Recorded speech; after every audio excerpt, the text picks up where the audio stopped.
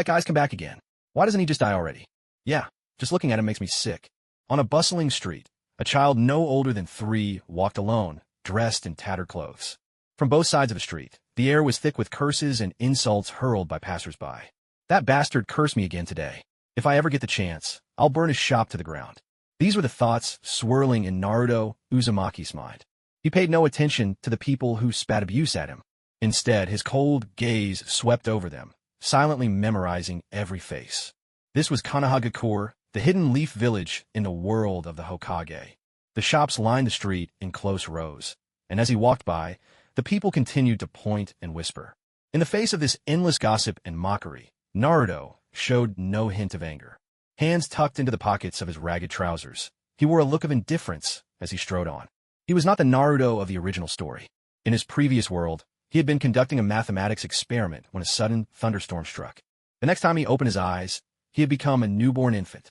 The very first thing he saw in this world was a giant 9-tailed fox. For someone who had never seen such a creature, that moment nearly erased him from existence. But now, 2 or 3 years had passed. Gradually coming to understand this new world, he could only sigh at the bitterness of his life.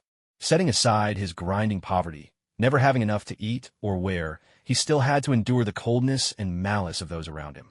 Yet, what could he do about it? He never cared about others' opinions of him. Scenes like today's had played out countless times before. From the age of 2, he had learned to fend for himself. No one cared for him, no one showed him concern, but precisely because of this, he had gained a certain freedom. Since learning to live on his own, Naruto's favorite pastime had become wandering the streets, watching the faces twisted with disgust at the sight of him.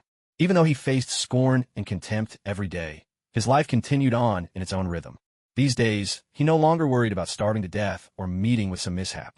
Every day, there were at least 4 people assigned to protect him. Since the day he was born, this arrangement had never changed. From the very beginning, Naruto possessed an abnormally keen sense of perception. Perhaps it was the shock of seeing that enormous fox upon his arrival in this world, something that inadvertently awakened the unique traits of the Uzumaki clan. His senses were so sharp, he could perceive everything happening throughout the entire Hidden Leaf village.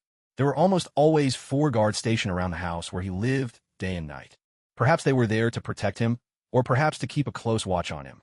Whatever their true purpose, the little boy knew that now. He had to do more than just hide his true nature. He must also conceal every secret about how he'd crossed into this world. For 3 years, he had lived under the weight of people's stares and whispers.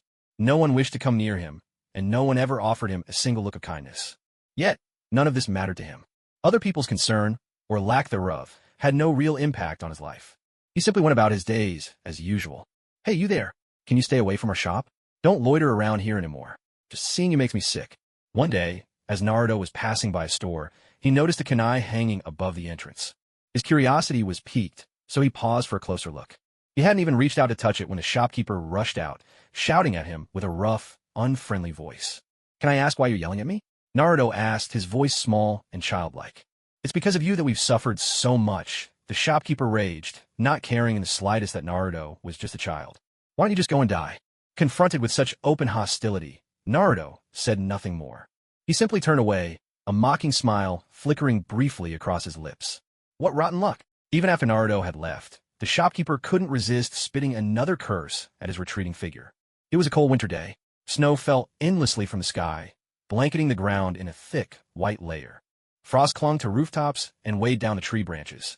And yet, Naruto, the protagonist of this story, was wearing nothing but a thin layer of clothing, seemingly unbothered by the biting cold. Perhaps, in its own way, this too was a kind of training he set for himself. After all, in places no one could see, he was always working quietly, making his own efforts. It had been 3 years since he arrived in this world. He still didn't understand why he was here, but what frustrated him the most was that despite all the novels he'd read in his previous life, always imagining he might gain some kind of special system, 3 years had passed, and reality had given him no unique powers at all. Now that he was here, there was no point dwelling on what could have been. Life, in the end, had to be lived one day at a time. Even with the mind of an adult, Naruto never let anyone see anything unusual about him. With so many eyes watching, even the slightest misstep could spell danger. In this ninja world, there was no such thing as compassion. No one cared that he was still so young. Even a newborn could be treated like an animal here. Naruto himself had only recently experienced such cruelty. It wasn't until just a short while ago, when the old woman who both cared for him and abused him suddenly vanished, that everything changed. No one knew what had happened. From that moment on, Naruto truly began living on his own. On this seemingly endless street in Konoha, nearly everyone cast disdainful glances his way. Even the youngest children were influenced by their parents, shunning him and making faces of disgust whenever they spotted him from afar. But to Naruto, this coldness and hostility no longer mattered. He simply stuffed his hands into his pockets, as if shutting himself off from the world. He continued his solitary walk through the streets, though in truth, this was a rare occurrence. Most of the time, he preferred to stay holed up in his room. There was no point in braving the streets, only to face the scorn of others. Usually, he would rather stay at home than venture outside. But today, he had no choice but to go out. It wasn't that he feared other suspicions if he stayed inside too long. It was simply that his cramped little room felt suffocating. Besides, if he wanted to stay indoors for days on end, he needed to stock up on enough daily essentials and food. Only then could he truly settle in with peace of mind. Having just broken free from his restraints, the little guy was eager to start living life on his own terms. He had always been fascinated by the world of ninjas, especially the allure of ninjutsu training. Ever since he'd unexpectedly arrived in this world, his mind had been filled with wild, restless dreams. As he strolled along, he took in the sights around him. Suddenly, he seemed to notice something. He stepped back quietly, then looked up at a sign ahead. Ichiraku Ramen. Naruto gazed at the ramen shop that played such an iconic role throughout Naruto, a spark of curiosity lighting up his face. Inside, a young man stood behind the counter. He looked to be in his 20s. Beside him, a little girl kept him company. Naruto glanced at the people inside, his expression barely changing. Just as he was about to leave, he noticed that one of the men eating ramen looked strikingly familiar, almost as if he'd stepped out of his memories. "Boss, give me a large bowl of ramen, with extra beef rolls." Without hesitation, Naruto scrambled up onto a stool and called out to the owner with his innocent, childlike voice. The man who had been quietly eating his noodles paused and slowly turned to look at him. Surprise filled the man's eyes. It was clear he hadn't noticed the people on the street earlier. When a 3-year-old child suddenly climbed up and sat beside him, he couldn't help but pause in the middle of his meal. "Oh my, what an adorable little one. But are you sure you can finish such a big bowl of ramen?" The owner of Ichiraku regarded Naruto with a patient, gentle smile, his tone free of any scorn. "It's fine. If I can't finish it, I'll just take the rest home." Naruto replied with a cheerful smile. "I see. In that case, please wait a moment. It'll be ready soon." The owner responded merrily. The man sitting nearby continued eating in silence. His face was obscured by a black mask, which he only lifted slightly to take a bite, making it impossible to see what he truly looked like. I never imagined Kakashi would look this young now. Naruto watched Kakashi eat with great interest, his mind busy pondering the man's identity. Perhaps because the little kid had stared at him for so long, Kakashi finally set down his chopsticks with a resigned sigh. He turned to Naruto and asked with a puzzled look, "Why do you keep staring at me? You're a ninja, aren't you?" "Yes, but how did you figure that out?" Kakashi asked back, curiosity in his voice. "Only ninjas have to worry about someone discovering who they are, right?" Naruto answered, his eyes gleaming with playful mischief. To Naruto, Kakashi's current appearance truly seemed a bit comical. In fact, he had seen Kakashi many times before. Ever since he arrived in this world, he would often spot Kakashi's silhouette from afar. But this was their first real conversation face to face. As they spoke, the owner of Ichiraku brought over a large, steaming bowl of ramen. "Here you go. Little guest, your extra-large ramen. Careful, it's hot." The ramen was beautifully presented and looked incredibly appetizing. Though there weren't many noodles, nearly half the bowl was piled high with meat. "Thank you very much." Naruto thanked the owner earnestly, his manners impeccable in both expression and gesture. "What an interesting little fellow. I wonder which family he belongs to," the owner mused aloud with a curious smile. Kakashi caught these words and paused for a moment before his expression softened. He reached into his pocket, pulled out a bill, and placed it on the counter. "Thank you for the meal," he said to the owner. "Leaving so soon? There's still plenty left in your bowl," the owner asked in surprise. "It's all right. I have matters to attend to. I'll come again if I get the chance," Kakashi replied. After speaking, he stood up to leave. But after just 2 steps, he turned back, pulled another bill from his pocket, and placed it on the counter. "Add this little guy's meal to my tab as well." After Kakashi left, Naruto wasn't surprised at all. In fact, he felt even more at ease, settling back to enjoy his noodles slowly. This was easily the best meal he'd had in a long time. Most days, he survived on instant noodles, and no one ever cared what he ate. So having a steaming bowl of ramen like this was a rare treat. His monthly living allowance was actually quite limited. If he ate like this every day, all his money would be gone in less than a week. That was just the reality of his life right now. The shop wasn't nearly as busy as he had imagined. At least during the time he spent eating, not a single other customer walked in. Even though he ate rather slowly, the owner never showed any sign of impatience. One meal, one big bowl of ramen. Although he took his time, in the end, a portion that could easily fill an adult was finished down to the last bite by a boy only 3 years old. He didn't waste even the last drops of soup at the bottom of the bowl, drinking every bit until it was completely empty. After finishing everything, Naruto patted his round, full belly, a look of pure satisfaction spreading across his face. "Looks like you enjoyed your meal, little guest," the owner of Ichiraku called over with a warm smile. "Your ramen is absolutely delicious. It's the best thing I've ever tasted. Thank you so much for your hospitality," Naruto replied with a cheerful grin, glancing up. Since he was so small, he'd had to kneel on the chair just to reach the counter. The bar was really much too high for someone his size. He wandered the streets for a while after his meal, the feeling of fullness leaving him light and content. At least now, as he walked along the road, he didn't feel the biting cold he'd noticed when he first stepped outside. Night slowly crept in, and with it, the first snow of the year began to fall. Though it came later than in years past, the flakes were especially large this time. Returning to the tiny room he called home, the first thing Naruto did was slip off his shoes, now wet from the snow. He changed into a clean pair of cotton slippers before heading inside. The room was small, no more than 10 square meters, but it was well arranged. There was a kitchen, a bathroom, and even a separate bedroom. Inside, everything was neat and tidy, giving no sign that a small child lived there. Even the pots and bowls on the stove were stacked in perfect order. To Naruto, this little apartment might be the only place in the world where he didn't have to worry about paying rent. Though the room was filled with a warm and gentle atmosphere, outside the house, whether in the trees or on the rooftop, there were always 3 or 4 people secretly standing guard. They kept a close watch on every movement around the house. Has the child shown any strange behavior lately? Not far away, behind a large tree, stood an elderly man in his 50s. He held a pipe in his hand, exhaled a puff of smoke, and then asked the subordinate kneeling beside him, "Hokage-sama, there's nothing out of the ordinary. He went out once today and spoke with Jonin Kakashi for a while. Is that so? In cases like this, you must remain especially vigilant.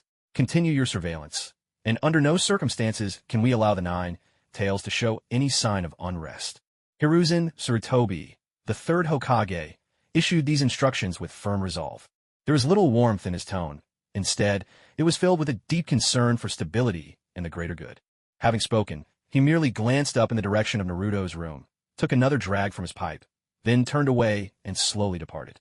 But what these people didn't realize was that every move they made, every word they spoke, was already within Naruto's awareness inside the house. When they arrived, what they said, and what actions they took, none of it could escape Naruto's perception. This extraordinary sensitivity was almost innate, and it was thanks to this talent that he could always steer clear of the dangers lurking around him. Even though Naruto was still a child, he was well aware of those who kept a constant watch near his door. He paid no attention to the Hokage's visit. Instead, he sat quietly on his bed, covering his thin legs with a blanket. After a moment of contemplation, he slowly stretched out his right hand and gazed intently at the chakra swirling in his palm. He felt a renewed sense of hope rise up within him. Naruto had already mastered the basics of extracting and using chakra, though there were still areas where his skills fell short. The main reason was his limited knowledge of ninjutsu. With only scattered memories of certain techniques, it was already remarkable that he could refine chakra at all. Over the past 2 years, he had pushed the fundamental chakra training as far as his knowledge would allow. But if he wished to go further, he needed a deeper understanding of the rules governing this world and the unique nature of his own abilities. Yet all this wasn't just wishful thinking. The moment the thought crossed his mind, someone had already appeared within his field of awareness, someone who just might change his fate. Without waiting for his feet to warm under the covers, Naruto couldn't contain his excitement. He jumped out of bed, grabbed the scarf hanging at his bedside, and dashed to the door to put on his shoes. With the door securely closed behind him, he raced downstairs without a single backward glance. Those assigned to watch over him merely glanced at him in passing. They didn't care what a child might do. Their duty was only to ensure that Naruto didn't encounter any danger. He hadn't walked far before he saw a scene that matched his memory exactly. Not far ahead, a little girl about his age stood in the snow, dressed in black. Though night had fallen and snow was swirling down from the sky, the streetlights made her clearly visible. Her hair was cut short and blue with neat bangs framing a small, round, and fair face, so adorable that she looked lovely from every angle. Whether she had slipped on the icy ground or something else had happened, She now sat quietly in the snow, softly crying to herself. Don't let those tears hang on your face. Are you lost? Or did you take a tumble? As Naruto walked toward the girl, he gently asked her this question. The distance between them shrank with every step. The little girl was Hinata Hyuga, shy and adorable, just as he remembered. Their first meeting happened just like this. Hinata's pure white eyes made it easy for Naruto to recognize her immediately. She was the one he had been waiting for all this time. But she was still so young. Though they were the same age, Naruto's heart was already mature, and faced with this little girl, he wouldn't have any inappropriate thoughts. Are you lost? He asked once more as he drew closer. Despite his repeated question, Hinata didn't answer. She only looked at him with wide eyes, tears still shimmering in them, her shyness tinged with a hint of fear. Come on, I'll walk you home. Without waiting for her reply, Naruto gently took her small hand and led her forward through the snow. The snow continued to fall in thick flurries, but fortunately, there was no biting wind in the air. As long as they kept moving, even surrounded by such a winter scene, the cold was not unbearable. Yet the heavy snowfall quickly covered the path they had just walked. The streets of the entire Hidden Leaf Village were now blanketed in the same pure white. How did you end up here all by yourself? Which way is your home? Let me take you back. Naruto looked at Hinata with a warm smile and asked softly. Thankfully, they were just two children. Otherwise, even the simple act of holding hands might have drawn suspicion. I don't want to go home. After a moment of silence, Hinata finally spoke. It was the first thing she had said to him since they met. This surprised Naruto a little, though he wasn't exactly shocked. As the young lady of the Hyuga clan, if she managed to slip out alone, it could only mean she'd sneaked away for a bit of fun. Shy Hinata walked with her head bowed, sometimes stealing a glance at Naruto, whose hand was holding hers. There was no trace of resistance in her eyes. Instead, she seemed to find comfort in his presence. Amid the swirling snow, under the soft glow of the streetlights, the two small figures walked side by side, creating a scene of gentle warmth. Naruto didn't rush to take Hinata home. Since she clearly didn't want to return, they simply wandered through the snowy streets at their own pace. Before long, they arrived beneath a large tree. A campfire crackled beneath its branches, with two fish roasting over the flames. Not far away, a small stream flowed. It was clear those two fish had been caught there. Should we inform the Hyuga clan? It's worrying that these two kids managed to come all the way out here. In the distant shadows, two men wearing Leaf Village headbands kept their eyes on the fire, each with a cigarette between his fingers. Though they couldn't reveal themselves openly, they could still report the situation to the clan. Don't meddle. Do you really think the Hyuga clan would ever let the future heir be in danger? With just a glance, they can sense every stir in the whole village. Another man stood perched on a tree branch, taking a deep drag from a cigarette, his voice calm and steady. Fine, whatever. This is such a thankless job. Why we have to watch over this brat every single day? How is he even still alive? The man who spoke earlier leaned against the trunk, resignation on his face and a look of annoyance in his eyes as he gazed off into the distance. They were about 300 meters away. That seemed far enough, yet their conversation reached Naruto's ears perfectly clearly as he chatted with the little girl. Naruto had grown entirely accustomed to this kind of treatment. Not even the slightest flicker of emotion crossed his face. All right, give it a taste. It should be pretty good. Naruto grinned and tore off a piece of the roasted fish. To make sure Hinata wouldn't get hurt by any bones, he carefully checked the fish before handing it over. You know how to do so many things. What's your name? Hinata accepted the piece of fish, curiosity lighting her eyes. Didn't I tell you before? Naruto was a bit surprised, but then smiled and replied. I'm Uzumaki Naruto. Nice to meet you. Hinata. Hyuga Hinata. I'm happy to meet you too. A blush crept across Hinata's face, whether from the cold or from shyness, making her words come out in a stammer. In the time that followed, their conversation flowed effortlessly. At least for this snow-filled night, the two of them truly got to know each other. They stayed there for about an hour. Naruto glanced up at the sky. By now, it was already past 9 o'clock. There was little point in lingering any longer. Let's go. It's getting late. I'll walk you home. But I don't want to go back. Hinata's voice was barely above a whisper. Coming from a prominent family means many things are simply out of your hands. From the moment you were born, you've enjoyed a privileged life, but that also meant giving up a great deal. Freedom might be one of those things. Someday, when you grow stronger, nothing will be able to hold you back. But for now, it's not possible. Naruto took her hand, smiling gently as they walked. He understood all too well the weight that came with being a member of the Hyuga clan. But who could really change such things? Hinata quietly lowered her head, following closely behind Naruto, carefully stepping into the footprints he left in the snow. Maybe your family has already started searching for you. Or maybe they're nearby, silently watching, waiting to see you're safe before letting you come home. Sometimes the family's concern is silent, but it's always there. Naruto spoke up again. In fact, he had sensed it 10 minutes earlier. Besides those keeping watch on him, there were 3 others quietly guarding, watching from afar. Other than the Hyuga clan, he couldn't imagine anyone else who'd do such a thing. Another 20 minutes passed, and Naruto's face was flushed red from the cold. He wore only thin layers, and the one scarf he had was still wrapped around Hinata's neck. Finally got you home. You really do live far away. Naruto looked up at the enormous gate bearing the Hyuga nameplate and couldn't help complaining with a sigh. This isn't the kind of place you mentioned. This is a home where people live. No sooner had Naruto finished speaking than a low, deep voice sounded behind him. He spun around, startled, and saw a stern-looking man with his hair loose, standing in the shadows. "Father!" Hinata cried out nervously, fear flickering in her eyes. "Father!" Naruto echoed, puzzled as he caught the look on Hinata's face. Then he grinned. "Well, I'm just glad you got home safe. We'll see each other again. Let's talk then." With that, Naruto turned to leave, hands behind his back, walking away slowly, his footsteps soft in the snow as he made his way into the distance. Hinata didn't try to stop him. Her father's eyes were fixed solely on her, never once glancing at Naruto as he departed. "Go on in," Hayashi Hyuga said calmly to Hinata. Then, with a sharp, commanding gaze, he strode ahead, pushed open the grand doors, and disappeared beyond them. Hinata turned to look back in the direction where Naruto had gone. His tiny footprints still marked the snow, but with the heavy flakes falling from the sky, it wouldn't be long before all traces of him were erased. Back in his own room, Naruto flopped straight onto his bed, shut his eyes, and pulled up the covers, ready to rest. Yet in the very next instant, he found himself suddenly transported to another realm.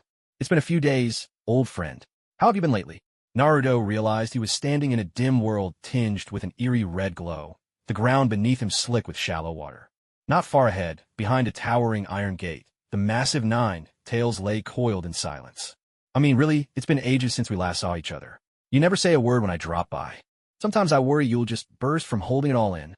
He walked up to the bars, reached out, and tapped the cold iron with his small hand, calling out in his youthful voice, half in jest. "Honestly, every time I visit, you're always like this. You're trapped inside, I'm stuck outside. We're not so different, are we? Since we're both in this together, being friends wouldn't be so bad. Why does every meeting have to turn out so unpleasant?" He almost sat down, but noticing the water pooled on the floor, he frowned and decided to stay standing. "The water here seems deeper than before, and you never eat or drink, so where does all this water come from, anyway?" Silence. The 9 tails exploded with rage at those words.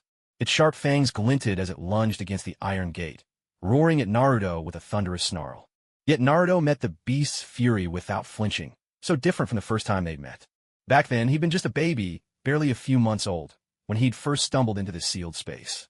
Facing such a colossal creature, the mere sight of the 9 tails had left him speechless with fear. But after so many encounters, he'd grown used to it all. The two had gradually become familiar with one another. After all, they shared the same body, and Naruto often dropped by to chat when he had nothing better to do. Once he'd figure out how to enter and leave this place at will, a lot of things became much easier. For the 9 tails, though, this endlessly talkative child could be maddening. Sometimes he genuinely wished he could just get rid of Naruto in one bite. But he knew all too well, Naruto was his host. If Naruto died, he would perish too. As the 9 tails brooded over these thoughts, Naruto suddenly reached out his small hand, slipped it through the bars, and gently stroked the beast's enormous nose. As a 9-tailed fox who had lived for over 1,000 years, Kurama was now seething with rage, his fur bristling all at once. His fury threatened to consume everything.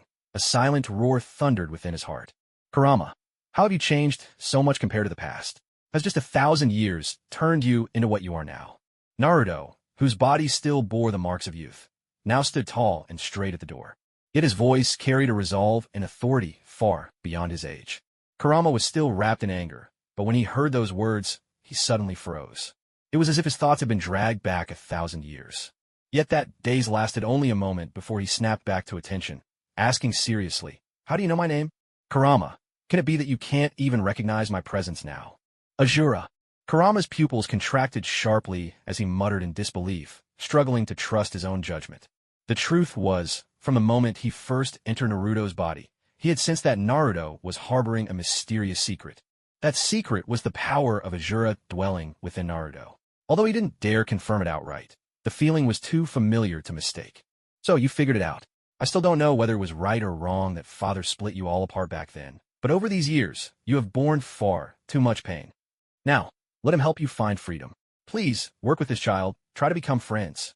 With my last strength, I'll help him break this seal, and I hope you'll protect him in return. A gentle smile played at the corner of Naruto's lips as he gazed at Kurama with unwavering determination. In that moment, he realized he'd been preparing for this for a long time. He'd always hesitated, afraid he might make an irreversible mistake. But now, he had no other choice. He could only take the risk. After saying all this, Naruto let himself fall backward. Just as he was about to topple, he suddenly straightened, an innocent look spreading across his face. It was this very expression that convinced Kurama even more that everything he had just experienced was indeed real. "Hey, big guy, where are we just now?" Naruto feigned confusion as he asked. "Stop calling me big guy. I have a name, Kurama." Though a hint of reluctance lingered in his tone, Kurama finally let down his guard and replied to Naruto with calm acceptance.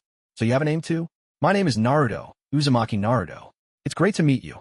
Naruto introduced himself with a bright smile, then slowly extended his small right hand through the bars, reaching out to the other side. Kurama lay on the ground, glanced up at Naruto, and after a moment of silent hesitation, quietly stretched out his own paw, gently touching his fingertips to Naruto's. At the same time, in the real world, Naruto lay tucked in bed when a blood-red layer of chakra suddenly surged across his body.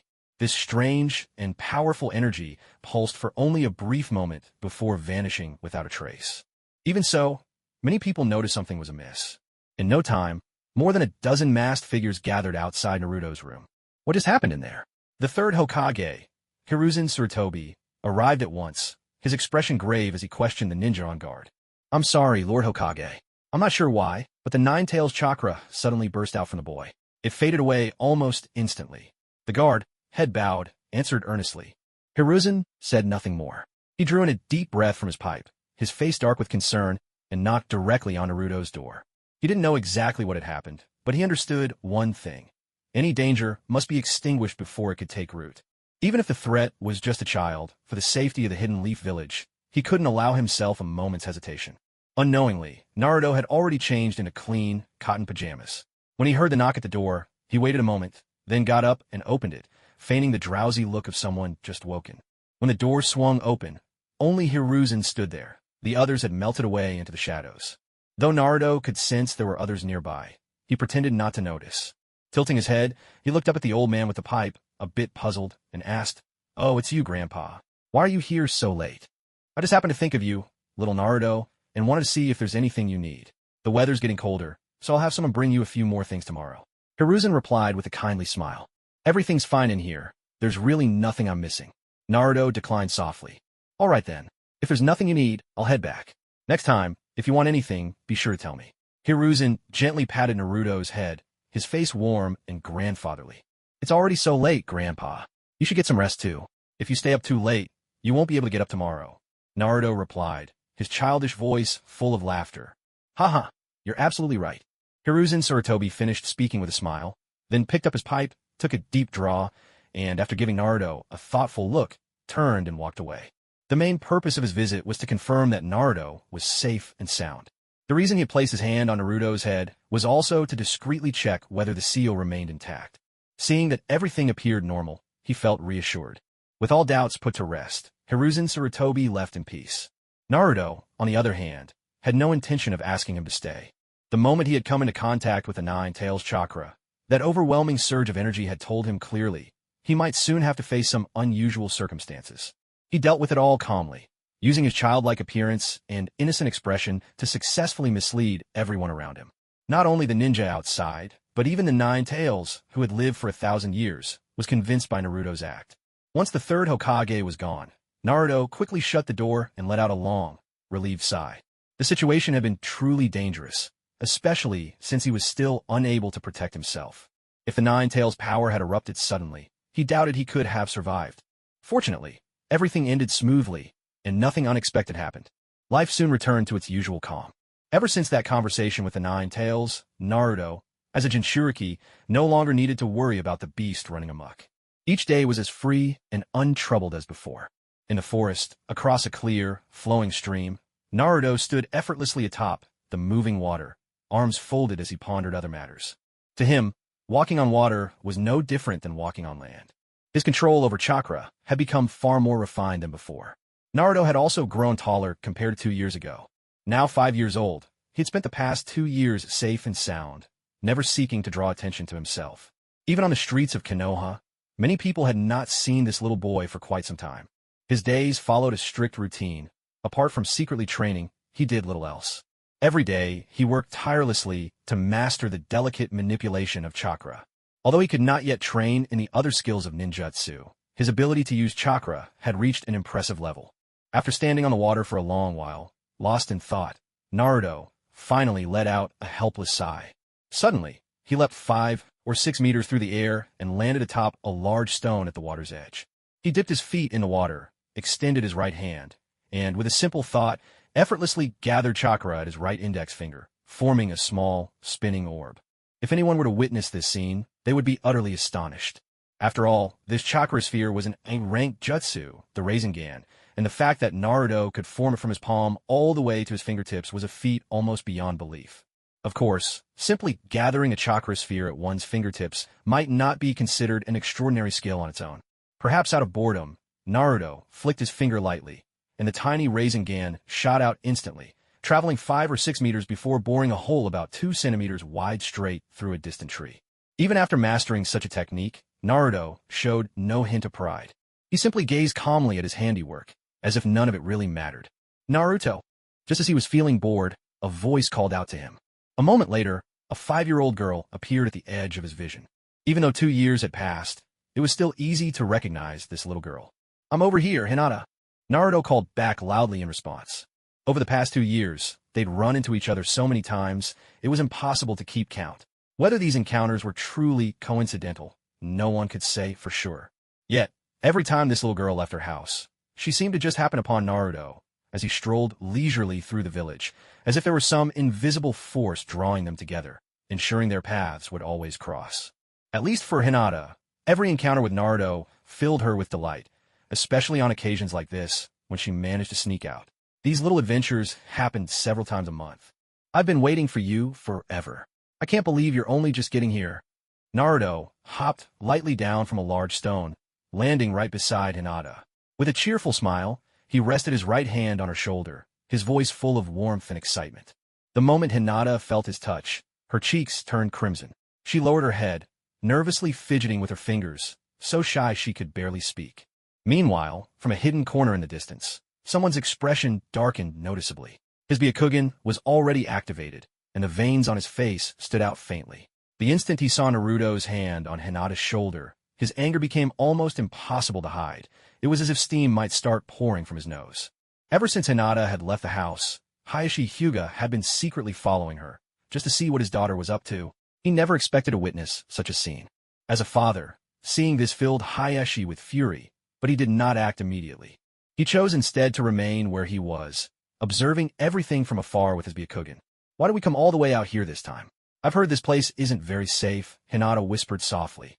"You mean here? I think it's pretty safe. I come here to play all the time, and I've never had any problems," Naruto replied. "I can't stay too long today. My father has been pushing me to train lately. If he finds out I'm missing, he'll definitely come looking for me." Hinata lowered her head again, looking somewhat embarrassed. "Families like yours are all the same. Why can't they just let you have a happy childhood? But I'm curious, what kind of training do you have to do every day?" Naruto asked, a puzzled look on his face. The Hyuga clan was one of the most important and powerful families in Konoha, and even in the entire Land of Fire. In both wealth and strength, they were at the very top. So, as the only heir to the clan's future, Hinata's daily life was certainly a subject of curiosity. "It's mainly because I'm not strong enough. I often disappoint my father," Hinata said, pursing her lips and speaking to Naruto again, but without elaborating. "Training probably isn't as hard as it sounds. I learned a bit about the Hyuga clan. It all seems to revolve around the Byakugan. But tell me, can you activate your Byakugan yet?" Naruto asked. "Not yet. It's nothing to worry about. Isn't it just activating the Byakugan? Leave it to me. I'll help you," Naruto said with a wide grin, his tone easy and confident. As Hinata was still puzzling over his words, Naruto suddenly leaped 5 or 6 meters away. His hands snapped together, his body spun rapidly in place, and then he jumped again, charging toward a thick tree. He didn't actually touch the tree, but in an instant, a hole the size of a fist appeared right at its center. The whole attack happened in one seamless motion, without so much as a sound. Even standing nearby, you could barely sense any disturbance at all. Yet the destruction left behind was clear for all to see. Hinata's eyes widened in shock. She was utterly stunned. In truth, she wasn't the only one who found it hard to believe. From a distance, Hayashi Hyuga's face was equally filled with astonishment. He had been watching his daughter so closely that he hadn't even noticed how Naruto launched the attack. The moment that powerful force revealed itself before his eyes, Hayashi's impression of this boy changed completely. Do you feel proud? Or is there something else in your heart? Do you ever think you're too weak, that you amount to nothing? In a big family, you either rise above the rest or get cast aside as useless. Tell me, which one do you think you are? Naruto stood above Hinata, his expression grave, firing off questions like arrows. The barrage left her too stunned to even react. Faced with accusations and ridicule from someone who might have been her closest friend, Hinata froze in place, her eyes brimming with tears. She didn't know how to answer, nor did she have the faintest idea how to face a situation like this. If you can't even awaken the power that is yours by birth, then maybe there's no point in us being friends any longer. Seeing Hinata's emotions churn visibly, Naruto spoke again, his tone filled with disdain. That single sentence sparked a storm of feelings inside Hinata. The Byakugan, much like the Sharingan, can only be awakened by intense emotional upheaval. Yet, unlike what most people believe, awakening the Byakugan isn't actually all that complicated or difficult. A gust of wind swept past Hinata. On the verge of tears just moments ago, she suddenly straightened her back, and with a ringing voice, she cried, "Byakugan!" In that instant, veins bulged on her previously gentle face, and the color of her eyes transformed. A surge of energy erupted violently all around her, though the power only lasted for a fleeting moment. For a child Hinata's age, such a tremendous drain on her strength was more than her body could handle. So, the moment the Byakugan awakened, her strength was swiftly spent. She collapsed to the ground, unconscious, with tears slipping down her cheeks. As Hinata fell, Naruto dashed toward her as fast as he could, but he was still a moment too late. Hayashi Hyuga appeared at Hinata's side in the blink of an eye, catching her as she fell. Though his face remained composed, a glimmer of satisfaction shone in his gaze. Startled by the sudden arrival of an adult, Naruto froze. He had been so focused on everything happening within a 500-meter radius that he'd completely failed to notice this man's presence. Perhaps for the first time in his life, he had let his guard down so completely. Instantly, Naruto's wariness returned, and his expression grew serious. Little one, life truly is full of surprises. But don't worry, I won't tell anyone what happened here today. If you ever have the chance, come visit the Hyuga clan. I'll personally thank you for helping my daughter awaken her Byakugan, Hayashi said calmly, lifting Hinata into his arms and turning his gaze to Naruto. Naruto's face was still tense, full of caution, but after taking a deep breath, he suddenly spoke. Since you're going to be my future father-in-law, maybe I can choose to trust you. At these words, Hayashi Hyuga's mouth twitched ever so slightly. He knew children could be blunt, but being called that by a kid, especially as the head of the family, left him at a bit of a loss for how to respond. When you've grown strong enough, prove it to me with your own abilities. Maybe then, I'll reconsider. Hayashi offered a faint smile, brushing off Naruto's earlier remark without a second thought. Though their conversation had been brief, for Naruto, it was more than enough. At the very least, he could now be certain that Hayashi would never let today's events slip to anyone else. In a way, he'd gained a measure of acceptance from a Hyuga clan, and that would be a great help on the path ahead. With Hinata in tow, Hayashi hurried back to the family compound at top speed. As for Naruto, he remained in the forest known as the Forest of Death. He came here often. It was a place where few dared to disturb him.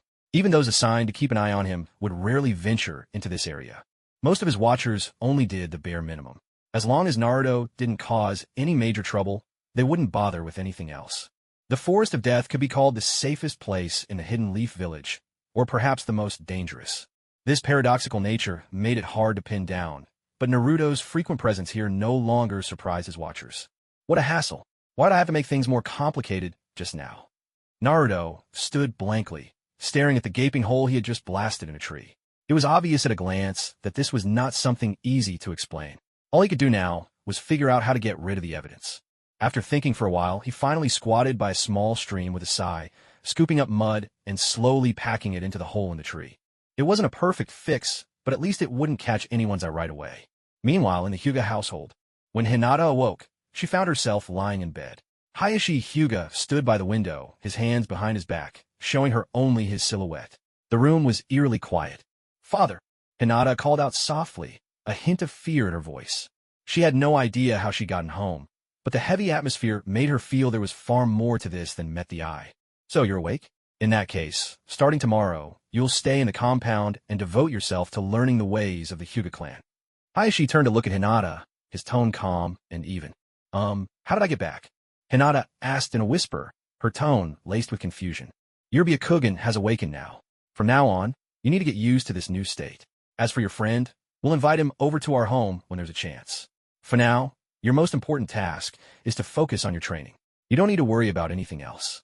Hayashi Hyuga's voice was stern, his expression strict and unyielding. Hinata didn't argue, but her heart still ached faintly as she recalled what Naruto had said to her earlier today. She understood that Naruto only wanted to encourage her, to help her awaken her Byakugan. Yet even so, those words, once spoken, had deeply wounded her young heart. "I'll do my best, father," Hinata answered earnestly. Naruto's words today, coming from a peer her own age, had truly shaken her. At last, a faint smile appeared at the corner of Hayashi's mouth, but he said nothing more. He simply opened the door and left the room. Meanwhile, the Hidden Leaf Village was still alive with energy and vigor. The towering Hokage statues stood proudly in the heart of the village, visible from every corner.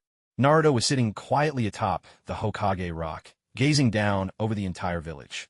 This was the place where he was born, but it was also a place that carried many painful memories. At 5 years old, besides Hinata, he had almost no friends. Not that he cared much for so-called friendship anyway. He was used to being alone, wandering the village day after day without aim. Life was tough at times, but on the whole, he didn't find it unbearable. A cold wind howled across the Hokage rock, whipping his hair back, but he remained seated on the great stone, soaking in the spirit of the hidden leaf. From here, the whole village stretched out beneath him in vivid detail. It had to be said, the village was bustling, lively, and full of life. Just one more year, and everything will be different. Naruto murmured to himself. By 1 year, he meant the shinobi who had been secretly watching over him all this time. These people had guarded him silently since the day he was born, whether it was day or night. Yet in all other matters, they never interfered. Even when he was bullied or hurt, they never once stepped in. 1 year later, the Hidden Leaf Village had finally entered a period of flourishing growth. One of the most notable changes, our protagonist, Naruto, starting today, he officially began school. All of this had been meticulously arranged by the third Hokage, Hiruzen Tsurutobi.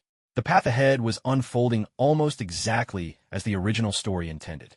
The same classroom, the same classmates. There were about 40 students in the classroom, and apart from them, there were 3 or 4 other similar classes in this grade. From today onward, they would officially embark on 6 years of school life. In this era of peace, hardly anyone could graduate early. Everyone was required to complete their studies in full. At the school gate, parents gathered to drop off their children. Every face was alight with joy and anticipation. Naruto had arrived at the school early. He, too, was filled with excitement and expectation. Those who used to watch him from the shadows were nowhere to be seen this time. At last, he felt he had truly set foot on the path toward becoming Hokage. He sat on the swing beneath the big tree in front of the school, watching the children being brought to school by their parents. The smile on Naruto's face was even brighter than theirs. "Big brother, did you go to school here too?" "Yes, and soon you'll be learning here as well. Once you graduate, you'll become a real ninja. I believe in you, Sasuke. Don't worry, give me 2 years at most. I'll definitely graduate without a hitch." As Naruto swayed gently on the swing, he carefully observed the 2 people who had just walked past him. He was quite interested in them. Uchiha Itachi. Naruto recognized him at a glance. The moment Itachi appeared in his sight, he knew who he was. It must be said, Uchiha Itachi's appearance was striking. He wore the signature attire of the Uchiha clan, his face always carrying a gentle smile, his eyes filled with affection for the Sasuke at his side. Perhaps sensing Naruto's gaze, Sasuke turned to look at him, a hint of disdain in his eyes. Uchiha Itachi also noticed Naruto, who lounged leisurely on the swing, but the look he gave Naruto was entirely different from Sasuke's. There was none of the aversion or discontent others showed. Instead, he simply responded with a warm smile. "Naruto, so you're here already." Just as their eyes met, Hinata Hyuga came running toward the swing. Hayashi Hyuga followed close behind, but seeing this scene didn't seem displeased. Over the past year, Naruto had already visited the Hyuga estate twice. "I've been waiting so long. What took you so long to get here?" Naruto said, gently swaying on the swing as he smiled at Hinata, standing beside him. I'm really sorry. I had to pack so many things before leaving. I almost lost track of time, Hinata replied, her face tinged with a blush, though she still smiled. Naruto chuckled, stopped the swing, stood up, and gently ruffled her hair with a tender hand. Good day, head of the Hyuga clan. Long time no see. Naruto greeted Hayashi Hyuga politely as he walked over. Little one, why haven't you visited our home lately? Hayashi asked with a gentle smile. I've had a lot to prepare recently, especially with the new school term approaching, so I didn't want to trouble you, Naruto explained. Naruto, father prepared an outfit for you. I put it in my school bag for now. I'll give it to you after the event, Hinata quietly whispered as she moved closer to Naruto. Really? Please thank Uncle Hyuga for me. Naruto replied with a bright smile, bowing respectfully to Hayashi once again. The Hyuga family, renowned as one of Konoha's great clans alongside the Uchiha, always drew attention with their actions. Just as now, many onlookers were already speculating about the meaning behind their gestures. Even Itachi Uchiha, standing nearby, was observing the scene intently. The older people present all knew the truth about Naruto's identity.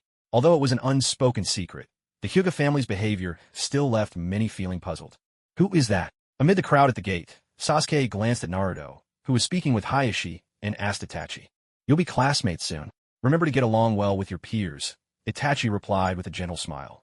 None of them could ever be my partner, Sasuke declared with confidence. Attention students, please begin entering the classrooms. Everyone has their class number in hand, so make sure you go to the correct room. Before Itachi could finish, the school gates slowly opened. A man in his 50s stood at the entrance, announcing loudly to all the new students.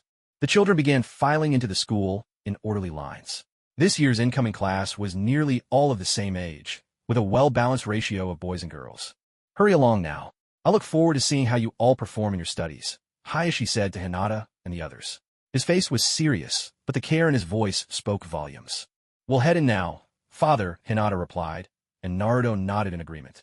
For them, this moment marked the beginning of a new chapter in life. Everything would start anew here. When Naruto and Hinata entered the classroom, they saw that the seats at the front had already been taken. Almost all of the remaining seats were at the back of the room. The classroom was designed in a tiered style, with the last row set highest and the teacher's podium at the very front. This arrangement ensured that every student, no matter where they sat, had a clear view of the front. Standing at the doorway of the classroom, one could see the students inside quietly chatting among themselves, and it was clear that many of them already knew each other well. Most of those able to enter this classroom came from families in the Hidden Leaf Village with a certain degree of strength. By gathering these students together, the school signaled its intention to nurture them as key talents. Only the last row is left. Let's sit there, Hinata said softly, standing behind Naruto as she took in the scene inside the classroom. All right, let's go, Naruto replied. When the two of them entered, they didn't draw much attention. Hardly anyone looked their way. This classroom would become the place where they spent the next 6 years studying and living together. It would also be the starting point for making new friends.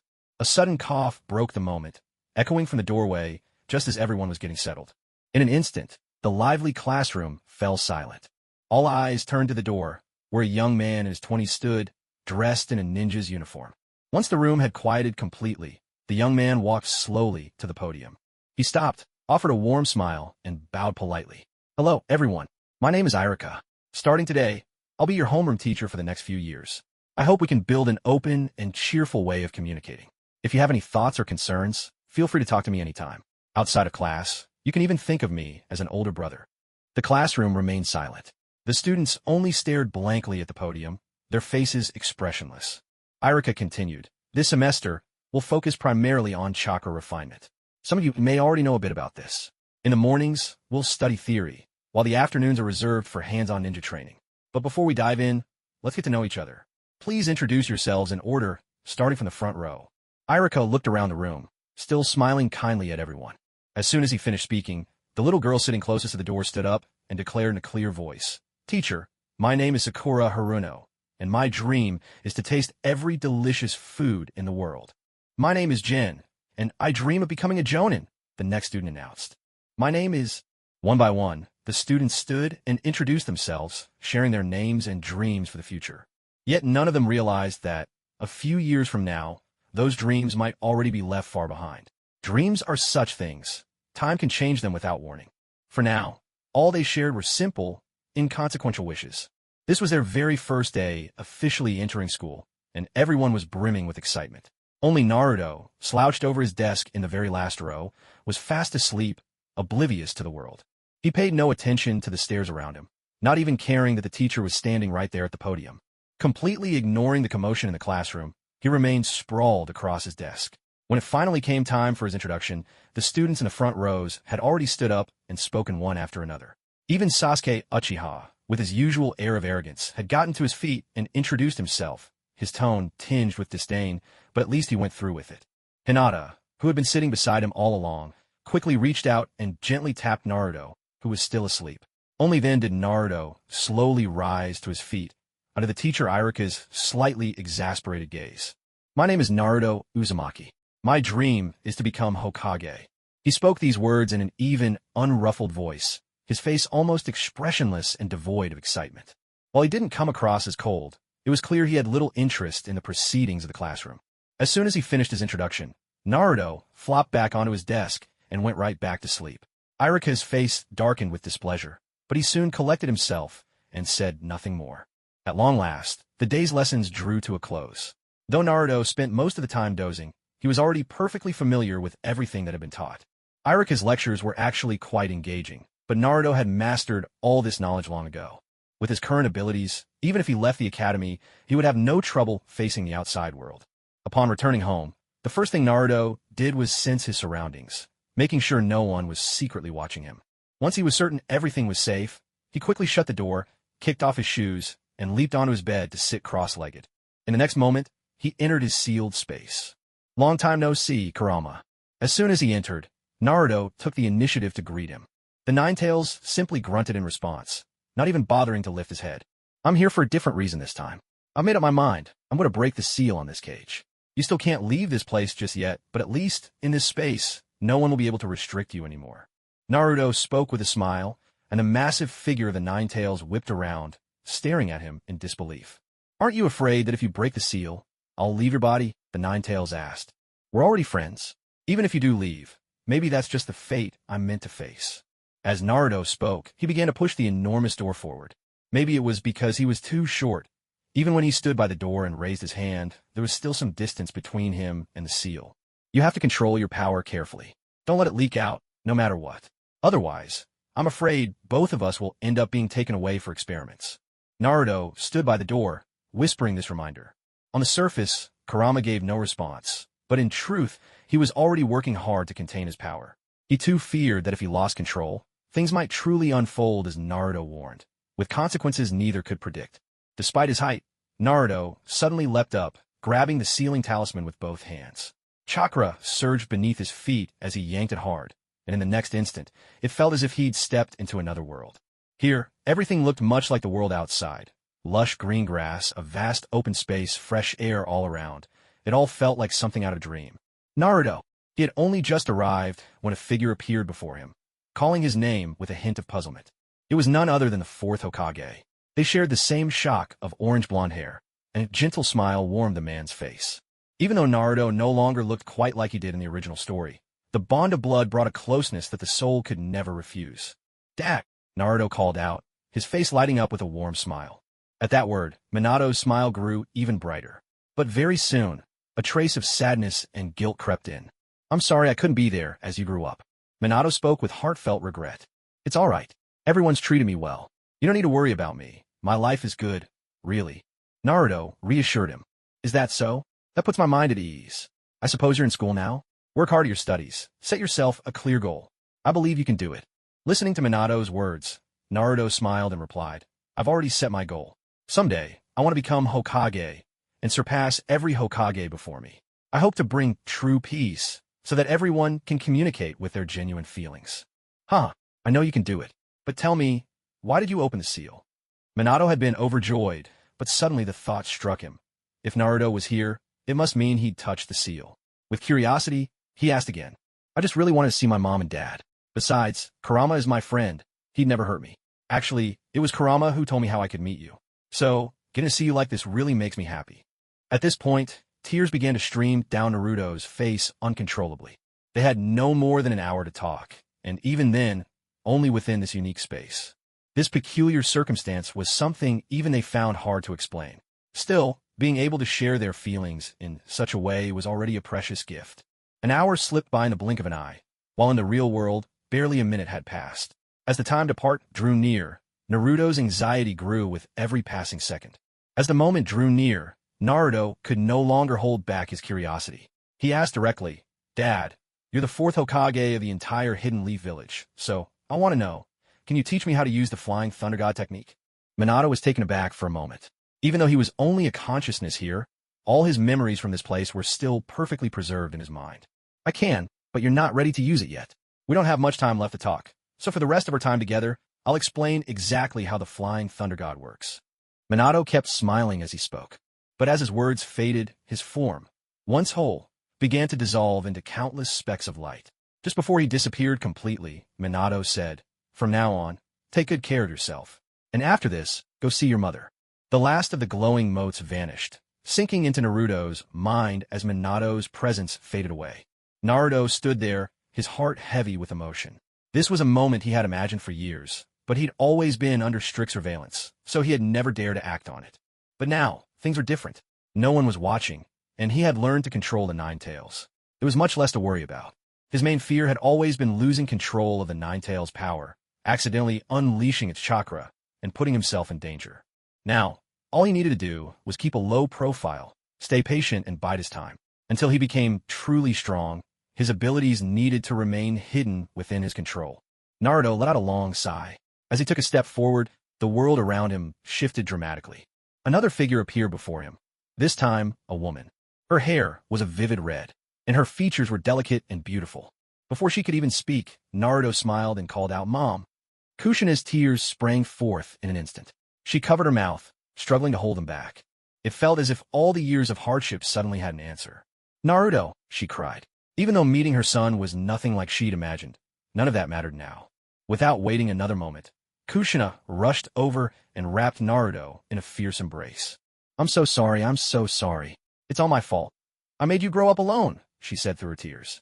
Perhaps it was the unspoken bond between mother and child, for Naruto's expression wasn't much better. Though the woman before him was a stranger to his eyes, a deep sense of intimacy welled up from his heart. Making the embrace, he found himself in seemed like the warmest place in the world. All his life, from the moment he was born until now, he'd lived in a constant state of vigilance. Except when he was with Hinata, when, for just a moment, he could let his guard down, he'd harbored a profound mistrust toward nearly everyone around him. The two of them sat together beneath the setting sun, and Naruto began to share his story. This time, though, it was different from when he spoke to Minato. He told it as it truly was, nothing held back, nothing embellished. Kushina sat quietly, listening. At times, anger flickered across her face, but there was nothing she could do. Even if her heart ached to help, what could she really change in the end? "Mom, with whatever time we have left, I want you to teach me all of the Uzumaki clan's sealing techniques," Naruto finally said, his words firm and clear. Kushina gazed at him calmly. "I wish I could see you for a little longer, but time is running short. If you want these techniques, they're yours. But can you tell me, why do you want to learn them?" "I want to bring you all back," Naruto replied. "I want us to live together again as a family, to start over, and let me have the childhood I missed, a chance to experience happiness all over again. Don't push yourself too hard. Promise me you'll take good care of yourself. Even if you're on your own from now on." Kushina's gentle nagging filled Naruto's ears, and before he knew it, tears began streaming down his cheeks. Yet he didn't interrupt her. He simply sat there, listening intently, cherishing this rare, fleeting moment of warmth. When at last he was alone again, though all his carefully laid plans had been achieved, a wave of emptiness swept over him. The Flying Thunder God technique and the sealing arts, these two had become perfectly intertwined in his mind. All that was left was to spend time mastering them, studying until every detail was second nature, until they truly became his own. Even after returning to the real world, sitting on his bed, Naruto couldn't stop the tears from falling. He slowly stood up, opened the window to the balcony, and gazed out at the unseen landscape bathed in moonlight. The loneliness and sense of loss in his heart were feelings only he could truly understand. His solitary silhouette stood quietly in the night, and as life went on, there were still so many things he would have to face alone. However, this time, Naruto received all of his parents' experiences directly through the memory seal, and what thrilled him the most was the art of Sage Mode. He had even forgotten himself that Minato could use Sage Mode, While Minato's skills weren't particularly refined, the foundational training in sage arts was perfectly prepared and complete. For him, becoming a formidable force might be nothing more than a matter of time. Even if he only mastered the knowledge that had been transmitted into his mind, it would already be enough to handle many challenges. Until now, he had only known how to use chakra, but things were different now. At least in terms of the 5 elemental natures, he had made tremendous progress. What he gained this time was far more than he'd ever imagined. Things he had once considered, and things he'd never thought possible, all suddenly filled his mind at once. But all of this was only the beginning, and perhaps the matters he faced weren't as urgent as he'd once feared. Naruto, now, had plenty of time to deal with any crises that might arise in the future. The next day, this afternoon, we'll be focusing on practical combat. It'll give me a chance to really see how well you each control your chakra. Only by understanding everyone's abilities can I tailor your future lessons to suit your needs. Irika stood on the platform in the training ground, calling out seriously to the students below, who were standing in a rather haphazard formation. Now, every student had to show their strength, with a particular focus on chakra control and refinement. Some had already mastered these skills long ago, but for most, they were unprepared and lacked any ability to refine chakra. Many present seemed eager to try, yet there were a few who hung their heads low. Naruto, why do you look like you don't really care? Standing at the back, Hinata glanced at Naruto's expression, whispering quietly beside him. Why bother competing with him? It's just a pointless exercise. Naruto replied. And please, Hinata, don't give away everything about me, all right? As soon as Naruto finished speaking, Hinata suddenly remembered words he had said to her years ago. Since then, only she and her father and the entire Leaf Village knew the true extent of Naruto's strength. Hinata couldn't quite understand, but in the end, she had to accept it. She couldn't figure out why someone as talented as Naruto was so reluctant to reveal his abilities here. This is just a way to get a sense of everyone's current level. Irika continued. During the demonstrations, I hope each of you will show your true selves and your greatest strength. It'll help us learn and communicate better in the days ahead. For those of you who are already strong, don't let it go to your head. And for those who aren't as skilled yet, don't lose heart. Now, let's officially begin our demonstration. Irika spoke as he stood at the front of the class. Without hesitation, the very first student stepped up onto the platform. The chakra demonstration was simple. As long as you could extract and manifest chakra, that was considered a success. After all, these children were already 6 years old. During times of war, even 6-year-olds could become genin. For the children from the major clans, many of them had learned to extract chakra by the age of 4 or 5. This was the very first step in a ninja's training. Even if it hadn't been formally taught in this class, who among them didn't already have a solid foundation? The first to step onto the stage was none other than Sakura Haruno, the future heroine. She wore a look of proud satisfaction. As she stood there, took a deep breath and focused, a clear sky-blue chakra began to glow in the palm of her hand. This was a textbook demonstration, successful, and even quite impressive.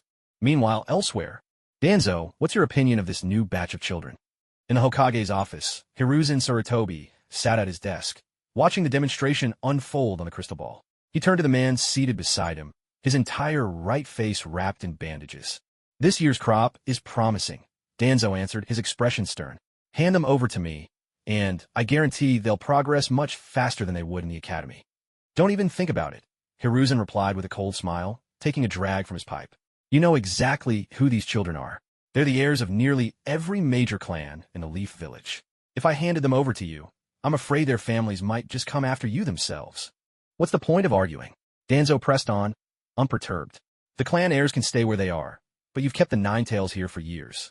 Isn't it about time you let me train him for a while?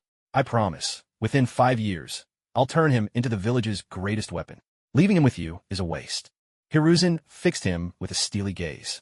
You can forget about getting your hands on any student from this class. As for the other classes, you can pick a few if you must. But don't take things too far. Don't think I'm unaware of the things you do in the shadows. We'll table this discussion for now. But what about the Uchiha clan? They're growing restless, and I think it's time we address the issue once and for all. As Danzo spoke, he slowly rose to his feet, leaning on his cane, his expression turning cold as ice. He wasn't the only one. When Hiruzen Sarutobi heard these words, his face also grew instantly frosty. Ever since he became Hokage, he had almost never stopped thinking about erasing this clan from existence. But the lack of opportunity had kept him from acting. That was the only reason things had dragged on until now. You'll handle the rest from here, Hiruzen said, sneering shamelessly. Make sure nothing goes wrong. If anything happens, just like always, you'll take the fall. Danzo let out a curt, dismissive grunt, saying nothing more. With that, he turned and strode out of the Hokage's office. Left alone, Hiruzen Tsurutobi remained, his gaze lingering with keen interest on the crystal ball before him, watching the events unfolding at the academy. This place held the most elite of Konoha's next generation, a fact well known to everyone in the village. Especially for the ninja clans, the students gathered in this single class would someday grow to become the pillars supporting all of Konoha. Back at the Ninja Academy, it was finally Naruto's turn to step forward and show what he could do. He was the last one, in fact. But as he wobbled his way onto the stage and stood there, straining with all his might, absolutely nothing happened. Below the stage, his classmates stood in neat lines, each one quick to join in the jeering. Everyone except Hinata, who alone kept from sneering at him. Dead last, Uchiha Sasuke stood at the very front, arms crossed, a smirk of disdain playing at his lips as he muttered under his breath. He'd achieved the best results this time, and could already focus and shape fire nature chakra, an impressive feat for someone who had just begun to learn about chakra, especially when many classmates hadn't even managed to produce any yet. Sasuke was clearly ready for the next stage. Yet Naruto, standing on stage, didn't let their ridicule get him down for failing to show any chakra. Instead, he raised his voice and shouted at them all, "One day I'll be Hokage, so don't look down on me now." After he spoke, Naruto even flashed a triumphant grin, well aware that someone was secretly watching him from the shadows. With his sharp instincts, he didn't need a guess. It was obvious that the old man, the Hokage, was spying on him, as usual. This wasn't the first time something like this had happened, nor would it be the last. Still, he knew that whenever the occasion demanded, he had to keep up his act without holding anything back. Truth be told, the moment he spoke those words, he probably felt utterly embarrassed inside. Irika stood below, watching the boy who was once responsible for his parents' deaths. Coupled with Naruto's disappointing performance, his opinion of Naruto had fallen to rock bottom. And yet, Naruto's act had managed to fool everyone. He'd been labeled as dead last, a title that hardly bothered him at all. After all, everything was just beginning. Why waste energy caring about how others saw him? Naruto never cared for such things. All he wanted was to keep his head down, hone his strength to its peak, and, using his knowledge of the story, avoid every possible danger. As long as he maintained an overwhelming advantage, that was all that mattered. That was his only real priority now. But as night fell, the foundation of it all seemed to crack once again. Just as Naruto was preparing to train in his room, a frantic knock sounded at the door. From what Naruto could sense, there were 2 Genin and a Chunin outside. He had no idea what they wanted with him at this hour. Even so, Naruto hopped off his bed, pulled on his clothes, and opened the door. "Uzumaki Naruto, the higher-ups want to see you," the Chunin announced bluntly, making no effort to hide his intentions. His low voice and cold gaze instantly put Naruto on alert. Naruto could only think of a few people who might be considered the higher-ups. "May I at least ask which one of the elders is looking for me?" Naruto asked, uncertainty in his voice. "Uzumaki Naruto, that's none of your concern. Just come with us, and don't make trouble," the Chunin replied, his tone sharp. "If you won't tell me who it is, I'm not going. It's already late, and I have school tomorrow. Please don't bother me," Naruto said, starting to close the door. But they were prepared for this. The Chunin blocked the door with his foot, and one of the Genin rushed forward, grabbing Naruto in a tight hold. With their scheme successful, the 3 of them darted over the rooftops, racing off in a single direction. Naruto was slung over their shoulders, as if he didn't have a shred of power to resist. "Even if you won't tell me who I'm meeting, can you at least say what this is about?" Naruto called out, his voice raised above the wind as they ran. "Shut up. You'll find out soon enough," the Genin carrying him snapped, his tone unmistakably hostile. As soon as the words left their lips, they leapt sharply into the forest. From this point onward, the path ahead was almost entirely deserted. There wasn't a single soul in sight.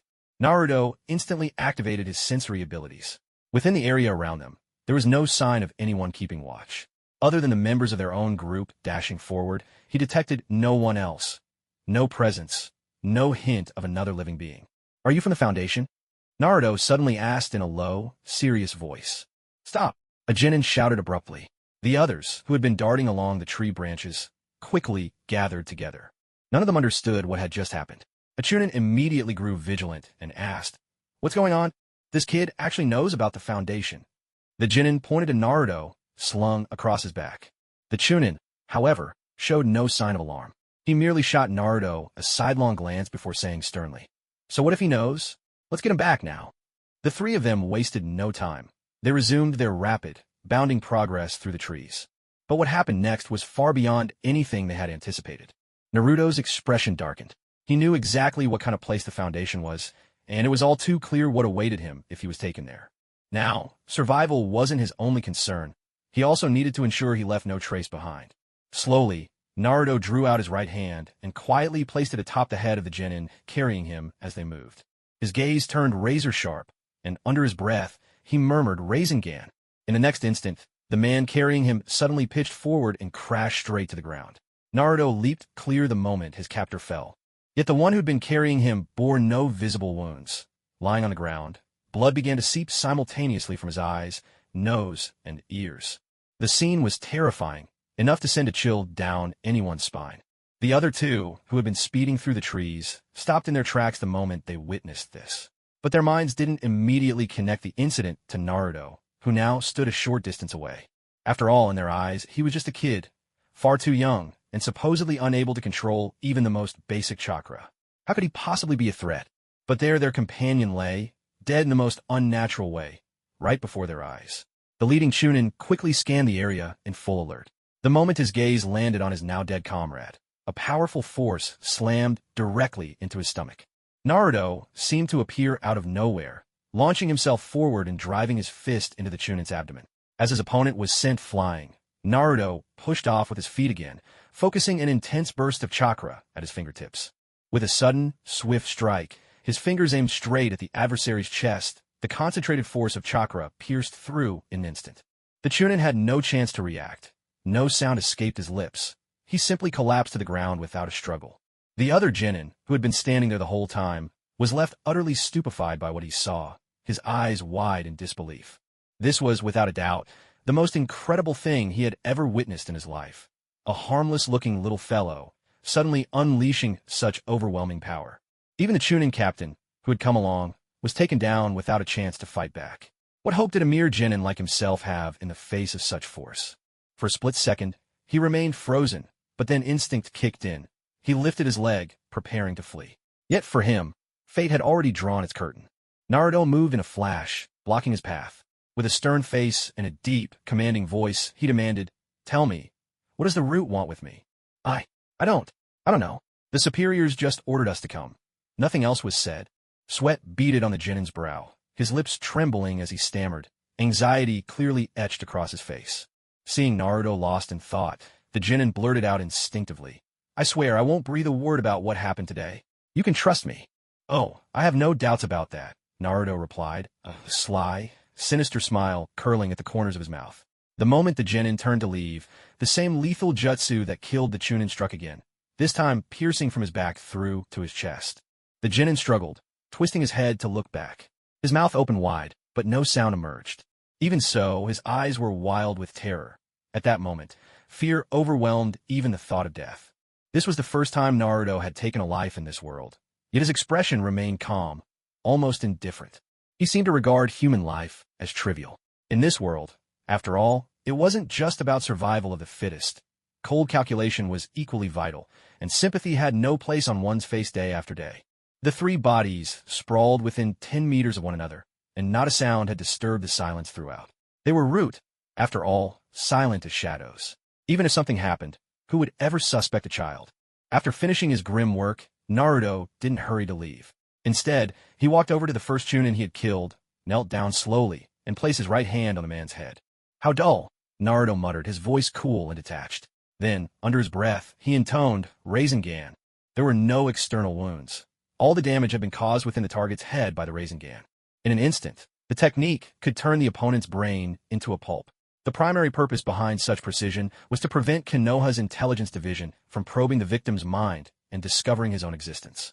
The third target was dealt with in exactly the same way, everything flowing smoothly, with a proficiency that rivaled any seasoned assassin.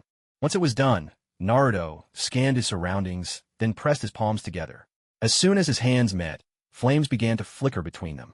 He sprang sharply into the air, and, with both palms alight, slammed them into the ground. In a heartbeat, the surrounding 20 meters erupted in a blaze, scorching everything in its path. This, too, was to erase the last traces of his presence. In the world of shinobi, killing someone is easy. The real challenge lies in escaping unscathed. especially here in Konoha, the most formidable and renowned village in the entire ninja world. Even the slightest oversight could expose him to the public eye, and if that happened, no amount of excuses could save him from what would follow. Relying on his familiarity with the terrain, Naruto moved swiftly, his footsteps barely touching the ground. He took a winding route and leapt into the river, hoping the water would wash away any trace of his presence, one of the most effective methods at his disposal. It was only just after nightfall, and his actions had gone unnoticed until now. But once the flames erupted, they quickly drew the attention of Konoha's security force. The ANBU, those masked operatives who seemed to be everywhere, arrived in under 10 minutes, 3 of them landing at the edge of the burning area with remarkable speed. By then, Naruto was long gone, safely home, leaving the 3 ANBU to stand in silence, staring at the still blazing scene. It wasn't the size of the fire that concerned them, but rather the 3 lifeless bodies lying amid the flames. The blaze hadn't harmed them in the least. Even their clothing remained untouched. One ANBU, after removing his mask, stepped forward and took a closer look. "Root operatives," he announced. "You recognize them?" The man in the fox mask asked. "Yes, this one's from the Sarutobi clan. I've seen him before. Should be a Chunin." The man in the white Tanuki mask replied. "Let's bring their bodies back and investigate thoroughly. We need to find out exactly what happened here." The man in the fox mask spoke as he lifted his head, his gaze sweeping the surroundings. After making sure nothing was amiss, the 3 who had arrived, one of them carrying a corpse on his back, quickly left the scene. That night, did you find anything unusual? Minister Ibiki, this situation is extremely bizarre. The personnel conducting the autopsy just discovered that the brains of these 3 have been utterly shattered. It's as if the perpetrator knew exactly how we operate, leaving us no opportunity to investigate. All we can ascertain now is that all 3 died under very strange circumstances. They were killed by some unknown ninjutsu. For one, the genin, his brain was directly pulverized, while the other 2 seem to have had their brains destroyed after being killed by a penetrating ninjutsu. The perpetrator left no trace. There's simply nothing for us to follow up on. A man dressed in a white lab coat and wearing dark sunglasses stood there respectfully as he reported. Standing across from him was a man with a large scar on his face. Even without anger, his mere presence was intimidating. All 3 bodies had been covered with white sheets. Even in death, these people could not escape being examined. Yet this time, the findings left even the head of the interrogation department shocked for the first time. Though incidents like this occasionally occurred in the Hidden Leaf Village, never had there been a case where even in death, someone was not spared. Moreover, the methods used to conceal the crime seemed tailored specifically to counter the interrogation department. "Has the security division been notified?" Ibiki asked gravely. "They have been, but this case involves members of the Root Division. Because of the nature of their mission, the security division cannot participate in the investigation. The EMBU has already begun their own inquiry. I believe it won't be long before we have some answers," the man in the lab coat replied. Ibiki glanced at him, then walked over to the bodies, lifting a corner of one of the white sheets. Seeing the face beneath, his already grim expression grew even darker. This incident was clearly targeted, and the interrogation department had never faced such a thorny problem.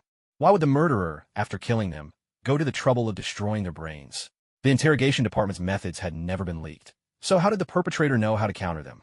A series of questions swirled relentlessly in Ibiki's mind. Has anyone determined what method was used to pulverize their brains? Ibiki asked. Minister Ibiki, what we can confirm for now is that there are traces of chakra remaining here. However, the specific ninjutsu involved is still unclear.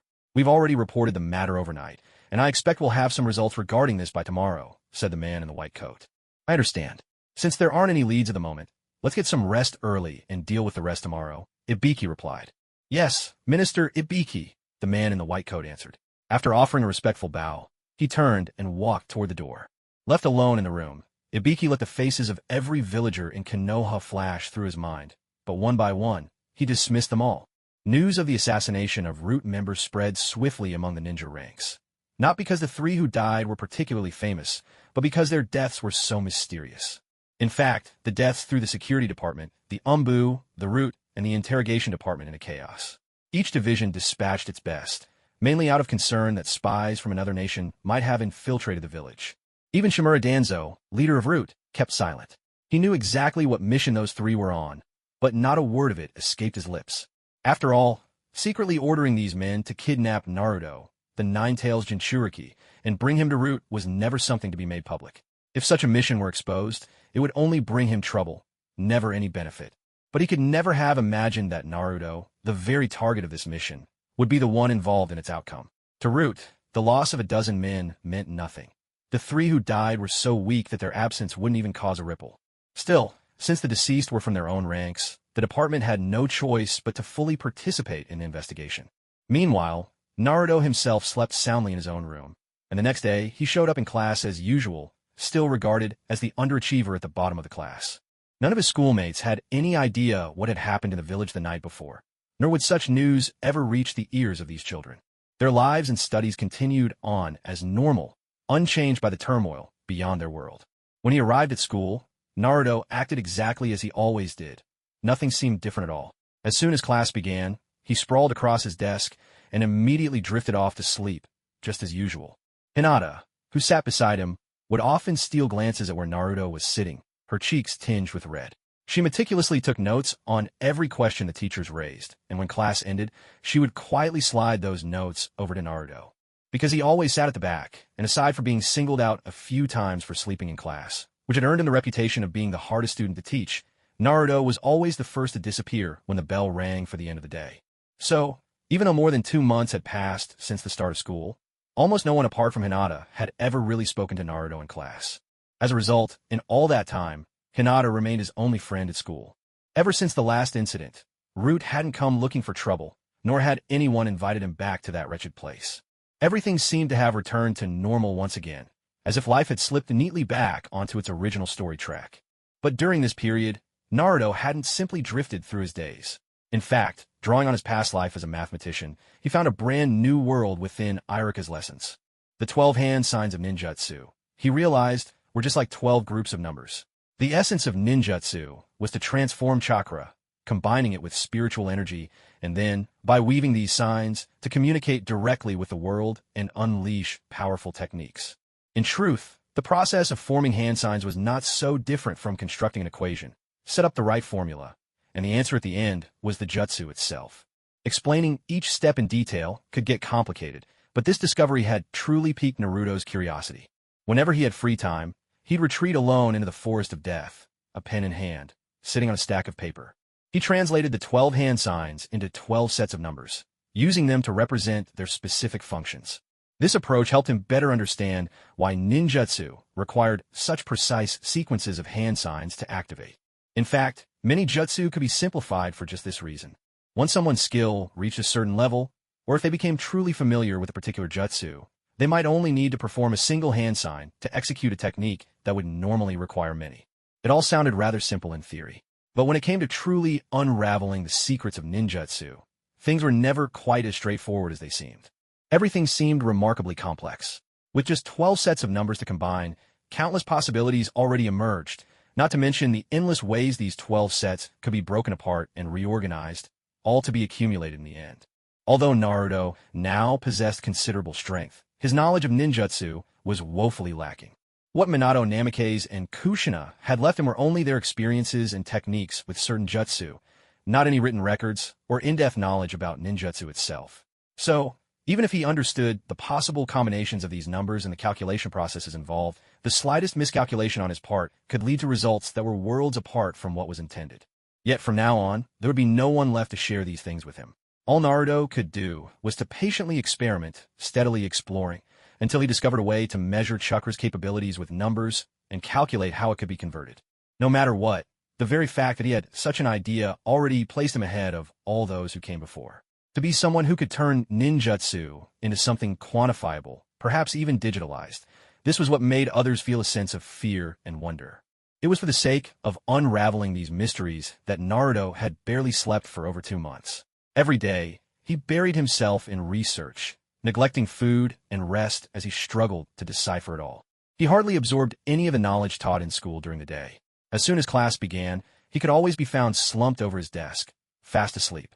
Iruka, though a teacher, seemed to have long since given up on someone like Naruto. But that was only a minor issue. The real event that Konoha was about to face was quietly approaching. Now, the atmosphere in the Hidden Leaf Village had changed dramatically. Even before nightfall, a thick tension of conflict had already seeped into every street and alley. At the very least, Naruto understood well. Something was about to happen. So, early that morning, he skipped school entirely. Instead, He climbed straight to the rooftop of his apartment building, his gaze fixed intently on the northwest corner of Konoha. From the very start of the day, he could sense that something was amiss. Over in the northwest corner, where the Uchiha clan resided, the disturbance was unmistakable. Even the police force hadn't sent anyone out to patrol the streets today, a clear break from the usual routine. Naruto was well aware of this, though he still wondered whether he ought to involve himself in such matters. On the rooftop, he sat alone in silence, gazing out at the distant scenery. His heart was calm, undisturbed, as he spoke. "Kurama, it looks like the Uchiha clan is about to be wiped out. Do you think we should join in the commotion?" "Kid, this isn't something you can get involved in. The people of Konoha are capable of destroying a clan like the Uchiha. Do you really think they'd let you take a share of the spoils?" Kurama's voice suddenly rang out. Even though he was sealed away, he could still sense what was happening outside. He had little interest in these matters, but at the same time, he didn't want his Jinchuriki to go looking for trouble for no reason. "You're not wrong. I probably shouldn't get involved directly, but sending a clone over shouldn't be a problem. It might be interesting to witness the fall of such a clan firsthand." As Naruto spoke, a faint smile curved at the corner of his mouth. He had no intention of stopping the Uchiha clan's demise. After all, it had nothing to do with him. The members of that clan always looked down their noses at others. Perhaps this outcome was simply fate. No one could change what was about to happen. But joining in on the excitement didn't seem like such a big deal. With that thought, Naruto acted. He formed a hand seal, and with a burst of smoke, a figure identical to himself appeared at his side. This was his shadow clone, not a multi-shadow clone, but in every way, it looked just like him. The clone immediately transformed, using the hinged jutsu to take on the appearance of someone completely unfamiliar. A face so ordinary, he could have been plucked from any crowd. He looked just like any regular villager, which would go a long way toward avoiding suspicion. The clone leapt from the rooftop and dashed at top speed toward the Uchiha district. What drew Naruto most was a certain curiosity about the events unfolding. That was why he was willing to take this risk and move forward. Normally, the streets of Konoha bustled with people every day, but today, only a handful wandered about. As night fell, the wide avenues were nearly deserted. Those who belonged to the ninja clans knew all too well what was coming tonight. One by one, they stood on their rooftops, all gazing toward the northwest.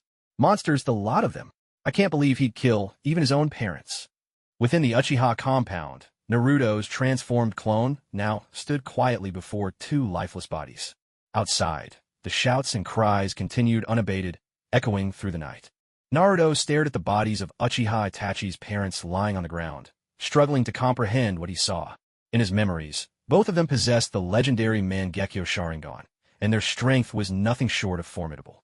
If chaos had truly erupted, the Uchiha clan might have succeeded in seizing control of Konoha, or at the very least, they shouldn't have ended up in such a tragic state. But a sigh is all it could be. Naruto let out a quiet breath, slowly walked over to Fugako Uchiha's side, and knelt down beside him. Placing his right hand over the man's eyes, he moved with a kind of reverence.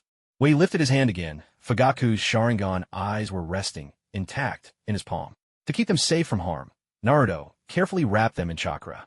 Using the same technique, he collected Mikoto Uchiha's eyes, Itachi's mother, barely having time to examine them before another presence suddenly appeared in the room. Naruto didn't panic. Even though the newcomer was a stranger to him, he remained calm, methodically gathering the spoils he had come for. The newcomer, a figure in a swirling patterned mask, caught sight of Naruto and was immediately struck by shock and wariness. Someone had arrived before him. "Who are you?" The masked man's voice was deep and menacing. "Does it matter who I am? What's important is, who are you?" Naruto rose slowly to his feet. In his right palm, for eyes were carefully wrapped in chakra. He hadn't brought anything to store them in, so this was the only way. The masked man regarded this stranger in silence for a moment, then suddenly burst into laughter. "You want to know who I am? I am Uchiha Madara." "Oh, spare me. Don't go throwing around such a grand name for yourself. If Uchiha Madara were anything like you, it would tarnish his legacy for generations." Naruto answered with a scoff. "You bastard." With that, the masked man lunged forward, but Naruto had already anticipated this move. Even if he couldn't beat his opponent in a fight, escape was always an option. The instant the masked man struck, Naruto vanished from the spot as if he had never been there. The masked man was left standing, face twisted in alarm, most of all because he recognized that method of movement all too well. The Flying Thunder God technique. He had seen everything through his own Sharingan just moments before, yet in the blink of an eye, Naruto had disappeared. Aside from the Flying Thunder God, a space-time technique, he simply couldn't imagine any other possibility. But what good is research now? All he could do was stand there, staring blankly at the two whose eyes had been gouged out. The presence he sensed had long since vanished, leaving him with no way to even begin searching for the other party. The first person who came to his mind was Minato Namikaze, but after a moment's thought, he realized such a thing was simply impossible. Shaking his head, he could only turn to other matters. As for today's eerie events, he would have to leave the investigation to someone else. No one in the entire Uchiha clan knew that Fugaku and his wife both possessed the Mangekyo Sharingan. Not even their most beloved son could have known such a thing. The next scene unfolded with Uchiha Itachi, who once gave the impression of being gentle and always wearing a warm smile. Now, however, things were completely different. His eyes had taken on the pinwheel shape, and with ruthless efficiency, his blade rose and fell, mercilessly slaughtering the entire Uchiha clan. As he cut down everyone in his path, even the youngest children of the Uchiha were not spared. With tears in his eyes and hatred in his heart, he showed no mercy, sending every member of his family to their deaths by his own hand. Outside, the Konoha shinobi kept vigilant watch over the perimeter, on edge and ready, as if fearing another outbreak of chaos at any moment. Perhaps the Uchiha never understood, even in their final moments, that they would not die arguing with Konoha, but at the hands of one of their own. The massacre, a one-sided slaughter, lasted for nearly 2 hours. Of the Uchiha's more than 500 members, almost none survived once the bloodshed had subsided. When it was over, the blade in Itachi's hand began to tremble. Blood dripped steadily from the tip of his sword, a banquet nourished by the lives of his kin. Yet after it all ended, he found himself standing helplessly in the square, as if their fate had been sealed from the very beginning. Well done. It seems you really managed to accomplish all of this. But there was an unexpected turn. Your parents' eyes were taken by someone unknown. The masked man appeared beside Itachi once more, his tone calm and detached as he spoke. Itachi, who had only just begun to regain his composure, flew into a sudden rage at these words. He spun around and slashed at the masked man with lightning speed. But even though the masked figure stood his ground, the blade passed straight through his body, inflicting not so much as a scratch. You don't have to be so angry at me. It's not like I was the one who did this. By the time I got there, the other party had already gotten their hands on it. You can look into this yourself when you have time. I'm quite invested in this matter, too. The masked man spoke again, and this time, he was telling the truth. Who else could it be but you? Itachi Uchiha demanded, his voice sharp. He knew all too well what consequences this incident could bring. But he kept the deeper secrets to himself. With the Uchiha clan already facing such dire straits, revealing more would serve no purpose at all. The other party was strange. I've never seen them in the Leaf Village before. And the way they moved, it looked just like the Flying Thunder God technique. There must be something going on behind the scenes that even I can't quite grasp. The masked man said, we'll discuss this later. Once I finish what I have to do, I'll leave with you. But after we're gone, I want you to explain everything to me from start to finish. If I sense even a hint of deception, no matter what, even if it means my death, I'll be sure to take you down with me. Itachi's furious words rang out, but he didn't dwell on the issue any further. At this point, there was no use in agonizing over it. His choice was simple. Gripping the sword in his hand, he turned and walked off in another direction. The masked man stood behind, his expression hidden. Was it a smile or a trace of sorrow? It was impossible to tell. But one thing was clear. He was watching the tragic spectacle of the clan's massacre with keen interest. Everywhere within the Uchiha compound, the scent of blood hung thick in the air. Everywhere the eye could see, the place had become a living hell. On the plaza stone tiles, bodies lay scattered in disarray. The blood had already pooled into a small stream, flowing relentlessly toward the lowest point of the square. Once hailed as the greatest clan in the shinobi world, now the Uchiha met their end in such quiet devastation. Meanwhile, with Naruto, the shadow clone returned and, in a puff of smoke, disappeared at once, leaving 2 pairs of eyes to fall naturally into Naruto's small hands. Standing on the rooftop, Naruto glanced at what he held, then turned to look northwest, where thick smoke was rising. With a helpless shake of his head, he jumped down, landing steadily on the balcony of his own room. Back inside, Naruto balanced the 4 eyeballs in one hand while grabbing a scroll from the room with the other. Spreading the scroll out on the desk, he dipped his right hand into vermilion ink and began drawing sealing patterns upon it. 2 minutes later, a brand new scroll appeared before him. With his mastery of sealing techniques, these tasks had become remarkably simple. He suspended the eyeballs right at the center, guiding chakra from both hands to gather on the seal. At the final moment, he exerted a sudden force and murmured softly, "Seal." Just like that, the 4 eyeballs were sealed directly into the scroll, a large character for seal emerging in the middle. Yet within, There was no sign of anything unusual. Having finished this, Naruto did not rush to stop. Instead, he picked up his cinnabar brush and began to redraw over the seal. As the brush touched down, he swiftly sliced his finger with a small knife, letting fresh blood drip onto the seal, and then surge his chakra forth once more. A blood-red seal, character layered itself over the original black mark. He reinforced the seal this way to prevent anyone from stealing it. Should someone ever take it away, the consequences would be unthinkable. Once everything was done, Naruto drew a deep breath. He knew all too well that this time he had been dancing on a knife's edge. A single slip could expose his identity, making him the target of every power hungry for vengeance. Fortunately, everything unfolded in utter silence. By the next day, every event in the Hidden Leaf Village was overshadowed by one thing alone: the massacre and annihilation of the Uchiha clan. This left the entire village in utter shock. For the great families, however, shock quickly gave way to fear. If such a disaster could befall the Uchiha, then what was to stop it from happening to their own clans? Because of the Uchiha tragedy, nearly every institution, including the Ninja Academy, closed for the day. The village's upper echelons maintained an air of normalcy as they launched an investigation. Naruto, meanwhile, took advantage of the rare day off. He filled his room with formulas and notes, covering every surface, carefully comparing and studying each one again and again. For him, this was only the beginning. The road ahead would be long, but it also filled him with anticipation. He wondered just how far his future achievements might reach. The Uchiha massacre continued to reverberate through the Hidden Leaf Village for nearly a week.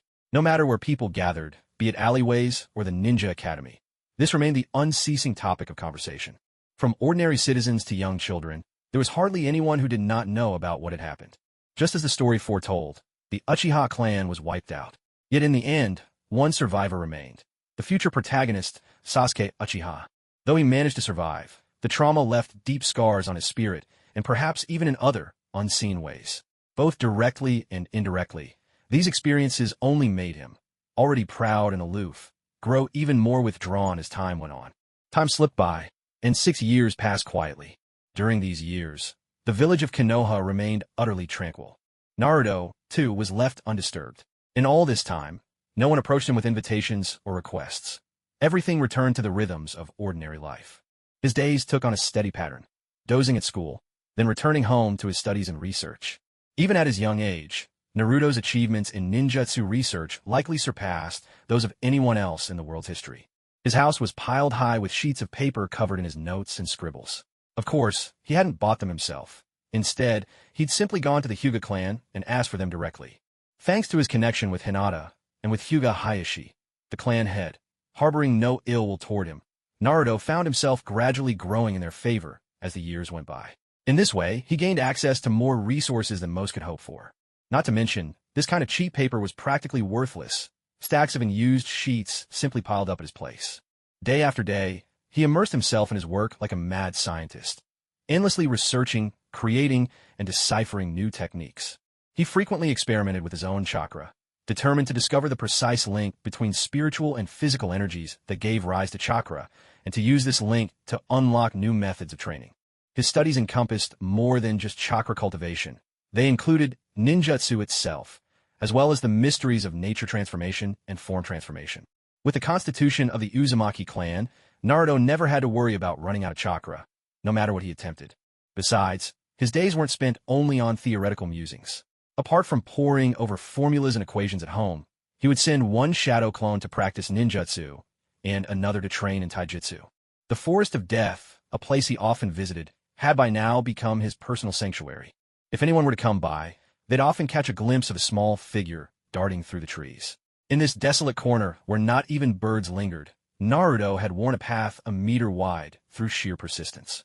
Unwatched and undisturbed, 6 years of tireless effort had brought his skills in ninjutsu to astonishing new heights. Yet at school, Naruto's behavior remained the same as always. The label of dead last still lingered in his mind. Sometimes he pretended, as he had for the first couple of years, that he couldn't even gather chakra, and other times he simply failed to use it no matter how hard he tried. But this never aroused anyone's suspicion, especially among the elders of the Hidden Leaf Village. In their eyes, all these problems were likely caused by the mischief of the Nine Tails, so such circumstances seemed understandable in the end. Now, with graduation just around the corner, he still presented himself as utterly ordinary, without any hint of strength, harmless, almost invisible. The Naruto of today no longer wore the cheerful, playful demeanor he had in the original story. Instead, he acted as if nothing really mattered, his attitude reminiscent of the Nara clan, treating everything as bothersome and not worth the effort. Ninja Academy. Naruto, you look awfully sleepy today. Are you sure you're okay? The graduation exam starts today, you know. Hinata, sitting in the back row, glanced at Naruto as he kept yawning, clearly struggling to stay awake. She leaned in and asked quietly, her voice tinged with worry. Don't worry, I'll be fine. Naruto flashed a reassuring smile at her. Hinata's personality, too, was quite different from what the original story depicted. Though she was still somewhat shy and reserved, she was now far more confident than she used to be. That's good to hear. Hinata smiled back at him. Hinata, why do you even bother worrying about this guy? He can't even manage a simple transformation jutsu. There's no way he'll pass the exam. Sakura, sitting in front of Hinata, turned around with a look of disapproval, her tone full of doubt. Yeah, you're right. But you're so talented, Sakura. When it comes time to split into teams, I bet you and I will end up together, Naruto replied, nonchalantly. Huh? Sakura tilted her head, momentarily stunned by Naruto's words. But the next instant, she jumped to her feet, glaring at him and shouting, as if I'd ever be on the same team as you. Forget it. When they assign the teams, I'll definitely be in Sasuke's group. There's no way you'll end up with Sasuke. That spot's mine. Just then, another girl stood up from a nearby seat. She wore her hair in a long ponytail, and her skin was pale and delicate. Ino's declaration sparked a wave of discontent among the girls in the class. Suddenly, everyone was clamoring to be heard, each staking their claim. Meanwhile, Sasuke himself, the subject of all this fuss, simply gazed out the window, his face as unreadable as ever. Naruto, is what you said really true? Hinata spoke with a hint of nervousness. She had been keeping her head down, but now she lifted it and stared at him intently, earnestly asking again, will you really be in the same team as Sakura? I think it's probably true. After all, the team assignments must follow certain rules and order. It's definitely not as simple as it looks. The main ability of the Byakugan is reconnaissance. Kiba, Shino, and you, your skills are quite similar, so the chance of you three being assigned together is the greatest. The Ino Shikicho trio has always worked closely together throughout history. Their families have never been separated, and there's almost no chance of splitting them up. As for the others in our class, the assignments will likely follow a pattern and also take their family backgrounds into account. For me, the most likely teammates, besides Sakura, will be Sasuke Uchiha. The three of us don't have any significant background supporting us, but we do share many things in common. Naruto spoke quietly, his voice nearly drowned out by the ongoing arguments among the other girls in the class. No one else could overhear their secret conversation. Hinata understood what Naruto was saying, but still couldn't help feeling puzzled. In the end, she found it all rather unbelievable and asked again, Naruto, how do you know all this? It's nothing. Once the teams are announced, you'll see for yourself. He didn't explain further. After all, how could he possibly tell her he knew everything in advance? After he finished speaking, Naruto glanced over at Sasuke Uchiha, who sat at the far edge of the classroom. Naruto couldn't help feeling a bit of sympathy for that solitary figure. To have suffered such a heavy blow at such a young age, it was understandable that Sasuke's personality had developed the way it had. Graduating from a ninja academy was straightforward. This final exam focused on the three basic techniques: the body replacement jutsu, the clone jutsu, and the transformation jutsu. Mastering these meant you could leave the academy behind. It all sounded so simple, because in truth it was. For a ninja, these three techniques formed the very foundation of their skills. Everything else would be taught gradually through real combat experience. For now, all they needed to do was demonstrate a grasp of the basics. This time, the exam was overseen by 3 academy teachers who sat at the edge of the platform up front, calling students up one by one. Each student walked forward and performed the 3 basic techniques. There were no surprises. Everyone who stepped up managed to pass the test in the end. When it was finally Naruto's turn, nearly the entire class turned to watch him, their attention focused squarely on his every move. Perhaps there was no other reason. Mostly, they just wanted to see what kind of joke this clown would make of himself. But reality played out just as they expected. As soon as Naruto stepped forward, his expression looked drowsy and sluggish, as if he had no interest in doing this at all. Is there some kind of reward at the end? Standing at the very front of the group, Naruto suddenly imagined the possibilities that might unfold later that night. A subtle smile flickered on his lips as he purposefully scattered the chakra for his clone jutsu. With a small burst, a clone appeared, only to flop lifelessly to the ground before even 2 seconds had passed. Irika saw this and immediately shouted, Naruto, you failed. Is it really necessary to be so harsh? Once they're out in the world, they'll get used to things gradually. Maybe we should just let him pass. Another teacher, sitting beside Irika, spoke up with a chuckle. That's absolutely out of the question. Letting him graduate now would only do him harm. He can't even manage the most basic clone jutsu. Once he leaves this school, he'll be facing life-and-death battles. How is he supposed to protect himself? Irika's voice was tight with anger as he challenged his colleague. All right, you make a good point. Mizuki, the teacher next to him, smiled faintly, choosing not to argue further. Still, his gaze lingered on Naruto, sizing him up with interest. No one in the class doubted the outcome. In their eyes, Naruto was always the one at the bottom of the ladder, the weakest among them. Incidents like this had long since stopped being surprising. The only one who seemed puzzled was Hinata, sitting quietly at the very back. She had never understood why someone as talented as Naruto would deliberately hold himself back like this. What was he hoping to achieve, especially when he couldn't even graduate from the Ninja Academy? Hinata knew, better than anyone, that Naruto's true strength far surpassed everyone else in the room. Yet, he never spoke of it, nor would he allow her to mention it to others. But with the final exam upon them and the threshold of becoming a ninja so close, even Hinata couldn't help but worry. Even though he had just failed the test, Naruto's eyes were filled only with amusement. He was genuinely curious to see if things would unfold just like the story he remembered, if he would finally get the chance to witness the legendary multi-shadow clone jutsu he'd been longing for. In truth, he could already figure out on his own. All it really took was dividing his chakra evenly, a training method so simple it was almost second nature to him. Even so, Naruto remained quite interested in the other contents of the Scroll of Seals. Returning to his seat, Hinata, as expected, moved a little closer to where Naruto was sitting, her face full of confusion, clearly wanting to ask something. But before she could speak, Naruto smiled and gently raised his right hand, placing his index finger to his lips. This gesture was meant to tell Hinata not to ask anything at this moment.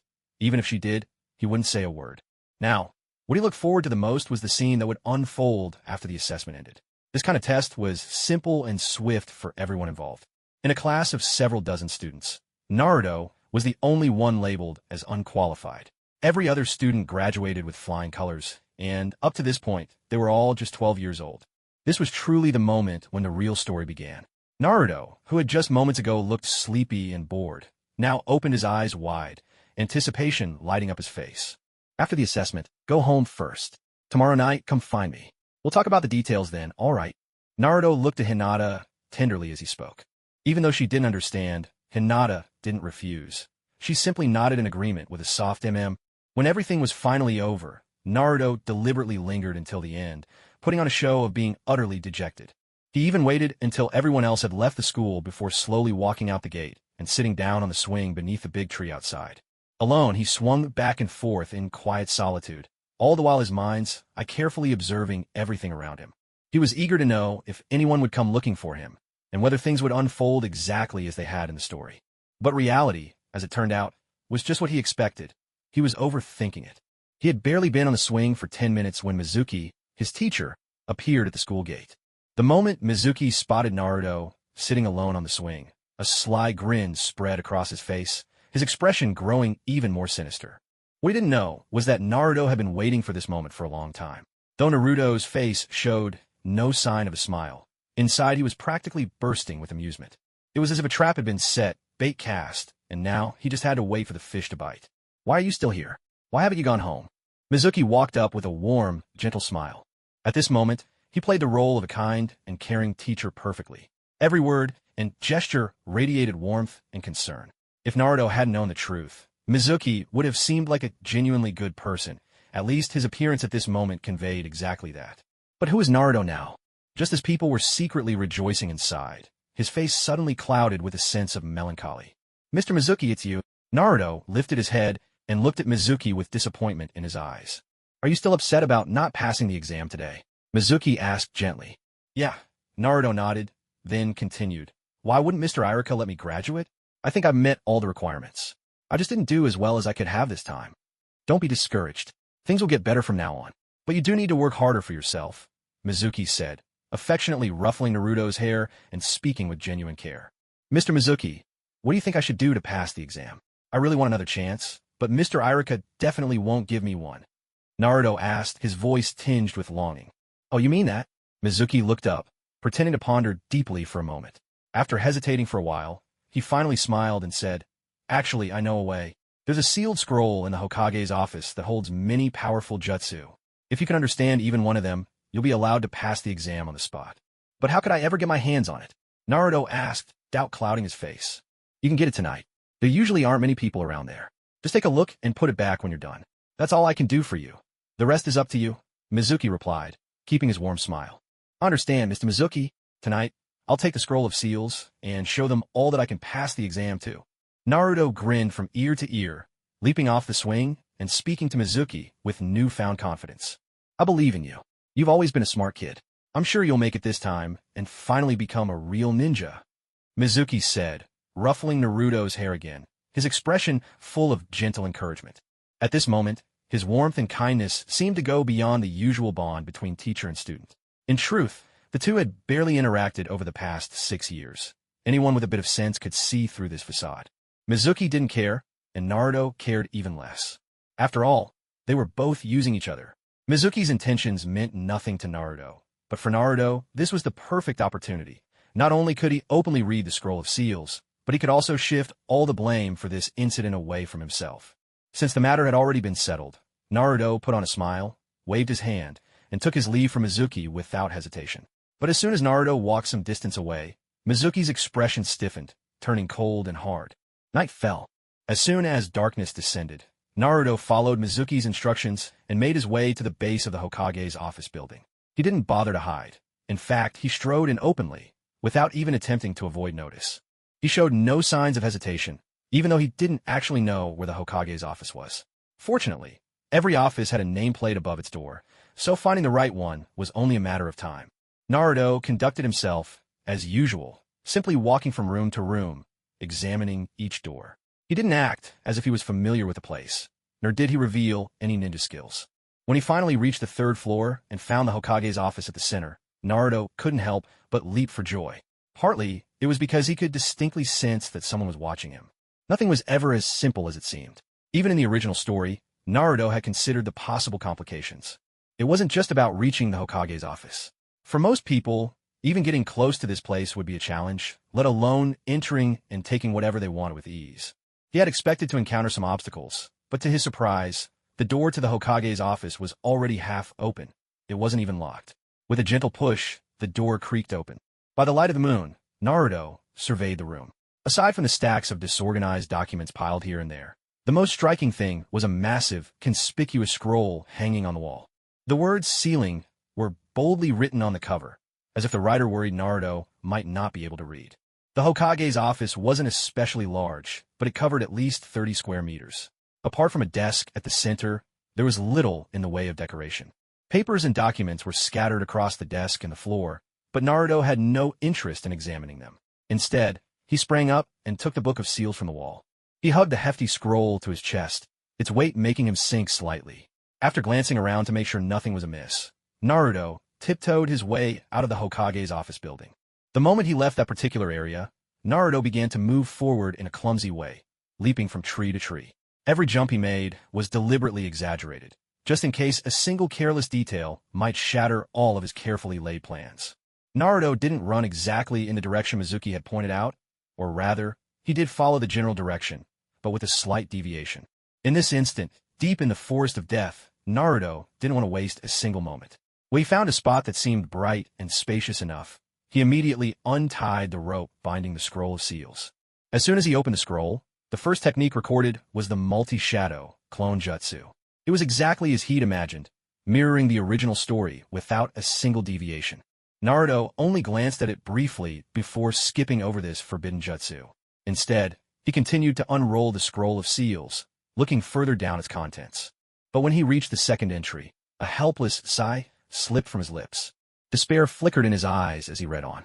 Although the scroll contained a wealth of knowledge, starting from the second entry, nearly everything was locked away by powerful seals. Naruto was absolutely confident he could break those seals, but even if he did, what then? If anyone discovered his ability to unlock these forbidden jutsu, there would be even bigger troubles waiting for him. He'd come for the scroll with such high hopes, only to find that the only thing he could access was this not-so-impressive multi-shadow clone jutsu. If he'd really wanted this technique, he probably would have figured it out himself years ago. Why go to all this trouble, risking so much, just to get his hands on it? Those bastards. Naruto cursed under his breath, the words slipping bitterly from the corner of his mouth as he slowly closed the scroll of seals. After that, he dropped down onto the scroll, sitting on it with a sigh. He stared up at the moon overhead. For a technique like this, a single glance was enough for him to understand it completely. There was no need to study its hand signs any further. He sat there quietly for a long while.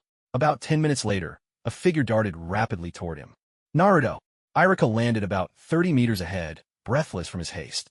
The moment his feet touched the ground, he shouted in anger, his voice echoing through the trees. Just as the person on the other side began walking toward him, another figure leapt over from behind, an identical Iruka. The two of them matched perfectly in appearance, posture, and every other detail. Iruka-sensei, Naruto called out in surprise, but he didn't budge from his spot atop the scroll of seals. There wasn't even a hint of panic on his face. Naruto, take the scroll of seals and run. The first Iruka to arrive shouted to Naruto in a commanding voice. Naruto, quickly hand over the scroll of seals to me. That guy is a spy from another village in disguise. The second Iruka, following close behind, also shouted urgently at Naruto. Naruto, get out of here with the scroll of seals. I'll hold him off. You mustn't let him catch you. Without hesitation, the first Iruka turned and charged at the newcomer. Yet, being someone who knew more theory than practice, he quickly began to fall behind as the fight unfolded. Naruto, almost on instinct, played along. Clutching the scroll of seals in one hand, he pushed off with his feet and leapt up into the trees, dashing forward for some distance. After all, he understood that quite a few people were watching him now. If he didn't play his part, it would be hard to explain what happened next. Honestly, if I'd known, I wouldn't have bothered putting on this act. Naruto muttered helplessly as he ran. It was nothing but trouble for himself. Why go out his way to follow the script so closely? After leaping about a kilometer away, Naruto found another relatively open spot, sat down again, and resumed gazing at the moon. Even knowing others were watching, he didn't care in the least. He was out of breath and his strength was running low, so taking a break didn't seem like much of a problem. But less than a minute later, Iruka appeared once more in the clearing behind him. Yet Naruto could sense clearly that this was Mizuki, not Iruka, playing his role exactly as in the original story, leaving Naruto utterly unimpressed. So, even with Mizuki's arrival, Naruto simply sat there, enjoying the moonlight, eyes half closed, waiting for the real action to begin. Sure enough, the real Iruka appeared soon after, hurling a kunai straight at Mizuki. But the fight that followed was over in a flash.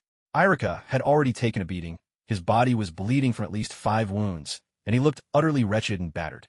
Shuemu, why are you doing this? Iruka slowly came to a stop, bracing himself against a tree, his breath coming in short gasps as he asked in confusion. Realizing that his true identity had already been exposed, Shuemu decided not to hide any longer. He immediately released his transformation technique, reverting to his original appearance. Why did you have to follow me? Couldn't you just stay put and lie there quietly? You just had to come here and throw your life away. Well, if that's what you want, I'll grant your wish. Shuemu spoke in a low, menacing voice. Then, with a sudden burst of strength from his legs, he lunged at Iruka, kunai in hand. Iruka, already weak and badly wounded, barely had the strength to defend himself. He managed to block Shuemu's initial attack, but was promptly kicked hard, sending him flying a great distance. Even so, after a rough landing, Iruka struggled to his feet. Turning his head in the direction of Naruto, he shouted, Naruto, get out of here now. Huh, stop pretending to care. Everyone already knows who he really is, don't they? Are you still going to keep up this act? Don't forget how your parents died all those years ago. Do you really think he doesn't know what he is? I bet no one's told him yet. Shuemu, shut up. Hearing what Shuemu was about to say, Iruka cried out hoarsely, desperate to stop him. But Shuemu only smirked and continued mocking, airing his own views on Naruto, completely dismissing the idea that someone like Naruto could ever become a true ninja. Next, Iruka followed the familiar storyline, speaking about his beliefs regarding Naruto. Yet, none of these words touched Naruto. He simply sat there, gazing up at the moon, seemingly indifferent to it all. But just as Shuemu began to unleash his final attack, Naruto stood up reluctantly, took a few steps forward, and smiled at Iruka. Iruka-sensei, earlier I saw an interesting jutsu in the Scroll of Seals. Let me show it to you now. You demon fox, get out of my way, or I'll kill you right along with him. Shuemu shouted coldly. How utterly clueless. Naruto scoffed, a hint of bitter amusement in his voice. Then, extending his right hand, he formed a single-hand seal. In the next instant, The entire forest echoed with the sound of countless explosions as thick clouds of smoke erupted everywhere. When the smoke finally cleared, the forest was filled with countless Narutos, all staring intently in Shuemu's direction. Upon witnessing the scene before him, Mizuki was utterly stunned. Even Irika, leaning against the tree, wore the same expression of shock. Multiple shadow, clone jutsu. With a calm and quiet chant, Naruto invoked the very first forbidden technique from the Scroll of Seals, mastering it as if it were second nature. This technique wasn't so different from the regular shadow clone jutsu. The main distinction was that instead of dividing his chakra into just a few clones, Naruto now split it into as many parts as he wished, distributing it exactly as he pleased. Yet, the sight of shadow clones spreading across the field like a tidal wave was undeniably overwhelming and oppressive. It's just a clone technique. What's so? Clone technique. Before Mizuki could finish his sneer, one of the clones darted forward and landed a solid kick from behind.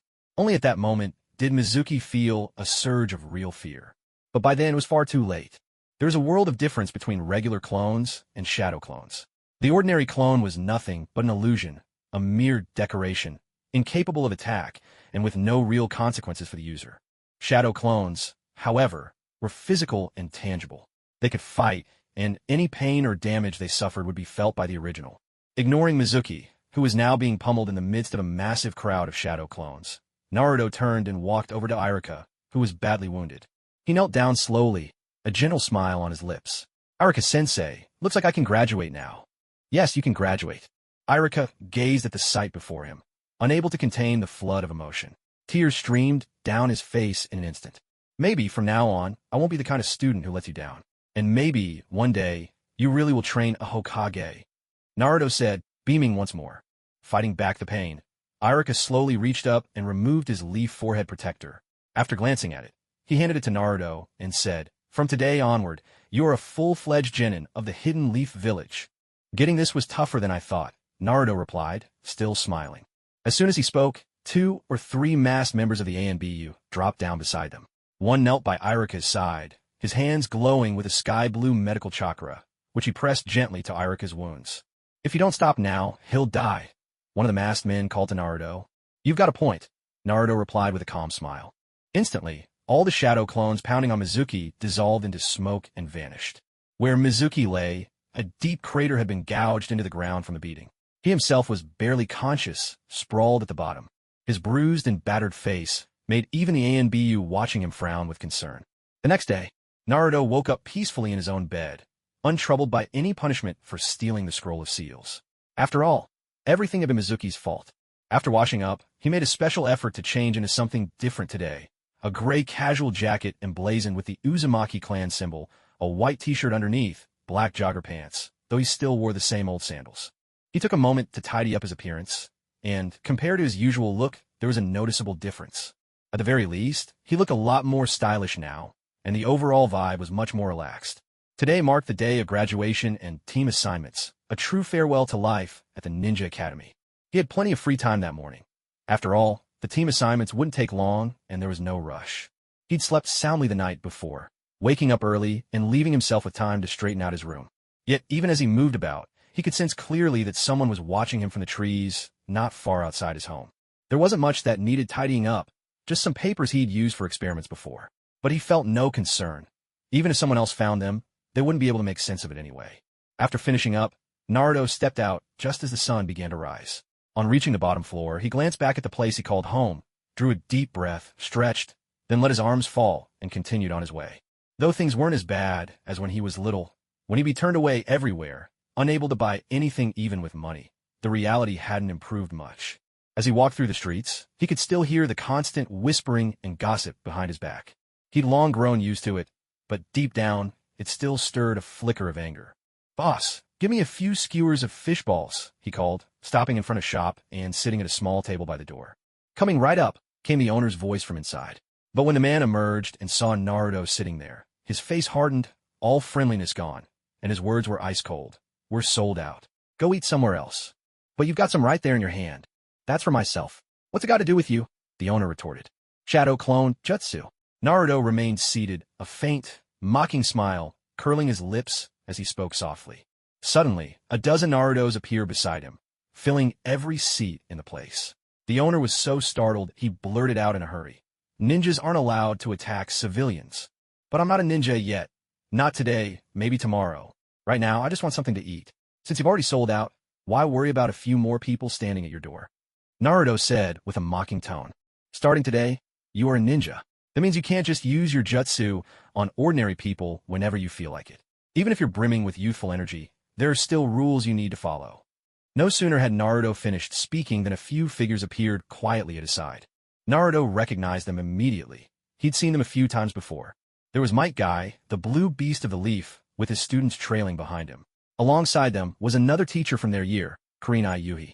As this group approached, Naruto smiled, dismissed all his shadow clones, stood up, and greeted Might Guy with a cheerful grin. What a rare coincidence.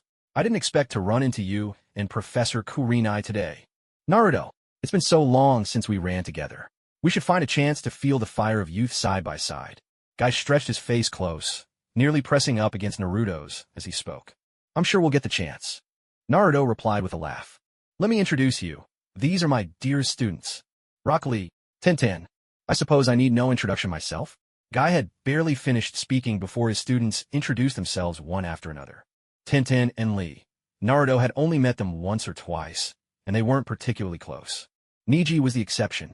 Every time Naruto visited the Hyuga clan, Neji was always around. They'd known each other since they were small. Though they didn't talk much, there was a certain familiarity between them. Kid, aren't you afraid of getting caught using jutsu out here? Kurenai's tone was a little stern as she questioned him. I'm sorry about that, but I'm still getting the hang of this new move. It's a bit tough to control. Naruto replied, calm and composed. Now that you're all here, take a seat. What would you like to eat?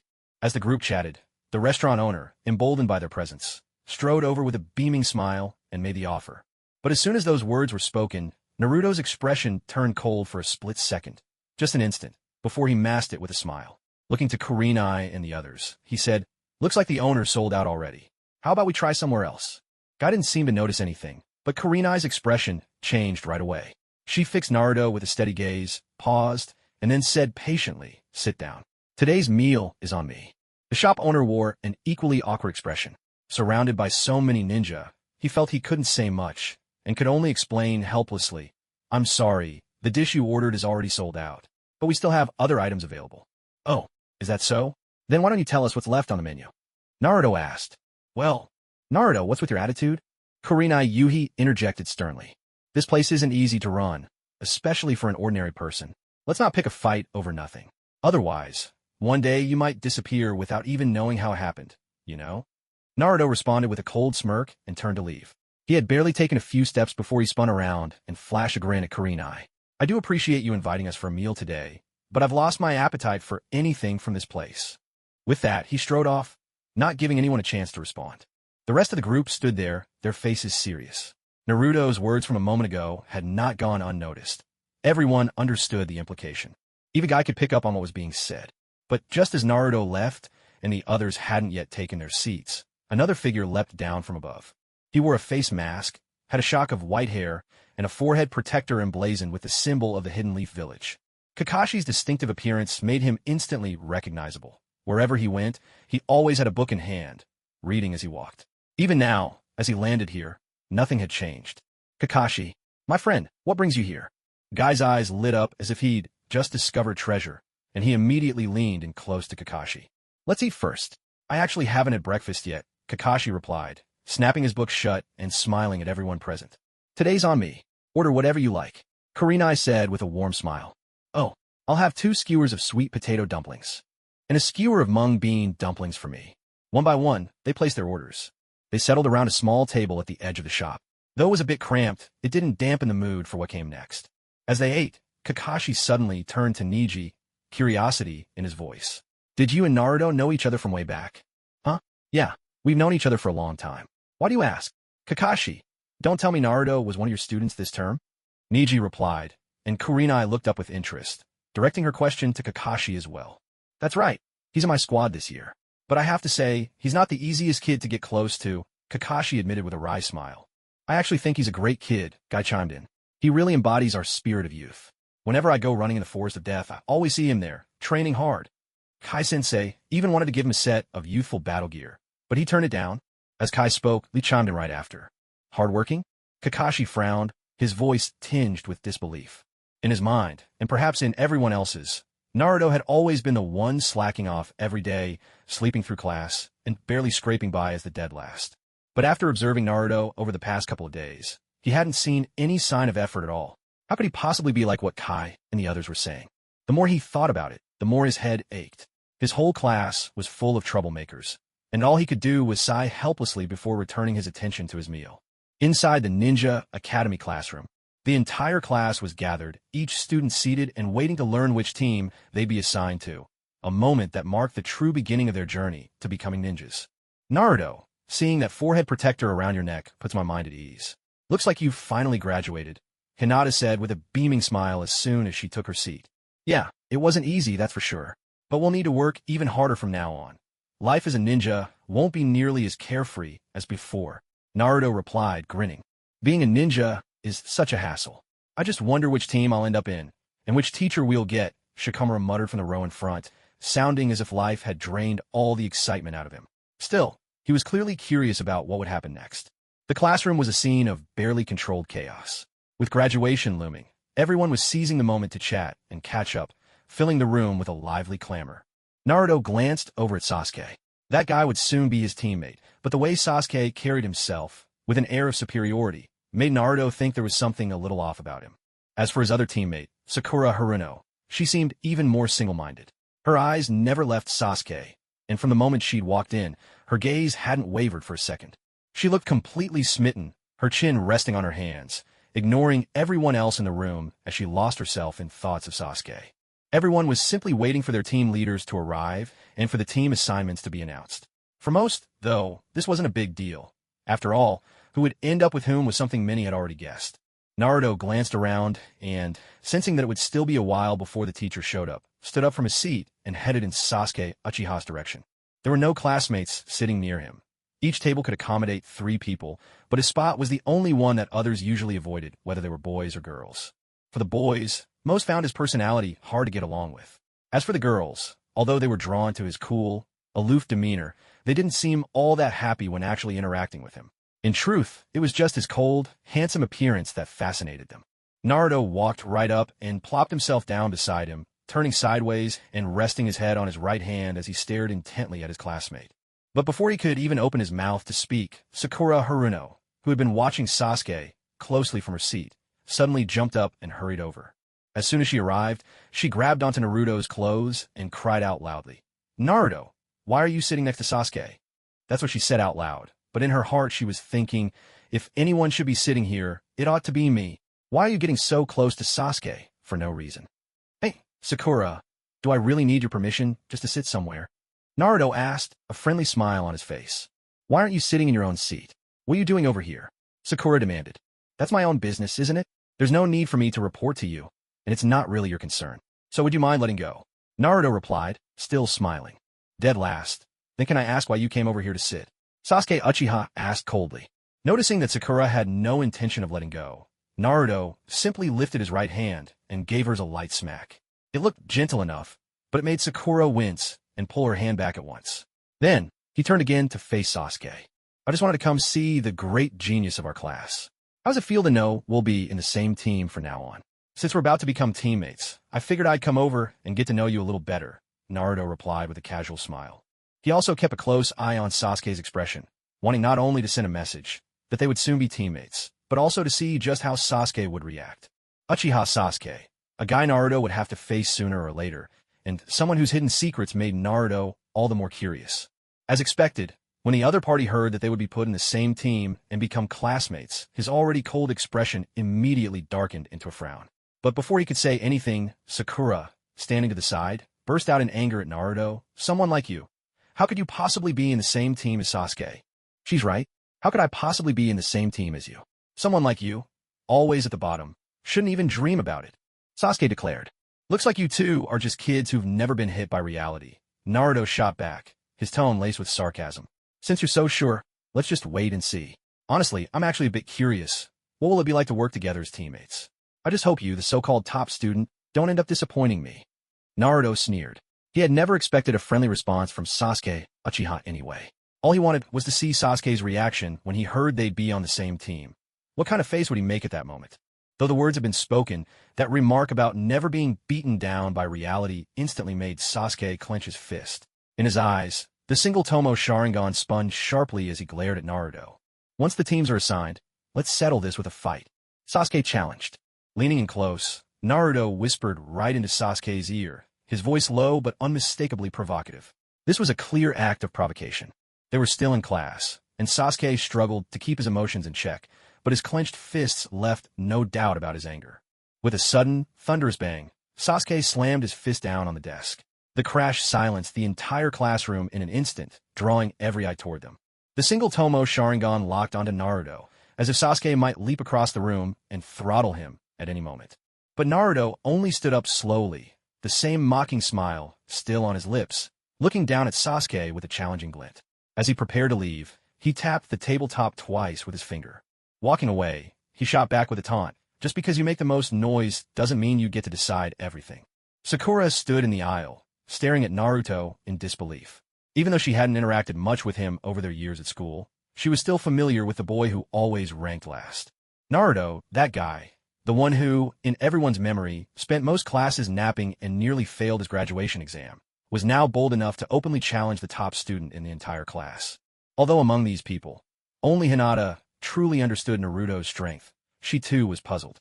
Why would Naruto, who had always maintained a calm and carefree demeanor, suddenly provoke an Uchiha today?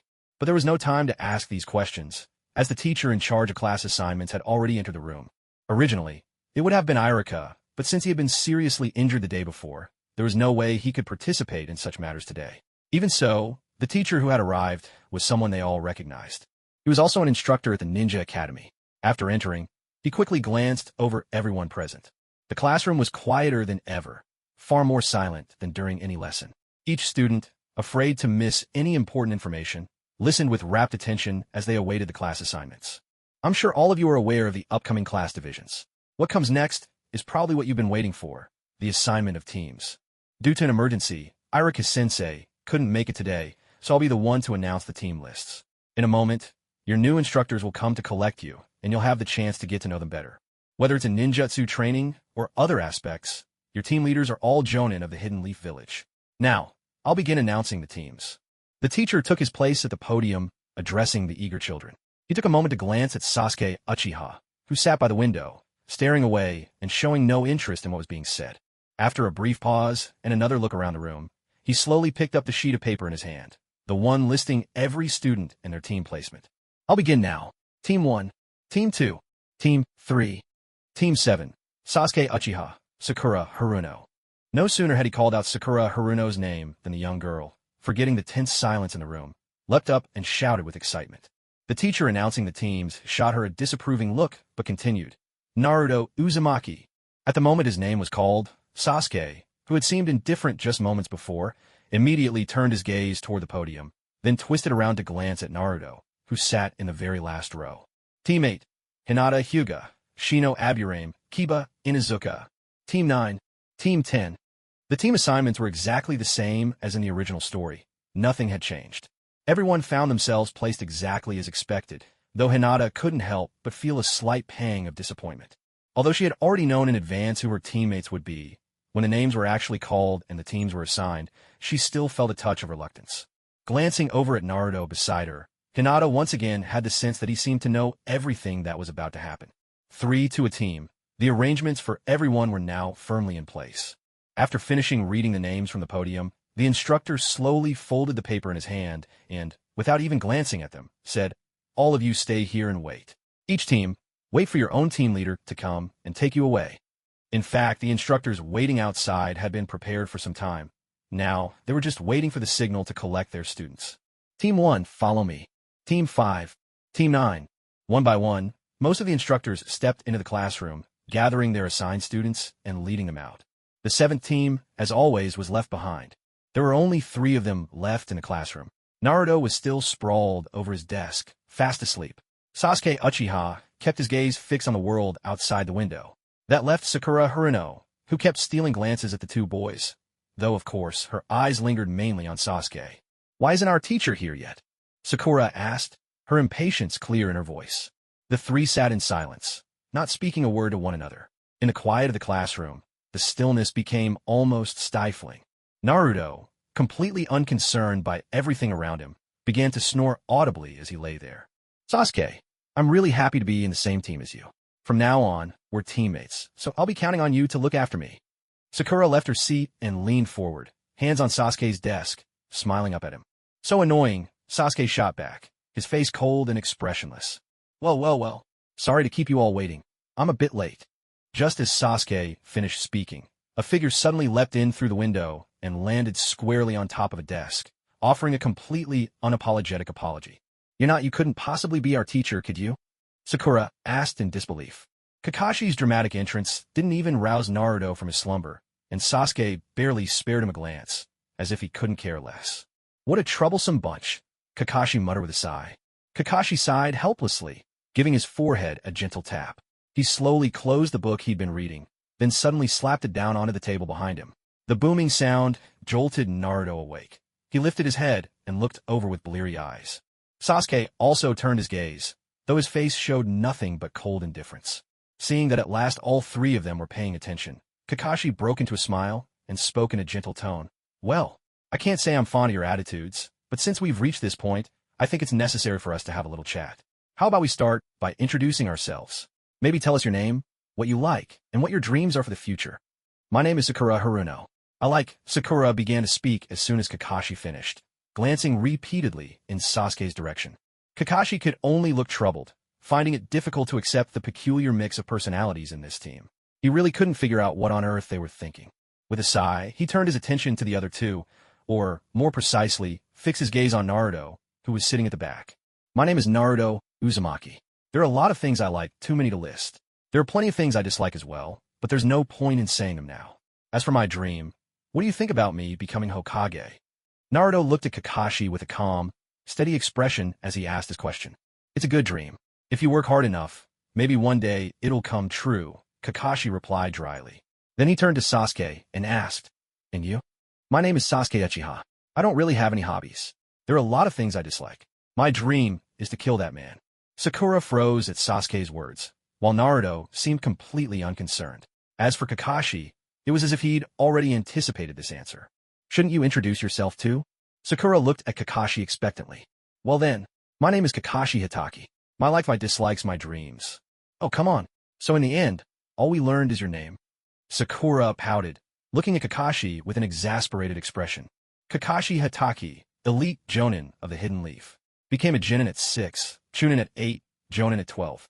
Once considered one of the greatest geniuses in the village, known as the copy ninja, master of 1,000 jutsu. Flaws, a bit of a pervert, always carrying around that little romance novel wherever he goes. No big dreams, nothing he really hates either. Did I get it right, Kakashi-sensei? Naruto sat at the back, propping his head up with his right hand, a slight smile tugging at the corner of his lips as he spoke. Right now, he simply wanted to figure out what kind of person Kakashi was. After all, this wasn't their first meeting. They'd crossed paths several times before. In fact, the very first time, Naruto had even enjoyed a bowl of ramen on Kakashi's dime. Kakashi's brows instantly furrowed. He could hardly believe that a kid like Naruto knew so much about him. What puzzled him even more was how someone from a ninja academy could possibly have learned all these things. Is that really true? Became a genin at 6 and a jonin at 12. Sakura Haruno asked in astonishment. Even Sasuke found it incredible. He looked at the man sitting so nonchalantly on the desk in front of them. He didn't seem at all like the person described in those stories. I don't know how you managed to find out about all this, but I don't mind. For now, I suggest you all take the afternoon off and get some rest. Tomorrow morning, meet up early, by 5 at the latest, by the stream at the edge of the Forest of Death. Don't be late. Oh, and one more thing. For first impression, I really don't like any of you. With that, Kakashi spoke, then stood up, grabbed the book from the table, flipped it open, and started reading with great interest as he walked away. Naruto, weren't you itching for a challenge? Isn't now the perfect time to find a place for it? No sooner had Kakashi left than Sasuke turned his cold gaze toward Naruto and asked. Sure thing, Naruto replied calmly. In the blink of an eye, the two of them had arrived at a secluded spot. The area was spacious, but it looked as though it hadn't been cleaned in ages. Dry, fallen leaves littered the ground. Several vine chairs were scattered along the edge of the clearing. Curious to see what would happen, Sakura followed as well. Despite her concern, she ended up sitting on one of the chairs, watching anxiously.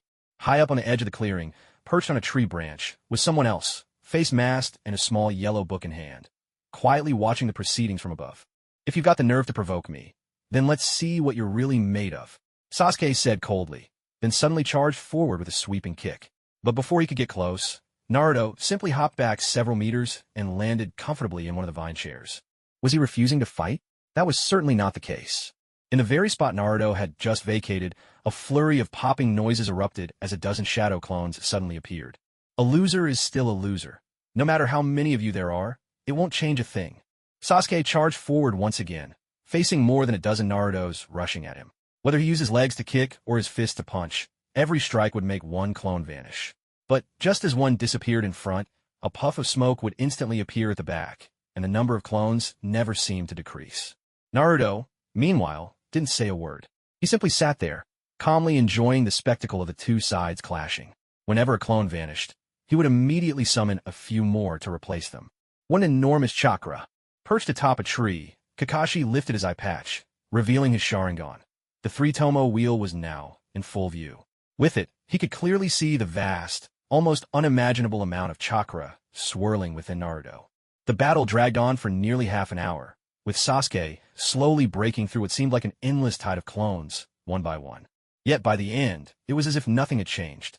However many clones there were at the start, there were just as many now, not a single one less. Fire style, Phoenix Fire Jutsu. As Sasuke began forming hand signs, he suddenly spat out a massive stream of fire, instantly wiping out all the clones present in a blazing inferno. But before he could even take another step, a dozen more clones appeared in front of him with a series of pops. "Is fighting like this supposed to be fun for you?" Sasuke asked through gritted teeth. "What do you think a ninja is? It's about using every means to defeat your opponent. If you only ever play fair, then what's the point of being a ninja?" Naruto retorted with disdain. "Then go to hell." Sasuke's expression twisted, turning almost feral, as his hands rapidly formed new seals. Kakashi, still hidden in the treetops, saw what was about to happen and was just about to leap down to intervene. But at that moment, Naruto's eyes lit up with excitement. He stood up and shouted, "Bring it on!" Fire style, Phoenix Fire Jutsu. This time, Sasuke was in a completely different state. His Sharingan, now showing a single tomo, gleamed with intensity as he unleashed another torrent of flames. But unlike before, Naruto didn't use his shadow clones to block the attack. Instead, he suddenly leaped aside, moving more than 10 meters to the left in a flash, then abruptly accelerated and charged straight at Sasuke. As he drew near, Naruto used his momentum to swing his right leg up, copying Sasuke's earlier move, and swept out in a powerful kick. The Sharingan's power was fully evident in that instant. Even with just a single tomo, Sasuke could see Naruto's movements as if he were walking in slow motion. Such an attack was easy for Sasuke to dodge. Yet, just as he sidestepped, Naruto's right hand flashed out, his fingers tracing a line across Sasuke's neck. "Fine, you win." After his attack, Naruto clapped his hands together, then turned with a grin and spoke to Sasuke. "What's that supposed to mean?" Sasuke asked, puzzlement clear in his voice. "It's just no fun fighting. Besides, I can't beat you anyway." Naruto waved as he walked away, as if he had no intention of getting tangled up with Sasuke any longer. Sasuke was left in a haze of confusion, unable to make sense of Naruto's actions or words. Even Sakura, who had been sitting quietly all this time, was baffled. The fight had been going strong, so why had it come to such an abrupt halt? "Sasuke, looks like you really did win," Sakura teased as she walked over, her tone lighthearted. Even if the whole thing had ended in confusion, Naruto conceding defeat was all the proof she needed. Sasuke glanced at Sakura, his face unreadable. But just then, Sakura suddenly exclaimed, "Sasuke, what's that on your neck?"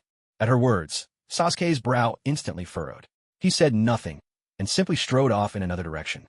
What incredible speed! From his perch in the tree, Kakashi had witnessed the whole scene. He was especially intrigued by Naruto's earlier move. In a split second, Naruto's right hand had brushed Sasuke's neck. The gesture had been simple, almost casual, a warning.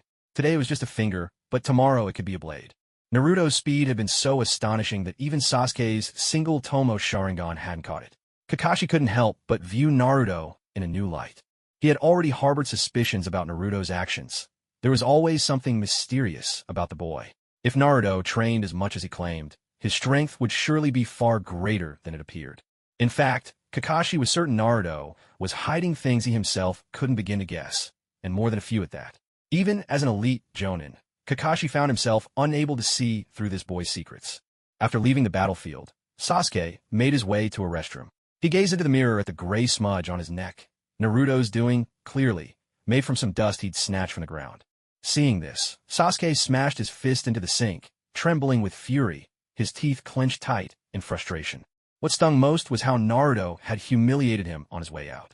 Even though Sasuke had won, Naruto had twisted the outcome, turning the tables in a way that felt like a direct insult.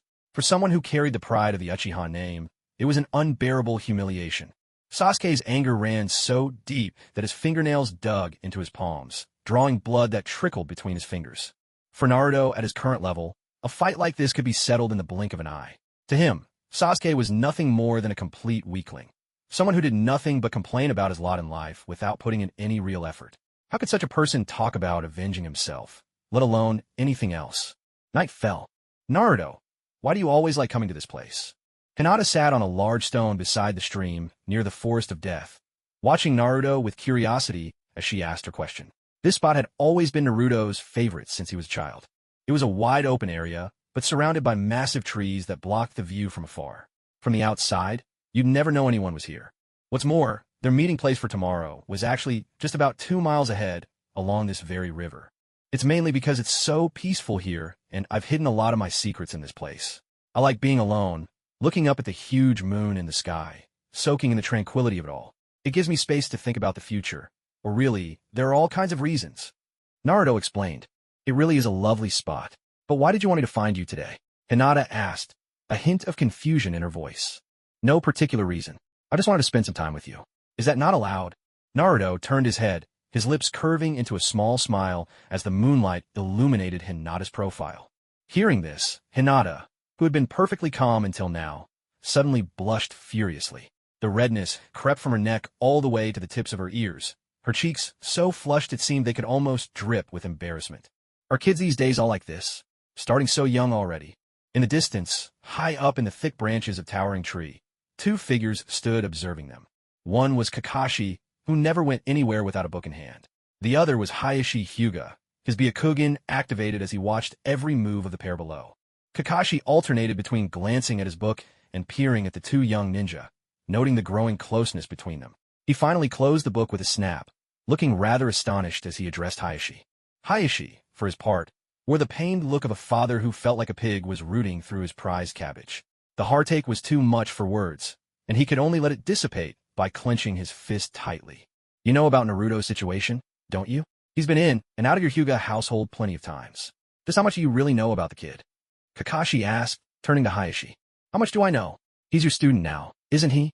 Shouldn't you be the one answering that question? Hiashi replied gruffly. Well, you see, I only just started working with them. I don't really know much about these kids at all. Kakashi spoke with a smile. These are things you should discover for yourself. But I will tell you this, some matters may be far more serious than they appear. As Hiashi Hyuga spoke, he reflected on how he'd never truly been able to see through this kid, Naruto. There had only been that one time when he'd glimpsed Naruto's true strength, and ever since, he hadn't seen Naruto display any abilities at all. Over the past few years, aside from occasionally requesting some blank paper from the Hyuga clan, Naruto had become almost invisible. Even Hiashi himself had rarely caught sight of him. He heaved a sigh.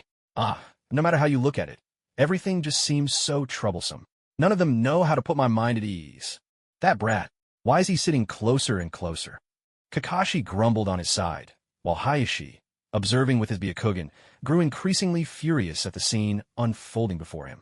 Although he didn't mind his daughter spending time with Naruto, he still felt they were a bit too young to be getting so close. Meanwhile, Naruto wore a cheerful smile as he took Hinata's hand, completely ignoring the fact that she looked so shy she might faint at any moment. Raising their joined hands, Naruto made a gesture in Hayashi's direction. That single motion made Hayashi stop watching any further, his brow furrowing even deeper.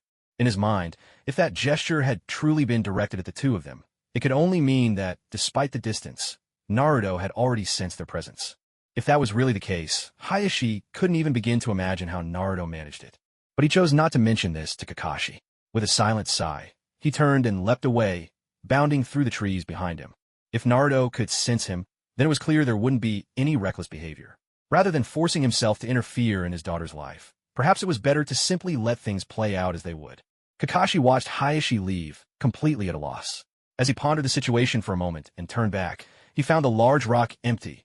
Naruto and Hinata had already disappeared without a trace. Unfortunately, the Sharingan didn't grant him the power of insight or X-ray vision, but Kakashi wasn't too concerned.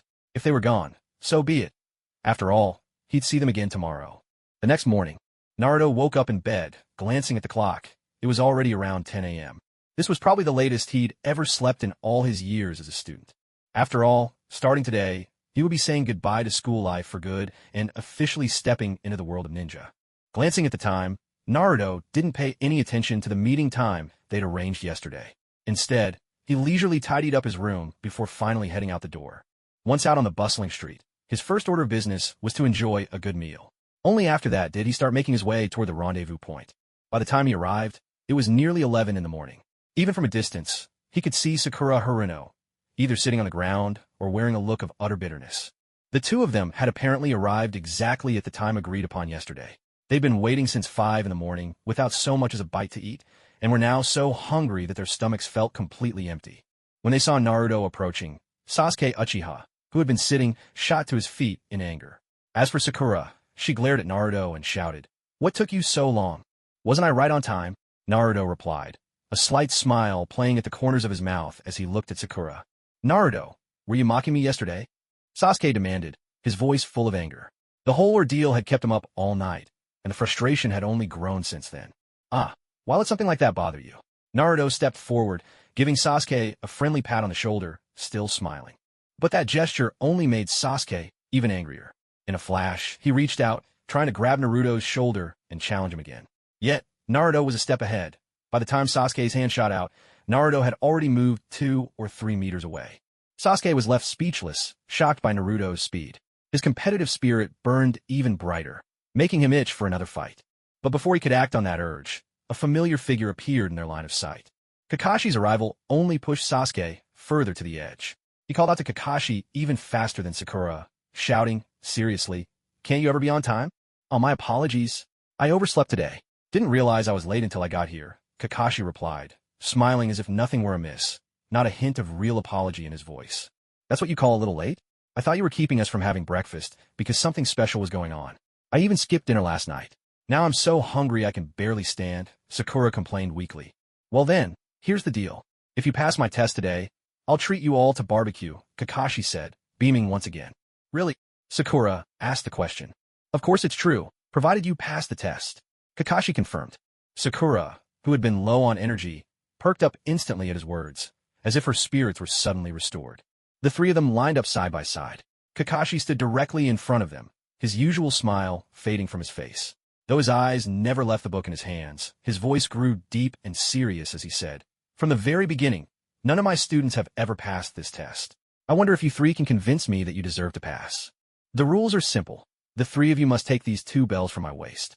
Only 2 people can pass today's test, so in the end, one of you will have to be eliminated. Can we use any method we want?" Naruto asked. "Certainly. You can even come at me with the intent to kill. Otherwise, I doubt you'll even touch the bells. Try to finish before noon, or all 3 of you will fail. You'd best scatter and hide, or else if I catch you, you won't like what happens next," Kakashi said, glancing up at them with a look of utter disdain. "Boring," Naruto muttered, utterly uninterested, and turned to walk away in another direction.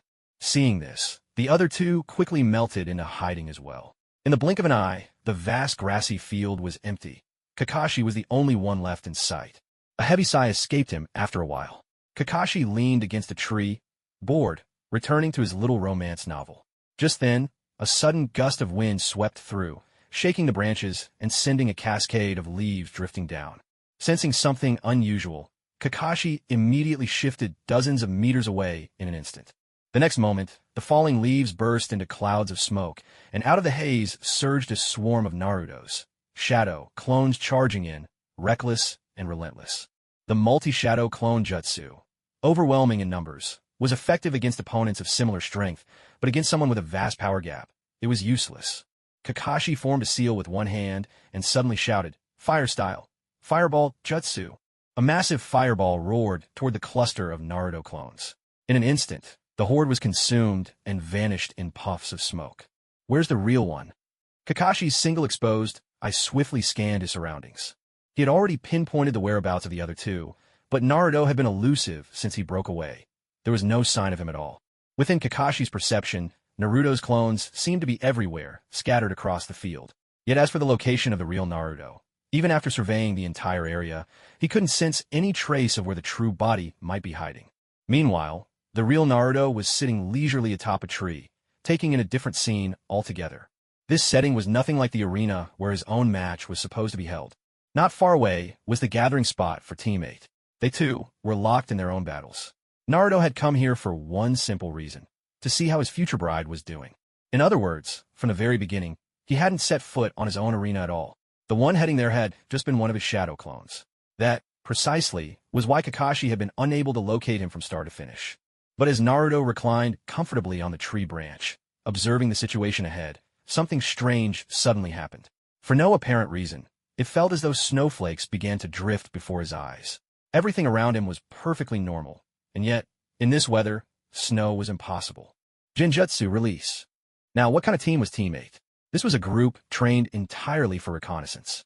Each member either possessed superior sensory abilities, sharp eyesight, or other talents suited perfectly for this kind of work. As their instructor, Kurenai Yuhi was herself a Genjutsu master, one of the most skilled in all of Konoha, second only to the Uchiha clan when it came to illusions. The moment he broke free from the Genjutsu, Kurenai appeared beneath the tree. She tilted her head up, frowning at Naruto, a clear look of surprise on her face. At this point, that kid should have been at his own training ground. Why was he showing up here, on Team 8's turf? It was clear that Kurenai didn't harbor any fondness for Naruto. She didn't exactly dislike him, but at the very least, his presence always gave her pause, as if she sensed that this boy might not turn out to be a good person in the future. Perhaps her feelings were tinged by memories from the past, but either way, she didn't hold high hopes for how Naruto would conduct himself later on. Sensei Kurenai, don't you think it's rather improper to cast Genjutsu on someone without warning? Naruto asked calmly, still sitting on the branch. Kurenai's surprise deepened. She knew her own Genjutsu well, but she had never expected a fresh graduate from the Ninja Academy to break it so easily. Why aren't you where you're supposed to be? What are you doing here? She demanded, suspicion still lingering in her eyes. I just happened to wander over here by chance. Unless, of course, you have an objection to that, Sensei Kurenai? Naruto replied, his tone relaxed. Naruto leaped forward in a single bound, landing directly in front of the other party. He looked at them calmly and asked, "This is where Team 8 gathers. You're not exactly welcome here, so I hope you'll leave right away." Kurenai Yuhi immediately spoke in a commanding tone. She seemed to have lost all patience, especially when facing this kid who made her feel uneasy. Inside, she felt not a shred of goodwill toward him. Even speaking to him felt like a waste of breath. Meanwhile, Hinata and the others, still training some distance away, hadn't noticed what was happening here. They continued diligently with their exercises, unaware of the tension. But when Naruto heard Kurenai's order, he suddenly broke into a grin, his manner relaxed and unconcerned. "So what if I stay here? Do you have a problem with that? Or are you thinking of making a move against me?" He chuckled softly and continued, "Don't kid yourself. You know the truth, and so do I. Maybe check that ego. Just because you're a jonin doesn't put you above everyone else." "What exactly are you trying to say?" Kurenai demanded. Naruto shrugged. "Forget it. There's no point talking to you. I've already seen everything I wanted to see." He didn't dwell on it, nor did he want to waste words on someone who clearly disliked him. There was no sense in spending energy on pointless talk. Kurenai, though fuming with anger, couldn't deny that Naruto was right. She couldn't lay a hand on a genin, especially not someone like Naruto, a Jinchuriki. Elsewhere, in the area meant for Team 7, both Sasuke Uchiha and Sakura Haruno had been thoroughly beaten, left completely defeated one after another. Kakashi, unable to track Naruto's whereabouts, found that his usual light-hearted mood while reading had all but vanished. Yet Naruto's shadow clones kept popping up relentlessly, each one eager to take the lead. For an ordinary ninja, someone like Kakashi for instance, their chakra would have long since been depleted by now. Sakura had already fainted outright, and Sasuke was sprawled in the dirt, unable to move. The agreed-upon time was almost up, but Naruto had yet to appear even once. "There are only 5 minutes left. If you don't show yourself now, you really won't have a single chance left," Kakashi called out calmly, his voice carrying across the field. But even as his words faded, Naruto still refused to come out, leaving Kakashi with an uneasy feeling growing in his gut. At last, Kakashi lifted the forehead protector covering his left eye. The three-tomo Sharingan began scanning for any sign, picking up every clue. But just as he turned to glance behind him, Naruto had already appeared at his back, as if he'd been there the entire time. For Kakashi, it was as if Naruto's presence had slipped right past all his senses. He hadn't noticed a thing. The three-tomo Sharingan. Looks pretty impressive. Naruto remarked with a hint of admiration. Naruto smiled as he looked at Kakashi and spoke. At that moment, he had just come over from Team 8, and little did he expect to witness this scene as soon as he arrived. 1 minute left. Do you think you can snatch the bell from me? Kakashi asked. No need. I'm not interested in being a ninja. Naruto walked straight over to the big tree, sat down calmly by the massive roots, and spoke with an air of leisure and indifference. You went to the Ninja Academy. Was that really all you hoped for in the end? Kakashi was a bit puzzled, but still asked gently. Ninja Academy? If I hadn't gone, do you really think I'd have survived till now? Naruto replied with a cold chuckle. After all, there was no one else around. The closest was Sasuke, who was still trying to claw his way out of the ground, and naturally couldn't hear their conversation. A wave of tension rippled through Kakashi's chest. He didn't understand, but had a vague sense that something was wrong. What do you know? Kakashi pressed. Back then, Naruto paused, his gaze drifting toward the distant Hokage monument. Then, with a smile, he added, I really should thank you for that bowl of ramen. What? Kakashi was caught off guard. Time's up. It's time to announce the results. Naruto didn't pursue the subject any further. He stood up, flashed Kakashi a teasing smile, and spoke playfully. Several minutes later, the three of them stood together once more, while Kakashi sat alone across from them, his face clouded with melancholy as he asked, How do you think you did this time? There was a long pause. No one said a word, so Kakashi continued, Only 2 of you can pass this time. Who do you think should be eliminated? It should be me. The others have already worked hard enough. Naruto spoke up first. The other 2 hesitated, but Sakura finally stepped forward, her face streaked with tears. I'm the weakest among us, so I guess it has to be me. Let's all quit together then. To everyone's surprise, Sasuke actually spoke up, though his tone remained as cool as ever. Congratulations, you all pass. Kakashi took a deep breath and announced.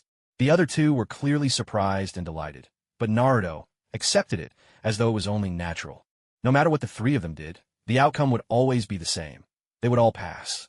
There was no way any of them would be sent back to the academy. In reality, once someone left this school, they were never sent back. That was the rule of the ninja world. There simply were no rules. Since it's over, I suppose we can go now? Naruto asked. Huh, aren't you coming for barbecue? Sakura called after him. Not interested. I'm leaving. Naruto spoke, then simply swung his arms and walked away right in front of the 3 of them. He looked exactly the same leaving as he had when he arrived. Not a spot of dust on him, let alone any sign of bruises or scrapes. What is he really hiding? Kakashi gazed at Naruto's back, his mind racing with questions.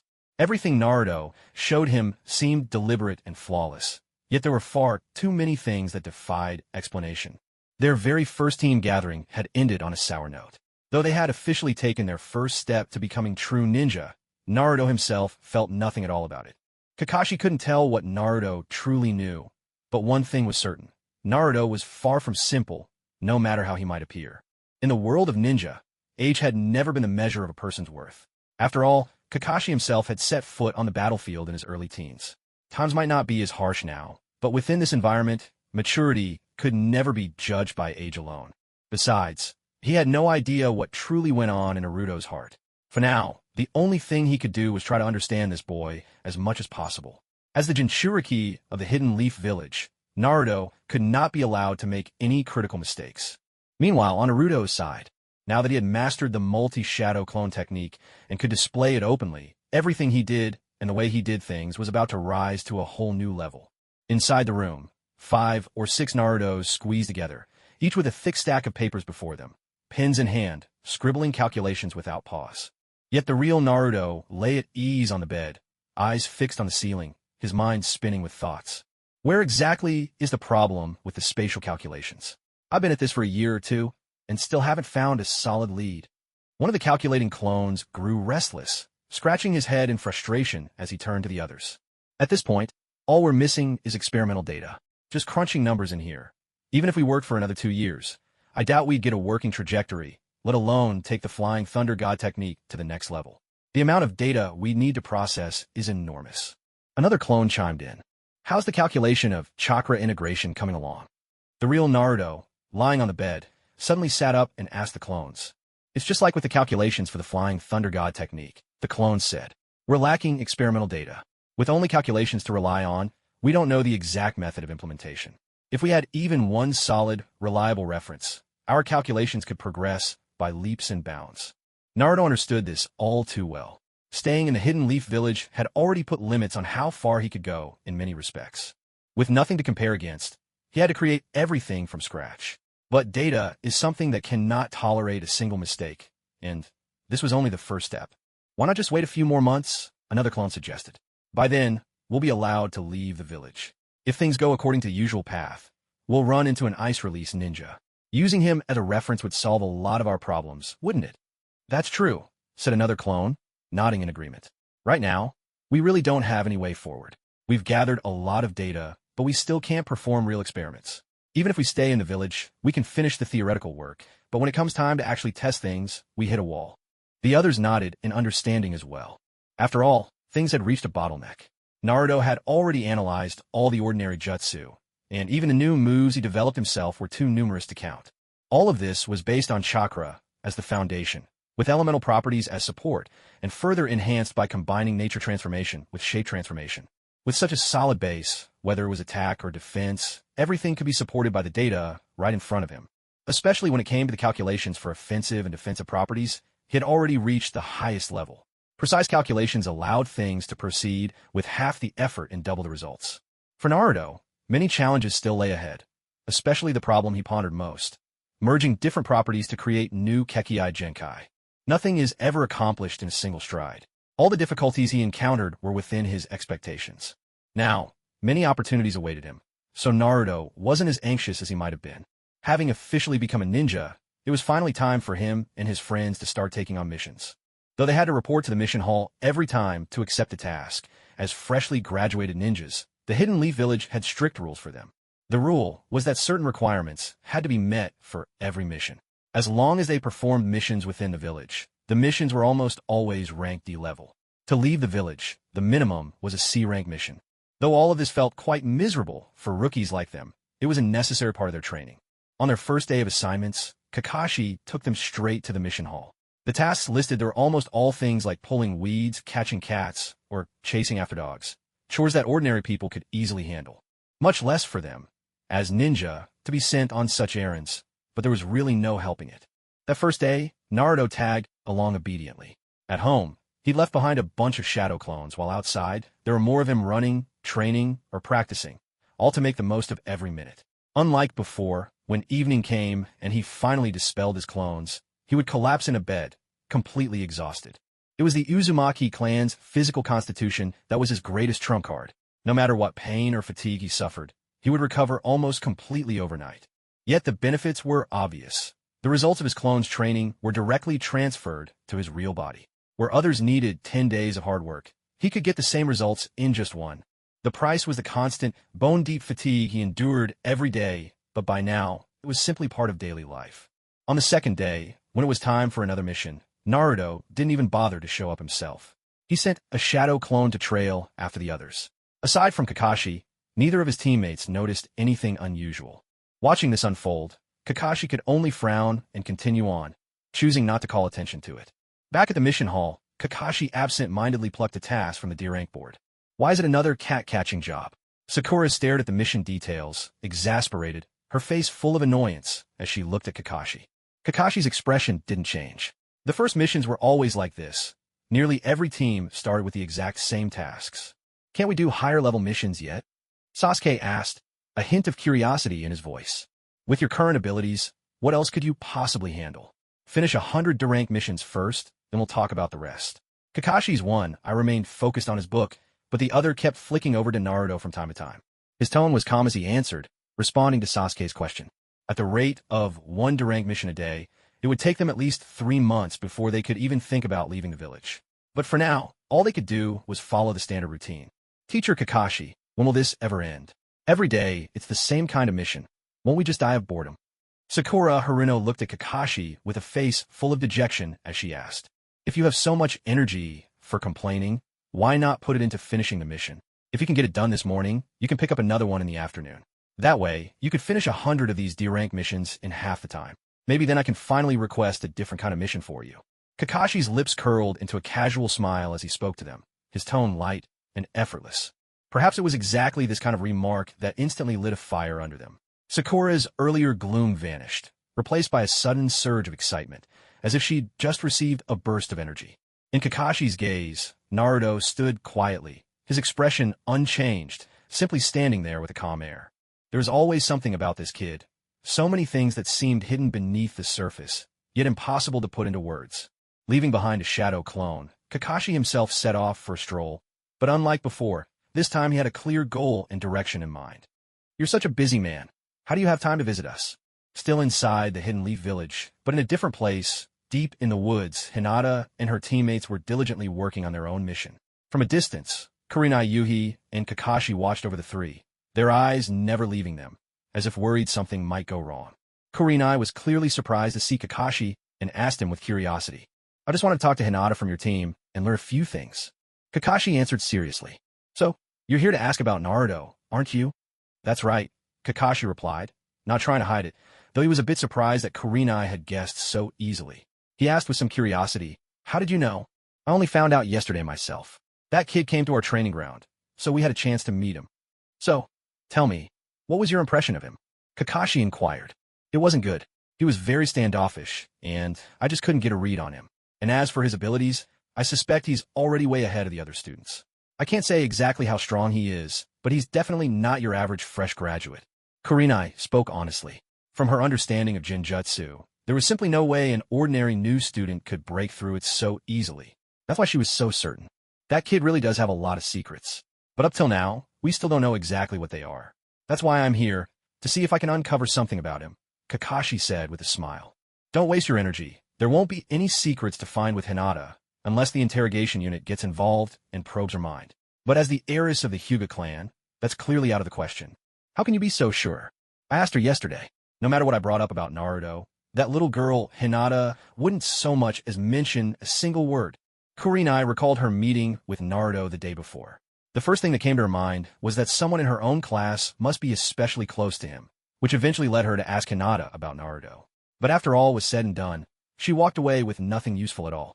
Everyone knew that the Hyuga heiress, Hinata, was the one closest to Naruto, but what difference did that make in the end? There's something seriously off about that guy, and right now, this is our only possible breakthrough. Do you think there's a chance we could try to get around it with Genjutsu? Kakashi paused for a moment, then asked tentatively. "It's not impossible," Kurenai replied. "But do you realize what the consequences would be? I really wouldn't recommend provoking the Hyuga clan like that." "Then perhaps it's best to drop it. But would it be alright if I just have a word with her?" Kakashi asked. "That's fine," Kurenai replied, then stepped away from Kakashi, heading over toward Hinata. After a while, Hinata tiptoed over. She showed no sign of embarrassment as she faced Kakashi, and from the moment he approached, she had already guessed what he was after. On her way over, she'd run through all sorts of possible responses in her mind, but deep down, a lingering anxiety still gnawed at her. "Hello, Kakashi-sensei. May I ask what you need from me?" Hinata approached, smiling as she spoke.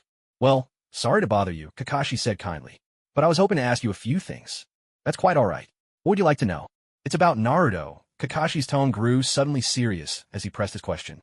"I'm sorry, but I really don't know much about what's going on with Naruto," Hinata replied smoothly. "You're his teacher. You should know more than I do, shouldn't you? You're his closest friend.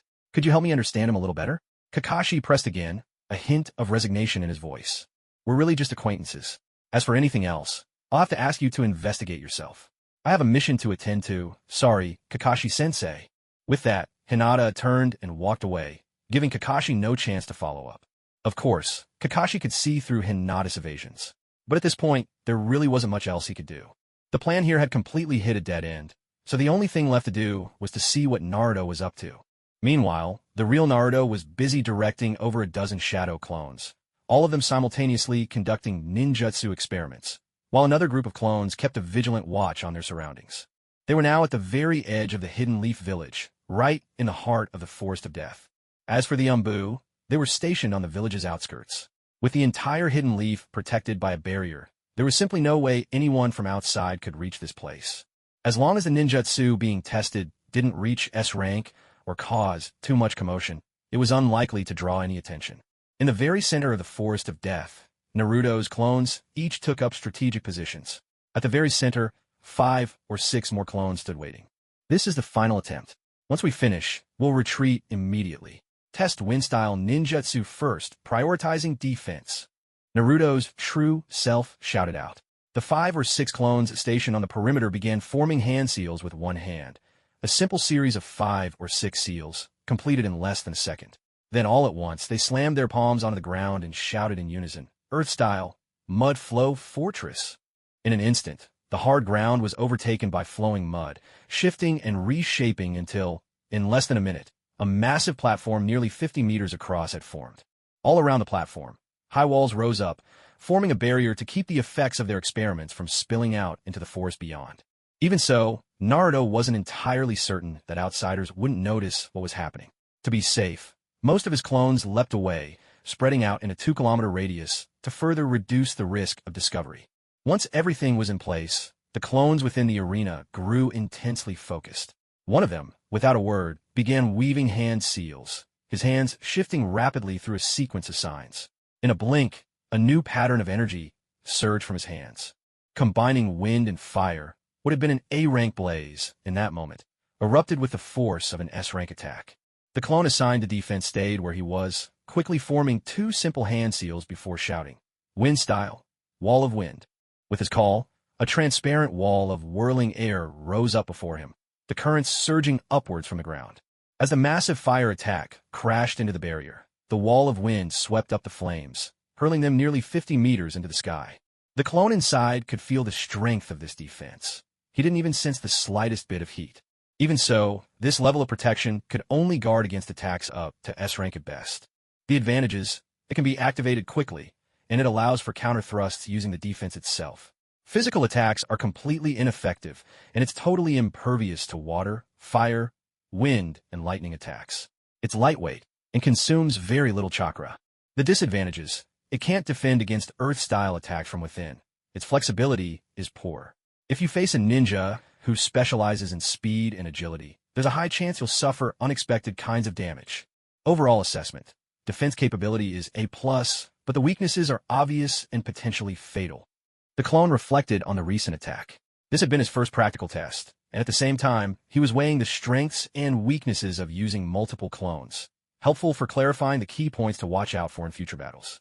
Naruto himself had also realized this. When it came to pure defense, he was still lacking in some areas.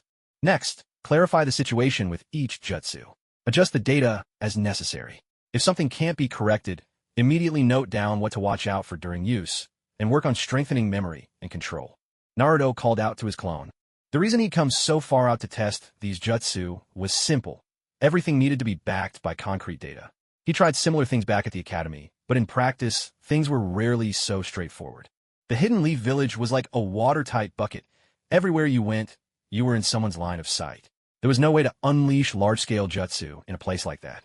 Even here, despite the distance, the commotion from their tests would likely be discovered by others within half an hour at most, just as they'd expected. This was why he created so many clones, to complete all his experimental data as quickly as possible. At this moment, Naruto resembled more of a scientist of jutsu, striving to push his abilities to their absolute limits. He possessed all 5 chakra natures, wind, lightning, water, fire, and earth, but rather than specializing in just one, he developed all of them evenly, letting each power advance in balance. His goal was clear, to seek out the fusion point for Kekkei Genkai, and use his own knowledge and precision to create a bloodline limit that only those born with special talent should possess. Meanwhile, Kakashi was searching everywhere for Naruto's true self. But this time, his search led him to witness many things that left him utterly astonished. Not only had Naruto created shadow clones at home, though it was impossible to tell exactly what he was up to, through the window, it was plain to see that every single one of them was studying. As for what they were studying, Kakashi had no desire to dig deeper or investigate further. Yet elsewhere, Naruto revealed a completely different side of himself. He was sprinting along the edge of the forest of death, and this intense physical training wasn't just performed by a single clone. 5 or 6 of them were running side by side. In another area, clones were training other aspects of physical fitness, practicing ninjutsu, and honing their chakra control. Every single activity seemed meticulously organized and methodical, and every scene was astonishing to witness. For the first time, Kakashi realized that his own student possessed a drive he had never imagined. He'd never considered that someone could push themselves so relentlessly. This led him to another question. Just how strong had Naruto become?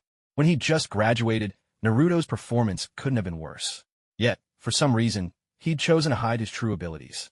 What could possibly motivate him to conceal all this? Could it really be, as Naruto had once told him, that he simply didn't want to be a ninja? But if not a ninja, how had he managed to survive all this time? It seems it's time to have a talk with him. Perched atop a tree, Kakashi watched the training clones below. He leapt down and slowly made his way toward the group of hard-working Narutos. "Naruto," Kakashi called out as he approached. One of the clones turned to look at Kakashi, his face betraying no emotion. The moment Kakashi had arrived in this area, Naruto had already sensed his presence. He simply chose to ignore it. "What brings you here, Kakashi-sensei?" Naruto asked. "You sent a clone on a mission. For your safety, I thought I'd better check up on you," Kakashi replied, his voice tinged with resignation. Faced with Naruto as he was now, Kakashi honestly didn't know what to say. He knew Naruto's true identity, and although he'd observed him a few times before, it had always been in secret. Naruto offered a calm, quiet smile, saying little in response. Instead, with a wave of his hand, all the training clones vanished instantly. But just as his original self was about to begin another test, the sudden flood of memories and fatigue overwhelmed him. He collapsed to the ground, unconscious. Fortunately, the other clones weren't affected much, and the real Naruto was only out cold for a brief moment. The Naruto clone conversing with Kakashi stood still, took a deep breath, turned his face with a smile, and said, "My abilities are still too weak right now. Since I've finally found a way to improve quickly, of course I don't want to waste a single moment. As for missions like searching for cats or dogs, even if I send a clone to handle them, it doesn't matter at all. Naruto, I think you and I should have a proper talk. Right now, I'm your teacher, so I have a responsibility to look after you. Training with shadow clones does double your progress for half the effort, but at the same time, it puts a tremendous strain on your body," Kakashi said seriously. "The Uzumaki clan's constitution naturally comes with powerful healing abilities. As long as I don't push it too far, my body won't suffer any harm," Clone Naruto replied without a care, plopping down on a nearby tree stump and addressing Kakashi as if nothing were out of the ordinary. At that moment, the two of them didn't look like teacher and student at all, more like two friends chatting face to face. "What about your original self?" Kakashi asked. "Who knows? He's probably napping somewhere. But since you came to talk to me, what about the other two?" Naruto replied. "Same as you." Kakashi spread his hands with a nonchalant expression. "You're certainly a responsible teacher, but it's obvious there's nothing much for me to do here. The early bird catches the worm. After all, if I don't work harder than the rest, how else am I supposed to make it in the world of ninja?" Naruto said, grinning widely. "Hard work is important, but teamwork between ninjas is even more crucial. The three of you are a squad. In the future, you'll need to work closely together in combat. Now that you're breaking away from the team, do you think it helps them? Or does it only benefit you?"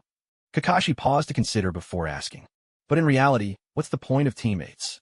Only those with real strength matter. Did Madara Uchiha need teammates? Did the first Hokage need teammates? Neither of them did. Naruto retorted, completely unfazed. The truth was, he had plenty of his own ideas, and as for his two teammates, they served no purpose at all, especially from his current perspective. The two of them were pitifully weak, and their minds seemed completely disconnected. One was obsessed with boys, and the other's head was filled with revenge. Sure, they each had dreams and ideals, but with such different goals, how could they possibly walk the same path? At least, that was how Naruto saw things right now. Rather than rely on team coordination, he'd rather create more shadow clones of himself. At least then, the teamwork would be seamless. Kakashi was at a loss for words after hearing this.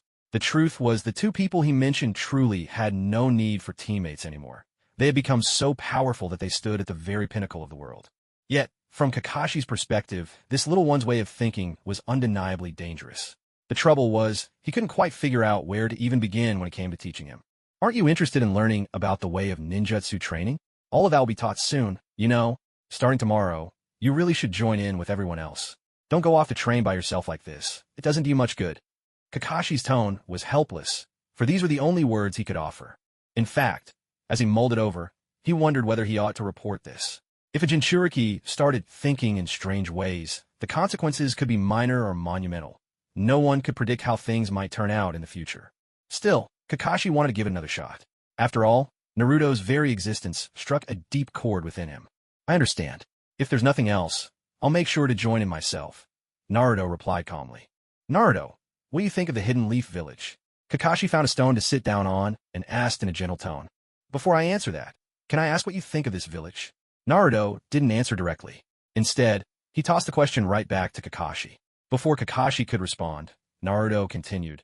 A village that could drive a hero to his death, a place where mere rumors are enough to push a leaf hero to the brink. What do you really think of a village like that? Kakashi's eyes widened, and even his lips, hidden beneath his mask, began to tremble. The most pressing question was, how did Naruto know about this? But Naruto wasn't speaking of just anyone. The hero driven to his death by the village was none other than Kakashi's own father, the man who now sat before him. Once upon a time, he had been the Leaf's greatest hero and held the brightest hope of becoming Hokage. Yet in the end, through layer upon layer of conspiracy, this hero who had devoted his entire life to the village was driven to take his own life in his home.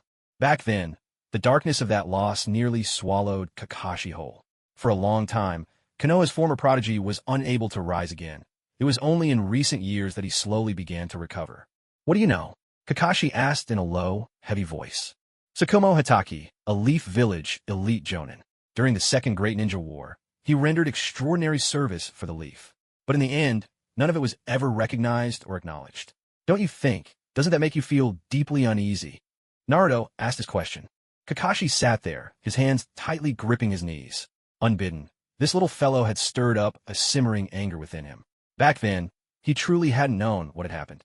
But so many years had passed, and as he gradually came to understand the ways of the hidden Leaf Village, looking back with the eyes of the present, he could more or less piece together how things might have unfolded. From the very beginning, as he tried to gauge Naruto's understanding, Kakashi realized that Naruto seemed to know far too much. And these were things never made public, never discussed openly. After all these years, how many people even remembered what had happened back then? Now, as those old events were brought up once again, Kakashi was angry, but he forced himself to remain patient. He frowned at Naruto, as if hoping to learn the truth from the boy's lips. The mood grew restless in just a short span of time. Naruto, his face calm, stared at Kakashi sitting in front of him. He, too, wished to hear the answer he sought from the man before him. But in the end, Kakashi finally spoke. Whatever happened in the past, it's over now. What matters most is the well-being of the village. Oh, how noble. The well-being of the village? Naruto retorted with a cold, mocking laugh. From the Warring States period until now, it's only been, 60 years? When the clans first united to form the village, how many people did each clan have? Take your own Hatake clan, at least 100 people, right? And now, the mighty Uchiha clan, look at them now. And that's not even mentioning the others. Today, aside from the Sarutobi and Shimura clans, even the Hyuga have had to lower their heads and keep to themselves. As for the Ino-Shikicho trio, their family creed has always been to serve the Hokage. No matter who the Hokage is, they will offer unwavering support. That's their way of survival. But what about everyone else? I won't deny the third Hokage's contributions to the village, but have you ever wondered if there were other motives at play? Naruto's eyes were icy as he stared straight at Kakashi, his words laced with ridicule. This was what he truly wanted to express. He wanted to see how the man before him would react. Your thoughts are dangerous. You shouldn't speak like this again. Decisions about the Hokage are not for you or me to question, Kakashi replied. Though he rebuked Naruto out loud, deep down, Kakashi couldn't help but reflect. Compared to the past, what truly made the present Hidden Leaf Village stronger? You know full well whether it's your place or not. The darkness within the Hidden Leaf Village. You understand it even better than I do. Some things don't need to be spelled out too plainly. What exactly are you trying to do? The life of a Jinchuriki. Do you really think that's something you get to decide for yourself? Naruto spoke with a faint smile at the corner of his lips, but as a sharp crack echoed through the air, the Naruto who had been sitting before Kakashi vanished in a puff of smoke. Now, only Kakashi remained, his face frozen in shock. The fact that Naruto was the Nine Tails host was common knowledge to most in the village, but the deeper realities of being a Jinchuriki, those are understood by few outside the upper echelons of the ninja leadership. Kakashi couldn't be sure how much Naruto truly knew. It was as if someone was deliberately nudging him along a path. Regardless of how things had been in the past, the Hidden Leaf Village now appeared as calm as ever. Kakashi didn't want Naruto to be led by someone else's hand, but apart from reporting what he knew to his superiors, he couldn't think of any other course of action. Yet if he did make that report, what kind of fate awaited Naruto then? Kakashi found himself unable to even imagine the consequences. Honestly, shadow clones really aren't reliable. Back in the training grounds, the real Naruto let out a helpless sigh. From the moment his clone had dispersed, every sight and word that the clone had experienced poured into his mind. He'd meant to keep everything hidden, but to his dismay, the clone had nearly spilled all his secrets. What was the point of trying to hide anything now? Even though he trusted Kakashi to some extent, what if Kakashi ended up passing all this on to the third Hokage? Wouldn't that mean everything would go down the drain? It's time to start preparing. Naruto sighed again, muttering to himself. He looked over at the clones who were getting ready for the next experiment. With just a wave of his hand, every single clone vanished, dissolving into smoke. Even the ones back home, busily scribbling away, disappeared in an instant. If the Hokage found out about this, Naruto could easily imagine just what kind of situation he'd be in. He didn't trust Kakashi. Not really. Trusting him wouldn't do him any good anyway. Leaving the forest of death, Naruto wandered through the bustling street, watching people hauling goods, merchants getting ready to leave the village. These are the very people who might offer him the easiest way out of the Hidden Leaf. While the merchants were still busy loading up their wagons, Naruto quietly approached and gave the side of one carriage a quick squeeze with his right hand. A set of black markings then appeared directly on the carriage, but these marks only lingered for a second or two before slowly fading away, as if they had been absorbed into the body of the carriage. He took similar precautions for himself, layering several safeguards to prevent any unexpected problems from arising later. After finishing all this, he returned straight to his residence. The first thing he did upon arriving was to gather up everything in the room worth taking and pack it all neatly into a scroll. This was the simplest way, and also the most convenient method, for a quick escape. But just as he finished packing, Naruto could clearly sense more than a dozen ANBU operatives suddenly surrounding his house. Though he didn't know their exact purpose, his vigilance instantly shot up. With the scroll in hand, Naruto opened his door and went downstairs. Sure enough, outside, people were already waiting for him. 3 masked ANBU stood there. As soon as Naruto stepped out, 2 of them flanked him, while the one in front addressed him directly. Naruto Uzumaki, the Hokage wishes to see you. Please come with us. I have a mission right now. Can you tell me why the Hokage wants to see me? Naruto asked. At this moment, your only task is to leave with us. You have no other choice. The ANBU in front spoke in a cold, unyielding tone. Could you at least wait Take him. Before Naruto could finish, the 3 ANBU acted instantly. The 2 on his sides moved with lightning speed, restraining him on the spot.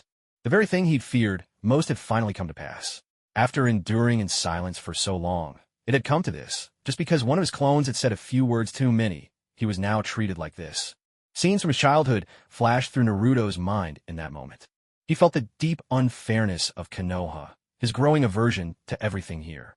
Just moments ago, he'd been speaking calmly, but now they had resorted to force. Was this what Konoha truly was? Could you let go? I can walk on my own, Naruto said, suppressing his anger and forcing his tone to remain calm. From the moment they'd arrived, Naruto had already thought of countless ways to escape Konoha. Only if there were no other options would he choose this path. Konoha might be shrouded in darkness, but there was no denying it. Among all the villages in the shinobi world, it was still the safest place. Hearing Naruto's voice, the 2 ANBU members didn't refuse. They promptly released their grip and examined him carefully. From here on, I hope you'll behave yourself. Since there's no problem with you, come with us, said the masked man who seemed to be in charge. Don't worry, Naruto replied. But could I at least know what's going on? You'll be told what you need to know. As for the things you shouldn't, don't ask, one of the ANBU said curtly. In the end, the one standing to Naruto's right seized his arm rather roughly, and in a flash, they leapt away at high speed. They began moving at a breakneck pace toward the Hokage's office, darting across rooftops with incredible agility. Yet, as Naruto drew closer to the Hokage building, an unshakable sense of unease welled up inside him, a feeling he couldn't quite name. Still, he had plenty of confidence in himself. Even if he had to escape right in front of the Hokage, it probably wouldn't be too difficult. Although he hadn't fully mastered the Flying Thunder God technique, he was proficient enough with the second stage that, if it came to it, making a getaway unnoticed would be a solid last resort. But for now, curiosity got the better of him. What business could Hiruzen Sarutobi, the Hokage himself, have with him? In broad daylight, with this mini ANBU escorting him, was it really necessary to mobilize such a force for a guy who'd only just graduated from the Ninja Academy? The Hokage building wasn't particularly close, but at this pace, it took them less than 5 minutes to arrive at its base. It was just a 3-story structure, but it was one of the tallest buildings in all of Konoha. Standing on its rooftop was almost like standing atop the Hokage Rock, with a sweeping view over the entire village. Arriving there, Naruto followed the 3 ANBU up the stairs, his nerves on edge. With every step, he could hear the thunder of his own heartbeat, his anxiety building with each passing moment. When they reached the 3rd floor and the door to the Hokage's office swung open, The sight of those inside made Naruto clench his fists involuntarily. The main thing was, not a single one of these people seemed friendly. Kakashi stood in a corner of the office, looking unusually relaxed and at ease. But at this moment, the Hokage's office was far from empty. Besides Hiruzen Tsurutobi, whom Naruto recognized, and Kakashi, there were 3 others, each with a menacing, almost ferocious appearance.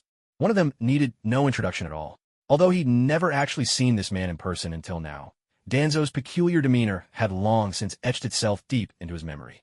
As for the other 2 seated there was no need for further explanation. These were the Hokage's advisors, the highest-ranking figures in the entire village. Naruto, you're here. Hurry up and come in. Hiruzen Tsurutobi sat behind his desk, pipe in hand, watching calmly as Naruto pushed open the door and entered. He spoke in a composed, even tone.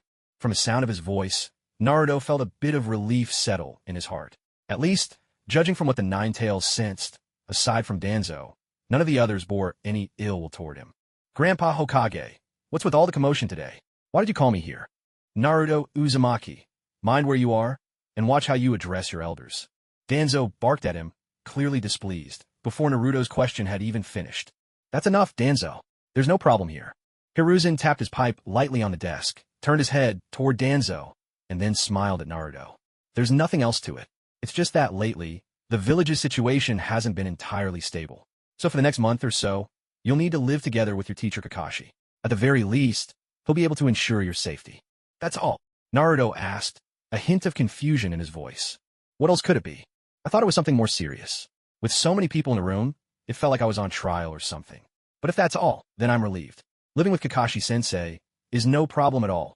Naruto grinned broadly, his worries fading away. He thought something major must have happened, given how serious the atmosphere was. Who would have guessed, after all that talk, it was just about this? He could easily guess the real reason. Someone out there must be threatening the Nine-Tails' safety, or had their eye on the tail beast. In the end, this arrangement was their way of dealing with that danger. If you have no objections, then for the time being, stay with Kakashi. In the meantime, he can also teach you more about ninjutsu. Hiruzen said. I understand, Grandpa Hokage, Naruto replied. Kakashi, I'm leaving him in your care. Once the matter is resolved, we'll let you know right away. Hiruzen looked at Kakashi with a serious expression. There was a deeper meaning behind his words, though it was carefully hidden for Naruto. Clearly, they'd already discussed the details of this matter well in advance, before bringing Naruto here. Kakashi didn't refuse. He simply nodded seriously, straightened up, and walked over to Naruto's side. Grabbing the collar at Naruto's back, he half pulled, half dragged him out of the room. It was only when the door to the Hokage's office closed behind them that Naruto finally felt the tension start to ease from his heart. Even though he had already considered the fastest possible plan, this sudden turn of events made him look at Kakashi beside him with newfound respect. His clone had rambled on about so many irrelevant things, but for a ninja, the first instinct in such a situation should have been to report it immediately. Yet, judging from the Hokage's attitude this time, Naruto hadn't sensed even the slightest hint that anything was amiss. That could only mean Kakashi had never mentioned the incident at all. Looks like I'll be living with Sensei from now on. But I'm broke. How about you treat me to a bowl of ramen? As soon as they stepped outside the Hokage building, Naruto grinned and turned to Kakashi with the suggestion. Kakashi's expression turned a little wry. Just yesterday, he had considered that what Naruto said might one day lead the boy down a path of no return. But after wrestling with his thoughts, in the end, he chose not to report anything directly. As a Jinchuriki, if Naruto didn't have the village's best interests at heart, it could spell great danger for everyone. But if he did report it, Naruto might be at risk of having the tailed beast extracted. If that happened, his teacher's only son would never have the chance to live peacefully to adulthood. So, the only thing left now was to guide Naruto's thinking patiently and carefully.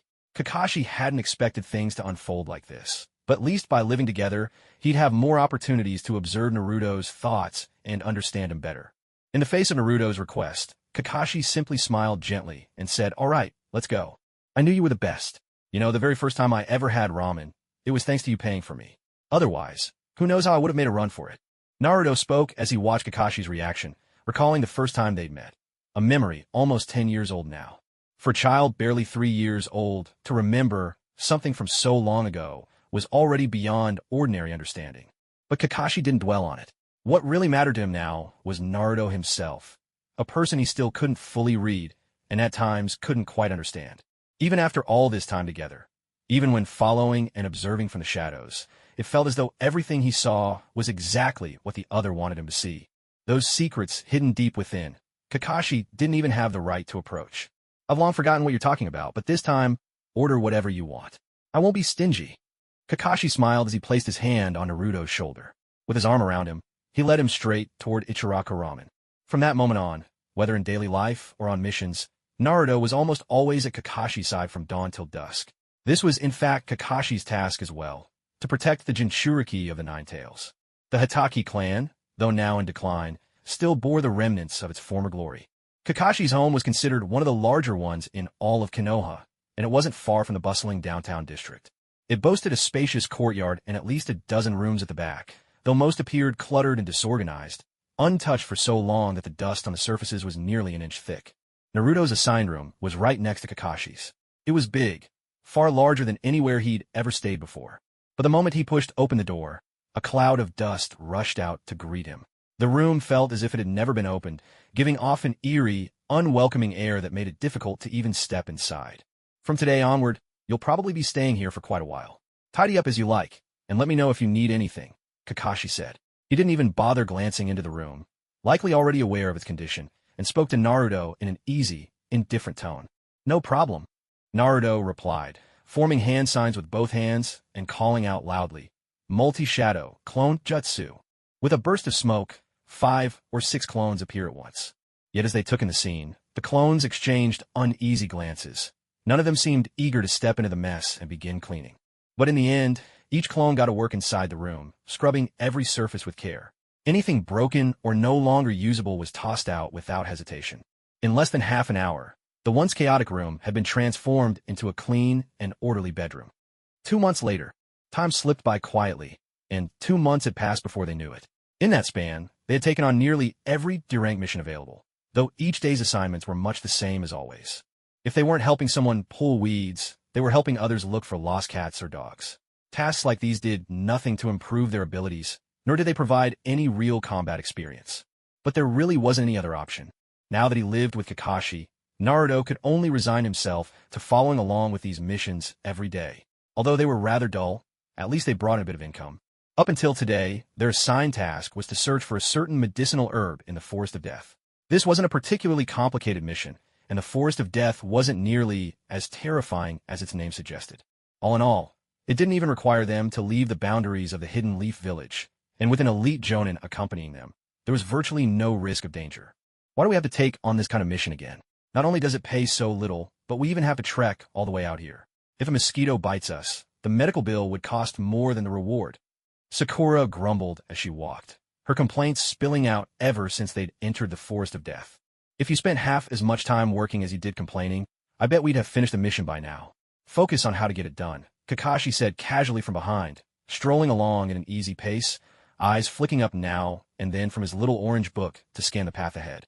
Sasuke, as usual, wore his signature look of indifference. Faced with such mundane tasks, he could scarcely hide his disdain. Searching for herbs in the Forest of Death was about as low-ranking as missions got. Yet with so many plants and trees around, actually finding the specific herb they were after was not as easy as it sounded. The towering trees of the Forest of Death were truly massive. None of them had grown there naturally. All of them were originally created by the first Hokage, who shaped the entire forest with his own abilities. Each tree rose at least 50 meters high, and in a place like this, dangers seemed to lurk everywhere. Venomous snakes and poisonous insects were a constant threat. Take your eyes off the path for a moment, and you might end up as someone's dinner. The three of them moved in formation, Sasuke leading at the front, with Naruto and Sakura walking side by side behind him. As they walked, they kept their eyes peeled, scanning the ground and the underbrush. Even in the glaring daylight, the dense canopy above cast deep shadows. Aside from the path immediately ahead, most of the forest was shrouded in darkness. Kakashi-sensei, what kind of plan are we actually looking for this time? Sasuke finally broke his silence, curiosity getting the better of him after they'd been walking for quite some time. This time, the mission instructions were crystal clear. It's the champion flower you're after. The flower is a vertical oval shape, looking almost like a medal. These things are everywhere in the Forest of Death. If any of you had been paying even a little attention, you would have finished the mission ages ago. Kakashi spoke to them, sounding thoroughly uninterested. If you'd already spotted it, why didn't you say something? Why did you let us keep walking forward without giving us a heads up? Sakura turned around to face Kakashi, her mouth set in a furious scowl as she demanded an answer. This is your mission, not mine. Besides, the whole point is to train you. If you spend all your time chatting and not paying attention to your surroundings, how could you possibly expect to find your target? Kakashi lifted his gaze ever so slightly, his tone relaxed and unhurried. How many of these flowers do we need again? Naruto asked. I think the mission list said 10. Sakura replied. If that's the case, aren't there some right up ahead? Looks like there's even more than we need. Naruto pointed to the roots of a massive tree on their right. Sure enough, a quick glance confirmed his words. The striking red color of the flowers made them easy to identify, though the thick undergrowth meant you'd miss them if you weren't looking carefully. With the task completed, the team did what they always did after a mission. They brought the objective to the mission hall, handed it over to the staff, and once everything checked out, the mission would be officially marked as complete. The 4-person squad had set out in the morning and were already back before noon, just as the mission administrators had expected. But as soon as they handed over the scroll to the staff at the mission hall, something unexpected happened. I'm very sorry, but this time, the mission giver wants to receive the items in person. He's already waiting inside. Please deliver them directly to him. Don't we usually hand everything over to you? Why is it different this time? Kakashi asked, a hint of puzzlement in his voice. The client insisted on receiving the goods personally this time, so there's nothing we can do about it. The staff member explained once more. Though the team was clearly annoyed, the 4 of them followed the directions and soon found themselves face-to-face with the person who had commissioned the mission. He lounged in the middle of the hall like he owned the place, legs propped up on the coffee table in front of him, a cigarette dangling from his lips, paying no mind to anyone around him.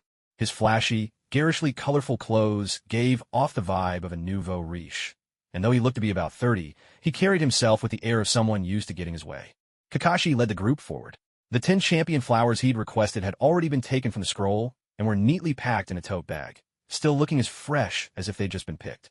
As the group of 4 approached, Kakashi stepped forward to face the man sitting there with an arrogant look and announced, Here is the task you requested, 10 champion flowers, all meeting the standards you specified. Huh, let me have a look. The man promptly swung his legs off the table, glanced at them briefly, then snatched up the tote bag. Pulling out a champion flower, he inspected it closely. His arrogance gave way to a look of disdain as he examined the flower. The quality of your picking isn't up to par, is it? There are already some minor scratches on the petals. What did the requirements say? They must be delivered in perfect condition, but it seems you haven't managed that. Still lounging on the sofa, legs crossed, the man scrutinized the flower in his hand, his tone languid and laced with contempt.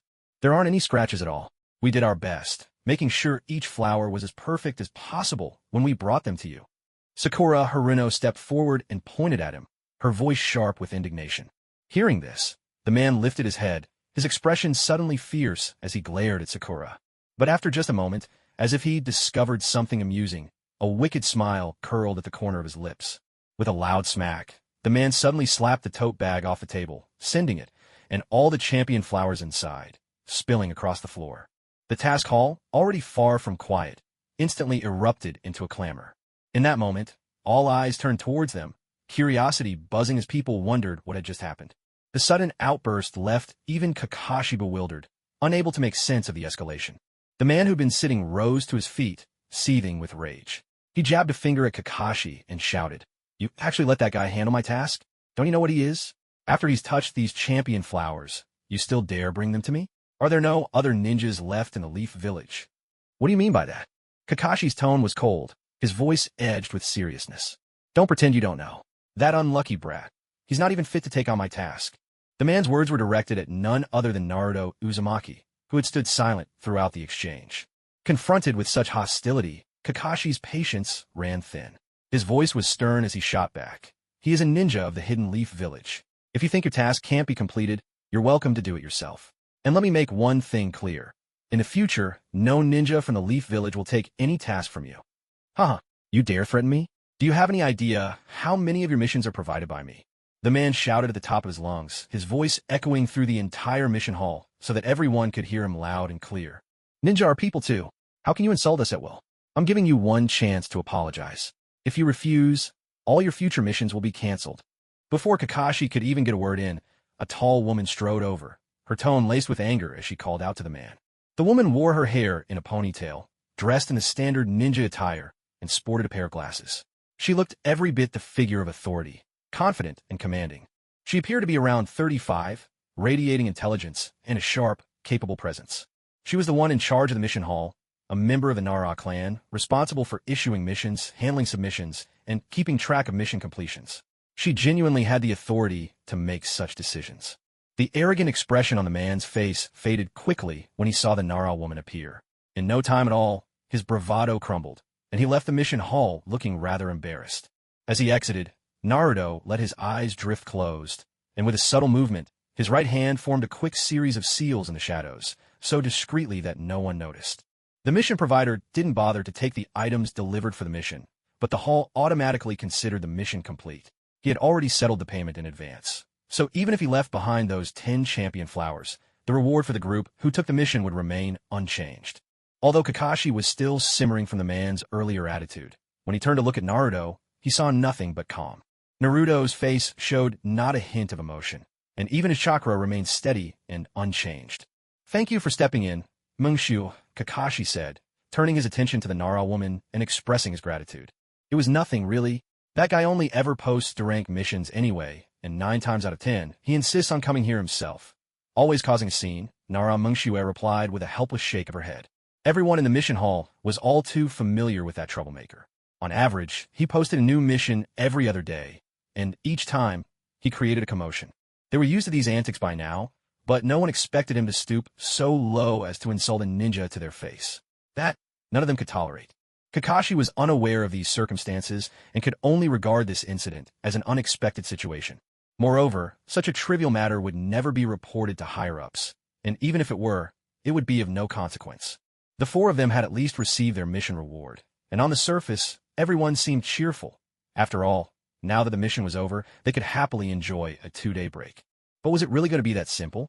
The very next morning, before the sun had risen high, a piece of shocking news spread through the village. The man who had insulted them the day before had died mysteriously in his own home. For most people, this was nothing more than a minor incident. After all, the deceased was just an ordinary man with no background except for his family's wealth. Yet this time, the situation caused an uproar within the Umbu, and even the entire interrogation division got involved. For the death of a mere civilian, they all gathered together. Upon hearing of the man's death, Kakashi felt his heart tighten and hurried there as fast as he could. The scene was a spacious villa where a man, not particularly overweight, lay silently in the middle of the living room.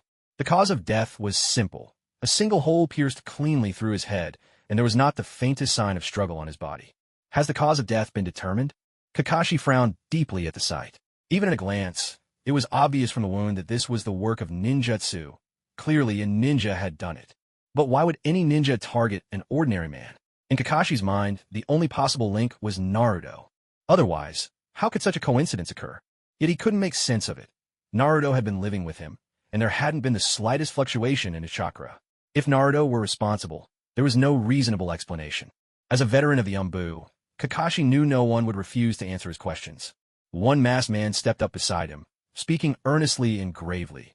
"Kakashi-senpai, the man was killed in a single blow by ninjutsu. He didn't sense a thing. The attack came from behind. But so far, we haven't been able to identify the kind of technique used. All we know is that traces of chakra remain. The rest is a complete mystery. Why is the interrogation division involved in this?" Kakashi pressed further. About 10 years ago, a similar case occurred. 3 root members were killed in exactly the same way by the same kind of ninjutsu. To this day, no one has figured out who did it. That's why, when they got the message, they came to see if they could finally learn who was behind it. The member of the Umbu spoke up. "Understand." Kakashi took a deep breath, then exhaled heavily. The circumstances from 10 years ago had absolutely no connection to what was happening now. Naruto's only suspicion was dismissed as well. With an attack like this, not even so many professionals could determine what kind of jutsu had been used. More importantly, 10 years ago, Naruto was only 3 years old. How could he possibly have killed 3 members of the Root Division? With his mind at ease, Kakashi carefully examined the wound on the man's forehead. It was clearly the result of a transformation in chakra form. Nothing but a pure manipulation of chakra's shape. From what he knew, who would go to such lengths just to develop chakra shape transformation, and nothing more? Besides, those who managed to master shape transformation were usually already Jonin-level ninja. Once someone reached that level, why would they go to such trouble just to target an ordinary person? In the Hidden Leaf Village, for a ninja to use a jutsu against a civilian was considered a grave taboo. Yet everything about this case was just like it had been 10 years ago. No clues, no traces left behind. In the end, it was as if the murderer had appeared out of thin air. No one had any idea who could have done this. From the moment the new incident was discovered, the interrogation unit had brought members from the investigative clans, most notably the Aburame clan. As soon as they arrived, they unleashed swarms of insects throughout the entire room, scouring every detail for a clue, desperate to catch the murderer who had been lurking in the shadows for over a decade. But as expected, even their efforts turned up nothing. No trace to be found. We're terribly sorry. This time, there's not a single clue we can uncover. Even though our insects can sense chakra, the amount left behind is so faint it's useless. There's no way to track it. No trail at all. A member of the Aburame clan reported directly to the interrogation officer standing at the entrance. To everyone's surprise, the officer reacted with sudden frustration. He slammed his fist into the wall, his eyes fixed intently on the lifeless body of the man. It seems this person is familiar with every method used by the clans of the Leaf. Every time they strike, they've already considered every possibility. The interrogation officer's voice was filled with anger. The death of such an ordinary person had left the entire team feeling helpless. More than that, it felt like a blatant provocation. Kakashi didn't investigate any further. After a final glance, he simply turned and walked away. Since the same thing had happened 10 years ago, in his mind, Naruto was almost certainly not involved, though not entirely beyond suspicion. As long as doubt lingers in one's heart, there will always be a reason for something to exist. The commotion in the outside world surrounding the Nine-Tails Jinchuriki had subsided for now, but Kakashi hadn't told Naruto anything about it. Instead, he continued to let Naruto live with him, which made it easier to keep an eye on and discipline the little rascal. Having just completed a mission, the two of them had these couple of days off to rest.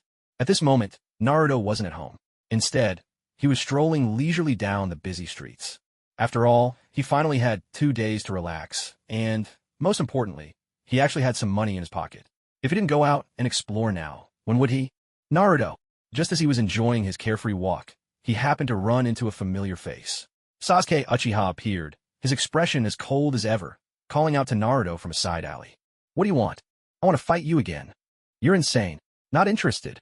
Without sparing Sasuke another glance, Naruto brushed him off and kept walking forward. Requests like this had become so frequent over the past few months that Naruto had lost count. If not 8 times, then at least 10. In the end, Naruto refused every single one. He wasn't about to go looking for trouble when he could avoid it. Anyway, out here on a main street, Sasuke couldn't very well force a fight. He just stood there, seething in silence, his cold gaze fixed on Naruto's retreating figure. And so, the 2 days of rest slipped by quietly. But today, every member of Team 7 received a summons from the Hokage himself, a direct assignment from the leader of the village. Inside the Hokage's office, Naruto looked across the room at the old man sitting on the sofa opposite Hiruzen Sarutobi. With a single glance, he recognized him. This was the elder who could openly lead him out of the Hidden Leaf village. I have a C-rank mission for you, Hiruzen announced. You are to escort Tizuna back to the Land of Waves. He's a bridge builder, and the job isn't particularly complicated, so I'm leaving it to your team. Hiruzen turned to address Kakashi directly. Are there any special requirements for this mission? Kakashi asked. None at all. You can rest easy about that. Tizuna answered before the Hokage could. Just get me safely to the Land of Waves. The big bridge over there is waiting for me to return and continue construction. The journey should be safe enough, but I do worry about the occasional bandit or thief. If they delay us, it could set the whole project back, which would be a huge loss. Tizuna stood up with a friendly smile, his spectacles giving him an air of scholarly distinction. After confirming the details several times, Kakashi finally turned to Hiruzen Sarutobi and said, Team 7 accepts this C-rank mission. Yes, we can finally leave the village. Sakura couldn't contain herself. She jumped up right there in the Hokage's office. But as soon as she noticed everyone watching, her excitement faded and she suddenly became demure and shy. Will we be setting out? She asked politely. Kakashi turned to Tizuna. The sooner, the better. After all, we've already wasted too much time here. Tizuna replied, trying to appear calm, though the impatience on his face was hard to hide. He didn't let slip any flaws in his demeanor. Naruto watched Tizuna closely, studying every move. He didn't really care what the man might be up to, or even what risks could be lurking in the background. All Naruto wanted now was to leave Konoha as soon as possible and see what the world outside was really like. With their current skills, the team could easily leave this dull place behind. Yet Naruto didn't want to burn all his bridges. Staying in the Leaf Village was still a pretty good option. Sure, there was darkness here, but what did that have to do with him? The next day, their mission officially began. Without any vehicles or means of transport, the four of them simply set off on foot. They had agreed to meet at the main gate of the village, gathering there just as the sky began to lighten at dawn. As soon as they arrived, Kakashi noticed the scroll strapped to Naruto's back and asked, puzzled, "What's that you're carrying?" "Nothing important. Has Sakura arrived yet?" Naruto replied, quickly changing the subject. "She should be here soon. You folks really don't move very fast, do you? It's already this late, and you're still not ready to leave. We've got several days of walking just to reach the land of waves." Tazuna complained, growing increasingly impatient. "You've already waited this long, and now you choose this moment to get anxious? Isn't that a bit too obvious?" Naruto said. "What do you mean?" Tazuna asked. "You know exactly what's going on. There's no need to spell everything out," Naruto answered, stepping closer to the old man with a sly smile, his tone dripping with disdain. At that moment, Sakura came running over, loaded down with bags of all sizes, so many, in fact, that she could barely move. "Sorry, everyone," she panted. "It's my first time going so far from home, and my parents packed way too much for me." She set her enormous backpack down with a heavy thud and nearly collapsed from exhaustion. Witnessing this scene, Kakashi didn't say much. Instead, he simply spoke up, "Well, since everyone's here, let's get ready to head out." At the entrance to the Hidden Leaf Village, whether entering or leaving, the regulations were always strictly enforced. Especially for ninja, when they left, what mission they were on, how many people went, and at what time, everything had to be meticulously recorded. If anyone left without registering, they would be regarded as a rogue ninja. That was the main reason why Naruto had never considered leaving the village until now. Once all the paperwork was completed, and as they stepped out through the village gates, Naruto turned back and took a long, thoughtful look at the place he'd called home for more than 10 years. The village itself was far from small. Calling it a village didn't do it justice. It was more like a small city. It was busier and more prosperous than anywhere else in the country, not only offering unmatched security, but also sitting right at the very heart of the Land of Fire. Yet beneath that lively surface, shadows lingered.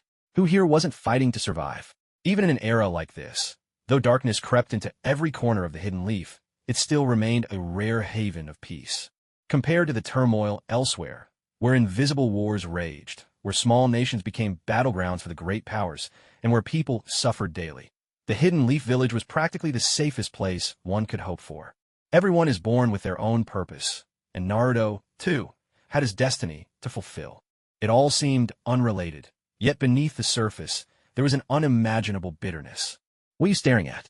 It's not like we're never coming back," Sasuke remarked, a hint of disdain curling his lips as he looked at Naruto.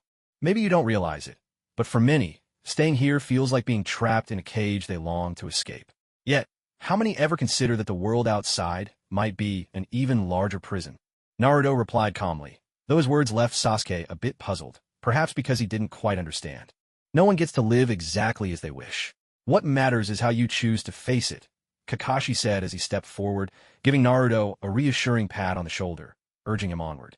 For the first time leaving the Hidden Leaf, Naruto's heart brimmed with curiosity about the outside world. After all, this was the world of the Hokage, and every step beyond the gate was fraught with danger. Surviving in a place like this meant bracing yourself for whatever might come, always with a sense of caution. Along the way, it was hard not to notice. The roads were in far worse shape than they could have imagined. The Land of Waves happened to be right next door to the Land of Fire. It wasn't exactly close, especially when they had someone in tow who knew nothing about ninjutsu. As a result, everyone could only slow their pace, accompanying this person on foot between the Land of Fire and the Land of Waves. 5 days passed. As they neared the borders of the Land of Waves, everything still seemed perfectly calm. At least, that was how it looked to them for now.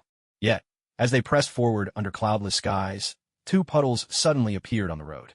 Normally, this wouldn't have meant anything, but here, the chances of such a thing happening were incredibly slim. Thanks to the Nine-Tails' sensory abilities combined with his own, Naruto had already sensed from afar that something unusual was about to happen today. Before anyone could get close, the 2 puddles abruptly transformed into 2 men dressed in black, each wearing a conical hat. In their hands, they held long, jagged chains. In a split second, they surrounded Kakashi, and before anyone could react, the 2 men pulled sharply. Kakashi was sliced in 2 at the waist. The suddenness of the scene left everyone momentarily frozen in place. Instinctively, though, they rushed toward Naruto. At this point in the story, Naruto had no intention of changing anything. Even as the attackers charged toward him, he simply stood there calmly, unmoving. With a thunderous crash, Just as the enemy prepared to strike, Sasuke dashed forward and sent both assailants flying with a powerful kick. "What are you standing around for?" Sasuke shouted at Naruto. After hitting the ground, the two men didn't continue their assault. Instead, they turned and sprinted straight toward Tazuna. Seeing this, Sakura, full of fear, stepped protectively in front of Tazuna.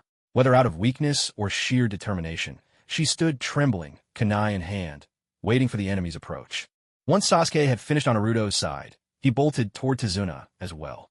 But how could a genin possibly stop two Chunin-level enemies?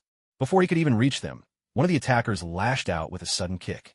Even though Sasuke was prepared, he was still sent flying 5 or 6 meters by the blow. Naruto, meanwhile, simply stood his ground, making no move to intervene.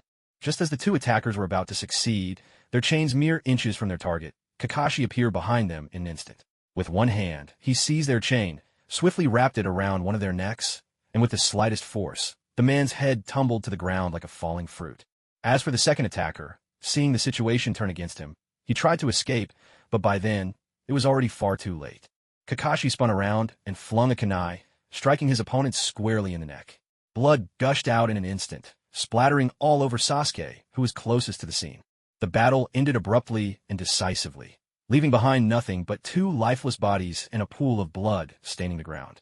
Perhaps because the immediate danger had passed, the group gradually regained their composure. Sakura, in particular, was unable to hold back her nausea at the sight and began to vomit on the spot. Sasuke wasn't faring much better.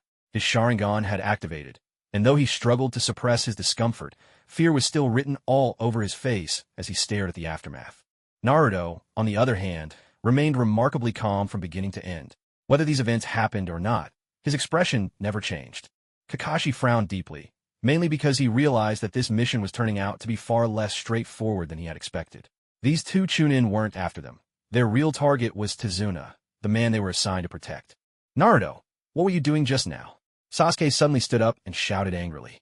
"Ninja aren't supposed to act like this. Missions require teamwork and a cool head. But in situations like this, are you just going to stand by and watch your comrades get hurt?" Kakashi stepped forward, his tone sharp as he questioned Naruto as well. His perspective was different from Sasuke's. He had been observing from the shadows the whole time, his attention fixed mostly on Naruto. He still believed there was more to Naruto than met the eye. Despite his hopes to use this mission as a chance to gauge Naruto's true abilities, things had turned out very differently from what he expected. Naruto had shown no fear whatsoever, only a cold detachment from everything that had happened. "I just couldn't accept the thought of you being dead, Kakashi-sensei. That's why I froze up for a moment. It won't happen again," Naruto replied, grinning widely. As he spoke, Naruto stepped forward, his foot landing in the blood-soaked mud, yet his calm smile remained unchanged. With things having developed to this point, Kakashi decided not to dwell on Naruto's state any further. Instead, he walked straight over to Tazuna, his expression grave. "Don't you think it's time you told us what's really going on? These two were clearly after you. You'd better explain yourself. If this mission involves ninja, the danger level jumps straight to a B rank, and even then, there's no guarantee things won't get worse." Tazuna stammered, clearly a loss for words. His eyes darted about nervously, only deepening Kakashi's suspicions. They had already been on the road for several days, yet up until now, they still had no idea why this so-called master bridge builder was being targeted by ninjas. Looking at Tazuna, Kakashi spoke in a low, serious tone. "If you don't come clean about everything this time, then our mission will end here. You'll have to make your own way back from here on. There's nothing more to ask, is there? We're already here, so let's just keep going.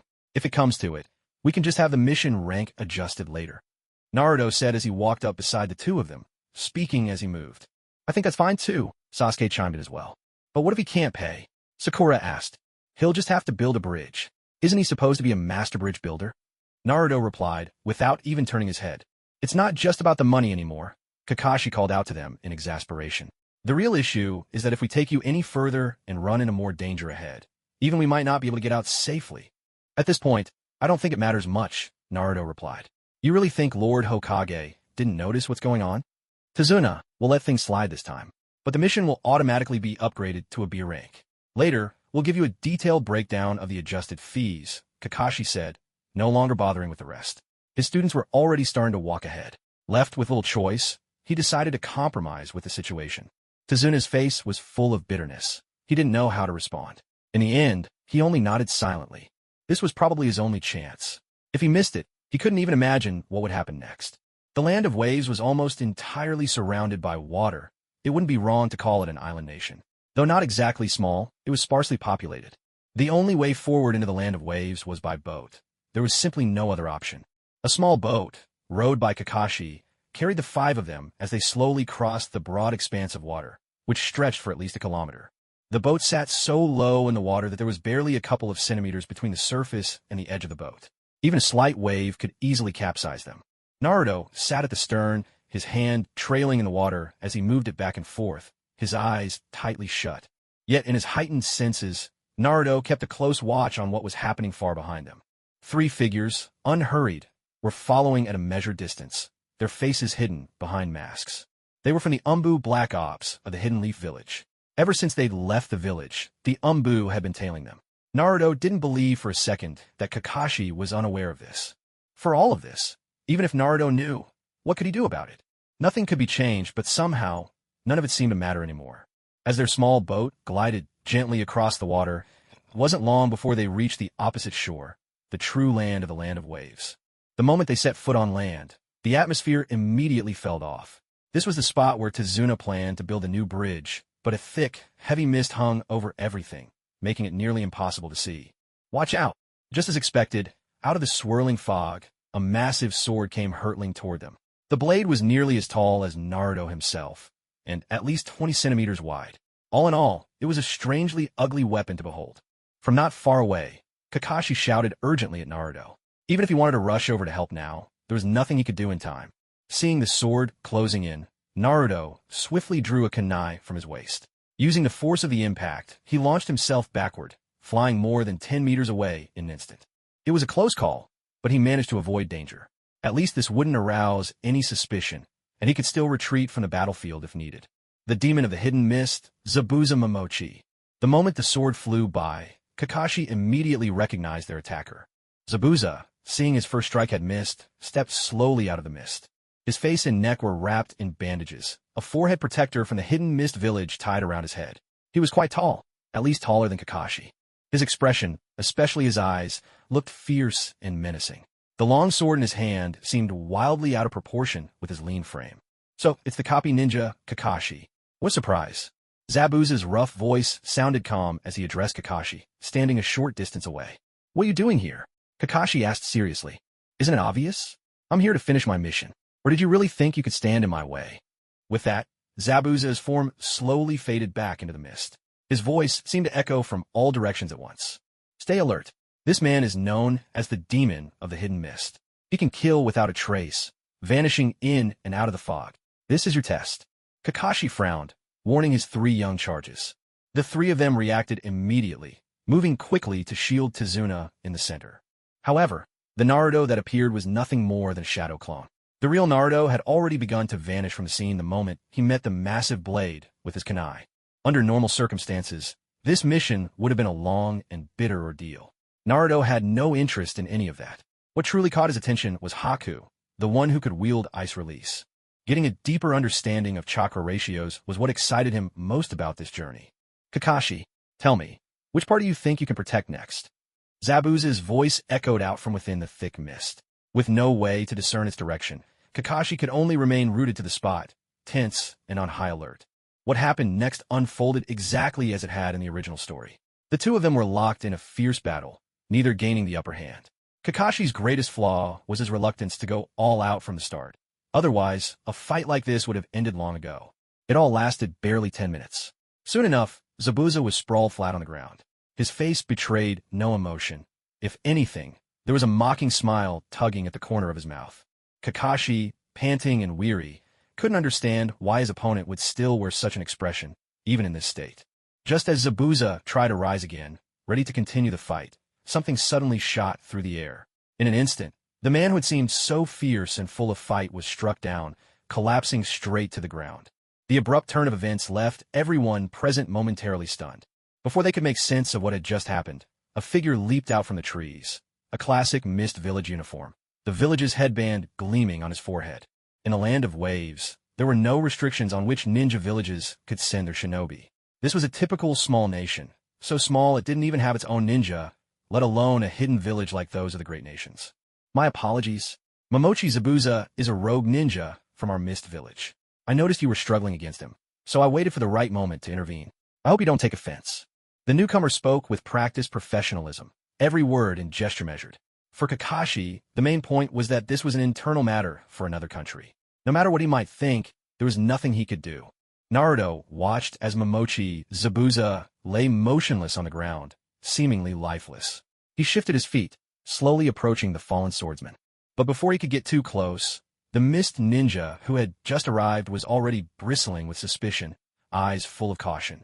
But Naruto didn't pay it much mind, and simply walked straight over to the man lying on the ground. When he reached him, he didn't bother with any thorough inspection. He just placed a hand on the man for a moment, glanced at him, and then turned to leave. Yet, beneath Zabuza Momochi's clothing, a faint black mark began to slowly appear and disappear, until finally, it faded away completely. Kakashi understood very well that, regardless of whether the man was truly defeated or not, he himself had no strength left to continue protecting this group of people. Rather than exposing the man's true nature here and now, it would be better to let him go, to simply let things end for now. Since this is an internal affair of your hidden mist village, we of the Hidden Leaf won't interfere further. But if something like this happens again, I hope you'll inform us as soon as possible, Kakashi said. Understood. A hidden mist ninja replied, then crouched down and hefted Zabuza onto his shoulder. In the next moment, with a powerful leap, he vanished from the scene. I feel like a lot of things just don't add up. There are too many questions that don't have answers, Sakura said thoughtfully, stepping up beside Kakashi now that their opponents had left. Zabuza isn't dead. He only faked his death. But even so, how much strength do we have left to face whoever comes next? The real problem is we have no idea if he has more allies lurking in the shadows, Kakashi replied. He's not dead? Then won't things get even harder for us in the future? Tazuna asked, his lips trembling with worry. This mission's already been upgraded to S rank. What you need to worry about isn't whether he's alive or dead, but how you're going to pay the new mission fee. Otherwise, I'm afraid your dream of building this bridge will slip away again, Naruto said, a sly grin on his lips, showing no sign of sympathy. Naruto, not everything in this world can be solved with money. Kakashi chided gently. That's right, Naruto. Things have come this far. Of course we need to help. If we don't, it just wouldn't be fair to them. Sakura said, her tone bold and full of conviction. You really are a brave bunch.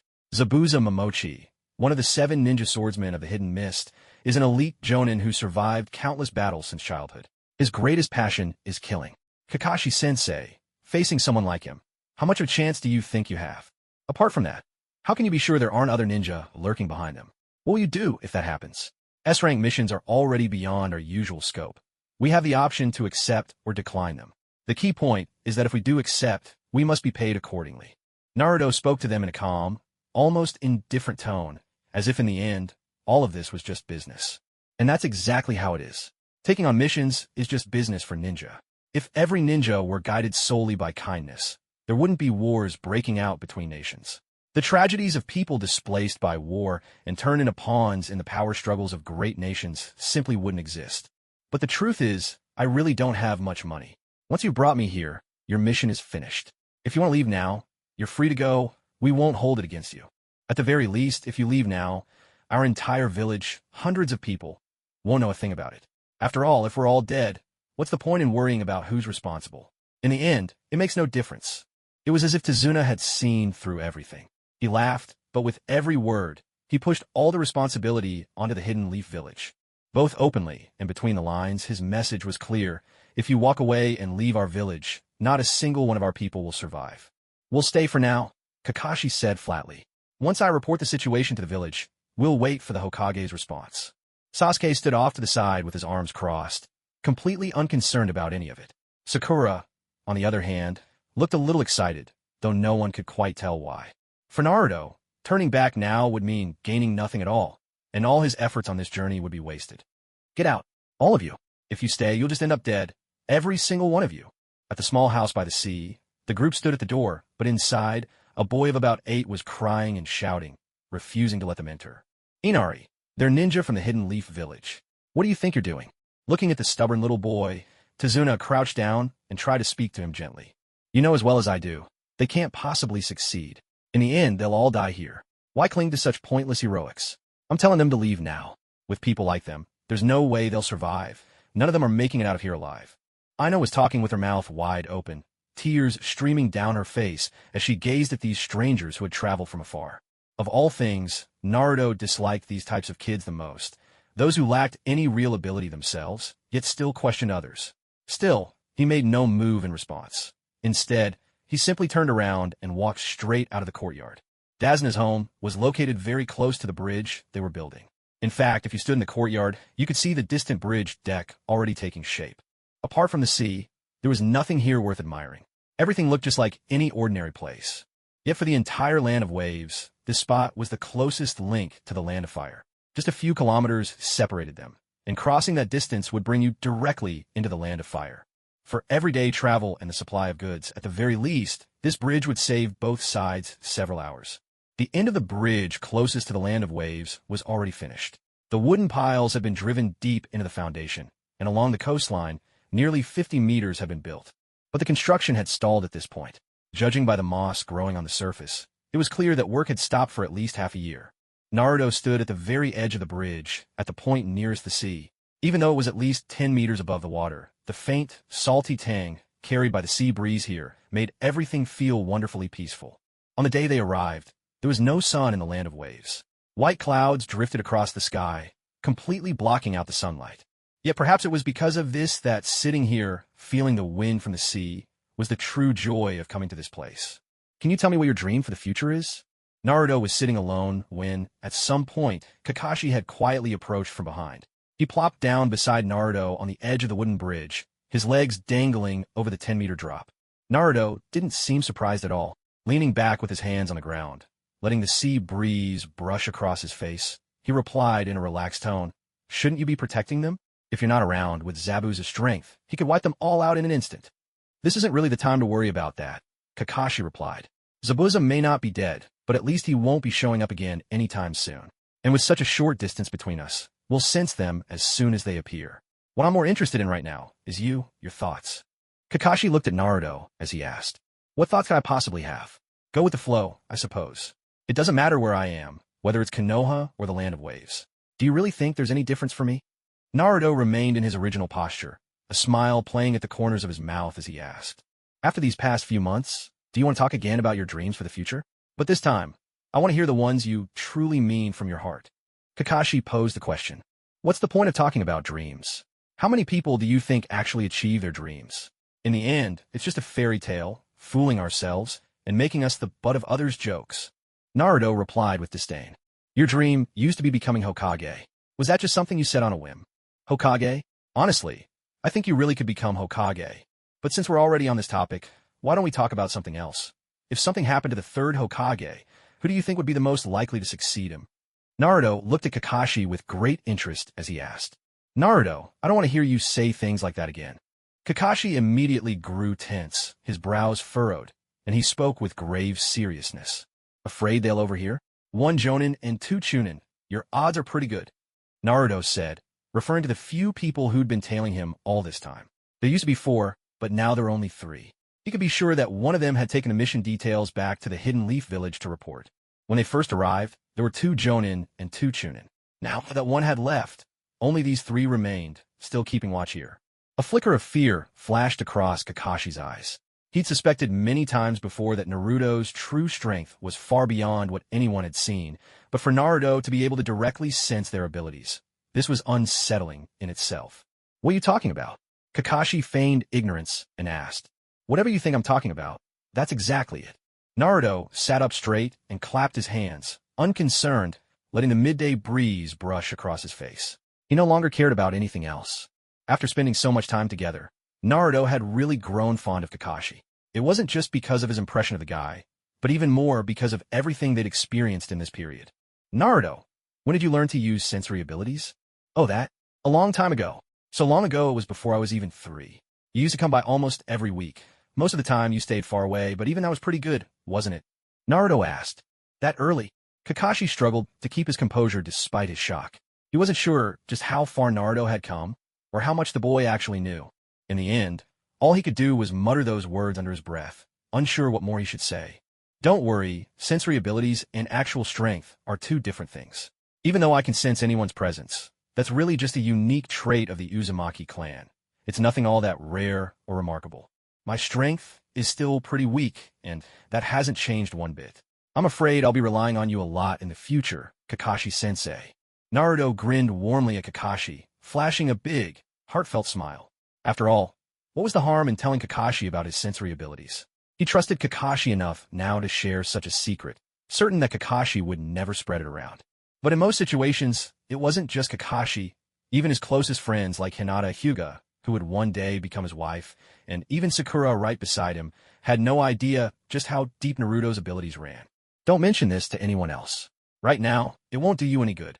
Kakashi's tone was serious as he offered this advice. In the perilous world of shinobi, keeping a trump card or two to yourself was always the wisest move. A short distance away in the treetops, 3 figures sat together. Through the leaves, they could just make out the 2 figures standing on the bridge, but they were too far to catch the details of the conversation. Even though each wore a mask, the look of boredom was clear as day on their faces as they slouched in their perches. Life in the ANBU was not only dangerous but often mind-numbingly dull. Sometimes understanding the full scope of a mission in a place like this could take months, maybe even half a year. Still, their job was to remain here, always in the shadows, making sure no one ever caught wind of their presence. That afternoon, these days are pretty uneventful anyway. Who knows how long we'll be waiting here? Until word comes from the Leaf about our next move. All we can do is stay put. So for now, I'll be teaching you the basics of chakra control. This is the foundation of all chakra training. Not far from Tezuna's house, Kakashi gathered the 3 of them together, crouched down, and smiled as he addressed his team. Yes, I love you so much, Kakashi-sensei. Sakura leapt into the air on the spot, unable to contain her excitement as she shouted. Even Sasuke, who usually wore a mask of indifference, couldn't hide a flicker of excitement at the news. For children from big clans, chakra basics were second nature, taught and mastered at home from the earliest age. But for others, this was a rare opportunity. Although Sasuke Uchiha was born into a prestigious family, he hadn't even started learning about chakra before his entire clan was wiped out in an instant. He had barely come into contact with such things, let alone received any guidance. The basic chakra training is divided into 2 steps. Next, I'll demonstrate the first step for you, Kakashi said. Then, he stood up and glanced at the enormous tree beside him. Without any hesitation, he walked right up to it. Stopping about 2 meters above the ground, Kakashi paused halfway up the trunk, his feet pressed firmly against the bark. If Newton had been here, his scientific principles would surely have been left in shambles. Suspended more than 2 meters high, Kakashi's body was parallel to the ground, both soles gripping the tree. He maintained this position, rotated on the spot to face downward, and ended up lying stomach first against the trunk, yet his body remained floating in midair. He looked at the 3 and said, "This is the adhesive power of chakra, and it's also the first stage of training. Mastering chakra control through this method is the fastest way. Try to distribute your chakra evenly across your soles, not too much or too little. Let's see which one of you reaches the top of the tree first. Once you do, we'll move on to the second stage of training. Want to make it a competition?" Sasuke turned to Naruto with a challenge in his eyes. "Of course. Loser treats the winner to ramen." Naruto replied with a grin. "No problem. Just don't cry when you lose." Sasuke shot back. "I'm not like you think." Naruto protested. For this training, they didn't have to stick together. As long as they didn't stray too far, they could practice wherever they liked. While waiting for their next mission, they had plenty of time for training. But Naruto's ambitions went far beyond that. During the day, even he worked hard to put on a show of tireless effort, climbing the tree again and again, falling just as often. Still, what everyone saw was his unyielding determination. Night fell. As darkness settled, Naruto was still training with all his might. Suddenly, just as he slipped from the tree, his expression shifted sharply. After landing, he casually moved a little, then lay down and fell sound asleep, motionless. Even the 3 distant figures who were secretly watching him didn't notice anything unusual in that fleeting moment. But by then, the real Naruto had already left the forest. Using the flying thunder god seal he'd previously placed on Zabuza Momochi, Naruto vanished in the blink of an eye and reappeared outside a small room. "Mr. Zabuza, with the injuries you've sustained, you'll need at least half a month to recover. If you have any orders during this time, just let me know. I'm ready to do anything you need." As soon as Naruto reached the outskirts of the small room, the voices from inside became crystal clear. This little thatched hut looked freshly built, and not long ago at that. Its construction was crude at best. Aside from keeping the rain out, it was so bare and simple that it verged on primitive. Just as Naruto was about to eavesdrop a bit more on their conversation, a massive blade, just like the first time they met, suddenly came whistling from the side, aimed straight for his head. But this time, unlike before, Naruto didn't even try to dodge. Instead, he calmly and deliberately stretched out his right hand. As the executioner's blade drew close, just a heartbeat away, Naruto's right hand burst with crackling lightning, and he seized the blade's edge in a flash. The sheer force of the impact pressed his feet deeper into the muddy ground, but it didn't so much as make him wobble. Inside the hut, Zabuza Momochi stood bare-chested, his torso wrapped in layers of bandages. Though he had managed to escape by faking his death, he'd suffered severe wounds in the process. In this state, he looked nothing like the fearsome jonin he once was. "You!" Zabuza stared at the boy standing outside, his face etched with disbelief. He remembered this kid well. Back when they fought alongside Kakashi, Zabuza had already sensed something unusual about him. Never mind how the boy had tracked him here. Just that move alone was proof enough. This kid's strength was far beyond what he'd imagined. "Zabuza Momochi, I have no real interest in you. But if I have to kill you, so be it. Ice style, swallow of the icy pillar." Naruto hadn't finished speaking before the other figure, the one who'd rescued Zabuza earlier, suddenly launched an attack. With a leap, the attacker soared into the air. In a flash, icicles formed into sharp, conical spears and shot toward Naruto. "Not even letting me finish?" "No wonder the Yuki clan was wiped out," Naruto said coolly. As chakra surged to his right palm, he murmured at the corner of his lips, "Wind style, wall of wind." In an instant, a towering wall of wind rose before him. Every ice spear that struck it vanished without a trace, dissolving the moment they touched. But just as this skirmish began to settle, a dense fog erupted across the area. The mist grew so thick that one couldn't even see their own feet, the visibility dropping to less than 2 meters. "Momochi Zabuza, Haku, I have no interest in you two. I'm only here to get a sense of the situation. But if you still refuse to back down, I won't mind making sure you rest here forever, even if it takes some effort on my part." What a bold claim. No sooner had Naruto finished speaking than Zabuza's voice came drifting out of the thick mist. Zabuza moved incredibly fast within the fog. Even though he was already injured, with the Flying Thunder God seal in place, Naruto didn't need to exert himself. He could erase Zabuza in an instant, wounded or not. But would there be any real benefit in doing so? He hesitated for just a moment. In the next instant, Naruto vanished, only to reappear with his right leg sweeping out in a powerful arc. He gathered all his chakra into his leg, focusing it into a single explosive point, channeling every ounce of strength into that one area. Zabuza didn't even have time to react. In a heartbeat, the kick sent him flying, crashing through a tree as thick as a man's arm. Blood burst from his mouth as he hit the ground with a heavy thud. Naruto wasn't the only one hampered by the dense mist. Haku was equally restricted. Haku could only make out vague sounds nearby, and with such thick fog, it was impossible to tell where anything was coming from. He couldn't even tell which side was winning or losing, let alone jump in to help. A few minutes later, Zabuza struggled to push himself up with both hands, forcing his battered body to sit upright, leaning against the trunk of the tree behind him. He never could have imagined that a boy who looked barely out of childhood could possess such overwhelming strength. The realization left him shaken. He'd been planning to regroup and sabotage Tezuna's bridge again after talking things through, maybe even take out Kakashi for good. But facing Naruto's power now, the idea of killing his enemies seemed laughable. He was the one who might not make it out alive. The thick mist that had once obscured everything began to slowly dissipate. But in the middle of the night, it hardly mattered. Without the fog, visibility only improved a little. Really, was there any need for all this? "I never meant to cause you trouble. Why go out of your way to make things harder for yourself?" Naruto asked. "Then why did you come here?" Zabuza demanded, his voice serious. But there was no fear on his face. Already wounded, and with that last kick compounding his injuries, he no longer had the strength to fight back. He was little more than a lamb waiting for the slaughter. As a ninja, almost none of them live out their natural lifespan. The fate that awaits them is, for the most part, all too clear. In the world of ninjas, it's survival of the fittest. To gain something, you must be prepared to give something up. If you want to take hold of more, the only way is to fight for it with your very life, especially for a rogue ninja like him. "Come here," Naruto called out to Haku. "Please don't hurt Zabuza." Haku, eyes full of seriousness, looked at Naruto, his voice carrying a tone of pleading. "Are you a boy or a girl?" Naruto asked, puzzled, glancing at Haku. "You." Haku hadn't expected that question at all. Judging by appearance alone, this person looked just like a girl, clothing, features, everything. In fact, you could say he was beautiful beyond words. He probably wasn't the only one who'd wondered about this. Surely many people had thought the same. Zabuza remained seated in the same position as before. gravely wounded. He no longer had the strength to resist. With a helpless glance at Zabuza, Haku lowered his head and said softly, "I'm a boy." "Damn, so it's just a pair of close buddies." Naruto was sorely disappointed, smacking his own forehead.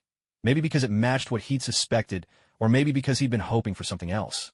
Without further ado, Naruto stepped toward Haku, then demanded again, "Use your ice release. Make a block of ice." "What are you planning to do? Why do you ask so many questions?" Naruto replied, impatience clear in his voice. But even after he spoke, Haku's gaze remained fixed on Zabuza, which irked Naruto even more. With a sudden whoosh, Naruto launched an attack at Zabuza, a spinning burst of wind chakra shooting from his fingertips. It struck the massive tree behind Zabuza's head, blowing a hole the size of a bowl clean through it. "Stop!" Haku shouted at the top of his lungs. "Don't test my patience," Naruto said coldly. "Understand." Haku replied nervously, terrified Naruto might go back on his word. He pressed his pale, delicate hands together, hands so finely shaped that, at first glance, they seemed almost too perfect. But thinking of other things, that impression quickly faded. In less than a second, a block of ice about a meter tall and 20 centimeters wide formed in front of Haku. Seeing this, Naruto's excitement was palpable. Haku had no idea what Naruto was planning, but there was no time to worry. He rushed to Zabuza's side. In a burst of exhilaration, Naruto instantly created over a dozen shadow clones. They crowded around the block of ice, each eager to examine it. "Sealing release." One of the shadow clones immediately unrolled his sealing scroll. Once it was open, a table appeared, along with a stack of blank papers. 3 clones set to work analyzing the proportion of elements within the ice. 2 others began crunching the data, and the rest all took up defensive positions, staying sharply alert. We know for certain that the ice element is structured from a combination of wind and water attributes, with the wind attribute being much more prominent than water. One of the clones called out to the others who were busy calculating data at the table. "Lord Zabuza, what are they doing?" Haku looked and listened, puzzled, and asked Zabuza, who was sitting on the ground. "They're probably researching the structure of ice release." Zabuza's face was filled with disbelief, but he managed to answer. "Isn't that a Kekii Genkai?" Kekii Genkai can be created artificially, too. It's just that no one's ever managed to actually do it, Zabuza replied weakly. After all, these 2 weren't going anywhere, and they understood that themselves. Still, their confusion only deepened. How could someone so young possess such overwhelming strength? As a Chunin, Haku could clearly feel he was no match for their opponent. With Zabuza seriously injured and unable to fight back, all they could do was watch as the other side began their research right before their eyes. The ice created by ice release would quickly dissipate unless maintained by chakra, but there hadn't been any reliable findings on this phenomenon. Just then, Naruto's original body cast a glance at Haku, who seemed to instantly understand. Haku formed hand signs, and once again created an even larger block of ice for display. Now, in this pocket of darkness, a rather curious scene unfolded. Naruto's clones were all clustered together, studying a chunk of ice, while 2 other people squatted nearby, silently observing. Perhaps because his injuries were so severe, Zabuza kept coughing throughout, and flecks of blood began to trickle from his mouth now and then. "Could I please treat Mr. Zabuza first?" Haku looked pleadingly at one of Naruto's clones, his tone earnest. "Huh, that shouldn't be too much of a problem. But honestly, it depends on you. Figuring this out won't be quick. It's our first time working with it, after all. As long as you cooperate, I don't mind helping patch him up. What do you say?" The Naruto clone answered Haku with a calm and measured gaze. "I'm willing. If you can save Mr. Zabuza, I'll do anything, even give up my life if I have to." Haku responded without a moment's hesitation, his voice sincere and resolute. "Zabuza, I didn't expect you to have such a remarkable companion by your side, yet it seems you never truly valued him. He's just a tool to me. Nothing more. There's no reason to care." Zabuza replied weakly, his voice lacking strength. "Fine, whatever exists between the 2 of you is none of my concern. Since he's already agreed to my terms, I'll fulfill my end of the bargain as well. But let me warn you, if you try any little tricks after I heal you, I won't hesitate to kill you," Naruto said with a teasing, almost mocking tone.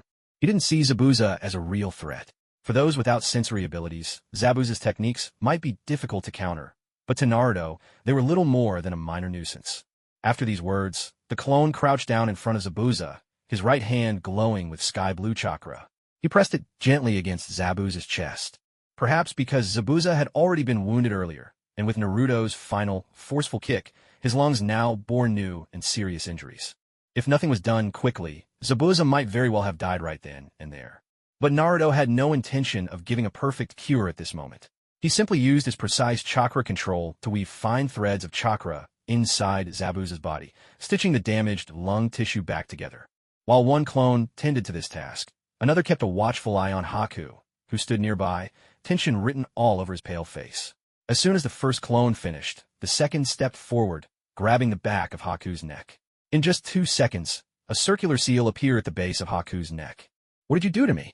Haku asked, bewildered. "I fulfilled my promise to you. From now on, for the sake of my own research, I've imposed a restriction on your abilities. Every night, if you leave this spot, if you're not within a 1-mile radius when evening falls, the seal will consume you," Naruto explained calmly. "Don't worry. Since a promise has been made, my tool will see it through to the end," Zabuza said. Thanks to Naruto's treatment, he already looked much better. At least he no longer seemed so close to death. Now, he could stand and speak almost as normally as before, his tone lacking the lifelessness it had held just moments ago. "It's not that I don't trust you," Naruto said casually, "but I don't come here during the day, and I'm not particularly interested in your existence. As for your mission, I care even less. If you just want to make a living, there are plenty of ways to do it. Why tie yourself down to being a hired shinobi, taking on jobs for others?" As he spoke, several of his shadow clones continued, methodically and without pause, to experiment with the precise ratio of wind and water chakra needed to form ice. At least in his estimation, for a first attempt at something so intricate, if he could unravel all the secrets within half a month, that would already be proof enough of his exceptional talent. For Haku and Zabuza, the time that followed saw them paying little attention to the odd kid outside. At least, that's what they told themselves. Of course, neither of them underestimated Naruto's capabilities. For someone so young to be this powerful, and in such an extraordinary, almost terrifying way, was already reason enough not to take him lightly. Zabuza's injuries were severe, and he'd need at least a month's rest before he'd be fit again. Haku, bound by sealing jutsu, was forced to return here every night. Otherwise, the seal would begin to creep from his neck and burn its way across his entire body. So, in the days that followed, Naruto appeared in front of Kakashi and the others each morning, diligently practicing his chakra control. At the same time, he kept at least a dozen shadow clones hidden elsewhere, focused on resting. Whether his clones were training or recuperating, all their experience would ultimately flow back into Naruto himself. This way, he could keep going around the clock, never stopping, and still maintain all the energy he needed. To anyone watching, it looked as if Naruto had unlocked some kind of cheat code, advancing by leaps and bounds, whether in strength or in other ways. After 5 or 6 days, the awaited mission from the Hidden Leaf Village finally arrived. The letter spelled things out plainly. Regardless of the mission rank, their top priority was to ensure the successful construction of the bridge from the Land of Waves to the Land of Fire. Just one simple line, but it meant they would have to stay here for at least half a year, even with countless unpredictable factors in play. Even though the Land of Waves didn't have a ninja village, it was likely there were still plenty of shinobi lurking around. They had already come up against someone like Zabuza, who was to say they wouldn't run into more trouble down the line. But now that the orders had come down, Kakashi, as their team leader, could do nothing but carry on and follow them to the letter. However, even though they had reported everything happening here this time, the Hidden Leaf Village only classified this mission as A rank in the end. The longer they stayed, the greater the danger became. Who else was lurking in the shadows? None of them could say for sure. Because of this uncertainty, many developments had already gone far beyond Kakashi's expectations. He had no desire to remain in this wretched place any longer than necessary. If he were alone, it would be a different story, but having 3 burdens in tow was what truly troubled him. They had been stuck here for nearly half a month. Every night, Naruto would sneak out, but tonight at last he experienced a breakthrough that felt like the springtime of his life. "I did it!" Naruto stared at the snowflake that appeared in his palm, so excited that he couldn't help but shout at the top of his lungs. Even Zabuza and Haku, who had already gone to bed, were drawn out by his outburst, curiosity pulling them from their rooms. Though the 3 of them only met at night, they had spent almost half a month together by now. Zabuza and Haku were already used to Naruto's antics, but they had never seen him this ecstatic before. "What happened?" Zabuza stepped out, puzzled. It turns out you can't just mix wind and water together directly. 76.76% wind, 22.47% water, and to my surprise, there's even 0.77% yang chakra mixed in." Naruto seemed to be in a trance, completely ignoring Zabuza's question, his eyes fixed on the data in his hand. His shadow clones were just as thrilled, overflowing with excitement. After all, This was the fruit of half a month's relentless effort. And it wasn't just about fusing ice nature. The data they gathered laid the foundation for further research. With these numbers, Naruto was confident he could create other elemental combinations. Getting started was always the hardest part. Just for the ice element, he had spent days and nights, with over a dozen clones working tirelessly, calculating, researching, analyzing, and discussing the proportions. Now, at the very moment he produced that icy blossom, all their calculations finally came together and bore fruit. He had lost count of how many times he'd tried and failed before. Each previous attempt had ended in vain. Keep the yang chakra steady. It stabilizes the other two.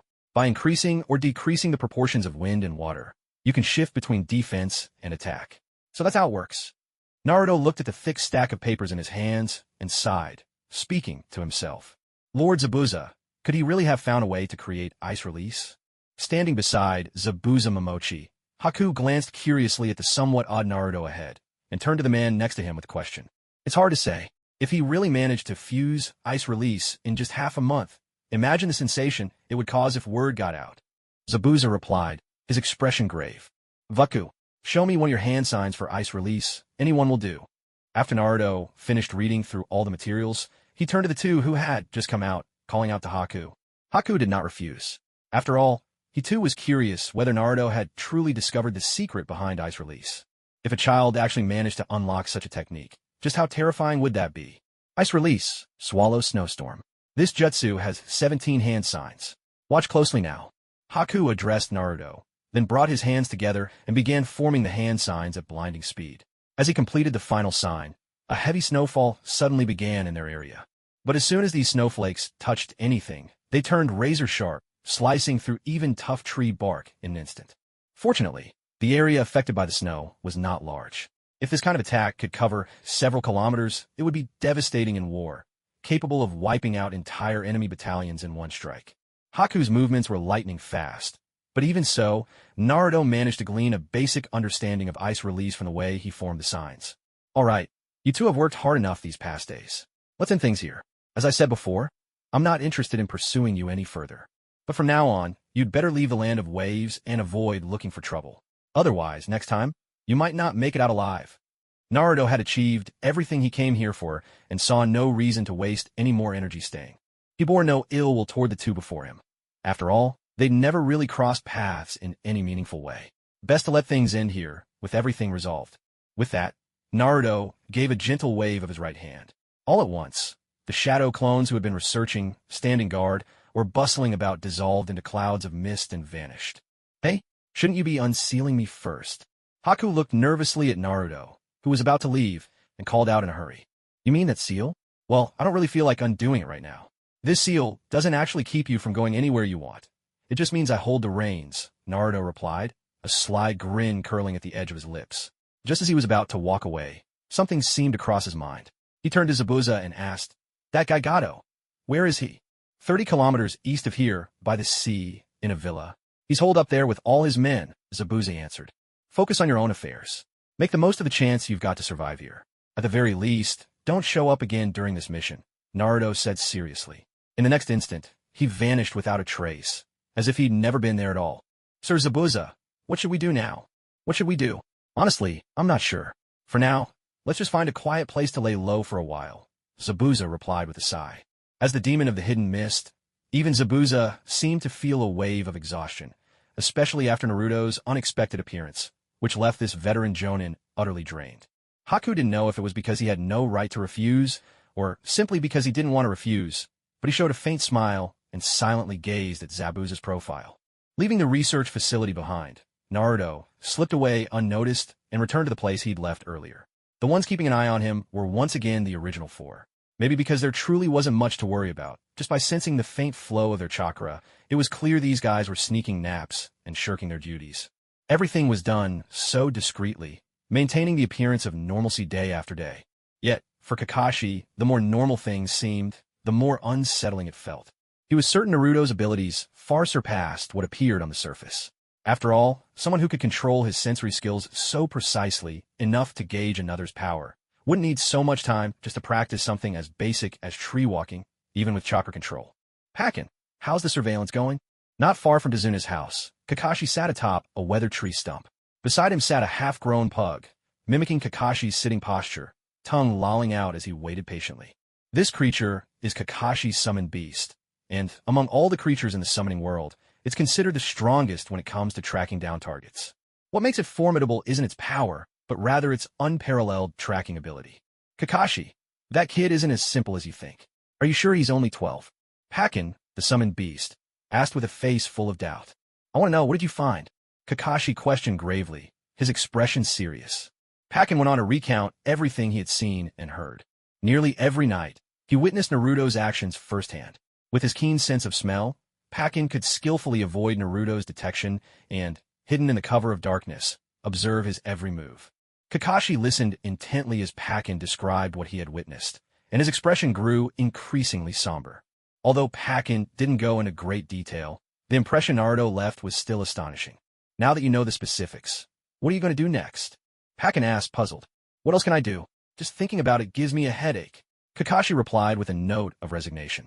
Well, that's your problem to deal with. I've already done enough during this time. So unless it's urgent, please don't summon me again. Pakin shot Kakashi one last glance before vanishing in a puff of smoke. Now, only Kakashi remained, and even he didn't know how to handle what came next. Should he report it? Clearly, that wasn't on his mind. But the seriousness of the matter wasn't lost on him, especially since he wasn't sure he could keep things under control. Sensei, this really is a huge problem. What do you think I should do? Kakashi sighed, lifting his head to gaze at the stars above, his voice low and tinged with loneliness. He could already imagine it. Under the watchful eyes of several people, Naruto was still able to carry out his own mysterious activities without making a sound.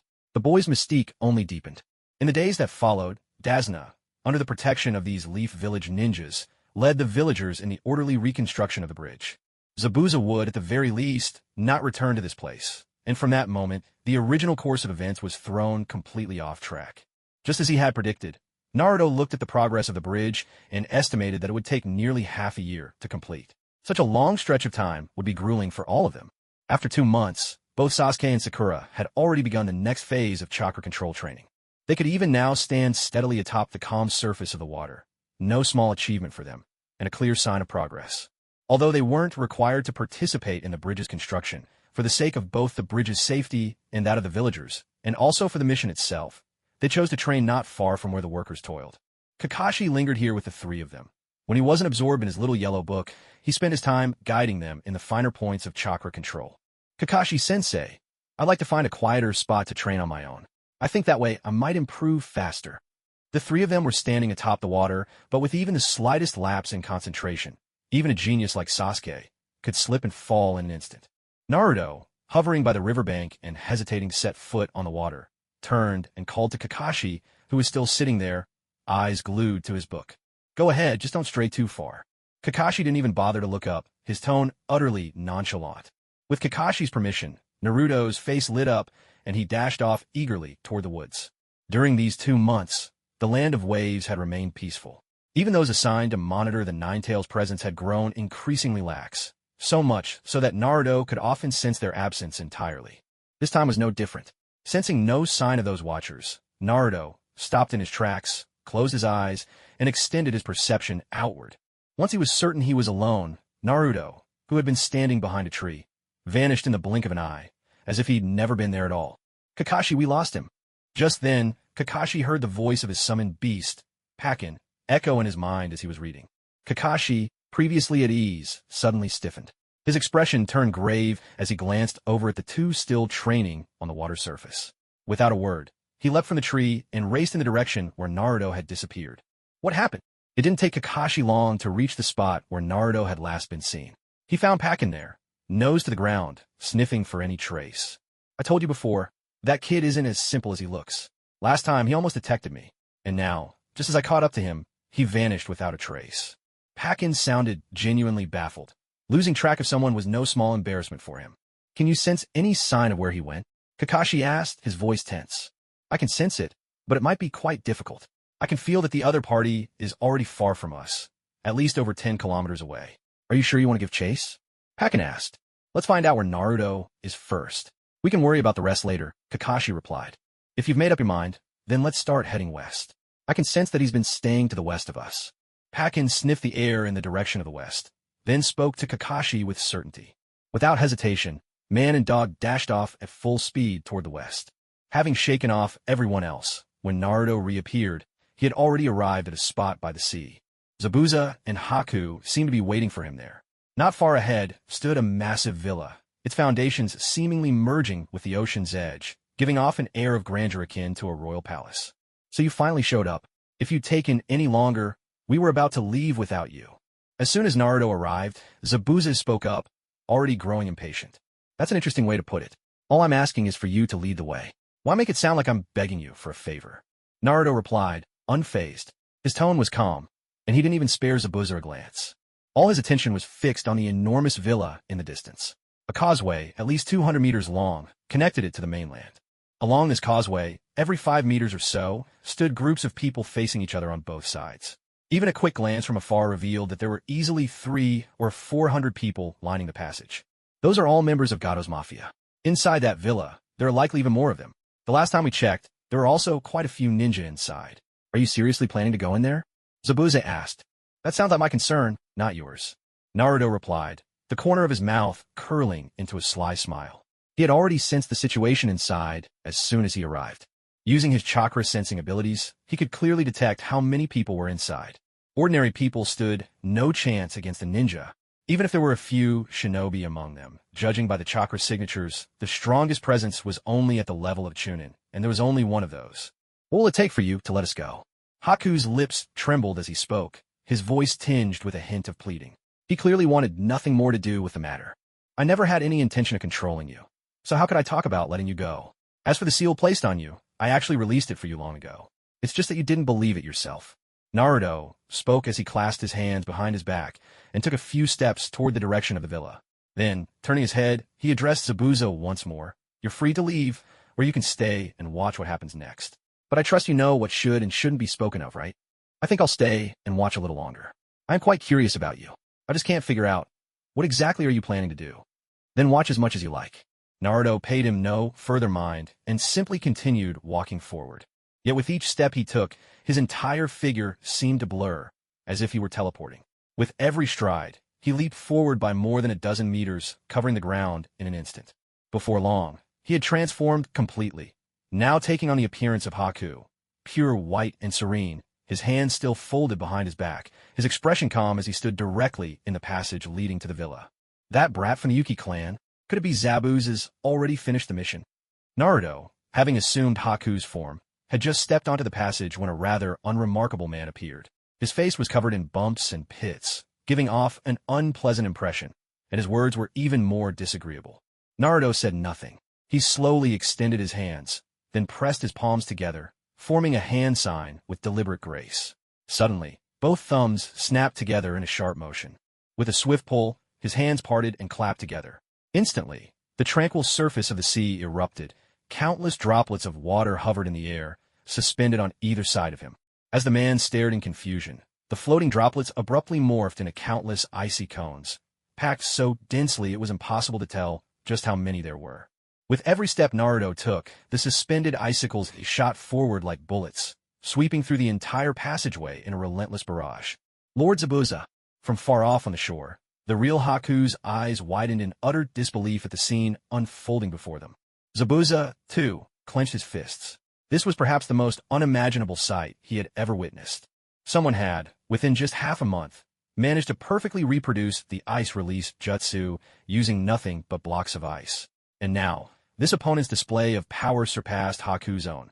Naruto seemed as if he were born with a Kekkei Genkai. By the time Naruto reached the far end of the passage, the ground behind him was littered with bodies, every single one fallen in a different posture. Yet there was one thing they all had in common. Not a single one was left alive. In the blink of an eye, hundreds of people were slaughtered on the spot. Even though the victims weren't ninja, the sheer brutality and efficiency of the attack left Zabuza, who had grown up surrounded by death, feeling a chill run down his spine. Naruto finished everything without a hint of emotion on his face. He didn't even bother to look back, as if none of it had ever happened. With a sudden shove, he flung open the massive bronze doors before him. In less than 10 minutes, the entire mansion echoed with anguished screams. By the time Naruto walked out again, flames were already raging inside. No one knew what exactly had transpired within those walls. nor what horrors had unfolded. In the end, only one person emerged. He held a black key in his hand and carried a scroll on his back, something he hadn't brought in with him. From the moment they arrived in this area to the time Naruto returned to Zabuza's side, barely 10 minutes had passed. But the beautiful seaside villa, once full of life, now collapsed with a thunderous crash. Not a single soul came out alive, and all that remained was a heap of smoldering ruins. Apart from the dense trail of corpses strewn along the corridor, who could have imagined that the Mafia, once the unseen rulers of the Land of Waves, could be wiped out so completely and so swiftly?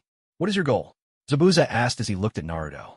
There's 10 million Ryo here, enough for you to live on for a good while. Think of it as your reward for leading the way, Naruto replied, tossing the scroll he'd been carrying over to them. As the two of them stared in disbelief, Naruto's gaze flicked briefly in the direction he had come from. More precisely, toward where Kakashi and his group were quickly closing in. You, take a look at the mess you've made. Naruto gave a faint smile, then stepped to the right, and in a heartbeat, he vanished from sight. Almost at that very instant, Kakashi arrived, his dog Pakin bounding at his side. Zabuza hadn't even had time to leave, but he no longer feared Kakashi. After all, with more than 2 months of recuperation, his wounds had long since healed. Even if he couldn't win against Kakashi, escaping with Haku would pose no problem at all. As they reached the scene, the heavy stench of blood hit them like a wall. Kakashi, Pakin called out, his nose wrinkling at the overpowering scent. There was no need for his warning. Kakashi had smelled the coppery tang of blood from a distance the moment they arrived. In the distance, the flickering flames and the countless bodies strewn across the passageway left no doubt as to what had just transpired here. Zabuza and Haku stood silently, watching as Kakashi rushed over at breakneck speed. Their expressions remained unchanged. Zabuza simply turned to Haku and said, "Let's go." "Yes, Zabuza," Haku replied. But just as the two of them turned to leave, Kakashi landed beside them in a flash, his face twisted in anger and his eyes cold as ice as he stared them down. "Kakashi, it seems you're a bit late this time," Zabuza said, turning to face him with a faint smile. "Still, your mission appears to be complete. At least, the threats to your bridge builders have been dealt with. Our job here is finished as well. The only question is, what'll you do next?" "Was all of this you're doing?" Kakashi asked. "Does it really matter to you?" Zabuza replied, neither admitting nor denying it. He had no desire to argue with Kakashi at this point, nor did he want to invite any more trouble for himself. Kakashi, for his part, seemed to understand. He made no move to stop them. This matter had already gone beyond the scope of his mission. Engaging in another life-and-death struggle would serve no purpose. "Pakin, do you sense any sign of Naruto?" Kakashi asked gravely. "He's gone back, but from the way he moved, you should recognize the technique," Pakin replied seriously. Kakashi could hardly believe it and didn't dare dwell on it. This entire mission had turned into a headache of epic proportions. "Should I leave?" Naruto wondered aloud. Not far from the construction site of the Great Bridge, Naruto sat alone on a massive tree branch, leaning against the trunk. He stared at the large black key in his hand, mumbling softly to himself. Now, Naruto was beginning to reconsider everything. Ever since he sensed Kakashi following him toward Gato's location, things had become far more complicated and less carefree than he'd imagined. But this black key in his hand, he had spent 10 whole minutes wresting it from Kato, the wealthiest tycoon in this shinobi world. With this, he could live a life of comfort and security for the rest of his days. But was that really possible? Of course not. If he were just an ordinary person, such a dream might be within reach. But that was the crux of the matter. He was anything but ordinary. A Jinchuriki of the Nine Tails living in this world. Just having that formidable presence sealed within his body was enough to place him in the eye of the storm. The moment he left the Land of Fire, lacking the protection of the vast village of Konoha, what awaited him would be relentless pursuit from other shinobi. Naruto had certainly thought about all of this. It was in fact the very reason he sat here now, so conflicted. "What are you thinking about?" Just as Naruto was tangled in his thoughts, Kakashi at some point had quietly appeared beside him, though he perched on a neighboring tree, crouched comfortably. "I am wandering. Once you return, you'll surely report everything about me to Hiruzen Sarutobi, the Hokage. So is there any point in my staying in Konoha? Should I leave, or should I just go back?" Naruto faced him calmly, his tone even and unhurried. Now that the truth was out, there was no reason to keep up any pretense. Why hide such strength? And I'm honestly curious, how did you manage it? No one taught you, yet you possess this level of power. Kakashi's voice was steady, but his curiosity was evident. "That, I figured out myself. What else could I have done?" Naruto remained where he was, absently turning the black key in his hand, lost in thought. Why wouldn't you report your abilities? Do you think the Hokage would see you differently? Naruto lifted his gaze to the sky. Clouds scattered across its surface, and as he listened to Kakashi's words, he couldn't help but let out a sigh. In the end, all his emotions seemed to dissolve into resignation. He straightened up, looked at Kakashi, and asked in a low voice, "We've talked about this before. If everything could go back to how it used to be, nothing would have happened. Who am I? I'd still be that Naruto Uzumaki of Konoha, still the Nine-Tails Jinchuriki living in the village, still that harmless-looking kid to everyone else. Wouldn't it be better if everyone stayed in the dark? If the Jinchuriki ever lost control, what do you think Konoha would do? Their solution would be simple and harsh. Seal the Nine-Tails again, rip it out of my body, and find someone new to be its host. Isn't that so? If I don't report this, what will you do to Konoha in the future?" Kakashi frowned as he asked, clearly eager for an answer. "Nothing would change. I live as I always have, keep to my usual routine. I am who I am. Nothing more, nothing less. But really, who can say what the future holds?" Naruto gave a calm smile as he faced Kakashi. At least at that moment, he wasn't lying. That was simply the truth. Naruto just wanted to be a researcher, to live a peaceful life in one place, free from the endless worries and the scramble for gain. "I understand. Let me think this matter over," Kakashi said, his expression tinged with bitterness. He truly didn't know how to face this kind of situation. Both Naruto's circumstances and his methods had clearly surpassed anything Kakashi had ever known. Dozens of kilometers away from here, hundreds had already died just on the outskirts. The casualties inside were likely even higher. Kakashi certainly didn't believe all this was the work of Zabuza. Yet for him, it was all a helpless dilemma. His own student, the son of his former teacher, had now become like this. What was worse, Naruto didn't seem to care at all about the village everyone cherished so deeply. Their mission in the Land of Waves, without the interference of a secret manipulator, had gone smoothly, especially the bridge-building project. At least for now, there was no need for them to oversee things every day or even to protect the workers' safety. Their daily lives remained much the same, with one key difference. They no longer had to wait until the bridge was finished before returning home. Now that there were no more obstacles, the mission was finally and completely done. The mission had lasted nearly 3 months, but now they had resolved everything perfectly and were preparing to journey back to the Land of Fire. When they were about to leave, only Kakashi went to say goodbye to the villagers. The other 3 waited outside the village, unlike their first visit.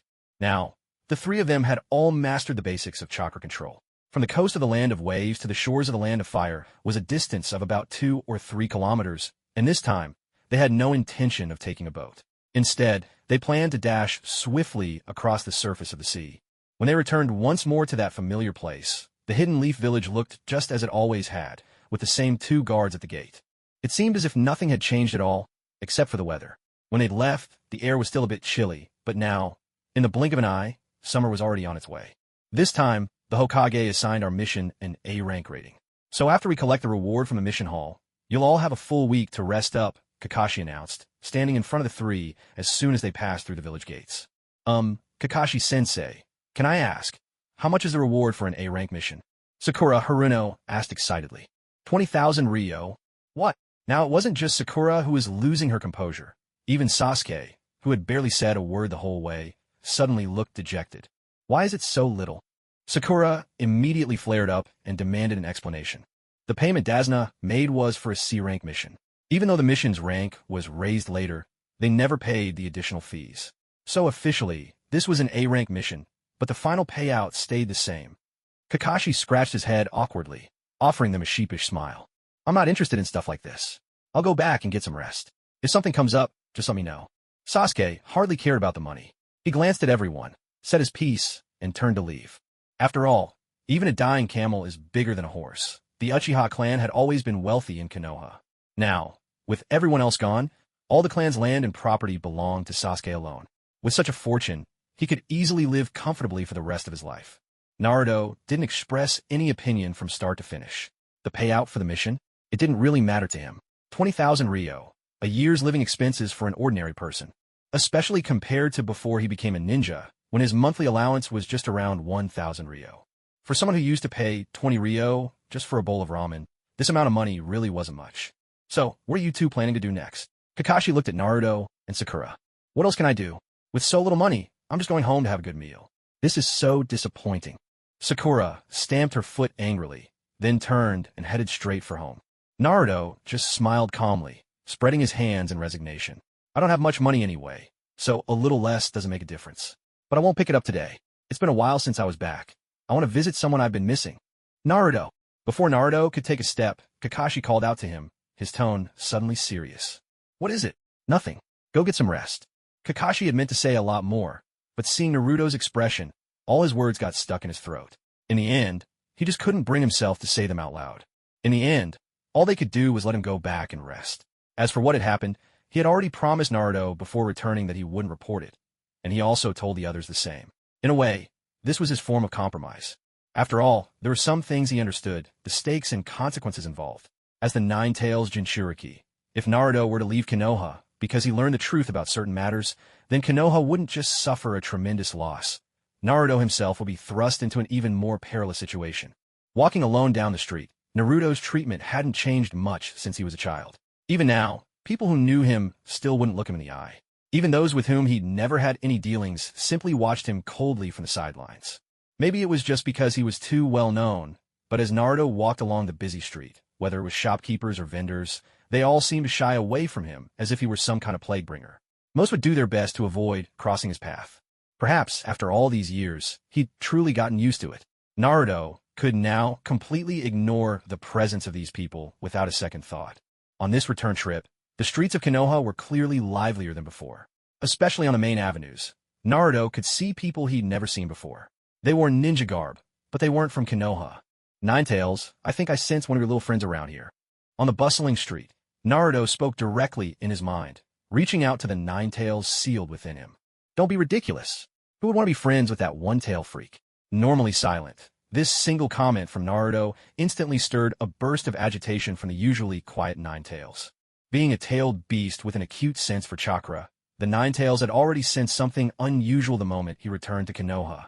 Now, the deeper Naruto walked into the village, the stronger that feeling grew.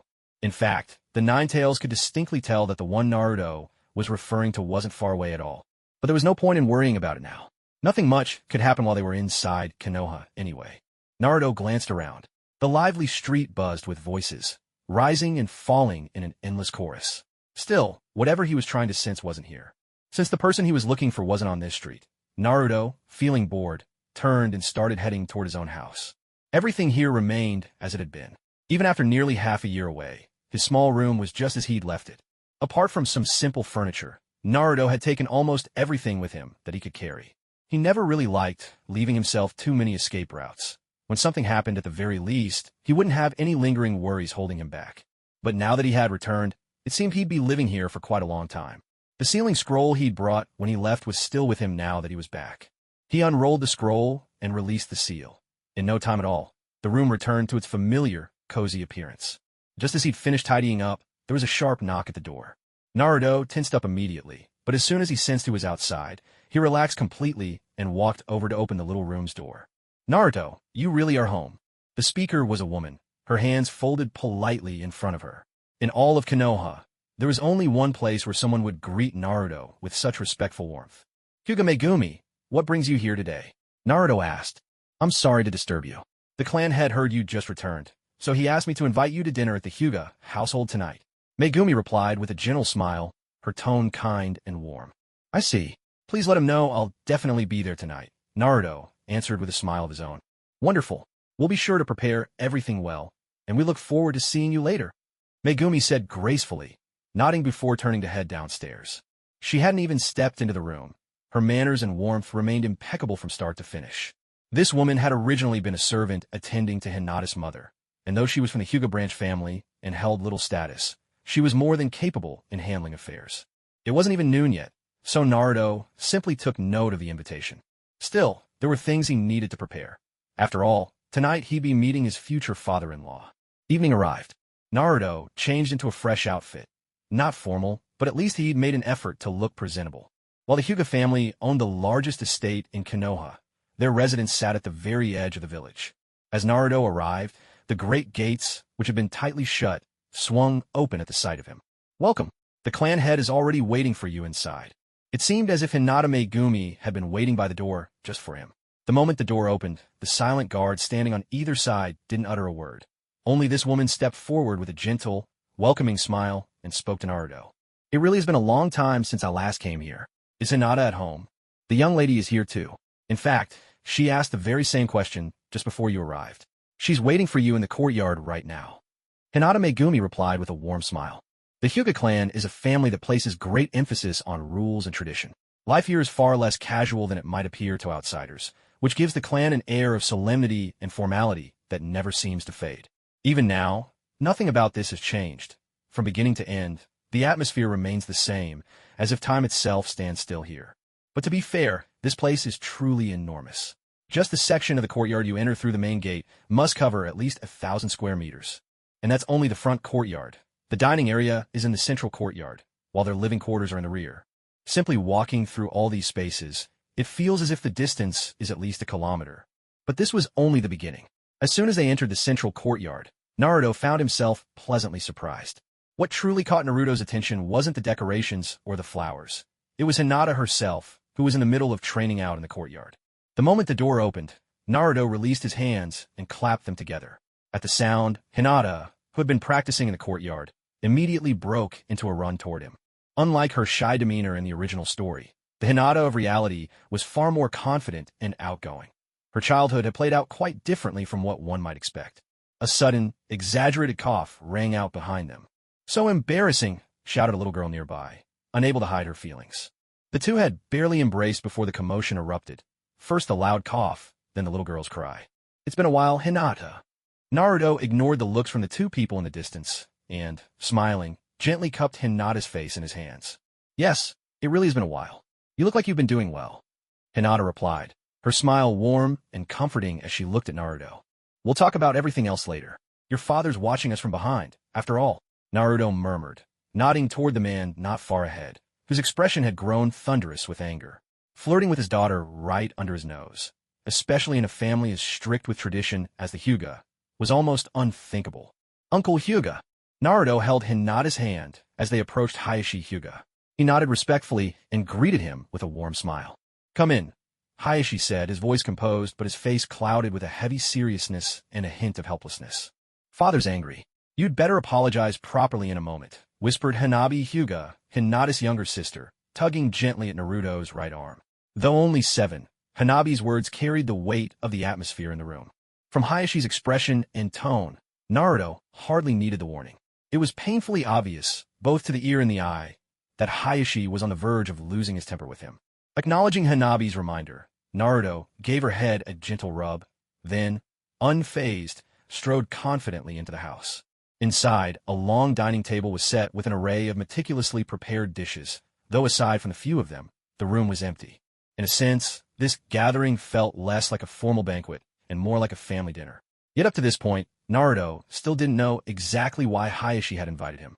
"Have a seat. It's just family tonight. No need to stand on ceremony," Hayashi said from his seat at the head of the table, addressing Naruto directly as he entered. "What a lavish dinner. I have to admit, I'm surprised. But while I was out, I picked up something special for you, Uncle Hayashi, a gift I think you'll appreciate," Naruto said, taking his seat beside Hinata on Hayashi's left. "Let's eat first. It's thoughtful of you to bring a gift, and I do appreciate it. But as for everything else, I suggest you focus more on actions than words," Hayashi replied, his tone stern. In truth, he had been this way with Naruto since he was a child, much like a father himself. Though Hayashi rarely showed warmth, his support for Naruto over the years had been steady and dependable, not unlike that of a true father. As for whatever hidden motives Hayashi might have, Naruto genuinely didn't care. "All right then, I actually found a painting by Chishire this time. Was thinking of gifting it to you, uncle, but it seems you're not all that interested." No sooner had Naruto finished speaking than Hayashi broke into a sudden fit of coughing, unable to contain his surprise. Chishire was known as the greatest painter in the world of the Hokage.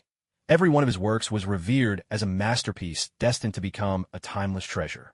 At this moment, however, the man sitting before them, Hayashi Hyuga, whose greatest passions in life were playing chess and practicing calligraphy and painting, couldn't help but feel a surge of excitement upon hearing about such things. Such a reaction was only natural. "Let's eat first," Hayashi said, steadying his emotions. He looked at the 3 people across from him and spoke directly. "Big brother Naruto, did you bring a present for little Hanabi?" No sooner had Hayashi finished speaking than Hanabi, sitting on the opposite side, looked eagerly at Naruto, her voice soft but full of expectation. But before Naruto could answer, Hayashi cast a stern look at Hanabi. She could only purse her lips and obediently start eating her meal in silence. Are you aware of the upcoming Chunin exams? After dinner, in the quiet of the room, Hayashi gazed intently at a painting on the table. Hinata and Naruto sat together on the chairs across from him. Facing what lay ahead, Hayashi didn't mind giving them some insight.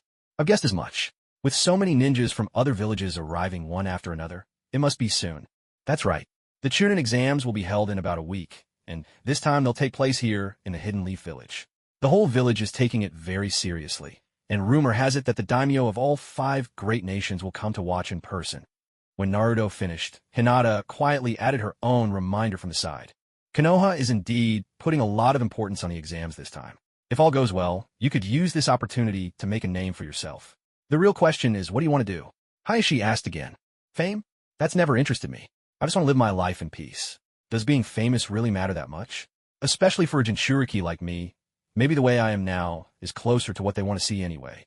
Hayashi laughed. Well said. I'm glad you can see things so clearly.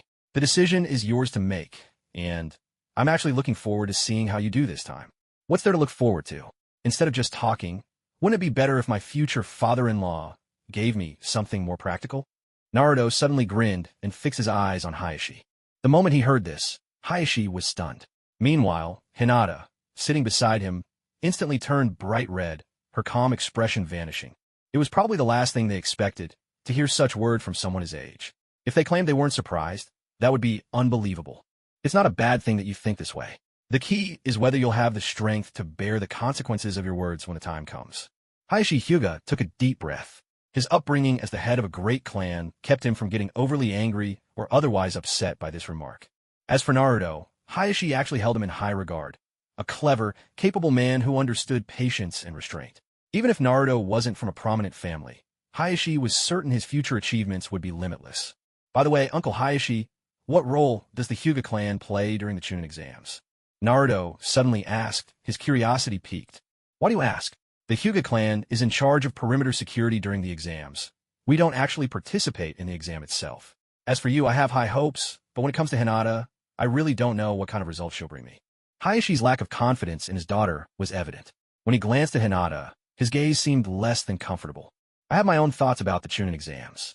Anyway, we'll see how things unfold when the time comes. There's no point in discussing it too early. Let's just wait and see. Naruto replied with a smile. For Naruto, the Hyuga clan had become something of a second family in the Hidden Leaf Village, a fact well known to many. Still, the close relationship between the Hyuga and the Nine-Tails Jinchuriki had inevitably stirred a bit of discontent among others. However, for the powerful Hyuga clan, these undercurrents didn't seem to be of much concern, at least not on the surface. While the Hyuga clan's strength might be a bit diminished compared to the past, they still numbered around 1,000 members. Among all the clans in the Leaf, such a vast presence was enough to command significant respect and deterrence. With the Chunin exams approaching, many newly graduated students probably hadn't anticipated it coming so soon. But now, faced with the reality, these young shinobi, barely half a year out of the academy, were about to plunge into a new round of competition. Team 7, even though today is a day off, I still need you all to come here. Kakashi squatted atop a large rock by the riverside, looking at the 3 of them sitting on the grass. What I'm about to announce requires a thoughtful response from each of you, so take some time to consider it seriously. Kakashi-sensei, if you have something to say, please just get to the point. I got a lot of things to do today. Sakura said, her tone full of impatience. Don't tell me there's another mission? Sasuke chimed in. There are 3 application forms here. You can take a look and sign your names if you're willing. If you have any questions, feel free to ask me. Kakashi squinted as he spoke, his face adorned with a broad smile. Yet, the way he looked made it seem as if he was selling them off without a second thought. With that, Kakashi placed the prepared forms on the large stone at his feet. Sakura, Haruno, and Sasuke, both intrigued, walked over and each picked one up to read. Naruto, on the other hand, already knew what it was about. He felt no curiosity at all. Instead, he lay down on the grass, hands folded behind his head, eyes gazing up at the sky. Kakashi-sensei, what is this? Sakura asked. They're application forms for the Chunin exams. The exams will start in just a few days, so I wanted to check if you're interested in taking part. Kakashi replied. The Chunin exams? I want to participate. Sakura and Sasuke both spoke up at once.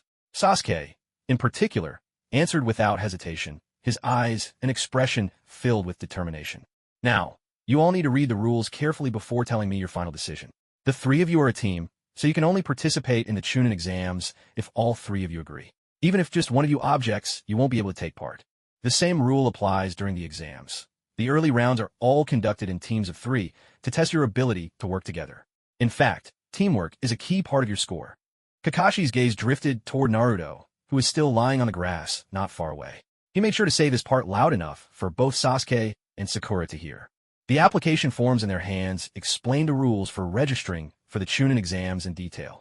Sasuke, after reading them, already understood exactly what he needed to do, without anyone having to remind him. Naruto, come over and sign.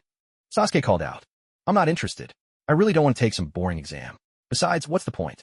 I'd rather not part with our Kakashi-sensei, just yet. Sasuke, do you really think you're strong enough to take on missions all by yourself? Naruto shot back. What's that supposed to mean? Sasuke's face instantly turned cold, confusion flashing in his eyes. Kakashi-sensei is leading our team. For him, we're just another assignment, an S-rank one at that. If we become Chunin, it means his task is finished, and from then on, we'll have to take missions on our own. With our current strength, just stepping outside the Hidden Leaf Village could easily get us killed. At least here, we have a powerful protector watching over us, so why would you go looking for trouble?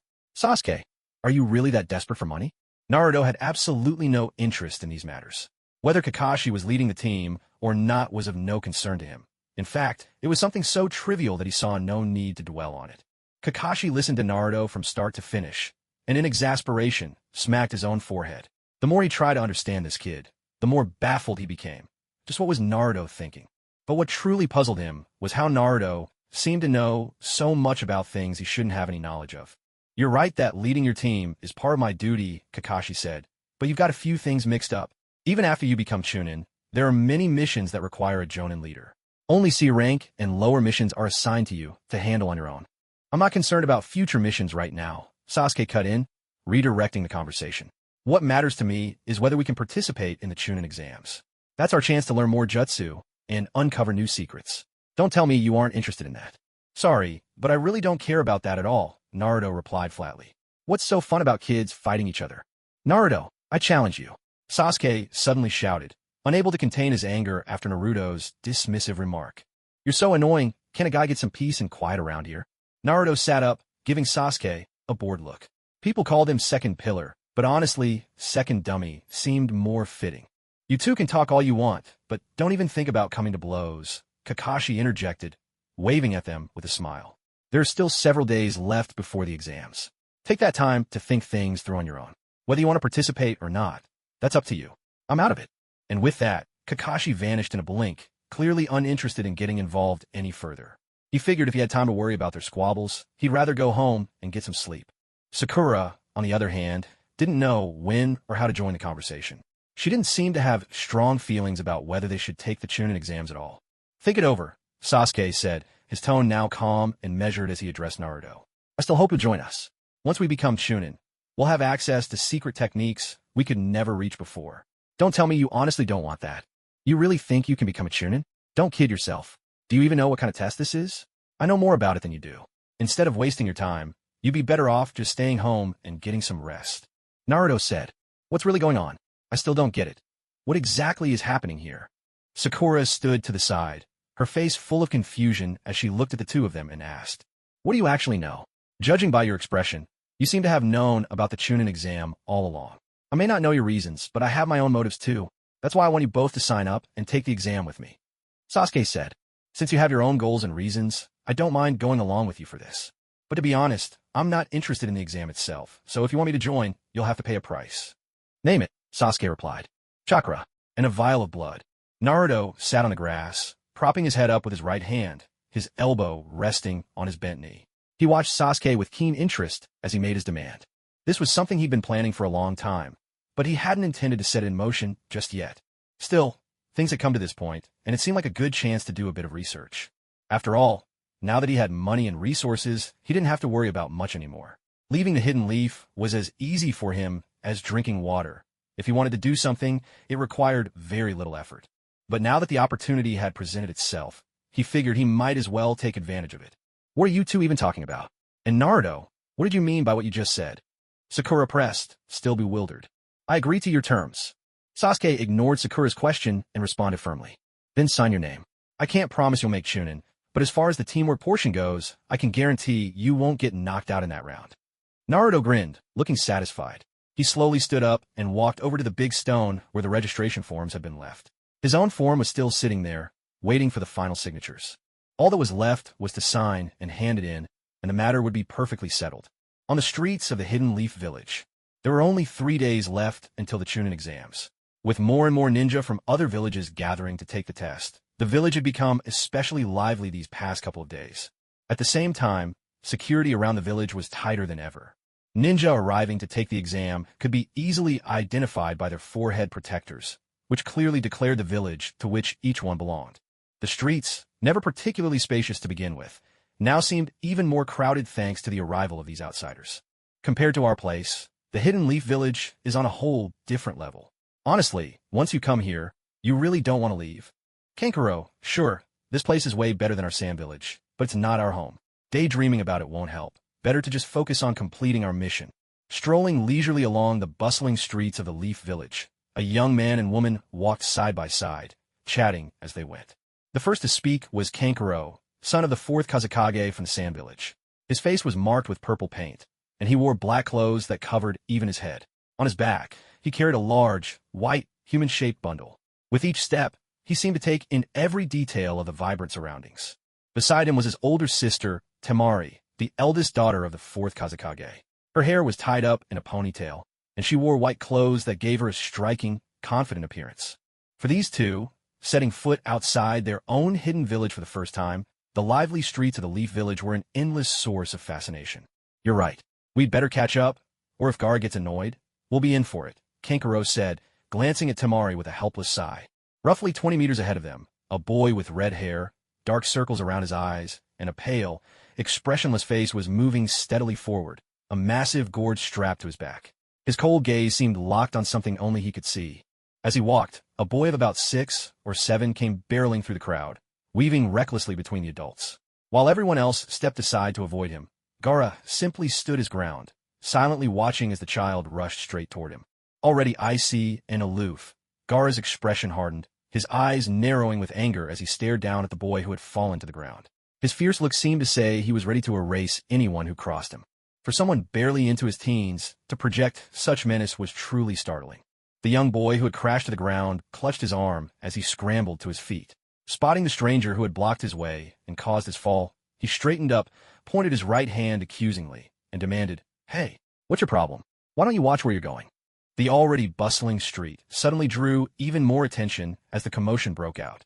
Kankuro and Temari, who had been trailing behind, quickly pushed through the crowd and hurried to the scene. "Gaara, what happened?" Temari asked anxiously, genuine worry in her voice.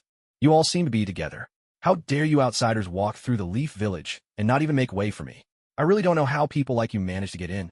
The boy who had just been knocked to the ground immediately turned his anger on Temari, his words sharp as he confronted her. "Are you looking for trouble?" Without another word, Gaara reached out and seized the boy by the throat. His grip was so powerful that, in an instant, the boy's tongue lolled out helplessly. A wave of suffocating panic swept through the boy's mind. In that moment, he was completely blank. This was likely the first real crisis in the life of someone who had always been arrogant and unruly. "It's just an argument. What's the harm in letting him speak? If you don't let go, you'll end up choking him to death." Just as Gaara seemed intent on finishing the job, a calm but commanding voice drifted over from not far away, cutting straight through to Gaara's consciousness. The onlookers remained indifferent, treating the entire scene as nothing more than a spectacle. After all, it didn't concern them directly, so why should they care? Gaara turned to see 2 figures approaching.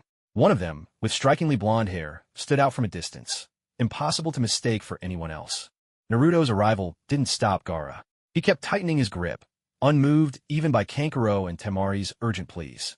Throughout it all, his expression remained utterly unchanged.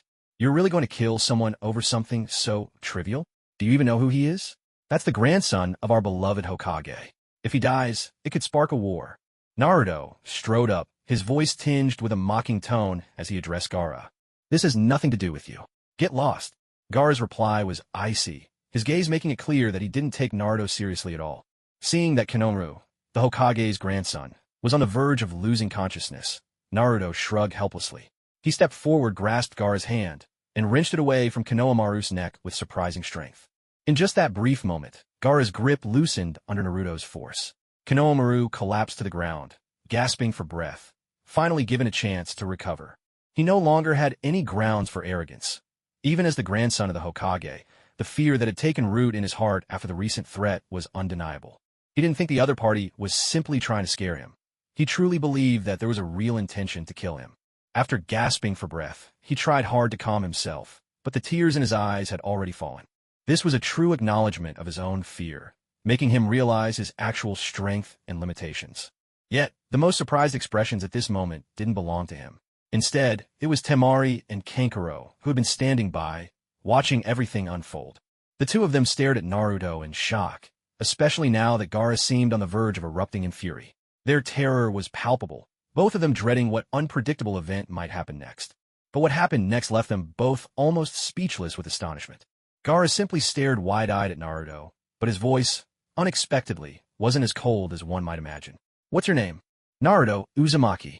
To be exact, the two of us are the same kind of existence. Why do you insist on turning yourself into this kind of monster?" Naruto replied, "Could you let go of me now? I'm really interested in you. In fact, I'm looking forward to what you'll do next." Naruto said, letting go of him, a faint smile tugging at his lips. "I will kill you, and everyone around you. I'll kill them all, every single one of them. Oh, quit your endless blathering. Such a little brat. All you ever talk about is killing this person or that. Do you really think the world belongs to you?" Before Gaara could finish his cold, menacing words, Naruto stepped right up to him, sighed in utter contempt, and suddenly slapped his hand down on Gaara's shoulder. Before anyone could react, two chains sprang instantly from Naruto's right hand, crossing over and wrapping around Gaara's entire body in the blink of an eye. Even on a busy street, the move was so swift that none of the ordinary people noticed anything before it was over. Temari and Kankuro, whose nerves had been taut with tension, did catch a glimpse of what happened, but couldn't quite figure out exactly what Naruto had done. Gaara, who had been about to fly into a rage, suddenly relaxed, his expression smoothing out in an instant. "How does that feel?" Naruto asked with a smile.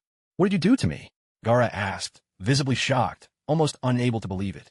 "Take a couple of days to rest. When there's a chance, let's sit down and have a good talk. I think we'll have a lot to discuss." Naruto's eyebrows arched, a sly grin spreading across his face. In his eyes, Gaara now looked completely like prey caught in the hunter's sights. "What exactly did you do?" Kankuro demanded angrily. He was already taking up a fighting stance, even right there on the streets of the Hidden Leaf Village. It seemed that for the sake of this person before him, they would stop at nothing to fight back, even in this place. "The rest is up to you. I think you can handle it. Don't you agree, Gaara?" Naruto called him by name, patting his shoulder twice with his right hand. At that moment, a rare, genuine smile played at the corners of Naruto's mouth. With that, Naruto glanced at the two who were readying themselves for a fight. He muttered under his breath, "How boring." Having said his piece, he turned to leave right in front of the four pairs of eyes. But just then Konohamaru suddenly jumped out. The danger had already passed, but he was still under the shadow of fear from moments before. Now, with someone finally standing up for him, he grabbed onto Naruto's arm and shouted, "Naruto, big brother, you can't just let him off. He was really trying to kill me just now. You caused this mess, so you can deal with it yourself. If you really can't, why not go ask your grandfather for help?" Naruto replied, clearly exasperated. "I always thought you were a great big brother, but I can't believe you're sticking up for outsiders today." Konohamaru protested. "Sometimes you need to face reality. Do you know what makes you so bold right now? It's simply because your grandfather, Hiruzen Sarutobi, is the Hokage. But what if he weren't? So, instead of relying on others, why not rely on yourself? Use this time to get stronger. If you do, who in this world could ever hold you back? Keep striving, kid," Naruto said with a smile, gently ruffling Konohamaru's hair. Then he took Hinata Hyuga, who stood nearby, and led her away. Left behind, Konohamaru stomped his feet in frustration at the scene before him. But when he turned and saw Gaara still staring at Naruto's departing figure, a fresh wave of fear washed over him. Not daring to linger a moment longer, he bolted from the scene. "What just happened back there?" Hinata Hyuga looked at Naruto's profile, her heart full of confusion as she asked. "There are plenty of things you don't know, and neither do I. Life is full of mysteries, and sometimes it's better to just muddle through instead of worrying or overthinking everything. Why not just enjoy a good meal instead? As for the rest, we can always talk it over later." Naruto answered with a gentle smile. Hinata Hyuga, now, was nothing like her counterpart in the original story. Her long hair flowed down past her waist, tied together at the nape of her neck. She looked elegant and gentle, a quiet grace about her. Although in terms of strength, Hinata Hyuga was still about the same as in the original storyline. Even after giving it her all, it seemed as if she was held back by her natural limits, and her progress was neither dramatic nor substantial. But when it came to looks, she was strikingly delicate and beautiful, especially for someone her age. She already seemed to have become the most beautiful among her peers. Sometimes I'm really curious how you know so much about everything, and it's almost like you can see what's coming before it happens. Hinata tugged at Naruto's sleeve, murmuring softly as she spoke. Don't worry about it so much. If there's ever a chance, I'll tell you everything. But for now, the most important thing is to treat my future queen to a good meal. So what do you want to eat? Today you get to pick anywhere in the whole Hidden Leaf Village. Just say the word. Naruto gently tapped her on the head, his voice warm and caring as he asked, Are you sure you have money for that? Hinata rolled her big, pale eyes. Though with her it hardly mattered. Her eyes were always that distinctive shade. Naruto couldn't help but grin broadly at Hinata's adorable expression. Perhaps in this entire world, the only person who brought him true comfort and warmth was this little girl standing before him. No matter what, Naruto wanted to follow the story's path, but he also didn't want his own feelings to become too tangled. Whether from their very first meeting or all the way up to now, one thing had never changed. This little girl, right here, was the one he believed would walk by his side through whatever lay ahead in this world. I've got plenty of money. Order whatever you like. Really, don't hold back. Naruto replied gently. I heard your last mission ended up being classified as an A rank. Can a single A rank mission really pay that much? Hinata was a bit skeptical, but the two of them kept chatting as they walked along. Well, I do need your help with something soon, so of course I can't be stingy. Taking you out for a good meal is the least I can do. But tell me, Your Highness, what would you like to eat today? Naruto smiled again as he asked, and the two of them made quite a scene together on the lively street. But just as they were lost in conversation, a few people brushed past them. Perhaps because their eyes were only for each other, neither noticed what was happening around them. They kept walking and talking, unaware that three people behind them had stopped and were watching their backs with curiosity as they walked away. Shikamaru, when did Naruto and Hinata start walking together like that? Ino gazed curiously at the two figures strolling side by side ahead, their conversation marked by easy smiles, and asked with a face full of curiosity and confusion. How would I know something like that? Troublesome matters like these, please, don't ask me. Shikamaru replied with an air of indifference. Oh, them? Actually, I know a little about this. The last time I went home, my dad was talking about it. Choji interjected, eager to contribute. So what did he say? Before Choji could finish, Ino leaned in close, her face lit up with anticipation and gossip. It seems like Naruto and Hinata have known each other for a long time. In fact, a lot of Naruto's things were funded by the Hyuga clan. Apparently, all the major clans in the Leaf Village know about it, but in the end, no one brought it up. Last time, my dad even said that from certain perspective, the Hyuga clan head might have taken a liking to Naruto. Choji explained, Where on earth do you guys get these rumors? Seriously, why bother digging into other people's business? Wouldn't it be better to figure out your own lives? Don't go looking for unnecessary trouble.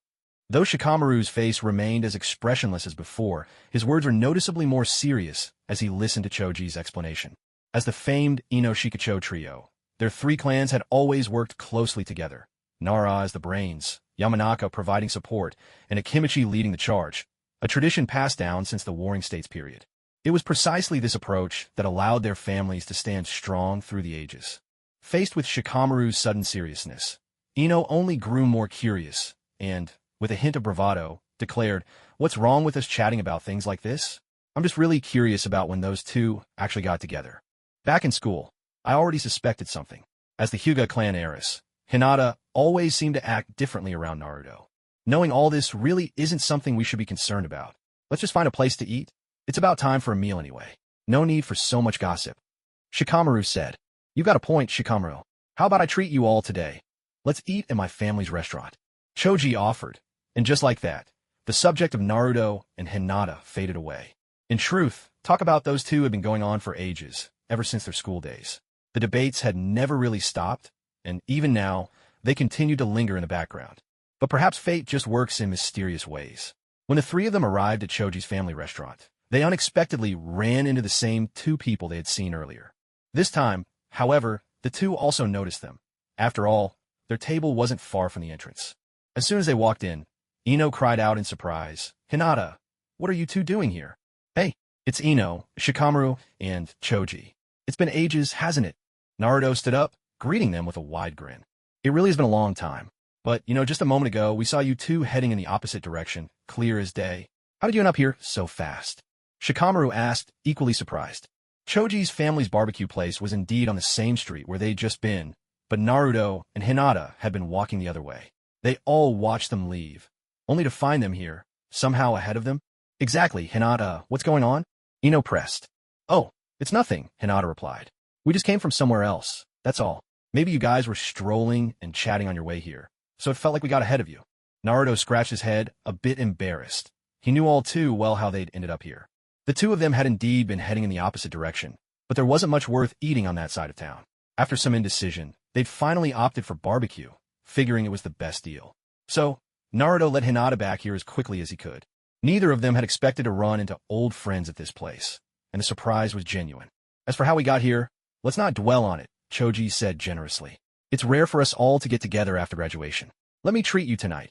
Eat as much as you want. He sounded especially confident, given that this was his family's restaurant. All 6 of them crowded around one table, but thankfully, the tables here were plenty big, and none of them were exactly giants. In the center of the table was an iron-lined depression, clearly meant for charcoal. The grill sat above it, ready for a meal cooked right at the table, hot and fresh. Naruto, we're all a little jealous of you, Ino admitted, her face full of admiration. Your first mission outside the village was an A rank. Whenever we meet up with the others, you're always the hot topic. It wasn't just about the money an A-rank mission brought in. The real envy was for the prestige and experience it added to one's record, something completely different from the rest. Choji was also looking at Naruto with an envious face. For kids their age, this was already an incredible honor. Although compared to the older generation, completing an A-rank mission at this age wasn't that big a deal. In their time, such things happened often enough. But things were completely different now. In this era, the nations were at peace, and there was no need for children their age to go to war. That's why missions of B rank or higher were simply out of reach for them. Attention everyone, we're about to start the charcoal fire. Please be careful not to get hurt. They had barely settled down and exchanged a few words when a waitress came over, pushing a small cart. On top of it was a metal basin filled with burning charcoal, radiating intense heat as she brought it closer. But before the charcoal could be set on the table, Naruto suddenly stood up. His expression grew serious, though he managed a faint smile as he turned to Hinata, who was sitting beside him. You stay here and eat with them. I have something to take care of. Be careful, Hinata replied, smiling gently. The moment he stood up, she sensed that something might be wrong, but she didn't ask what exactly was happening. You're not going to eat? Yeah, what's so important? Choji and Shikamaru asked in surprise. I'm really sorry, but something's come up that I need to handle. Next time, dinner's on me, Naruto said with a smile, then walked straight out. But the moment he stepped outside the barbecue restaurant, his face turned icy cold. Glancing around quickly, he leapt up to the rooftop and raced off toward his home at lightning speed. As the sensation grew stronger, he no longer bothered to hide his abilities. Every stride covered dozens of meters. With each rapid movement, he could vanish from sight in an instant. When his house finally came into view, Naruto's brow furrowed tightly as he sprinted straight toward it. Breaking into someone else's house like this isn't very polite, is it? And rummaging through their things so freely. Don't you think that's going a bit too far? Naruto crouched in the open window, his voice cold as he stared at the man inside, who was just about to open a sealed scroll that Naruto had hidden with special care. Even with Naruto now present, the intruder remained utterly unhurried, continuing to break the seal as if he didn't care in the least that Naruto was watching him from the window. The polar seal, what a breathtaking sight. I never imagined I'd see this kind of sealing technique after all these years. I do wonder whose handiwork it is. The person inside the room spoke, his tone calm and unhurried. From behind, all one could see was his long mane of white hair, spiked in a way that made him look like a hedgehog. He wore a deep burgundy jacket over a relaxed ninja outfit, and his feet were slipped into oversized sandals. The whole time, he kept his back turned to Naruto. But even from just the silhouette, Naruto had already recognized exactly who he was dealing with. Still, he was shocked and deeply curious. Jiraiya wasn't supposed to be anywhere near here at this time. So why had he suddenly appeared in Naruto's room tonight? As soon as Jiraiya finished speaking, he pressed his hands together, channeling chakra toward the seal. The symbols etched on its surface began to fade, one after another. Yet, just as the last of the symbols was about to vanish, the process came to an abrupt halt. No matter what Jiraiya tried, he simply couldn't break open this seal. Only then did he slowly turn around. The two red markings on his face stood out starkly, and the forehead protector emblazoned with the character for oil only emphasized his eccentric presence. Everything in this place sparks my curiosity, especially the contents of that ceiling scroll. Would you care to tell me more about it? Jiraiya leaned back against the table, his eyes gleaming with interest as he sized up Naruto, who was crouched warily on the windowsill. Barging into someone's home and rifling through their things. Are all the legendary Sannin of the Leaf this shameless? Naruto's voice was low, and a hint of a mocking smile played at his lips. Forgive my bluntness. To be more accurate, the Sannin who once made the entire ninja world tremble have, in the end, become nothing more than gamblers, drunkards, and junkies. That you would show up in my home like this. Well, I guess it isn't so hard to understand after all, is it, Lord Jiraiya? Impressive. Seems the rumors were right. You really do know a lot for someone your age. Jiraiya wasn't offended. Instead, he grinned as he replied, I've just seen a little more than most. Sometimes that means I pick up a thing or two about people like you. Why not come inside and sit down? It'd be nice for us to have a proper conversation, don't you think? Jiraiya extended the invitation once more. But as his words faded, Naruto's expression turned ice-cold and serious. He kept his gaze locked on Jiraiya, his body still crouched in the same spot, unmoving. There's really no need for us to have a chat. But since you've turned my room into this mess, I think you owe me an explanation. And another thing, please clean up all the slime your summoning beast left behind, every last bit of it. Naruto spoke in a low, guarded tone, fully aware that he had already seen through all of the other's tricks. His entire room had been taken over by Jiraiya's summoning beast. In fact, everything he was seeing was nothing more than the inside of Toad's mouth. Even from a distance, he could sense the state of the room. At least in terms of chakra, the walls were practically covered in traces of it. From this, he could easily deduce that danger lurked in every corner of the room. Jiraiya's real purpose was to lure him inside, making it easier to restrain him at a moment's notice and prevent any unexpected developments. Naruto was on high alert from head to toe. The only explanation he could think of was that Kakashi must have broken his promise and spilled quite a few of his secrets to this guy. No matter how well this man had treated him in the original story, things were completely different now. Back then, Jiraiya was simply a harmless, easygoing character, but he himself was no longer the same. Jiraiya realized his plan had been exposed. Although he was secretly surprised, he kept his expression calm and unruffled. Since you already know who I am, there's no need for further introductions. But perhaps you only know my name, not what I'm truly capable of. Interested in having me as your teacher? I could teach you a great deal, you know. Suddenly, Jiraiya changed his tone, throwing out the question. Maybe before you say that, you should explain why you were rifling through my things in the first place. Naruto replied. I imagine you wouldn't want the Hokage to know about your affairs, would you? Or perhaps you simply don't want any outsiders to learn your secrets. Frankly, just what I found in your room would be enough to push you into the abyss. Is that reason enough? Jiraiya's voice turned stern. I'm not sure what you're referring to. Naruto feigned ignorance. I don't care about anything else. Just tell me, who gave you this sealing scroll? At those words, Naruto instinctively breathed a sigh of relief. The other man hadn't managed to uncover the contents of the sealing scroll. He simply assumed it was a high-level seal, and his questioning was just a way to probe Naruto. Perhaps it was also a subtle warning, delivered in his own way. I don't want to waste words with you right now, but what I need you to do next is leave this room. Naruto spoke in a tone tinged with anger. He didn't care who the other person really was. If he hadn't come back earlier, it would only have been a matter of time before the other party unraveled the secrets of the sealing scroll. The revelation of 2 pairs of Mangekyo Sharingan within a single sealing scroll was something that genuinely shook Naruto to his core. No matter how far Naruto had advanced in his study of ninjutsu, the sheer experience and cunning that this man had accumulated over so many years in this world, when it came to temperament, strategy, or anything else, meant that Naruto could never truly match up to Jiraiya, that old fox. Even in terms of raw strength, Naruto knew he probably wasn't a match for him right now. Besides, there was really no need to start any conflict with him. In the end, it would be a pointless risk, one Naruto had no intention of taking. You're quite an interesting kid, but we'll meet again, and when we do, I hope you'll have a brand new answer for me. Jiraiya's expression was calm. Although their first meeting had ended on a rather sour note, he was at least certain now that Naruto was hiding some significant secrets. Jiraiya, one of the legendary Sannin, had returned to the village, and as of now, hardly anyone in the entire Leaf Village knew about it. With his abilities slipping past, everyone's notice was almost child's play. None of that changed after Jiraiya left. Although the room had been reset to its previous state, the fact remained, something had been exposed. With a frown, Naruto leapt back into the room. Instantly, his sage mode senses spread outward, sweeping over the entire Hidden Leaf village. Yet, within that vast perception, there was no trace of Jiraiya anywhere. This struck him as hardly surprising. After all, that man hadn't truly lived in this world for quite some time. Nearly every item in the room showed signs of being searched. Even the pages of his painstakingly developed ninjutsu equations had each been touched. Fortunately, his visitor hadn't understood what those calculations were for. Otherwise, the loss to Naruto would have been much greater. Jiraiya's visit had been a harsh lesson. All this time, Naruto had believed that staying in the Leaf Village was the safest choice. Even if danger arose, he had always assumed he could handle it. But now, it was clear things are never as simple as you hope.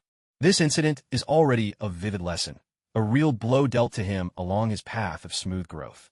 At the very least, it will keep him from ever letting his guard down again as he lives in this world. It seems the next plan needs to be put on the agenda. Naruto sat in his room, his eyes carefully taking in every detail around him, murmuring to himself, "If I were you, I'd just leave the Hidden Leaf Village altogether. Why put up with all these varying influences every single day? If you set yourself free out there, your power would easily surpass that old man's." Just as Naruto was lost in his imaginings, the Nine Tails within him opened its mouth and spoke directly to him. Things aren't as simple as you think. And what then after leaving here? The outside world isn't as safe as you imagine. I'm sure you can sense it. Something has already begun to stir. Even you ancient beings, who have lived in peace for 7 or 8 centuries, are now preparing to face threats to your very existence. In his inner world, Naruto looked straight at the Nine Tails as he spoke. His words struck a deep chord. The beast, which had been lying with its head down, slowly raised its massive head, its eyes as huge as lanterns, staring intently at the small figure outside its cage. "You're right, we've all sensed it. But what does any of that prove? You and I are now bound as one. Our fates are tied, for better or worse. If you're ever ripped away from me, that will be the end of my life too, old friend. So, in the days ahead, I'm going to need your cooperation." Naruto's heartfelt words reached deep inside the great beast, who had lived for nearly 2,000 years, stirring something within its heart. For an instant, its thoughts drifted back to 1,000 years ago, to the moment it was first created. Now, confined in this cage, even with all its immense strength, the Nine Tails was powerless to change its fate. "I understand," it finally replied, its tone tinged with boredom. Then it simply closed its eyes, resting its head on the ground, and settled back into sleep. There was nothing more it could do in this situation. It also understood Naruto's dilemma. After all, if the seal were lifted now, that overwhelming chakra would burst forth and shake the heavens in an instant. Such power would draw everyone's gaze, and that was exactly why it remained trapped within this cage to this day. 2 days later, the Chunin exams had officially begun. Regardless of which ninja village they hailed from, all the participants were gathered in a single location for the final stage. This time, the exams were fully mixed. There would be no special treatment or unique situations for anyone. Teams of 3 were formed, and each group had to advance or withdraw together. Especially in the first 2 rounds, eliminations would be carried out by group. If even one member failed, the other 2 would also face elimination. "Sakura, I like you. Will you go out with me?" This time, the exam was held inside the Ninja Academy. But before Naruto and his teammates could even step onto school grounds, a guy in a bright green jumpsuit, sporting a bowl haircut like a watermelon rind, dashed up to them at lightning speed. To be precise, he raced straight up to Sakura Haruno. What caught everyone off guard was that, in such a public and tense moment, this guy boldly confessed his love right in front of everyone. Sakura was so stunned, she didn't even know how to react. Her mind went blank, her face clouded with confusion. She didn't know what to say, let alone how to refuse. "Lee, I never thought you'd be so direct." Naruto couldn't help but laugh, speechless at the scene. He was already well acquainted with this guy, Rock Lee, the most cherished student of Master Guy. Lee couldn't use ninjutsu, but he was fiercely hard-working and determined. "Oh, Naruto, it really has been a while, hasn't it?" Rock Lee greeted him enthusiastically. "Move aside." Sasuke, face cold as ice, stared straight at Rock Lee and barked at him in a low, commanding voice. "No way. I'm confessing right now." Rock Lee replied, standing his ground. "Forget it. Like I'd ever say yes to a bushy-browed, watermelon-headed weirdo like you." Sakura immediately shouted back in disgust. "Is my heart going to be broken again?" Rock Lee's face fell instantly, dejection written all over him. But just as quickly, he perked up again, a new spark lighting in his eyes. Looking up at Sasuke, his expression turned resolute. "I've heard you're the best student in your year. So now, I challenge you. I don't have time to waste on someone like you." Sasuke barely spared him a glance before turning to continue toward the exam site. But before he could take a step, Rock Lee's voice rang out from behind. Is everyone in the Uchiha clan like this? You jerk! In a flash, Sasuke's anger ignited. His eyes turned into a single Tomo Sharingan, and with blinding speed, he lashed out at Rock Lee with a spinning kick. Yet despite the swiftness of Sasuke's attack, Rock Lee didn't even flinch. He calmly raised his arm, blocking the strike instantly. The force of the blow was immense, but Lee's body didn't budge an inch. In fact, there was even a glimmer of excitement on his face. Thank you so much for accepting my challenge. Rock Lee's expression turned instantly serious. At that moment, two of their classmates came running over. Neji, Hyuga, and Tenten, having witnessed this scene, especially Tenten, looked both exasperated and helpless. She shouted at Lee, "What do you think you're doing at a time like this? The exam is about to start. Please wait just a moment. I promise I'll finish this fight before the exam begins." Lee replied loudly, "You idiot." Sasuke cursed again, his voice full of anger. He quickly raised his hands to form seals, but just as he was about to unleash his jutsu, Lee finally sprang into action. With a powerful kick off the ground, his entire body became a blur. In the blink of an eye, he threw a punch straight at Sasuke with astonishing speed. Caught off guard, Sasuke had no choice but to abandon his technique and defend himself physically. Lee's punch landed solidly, and for the first time, Sasuke felt real pressure from a peer. The force of that hard, unyielding fist drove him back 5 or 6 steps in a flash. Naruto, meanwhile, casually found a stone to sit on and watched the fight with great interest. He had to admit, Lee, the guy who excelled only at taijutsu, truly couldn't be underestimated. The raw, physical blows, fist against flesh, were what real fights between men were all about. Sasuke, seeing this, stopped trying to use ninjutsu altogether and instead engaged Lee in hand-to-hand combat. Before any special techniques came into play, the two of them were almost perfectly matched in strength. "Naruto, go help Sasuke." Standing off to the side, Sakura grew anxious and shouted toward Naruto, who was just sitting there watching the spectacle. Naruto merely glanced her way and didn't pay much attention. Instead, his gaze landed on Neji, who stood just 2 or 3 meters away. As the strongest of the previous class, "What do you think of their fight?" Naruto asked. "Sasuke won't win. Lee hasn't even shown half his strength yet," Neji replied. "The 8 gates? With his current abilities, he can handle at most 4 gates." Naruto commented. "How can you tell?" Neji asked with some surprise. "Isn't it obvious? His power speaks for itself."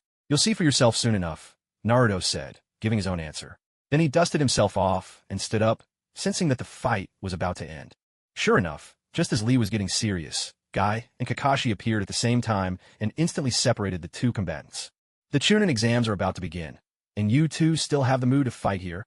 Kakashi frowned as he questioned Sasuke. "Kakashi, when I have never truly fought seriously before, this Chunin exam is the perfect chance for these two to have a real showdown." Guy flashed his wide, toothy grin as he spoke. Let's talk about it when the time comes." Kakashi, with one lazy, deadpan eye, replied to Guy in a bored tone. What was supposed to be a proper sparring match was abruptly cut short by the arrival of these two. In any case, it was unlikely they'd really go all out, especially not here on the eve of the exam. The Chunin exam was held on the 3rd floor, and reaching it was already the first trial. From the very moment they stepped through the school gates, they had unknowingly entered a Genjutsu. The difference was that this particular illusion wasn't physically harmful. It simply caused subtle confusion, testing their perception, a crucial challenge for anyone in the ninja profession. "Sasuke, don't forget what you promised me. I'll be coming over tonight." In the stairwell, Naruto led the way, not even glancing back as he called out to Sasuke. "Don't worry, I'm not the kind of person who goes back on his word. That's what I like to hear." "What are you two talking about?"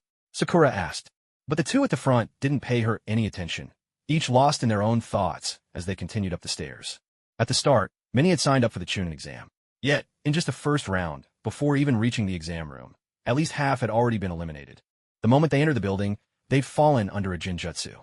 Nearly everyone who was weeded out had fallen victim to this trap. That included some from the Leaf Village, though even more were from other villages. Naruto led his two teammates up a floor and immediately veered right. Sakura, following behind, shouted loudly, "You two are going the wrong way. The exam room is on the 3rd floor. If you don't want to get eliminated, just follow me," Naruto replied coolly. It was at that moment Sasuke realized something was off. His Sharingan activated instantly, scanning their surroundings. When he deactivated it, he stared at Naruto's back, his fists clenching in silent frustration. What angered him the most was that Naruto had already seen through the illusion, while he himself had been trapped from the very beginning, completely unaware he'd been under Jinjutsu all along. It was precisely at the moment when they opened the door that they saw the room had already filled with about 50 people. Standing by the entrance was a tall man, who looked to be at least in his 20s. With a gentle smile on his face, he greeted the three of them. "Congratulations on making it through the first round. That's more than I expected. There's still so many people here." Naruto also smiled as he spoke. "You finally made it. We've been waiting here for over half an hour. I was worried you wouldn't come take part in the exam." Hinata, who hadn't been far from the door, immediately rushed over to greet Naruto, her face glowing with a bright smile. "How could I not come? Just knowing you'd be here, I had to show up." Naruto gently ruffled Hinata's hair, his voice soft and full of warmth. "Could you two please not be so lovey-dovey here? Seriously, you're making the rest of us feel stuffed."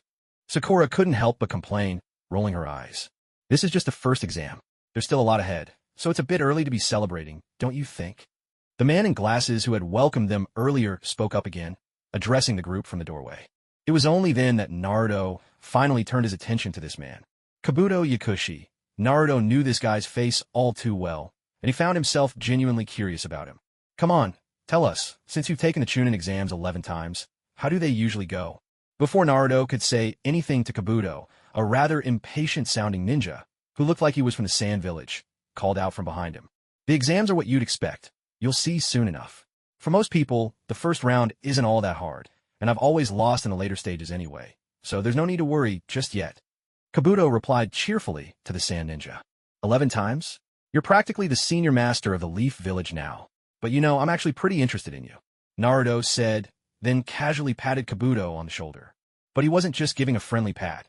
At the same time, he discreetly placed a flying Thunder God seal on Kabuto. This guy might prove very useful in the future, and Naruto was genuinely curious to see what he'd do down the line. Much like Orochimaru, Kabuto was a fervent scientist, and in some ways his skills and abilities even surpassed Orochimaru's. "Naruto Uzumaki, you're considered pretty good in the Hidden Leaf Village. Aside from D-rank missions, your very first real mission was an A-rank one.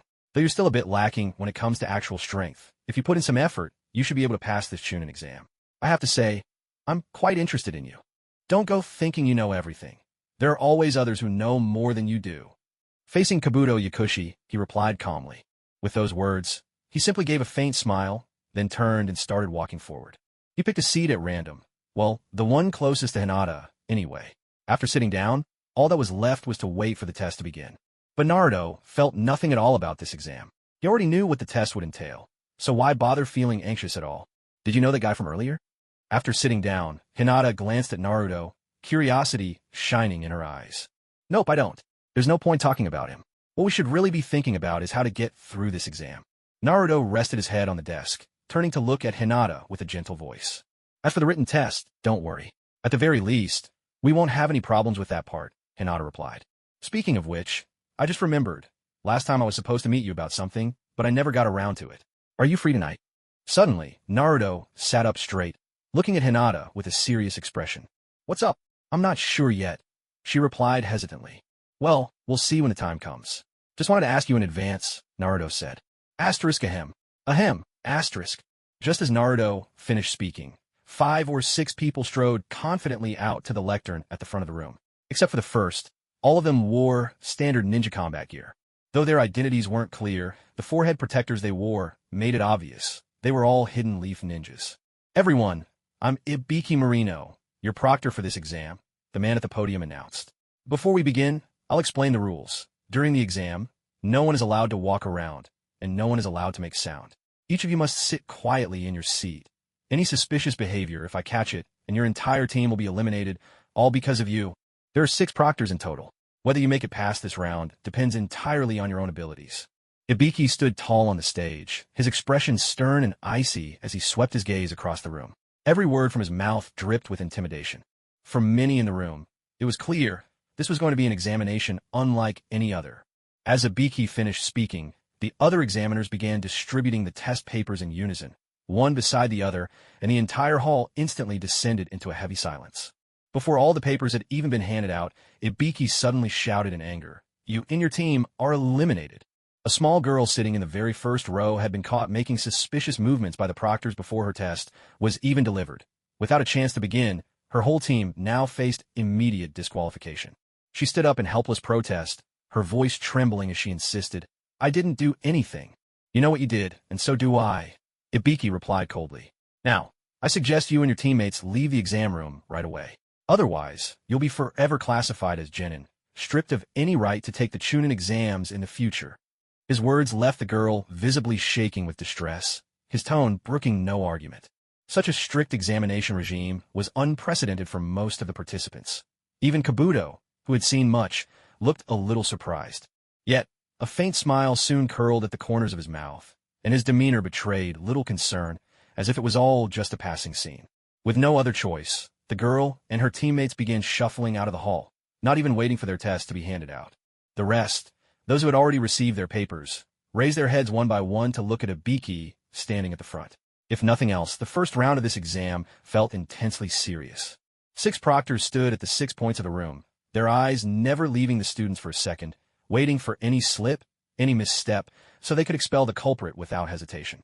Yet, even in this atmosphere of absolute seriousness, one person was already sprawled out across his desk, snoring before a single minute had even passed. Unlike anyone else, Naruto had laid his head on the desk the moment the test was distributed. Now, as the exam officially began, his snores echoed through the otherwise silent room. Ibiki stepped down from the podium, his gaze falling on Naruto. He was more than familiar with this boy, and truth be told, he felt not the slightest fondness for him. Like many others in the Hidden Leaf Village, especially those of the older generation, Ibiki's resentment toward Naruto ran deep. Just knowing Naruto's identity was enough. It wasn't only the ordinary villagers who harbored such feelings. Even among the ninja, many shared the same sentiment. As Ibiki approached the snoring Naruto, Hinata, sitting nearby, could only watch in anxious worry. But bound by the rules of the exam, there was nothing she could do to help. A sudden, heavy pounding resounded, 3 sharp raps that cut through the silence. Ibiki rapped his fingers sharply on the desk where Naruto had fallen asleep, his face cold as he stared directly at the boy slumped over in slumber. When Naruto slowly lifted his head and saw Ibiki glaring at him, he asked in a calm, almost indifferent tone, "Is there something you need, Proctor? This is the venue for the Chunin exams, not a place for you to take a nap." Ibiki replied sternly, "Is there a rule that says sleeping isn't allowed? As the chief examiner, I have the authority to revoke your right to participate in the exam on the spot." Ibiki declared, "You're the chief examiner, so whatever you say goes. But I haven't said a word or disturbed anyone, so technically you can't do anything to me. You'd better focus on your job as proctor. Even if I hand in a blank sheet, what does it matter?" With that, Naruto lowered his head again, preparing to go back to sleep. Confronted with such behavior, Ibiki's expression grew even colder, tinged with anger. Yet, as Naruto had pointed out, as long as he wasn't breaking any actual rules, Ibiki truly had no grounds to throw him out of the exam room. After shooting Naruto a few more icy glares, Ibiki had no choice but to walk away, visibly displeased. He returned to the podium, his eyes still brimming with tension as he fixed his gaze on the remaining examinees. Sakura, witnessing the scene unfold without further incident, finally let out a sigh of relief. She had genuinely worried that Naruto's defiance might get their entire team disqualified and kicked out of the exam room. "Take your entire group and leave the premises. You all can go as well. 3rd row, 2nd seat. Lead your group out." From the start of the exam until now, only 20 minutes had passed, yet the once crowded hall was now less than half full. One by one, as their names were called, more and more candidates left their seats. Of course, those pulling little tricks, so long as they went unnoticed, managed to keep their composure and stay put. 40 minutes later, with the remaining candidates more or less settled, Ibiki stood at the podium and addressed everyone loudly. "Each of your answer sheets has 9 questions. Now it's time for the 10th. This one is public, and it's the most complex and crucial of all. If you get this question wrong, not only will all your previous answers be nullified, but your future as a ninja will be capped at genin. So, in the next minute, tell me, do you choose to accept the final question?" "What? Doesn't that make all the earlier questions pointless? This is absurd. He's just messing with us on purpose. I'd rather give up on this exam and try again next year than trade our future as ninjas for the answer to just one question." Ibiki had only just thrown out the topic. He hadn't even revealed the final question yet, when chaos erupted in the entire hall. Everyone was venting their frustration. It wasn't just the outsiders. Even the local candidates couldn't figure out what this exam was really about. 1 minute is almost up. Now, tell me your decision. If you haven't chosen within the minute, you'll all be considered to have accepted by default. Ibiki's voice cut through the noise, cold and sharp once again. There were still at least 50 people left in the room, each one feeling the weight of the invisible pressure. Many couldn't take it anymore and stood up abruptly. The moment they stood, it meant forfeiting their chance to continue the exam. Some may have stood up under immense stress, but every single person who did so cost their entire team the right to proceed. Among them were even some of the Leaf Village's own ninjas. No one could really guess what was going through their minds. Ibiki watched from the lectern as those who chose to leave began to file out. The other proctors kept a close eye on the remaining candidates still in their seats. Is there anyone else who wants to leave? Ibiki asked again.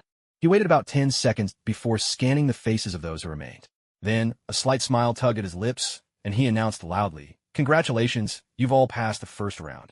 The candidates left sitting there were still dazed and bewildered. What just happened? Had they really passed already, without even understanding what was going on? It looks like it's over. Amid all the confusion, Naruto slowly woke from his nap, the marks from the desk still imprinted on his face. He was the only one who hadn't bothered to do anything. The test sheet in front of him was still blank, save for a small stain where he drooled in his sleep. Yet, even so, he had managed to get through the first stage unscathed. Everyone else in the exam room wore similar expressions of disbelief. They'd been bracing themselves for the worst, only to discover that simply enduring the pressure of the final choice was enough to pass the first test. The first exam was mainly to test your resolve, Ibiki explained. Persistence in the face of uncertainty. That's the most fundamental and essential quality of a ninja. I must say, congratulations on passing the first exam. Next, other instructors will lead you to the second test site. Ibiki spoke as he turned to leave, followed by the proctors. The second exam? Isn't that supposed to be tomorrow? Naruto asked, his eyes wide with confusion, still not fully awake. Naruto, don't you know? The second exam starts right after the first one ends. That's why, when you asked me if I was free this afternoon, I wanted to tell you about it. Hinata, who was sitting next to Naruto, quietly reminded him. So that's how it is. I must have remembered it wrong. Naruto scratched his head awkwardly, but whether it happened a day earlier or later didn't really bother him. In fact, dealing with certain things sooner might actually be more convenient. All right, everyone, the first exam is over. Now, I'll be leading you to the second test site. Gather your things and get ready to move out. While the exam hall was still buzzing with excitement, a woman in her 20s appeared before everyone, immediately drawing their attention. She was dressed casually, with a black mesh shirt underneath, and her striking figure was impossible not to notice. The second exam is a hands-on test, and injuries, or even deaths, can occur. That's why everyone has to sign a waiver before participating. After all, one wrong move, and you could lose your life in this very exam. The second test site was the Forest of Death, a place Naruto was all too familiar with. He'd practically grown up there, and when it came to knowing the terrain, he had a big advantage over the others. This year, there are actually 27 teams. How'd the first exam go? How are there still so many left? As soon as they arrived, one of the proctors exclaimed in disbelief. At that moment, the same woman who'd first brought Naruto and his group to the exam hall stepped to the front. She swept her gaze over the crowd and then raised her voice. Let me explain the rules for the second exam. In a moment, you'll each receive a random scroll. Passing this test is simple. Your team will have either a heaven scroll or an earth scroll. To pass, your entire squad must reach the central tower carrying both a heaven and an earth scroll. Only then will you succeed. So that means half the teams will fail? Sakura called out loudly. That's right. Now there are a total of 27 teams among you. There are 14 heaven scrolls, but only 13 earth scrolls, which means that at most, only 13 teams can pass. The examiner spoke up once again. This time, his explanation was clear and thorough. No one else voiced any objections. What remained was simply for everyone to enter the Forest of Death through their respective gates. This exam was utterly random and without any fixed rules. In this test, you could use any means at your disposal. You are not only allowed to target ninjas from other villages, even attacking your own village's comrades was fair game. Once inside the Forest of Death, everyone was scattered in different directions. There was no necessary connection between each team, and the distances between them were also considerable. The only destination was the central tower, located at the very heart of the forest. However, reaching that area required taking certain routes, though this time they had been given ample time.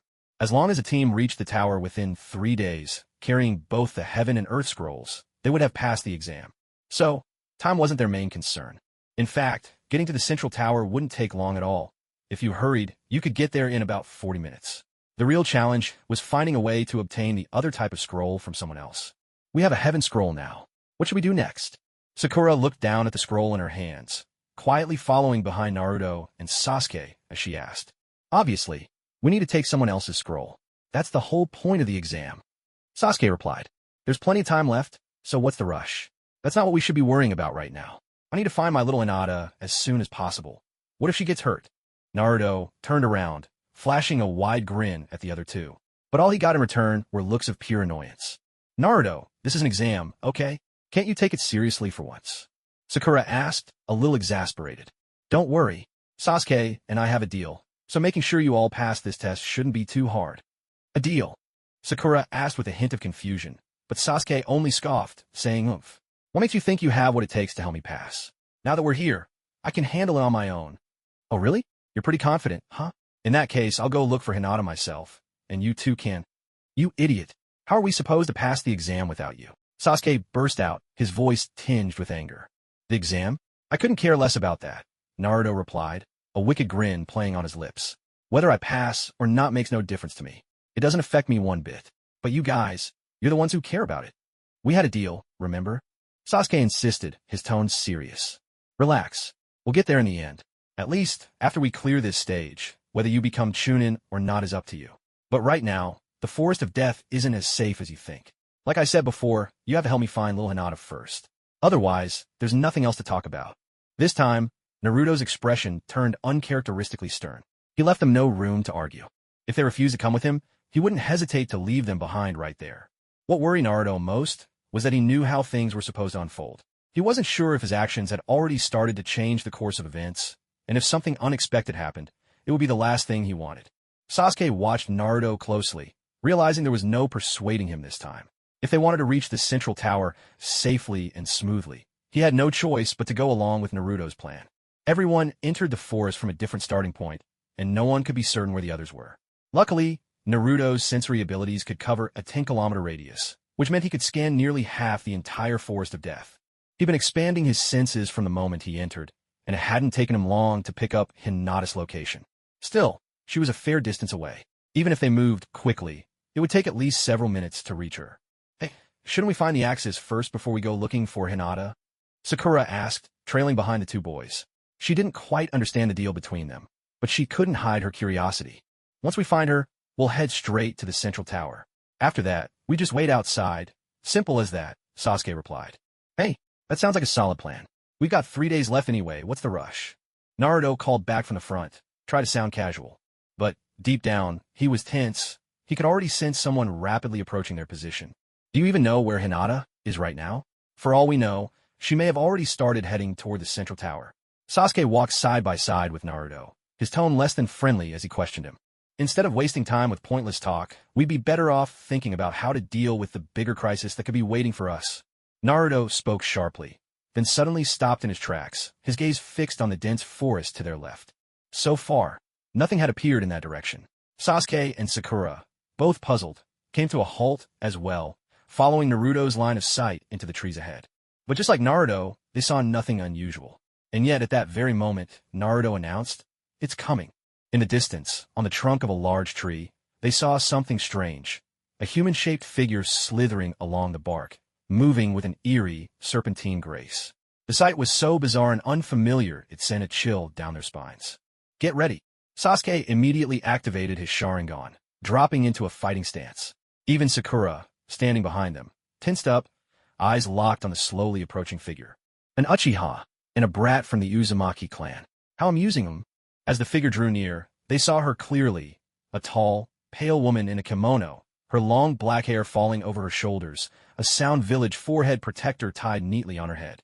Her voice was low and smooth, but her appearance was unmistakably that of a woman. As she advanced, Sasuke shouted out, "Stay alert. Don't let your guard down for a second." She grinned, as if entertained by their tension. How interesting. I wonder what you'll do with this. Without warning, she put her fingers in her mouth and bit down. As drops of blood fell to the forest floor, a massive serpent, easily 20 or 30 meters long, materialized before them in an instant. The sheer size of the snake made Sakura, already on edge, collapse to the ground in terror. After all, for rookies fresh out of the ninja academy, such a terrifying sight was far beyond anything they were prepared to handle.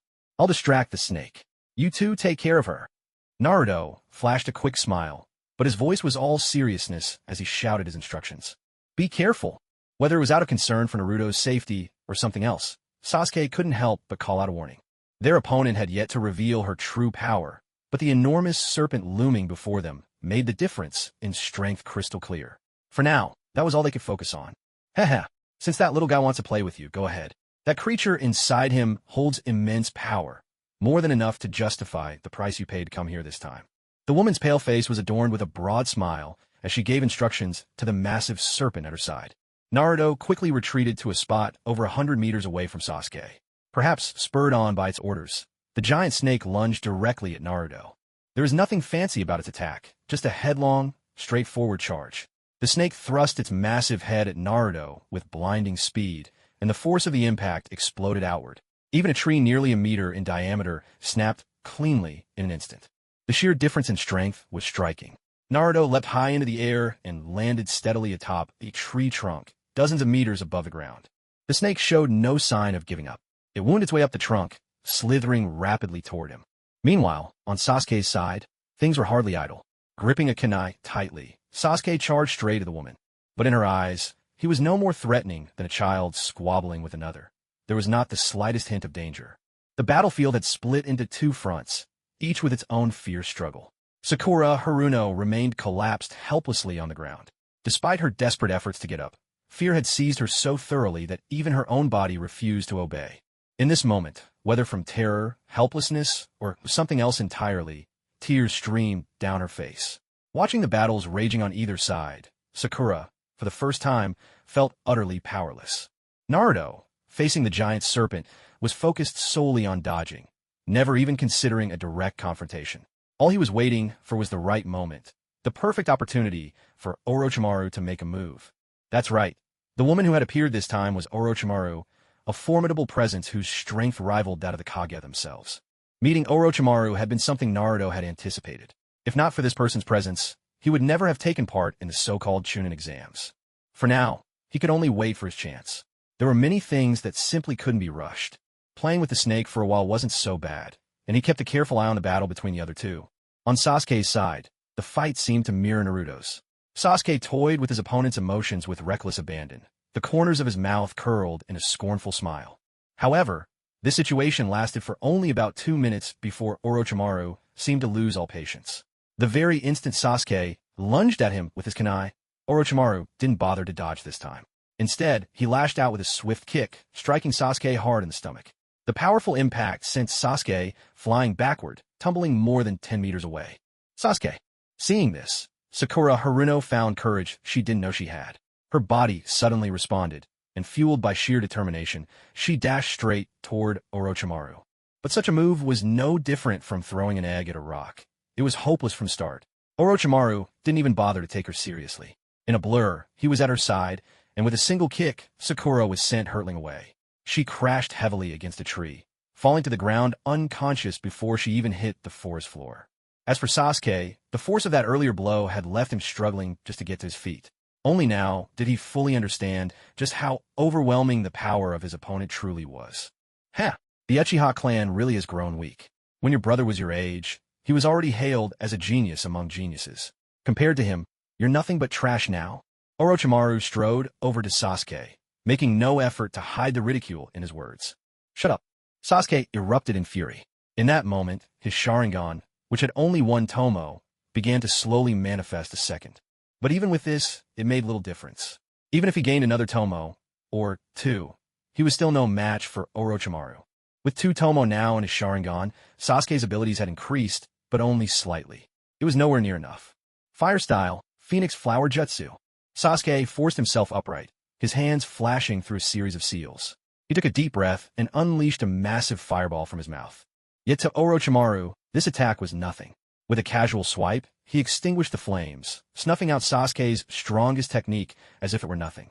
Seeing this, Sasuke could no longer contain the fear welling up inside him. The sheer strength of his opponent left him completely at a loss for what to do. It felt as though everything he did was futile. Even as Orochimaru began to move toward him, Sasuke was frozen, unable to react. A crushing sense of dread wrapped around his mind, the feeling of being utterly powerless, perhaps the most unbearable moment of his life. What an interesting body. This is exactly what I've been waiting for. Orochimaru slowly approached Sasuke, his unnaturally long tongue darting out to lick his lips. The sight alone was enough to send chills down anyone's spine. Just as Sasuke was only 2 or 3 meters away, his instincts finally kicked in, and he prepared to bolt. But by then, it was already too late. In an instant, Orochimaru's neck stretched out to an unnatural length, a sight so horrifying and bizarre that it erased any trace of humanity from him. His attack was swift and eerie. His head darted forward like a snake, and 2 sharp fangs sprang from his mouth. In the blink of an eye, he sank them into Sasuke's neck. Arg! With searing pain shooting through him, Sasuke collapsed to the ground, unconscious. Orochimaru shifted back into his usual form. But just as Orochimaru moved in for the next step, an unexpected voice cut through the moment. That attack was disgusting to watch. Of course, only you could pull off something like that. Orochimaru, who had been wearing a smug smile and licking his lips, instantly grew serious. He spun around, looking over his shoulder toward the source of the voice. There stood Naruto, perfectly unharmed, not even a speck of dust on his clothes. As for the giant serpent, it now lay harmlessly on the ground, its body covered with black sealing marks. "How did you manage that?" Orochimaru asked, his words laced with disbelief. "No need to worry about how. All you need to know is that your mighty serpent isn't going anywhere now. It's time for us to talk business, don't you think, Orochimaru?" A wicked grin played at the corners of Naruto's mouth as he fixed his gaze on his opponent. He showed no fear for Orochimaru's strength. He knew the man posed no real threat. "Heh, now that's a surprise. Even Manda couldn't lay a scratch on you." "I must admit, you've piqued my interest," Orochimaru replied, licking his lips. But as he spoke, a shadow darted from behind Naruto, launching a lightning-fast attack. Yet before the attacker's chakra-infused hand could even close the last 10 centimeters, his entire body convulsed as if struck by lightning, and he crashed to the ground. "Remember what I told you? Everything you think you know is meaningless. What I know, and the preparations I've made, could erase you in an instant." Naruto didn't even bother to look down. He already knew who the assailant was. Kabuto's presence had long since been within Naruto's awareness. The man had been hiding nearby from the very beginning, never straying far. Yet his attention was fixed solely on Orochimaru. It had never occurred to him that little Naruto could possibly stand up to Manda. "I never would have imagined there was someone in this world who could wield sealing techniques to such a degree. I'm curious, just how did you manage it?" Orochimaru seemed utterly unconcerned for his own subordinates. Instead, he was quite intrigued by Naruto's display, his face still bearing that sickening smile as he spoke. "Researching such things doesn't really interest me. As for your reasons for coming to Konoha, I don't care to interfere. Whether you want to kill the so-called Hokage or destroy the village, none of it has anything to do with me. But there are some things that can be done, and some that cannot. As for your true purpose in coming here, you only need to know this. I have no interest in any of it. However, I would like to propose a deal. What do you say, Orochimaru?" Seeing Naruto's confident expression and hearing the subtext in his words, Orochimaru, a being neither fully man nor woman, couldn't help but feel a surge of interest. "A deal? And just what do you have in mind to trade with me?" "I don't need much right now, but I suspect there will be plenty of opportunities for us to trade in the future. This time, it's merely a meeting. As for the rest, I'm certain it won't be long before we cross paths again. When that time comes, I'll tell you what I want. For now, though, I think it's time for you all to leave."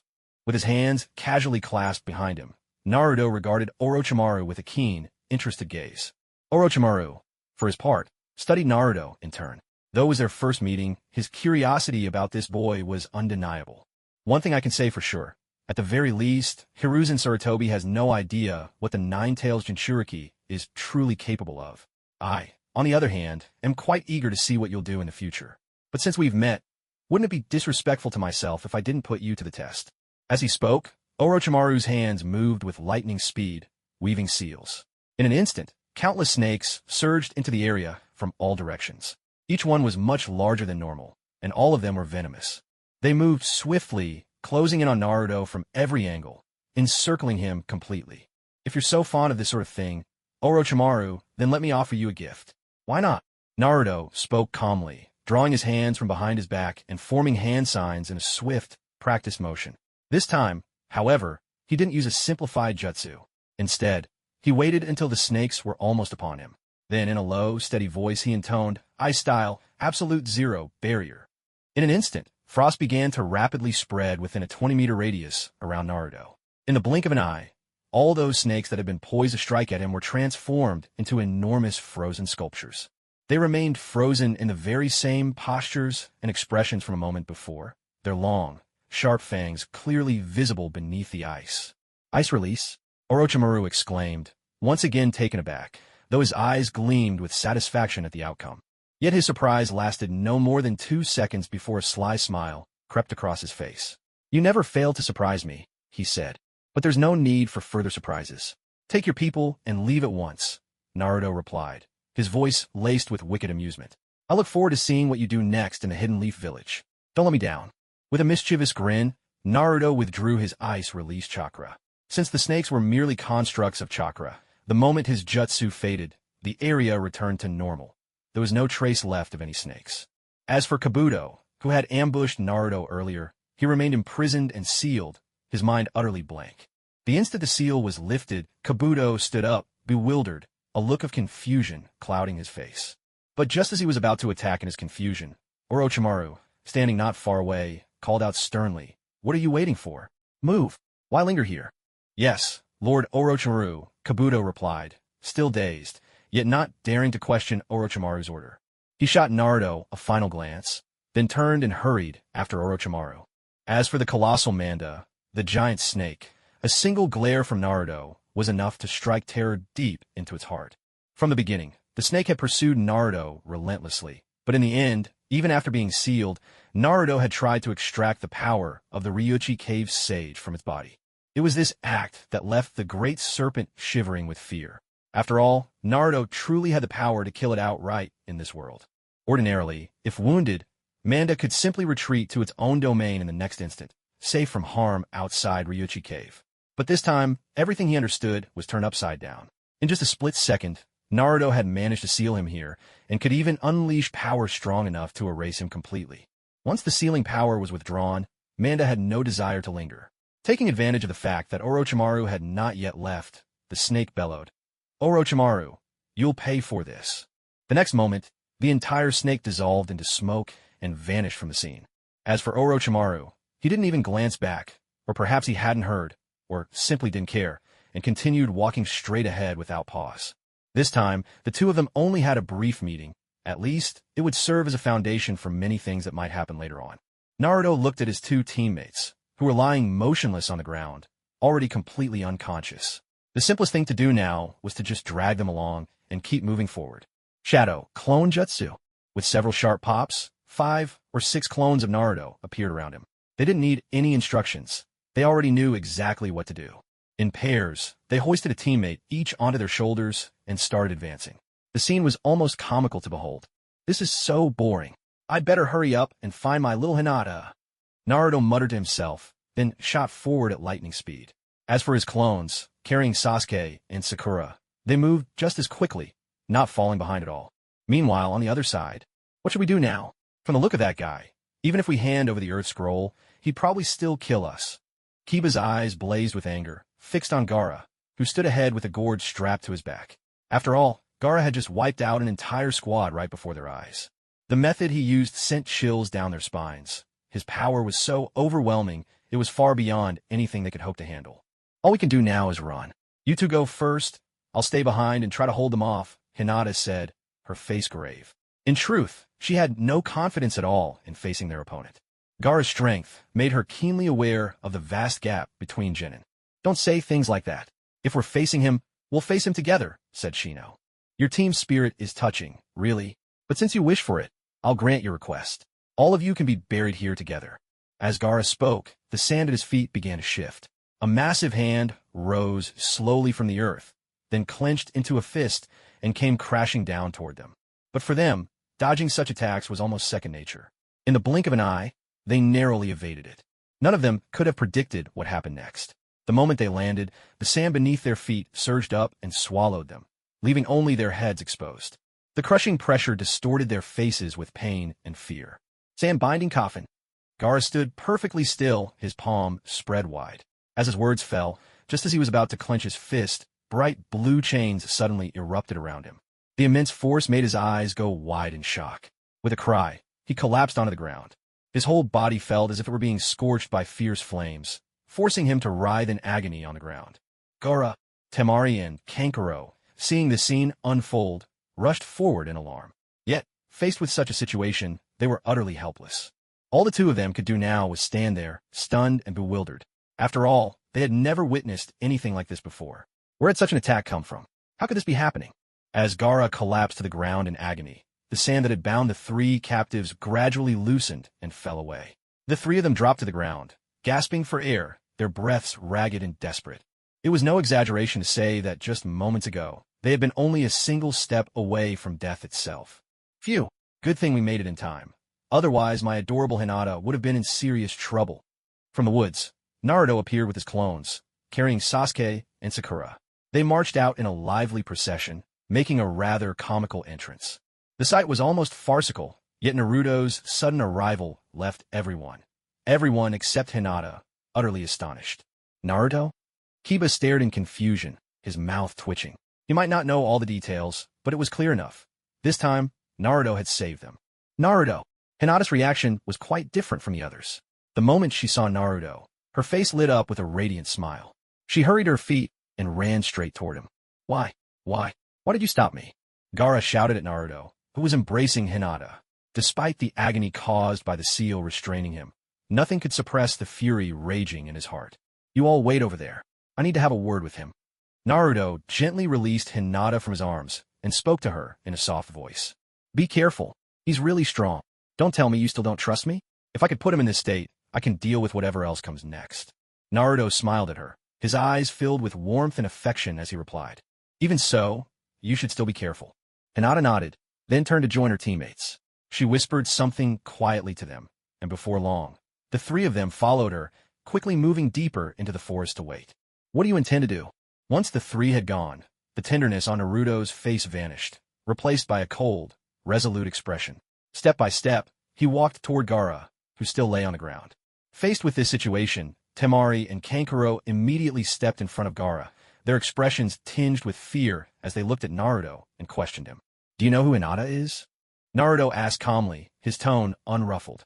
But as confusion flickered across their faces, in the very next instant, the previously nonchalant Naruto seemed to vanish into thin air. When he reappeared, both his hands clamped down with unyielding force, pinning them to the ground. His hands tightened around their throats, a crushing sense of pressure and suffocation instantly overwhelming their senses. What were you just doing to my woman? Were you planning to kill her? Naruto erupted in fury, his aura so intense it seemed to make even his hair stand on end. The violent energy swept outward, rippling across the earth and the surrounding trees. With a razor-sharp force, the spot where they had been standing was instantly transformed into a massive crater. Gaara, caught in the blast, was thrown more than 100 meters away. Even though he was restrained, the overwhelming dominance radiating from Naruto was unmistakable. In his understanding, Temari struggled to speak, her face flushed a deep red. The suffocating pressure was so intense she could barely force out the words. But just as both of them braced themselves for death, Naruto suddenly released his grip. With a chilling, deathly smile tugging at his lips, he said, I don't have any particular interest in you two, but let me make this clear. This sort of thing will only happen once. If it's the next time, I really won't mind killing you. His words barely registered, so shaken were they.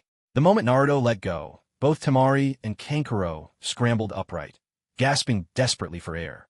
Naruto paid them no further attention. Instead, he straightened up and began walking toward the direction where Gaara had been blasted away. At this moment, Gaara was still trapped within the seal, which burned on his body like relentless flames. No matter how much he raged and howled, he couldn't summon forth the monster lurking inside him. With a dull, sickening thud, Naruto reached Gaara's side and, without the slightest trace of kindness, delivered a powerful kick to his stomach. The force sent Gaara hurtling another 100 meters or so. A long, jagged furrow was gouged into the ground by Gaara's body, and when he finally skidded to a stop, blood gushed from his mouth in a relentless stream. I'll kill you. When Gaara finally halted, his body was battered and raw from the friction. His clothes, which had once been in good shape, were now torn to shreds. Yet he still clung to the last shred of his dignity, enduring the pain as he began to roar at Naruto. Kill me? Do you really think you have the power now? That giant beast inside you? Or is it something else? Even the sand that once shielded your body can't protect you anymore. Do you honestly believe in your so-called absolute defense? That it's untouchable to others? Naruto questioned him as he walked forward, a mocking smile playing at the corner of his lips. The seal on Gaara now stood as the most formidable among all the sealing techniques Naruto had studied so far. It could be placed without a trace and, at the same time, directly lock away one's inner world. By triggering the seal, he could even manipulate the chakra within the opponent's body. Turning them into a puppet would hardly be a challenge. This sealing method was the culmination of everything Naruto had learned about the art, calculated and refined into one technique. Though this was the first time he used it, the results spoke for themselves. It was our fault just now. Please, I beg you to spare Gaara. For that, you can ask anything of us. Temari, having just composed herself, rushed in front of Gaara once more, her voice filled with desperate pleading. Anything? Isn't that a bit of joke now? I offered to help him get some proper rest. And this is how you thank me? Naruto replied. Then what is it you want? Kankuro stepped forward as well, asking the question. Though fear gnawed at him. After all, in his mind, almost no one surpassed Gaara's strength, especially among the participants of this exam. Seeing someone utterly defeat Gaara right before his eyes, how could he not be shaken? As Kankuro spoke, Temari hurried to support Gaara, who had collapsed to the ground. Even though his physical injuries weren't serious, as long as the seal remained, Gaara would continue to suffer. But there was nothing Temari or Kankuro could do about the seal. This really isn't the right time. Naruto gazed at Gaara, muttering to himself in resignation. To him, Gaara was like a treasure trove. Yet at this moment, there was nothing he could gain from it. He ignored Kankuro's question. Once he realized this possibility was out of reach, he started to walk slowly in Gaara's direction. As he passed Kankuro, fear rooted the other boy's feet to the ground. He didn't even dare to move. He could only stare helplessly at Naruto, terror etched across his face. He wasn't the only one. Temari, supporting Gaara, also wore an anxious, uneasy expression. When we were just 4 or 5 meters apart, Temari finally shouted helplessly, "If anything happens to Gaara, the Sand Village and the Leaf Village will go to war. Is that really what you want to see?" "War doesn't matter to me. In the end, it has little to do with me anyway," Naruto replied, his face unreadable. "But you're clearly overthinking things. All I'm doing is lifting the seal from him. Who knows, maybe we could even be friends in the future. But since you don't like what I've put on him, then fine. Watch your little brother continue to suffer sleepless nights." Naruto's words were flat and emotionless, but he meant every word. Even if war broke out between the two villages, it simply wouldn't matter to him. Although Temari couldn't bear seeing her younger brother live like this day after day, she trusted Naruto's words even less. The situation unfolding before her eyes was terrifying enough. She dared not imagine what else could happen. Naruto walked up to Gaara and placed his right hand firmly on Gaara's head.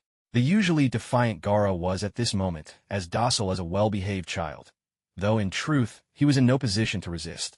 As the seal began to dissolve, the creature lurking inside Gaara grew restless. His features twisted into a grimace, his body swelling rapidly. In a heartbeat, his clothes tore apart, unable to contain the transformation. Well, Shikaku, behave yourself for a few days, will you?" Naruto said with a sly grin. But to the other's utter bewilderment, Gaara began to return to his normal state as if nothing had happened. They had always feared the monster sealed within Gaara, but they never imagined that just a few words from Naruto could make the nightmare vanish. The bizarre, dramatic scene left both of them wide-eyed in disbelief. But with the seal gone, Gaara's injuries became all too clear once he regained his composure.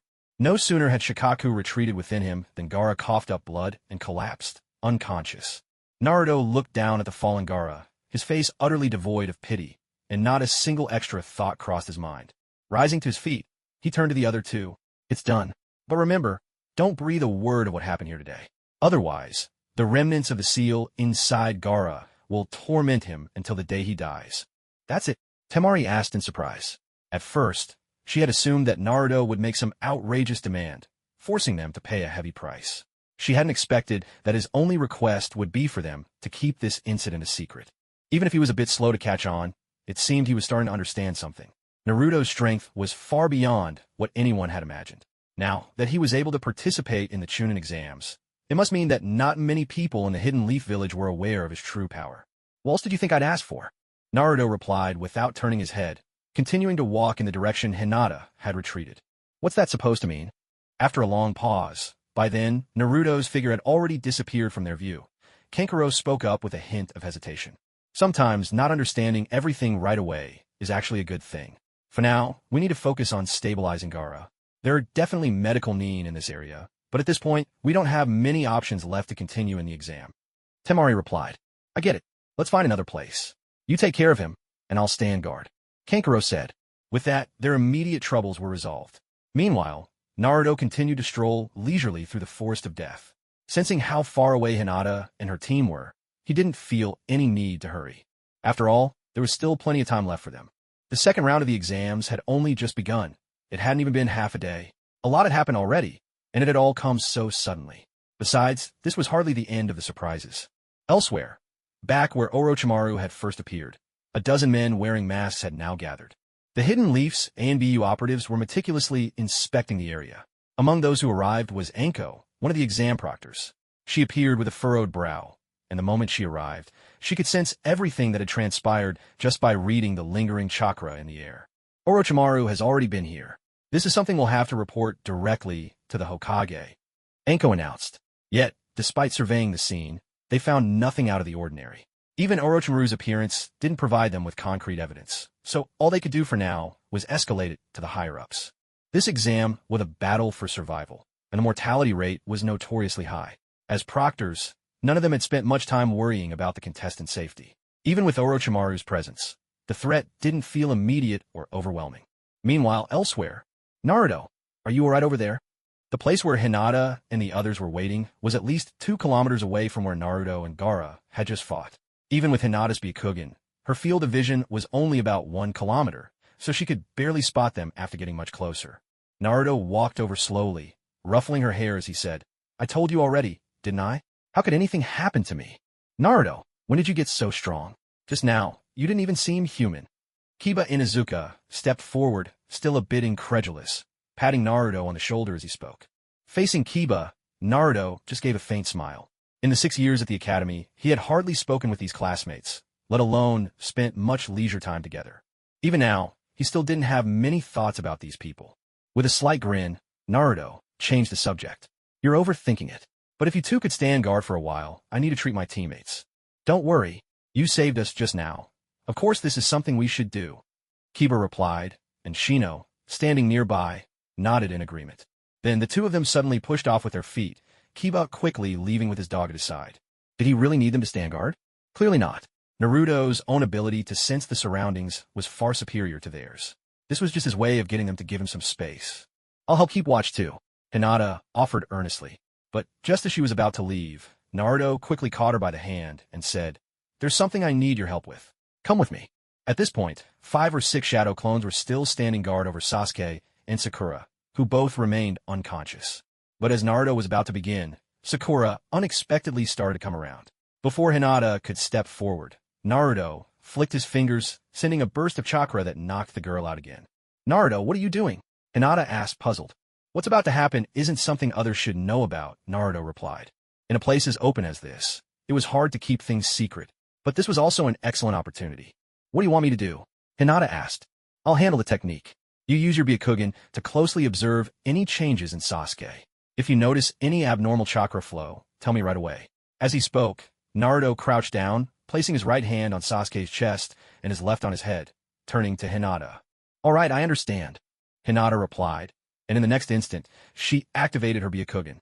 Sasuke's entire condition was laid bare before her eyes, leaving nothing hidden. Naruto, there's a different chakra reaction on Sasuke's neck, Hinata immediately announced as soon as she took in the situation. It's fine, that's Sage chakra. Just keep an eye on the other areas. As he spoke, chakra surged from Naruto's hands in an instant. He muttered softly under his breath, sealing technique, prison mark. At once, crimson runic markings appeared on Sasuke's body, spreading rapidly from both his heart and his brain to cover him entirely. This kind of sealing technique can instantly force a living person into a state resembling death, primarily by sealing away the soul. Originally, this move wasn't intended for Sasuke, but now that things had come this far, it was the most direct solution Naruto could think of. Though she registered what was happening, Hinata barely had time to process her shock. Her eyes remained fixed unblinkingly on Sasuke's body. Yet for her, nothing seemed to change about Sasuke's appearance, everything remaining as it was. But as the seal took hold, all the chakra that had been flowing through his body vanished in an instant. Naruto, you're not going to accidentally kill Sasuke with this, are you? Hinata couldn't keep the doubt out of her voice. I won't. Watch closely, especially his chest. Naruto responded seriously. He had been preparing for this opportunity for a long time, hoping to investigate that strange, primordial chakra inside Sasuke that didn't belong to him. Based on his own intuition, he believed that only when both of them were close to death would this mysterious chakra reveal itself. Whether it would actually work, though, he wasn't entirely sure. Given the circumstances, the only option was to rely on a member of the Hyuga clan, blessed with the Byakugan, for chakra detection. After a long moment, when all signs of chakra had vanished from Sasuke before Hinata's eyes, a swirling mass of blue chakra finally began to gather at his chest. Though she couldn't make sense of what she was seeing, Hinata quickly called out, "Naruto, there it is! There's an unusual chakra manifestation at his chest. It's out? Tell me exactly where." Naruto kept the seal steady with his left hand, while his right hand summoned a scroll, one he had prepared meticulously in advance. As he spoke, he bit down hard on his right index finger, drawing blood. Quickly, he unrolled the scroll, revealing a dizzying array of sealing script, more than enough to show how serious he was. Just above the heart, an inch to the left of his chest, Hinata shouted, her voice tinged with unease. The chakra she saw there was so strange, she couldn't even begin to understand what it might be. Naruto wasted no words. The seals that had bound Sasuke's entire body began to recede, drawing back toward his chest. Following the designated pattern, all the seals converged, each like a sharp needle, piercing straight into Sasuke's chest. "Hinata, keep a close watch on the chakra extraction. The moment it exceeds half, let me know immediately." The seals worked like needles drawing water from a well, swiftly absorbing the abnormal chakra and clinging it to the surface of the seals. As the chakra's strength waned, tiny beads of sweat began to form on Hinata's forehead. It was no wonder. Maintaining her Byakugan with such intense focus under these circumstances was a tremendous strain on her body. "It's almost done," Hinata said, her brows tightly knit, her entire being pushed to the very edge of exhaustion. Sustaining the Byakugan was even more taxing than she had imagined, but just as her vision began to fade, Naruto withdrew all the seals. With lightning speed, he wrapped the extracted chakra in his own, then sealed it into the scroll he had brought with him. Once the process was complete, Hinata slumped to the ground, utterly spent. As for Naruto, he was hardly in better shape. "Is it over?" Hinata asked, her voice weary. "This time, I really owe you. Without your help, there's no way I could have managed this on my own," Naruto replied earnestly. "What exactly are you trying to do?" Hinata pressed again. She couldn't understand Naruto's intent, but she had clearly noticed the strange nature of the chakra he had just extracted. "When there's time later, I promise I'll explain everything to you. For now, it's just not the right moment. There are some experiments I need to try first, but I can assure you, none of this will harm them in any way," Naruto answered, his tone reassuring. He made no move to heal Sasuke or Sakura, knowing full well that what had happened posed no real danger to either of them. But there was one last step to complete. Naruto produced a syringe, and with practiced ease, inserted it into Sasuke's chest. He moved as if he had done this countless times before, efficient, decisive, every motion seamless. As he slowly withdrew the syringe, blood began to fill the chamber swiftly. Hinata watched all of this closely, her mind swirling with questions. But for now, those questions would have to wait. From the moment he met this boy until now, Naruto had brought him more unimaginable surprises than he could count. Even if there were a few more twists and turns, it wouldn't be too much. Of everyone in the Hidden Leaf Village, Hinata knew the most about Naruto's secrets, not just his strength, but more importantly, his temperament and abilities. Once everything was finally taken care of, Naruto let out a long sigh of relief. He rolled up the scroll in his hands, and as his chakra enveloped it, the massive object vanished in an instant. "What do you plan to do next?" Hinata asked, her voice tinged with curiosity. "It's still early," Naruto replied. "I'm just getting ready ahead of time. When the real research begins, I might need your help. And there will be some other good news for you, too. But for now, let's get out of here." Naruto stood up, a smile spreading across his face as he spoke. "All right then, but we only have the Earth Scroll. We haven't found the Heaven Scroll yet, so we'll need to keep searching as hard as we can for the rest of the time," Hinata began. "No need to worry about that. We have the Heaven Scroll right here. I'll just give it to you." With that, Naruto crouched down again, this time moving beside Sakura. He started searching her pockets and belongings carefully. At last, he pulled the Heaven Scroll from her arms without the slightest hesitation, handing it straight to Hinata. "If you give this to me, what will you do?" Hinata asked. "I've done what I needed to do. Those two are in no condition to continue, so there's no point in pushing it. Whether I become a Chunin or not doesn't really matter to me," Naruto said. He truly didn't care about the result this time. He had already fulfilled his promise to participate in the Chunin exams, so there was no reason to keep getting involved. Withdrawing from the exam was simple. Just light the smoke flare given out at the start, and a ninja would come to escort you out. Reaching the finish line wouldn't be difficult for Naruto. With his abilities, not only could he easily get both the Heaven and Earth scrolls, he could collect every single scroll in the exam in no time if he wanted to. But was there any need for that? Of course not. He already had everything he wanted. Why bother getting caught up in the mess that followed? Naruto wasn't the type to invite trouble for himself. Rather than getting involved in these kinds of conflicts with that group, I'd much rather just head home and get a good night's sleep. It'd be a lot more comfortable and pleasant. Naruto, do you want to think this over again? Are you really planning to withdraw from the exam? Hinata asked once more, her voice tinged with worry. There's really no need. Maybe you'll understand some things in time. Being a genin doesn't pay much, but you've got money. When the time comes, you can just take care of me. Naruto grinned mischievously as he spoke, and in an instant, Hinata's face turned bright red. Even though the Hinata of today is so much more lively and outgoing compared to the story's original version, that shyness deep down is still very much a part of her. Just as Hinata was about to say something else, Naruto lit the smoke flare in his hand. The act itself was already a declaration. They were withdrawing from the exam. With the two of their teammates lying unconscious on the ground, there really was no longer any reason for their team to keep pushing forward with the mission. The ninja assigned for support arrived quickly. A group of masked shinobi and Anko appeared, closing in just as Hinata and Naruto were about to leave. 5 or 6 of them rushed over, with 2 immediately hurrying to check on Sasuke and Sakura, who were sprawled on the ground. What's their condition? Anko asked directly as she approached. It was some really strange woman. Her neck could stretch really long, and she gave off this terrifying, eerie feeling. She could summon a lot of snakes to attack. That's how my teammates got hurt, especially Sasuke. Looks like he got bitten on the neck. You want to take a close look at that? Naruto spoke quickly, his expression twisted with pain and fear. Everything he said was the truth, and with Anko's knowledge of Orochimaru's methods, there was no reason for her to doubt him. After all, Orochimaru's style was all too familiar to her. He had taught her almost everything he knew, just as he had with her father and teacher. A single glance at the bite mark on Sasuke's neck was all she needed to confirm it. This was definitely Orochimaru's doing. Anko's brows immediately knit together in concern. We'll treat your teammates' injuries as soon as possible. But are you sure you want to withdraw from the exam? Anko asked again.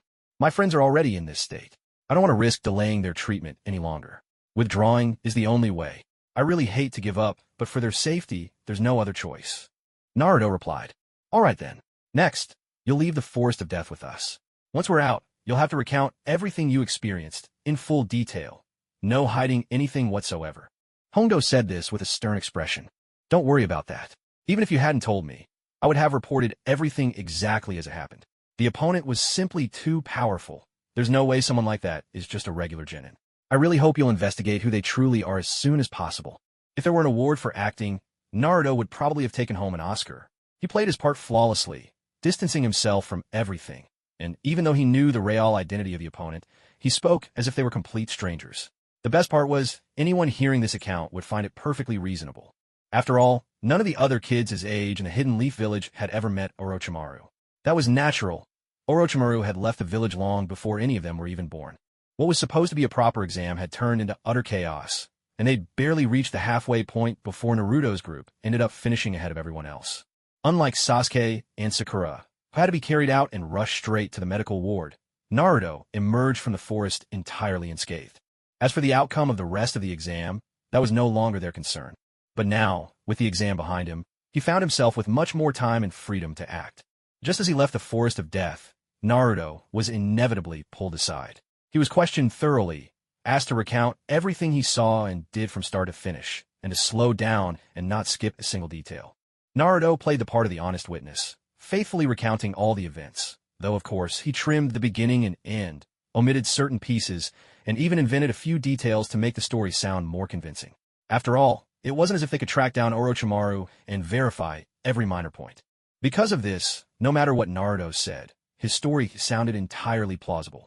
The officials in charge of recording his testimony, satisfied with his answers, simply let him go. Yet even as he stood now at the edge of the Forest of Death, part of him remained preoccupied with what was happening inside. There was at least one person, or perhaps something, that was worth returning for, if only for a brief encounter. On the way back to the village, making sure no one was around, Naruto vanished in a flash. The next instant, he was already back at the very heart of the Forest of Death. Standing there, he closed his eyes. His senses surged outward, and in a moment he could perceive at least half the entire forest, every movement and presence within. After confirming the general direction, Naruto began to move at lightning speed. With each step, he would instantly leap dozens of meters forward, weaving through the dense forest and ignoring any trees that stood in his way. He was closing in on his target, but it seemed he might already be a step too late. After all, here he was, once again running into some familiar faces he'd encountered earlier. "You, woman, hurry up and let me take a bite. If I die here, you can forget about making it out alive yourself." The speaker was a rather unremarkable-looking young man. Yet, what they faced now was no ordinary ninja, but a massive brown bear. The Forest of Death was perilous not just because it was crawling with spies. More importantly, the creatures dwelling here were often skilled in ninja arts as well. Most of these animals were actually summoned beasts called here from other realms by ninja. But once their summoners died, the beasts couldn't return home, so they ended up living on the outskirts of the Hidden Leaf Village. The brown bear stood at least 3 meters tall, its strength so formidable that a single swipe could snap a tree trunk as thick as a man. Regular jutsu had little effect on such a beast. For these genin, and even most chunin, this opponent would be a formidable challenge. Naruto concealed himself atop a tree towering several dozen meters high, but from his vantage point, he could see 2 people not far away. Both sides could see each other clearly, yet their intentions seemed oddly similar. However, neither Naruto nor Orochimaru made a move. It was as though they were waiting to see how this small squad's predicament would play out. Meanwhile, the team fighting beneath the trees wore the forehead protectors of Grass Ninja, but their abilities were shockingly poor. It was hardly surprising. After all, that place was not known for producing strong contenders. Responding to her teammates' desperate shout, Karen Uzumaki, a red-haired girl, rolled up her sleeve and stared at the rows of bite marks on her arm. Though she was obviously reluctant, she had no choice but to offer her arm. At that moment, the bear, which had been focused on battling them, suddenly launched a fierce attack against all 3. The first victim, the very young man who'd just yelled at Karen, didn't have time to dodge. The massive brown bear struck him with a single blow, snapping his body cleanly in 2. As for the other fellow, faced with such a terrifying creature, he was already paralyzed with fear, unable to react. Xianglin could barely even move her feet. Yet, the brown bear seemed utterly uninterested in him, its attention wholly fixed on the one who was preparing to run. Just as that person managed only 4 or 5 steps, the brown bear leapt forward, landing directly in his path. With a sudden swipe of its massive paw, it struck him square in the chest. The tremendous force hurled him through the air. By a twist of fate, his flight path sent him crashing straight into the red-haired Uzumaki Xianglin, the impact knocking the young girl toward a nearby stream. And so, in this squad of 3, 2 were dead, and 1 was left injured and unconscious. The brown bear, now bored with its prey, cast a final glance in the direction they had fallen, then slowly lumbered away. Now, only 2 parties remained, locked in a tense standoff. Orochimaru gazed at Naruto, his curiosity about the boy already piqued. He was reluctant to stir up too much commotion just yet, but his thirst for knowledge was not something easily restrained. "Haha, it seems you're here for this little girl as well." Standing on a tree branch, Orochimaru was the first to speak. "It's a rare thing, meeting Lord Orochimaru twice in a single day. I can't tell if it's my fortune or misfortune. However, this little girl, she's one of my clan." As he spoke, Naruto lowered his voice, his tone growing more serious. "She's one of the very few clan members I have left. Would you do me a favor and tell me, since you've been living in the Leaf Village all this time, how do you know about the outside world? And how did you learn my identity?" Orochimaru questioned, unable to mask his curiosity. But he wasn't the only one intrigued. Standing beside him, Kabuto adjusted his glasses, his eyes fixed on Naruto, equally curious. "I already told you. We'll have further dealings in the future. The point is, this deal will definitely leave you satisfied. If I reveal everything now, isn't it a bit too soon?" Naruto answered, a smile playing across his face. At that moment, however, it seemed Orochimaru's companion could wait no longer. Kabuto suddenly leapt forward, scalpel in hand, dashing straight toward Naruto. Perhaps this attack was at Orochimaru's behest, a way to test the waters. But Kabuto was clearly incorrigible. Despite having suffered a brutal beating earlier, he still dared to jump into the fray again. One couldn't tell whether he was desperate to prove himself or simply underestimated Naruto. Either way, his courage, leaping from a tree some 20 or 30 meters high, was remarkable.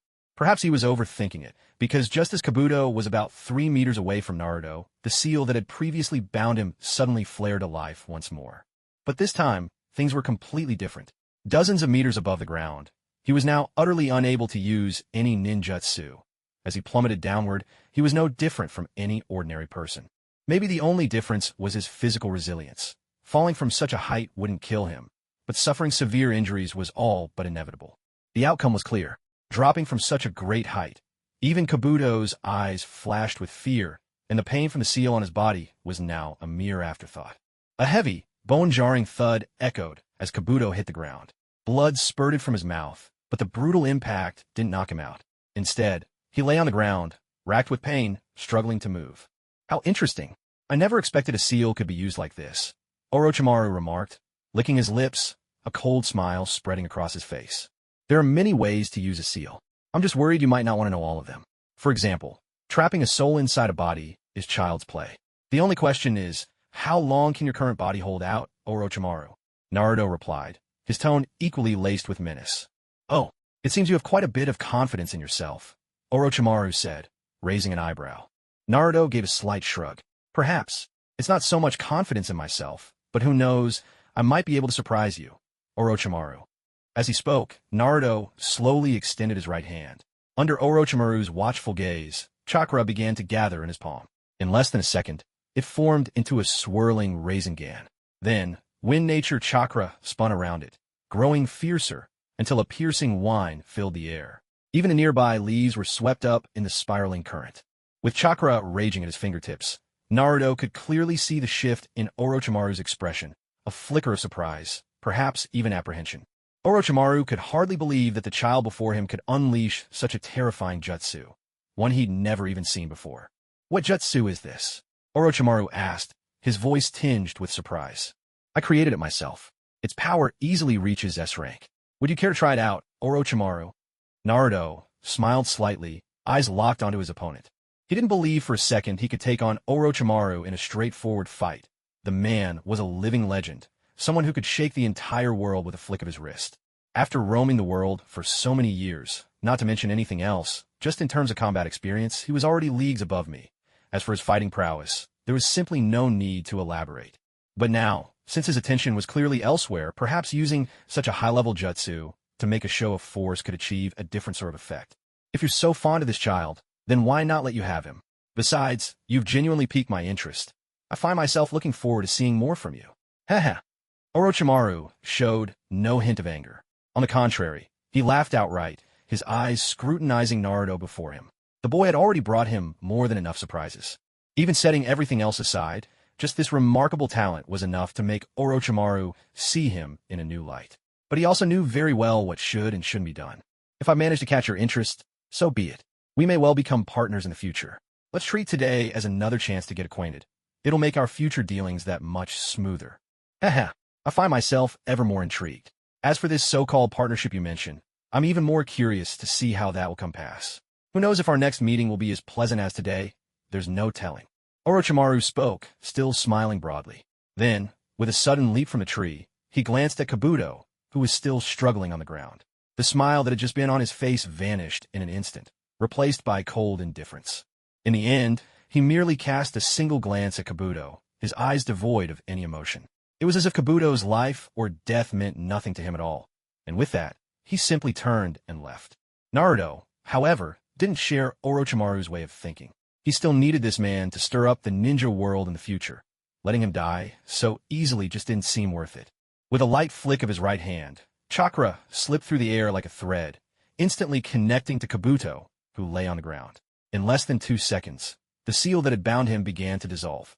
Though the restraint was lifted, Kabuto's heart was still filled with unease. Perhaps deep down, he believed the seal would forever remain hidden within his body, that Naruto could activate it at any moment, subjecting him to a fate worse than death. But in truth, he was overthinking things. The way the seal was triggered was quite simple. Essentially, Naruto had set it up in advance, casting a chakra net that covered the entire area as soon as Kabuto charged in. The moment Kabuto had rushed toward him, the seal had already been affixed.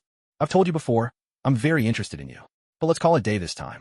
When we meet again, I hope we won't have such an unpleasant exchange.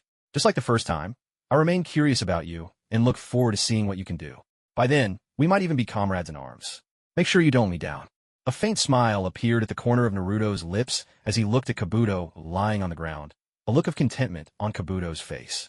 It seemed that, after enduring the torment of the sealing technique just now, Kabuto could do nothing but savor lying there, completely ignoring the injuries from his fall from above.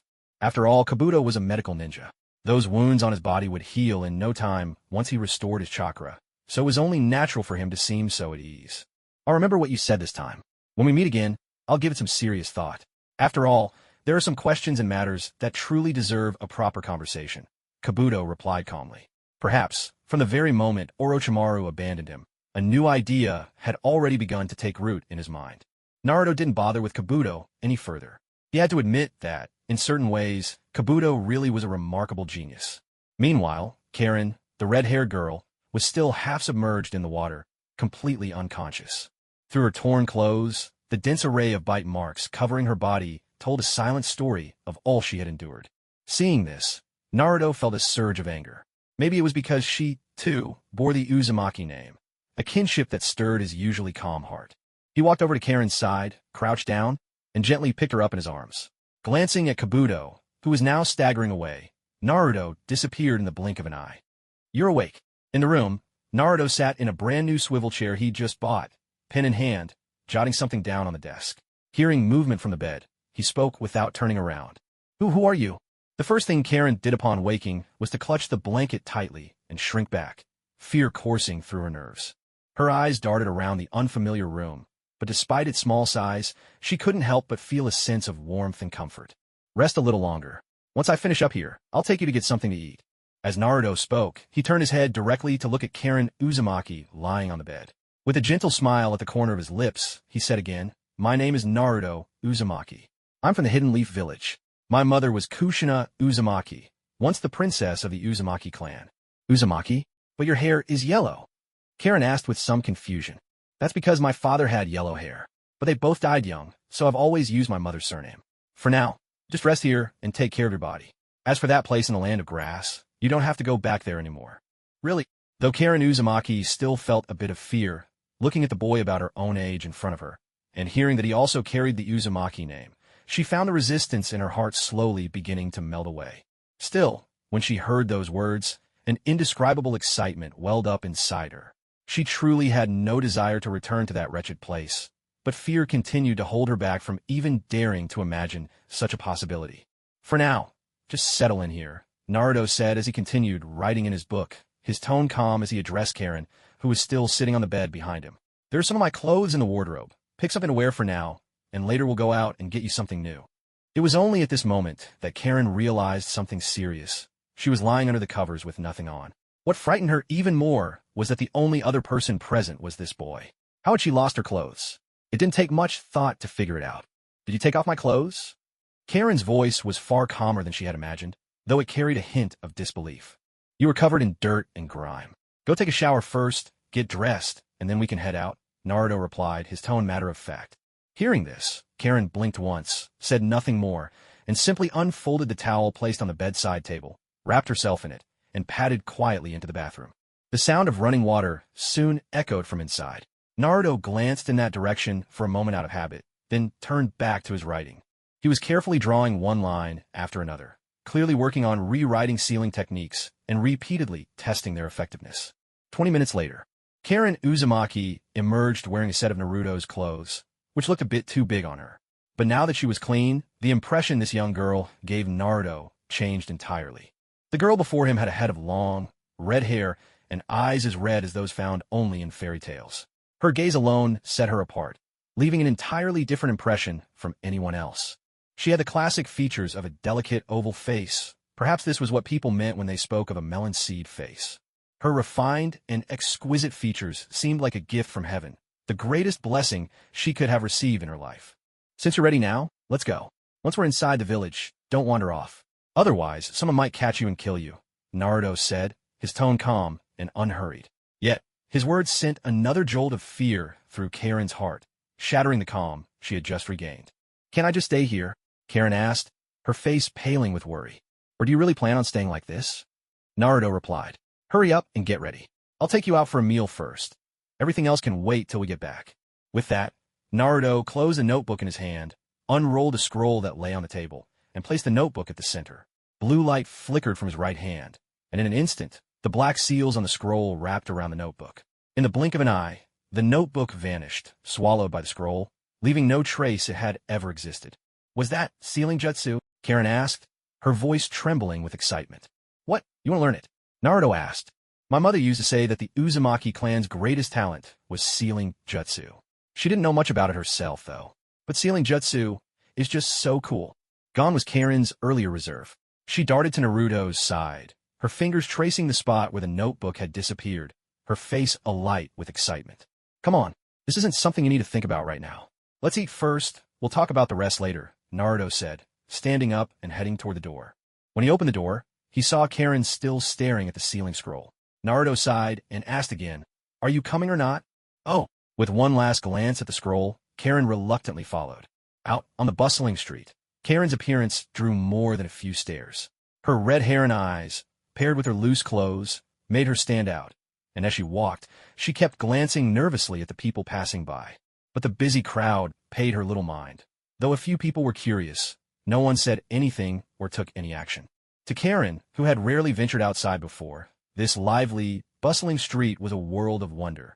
Everything was new, brimming with curiosity and excitement. Naruto, who knew all too well what Karen had been through, couldn't help but feel a surge of sympathy for her. In his heart, he felt a different kind of compassion for this fragile, timid girl.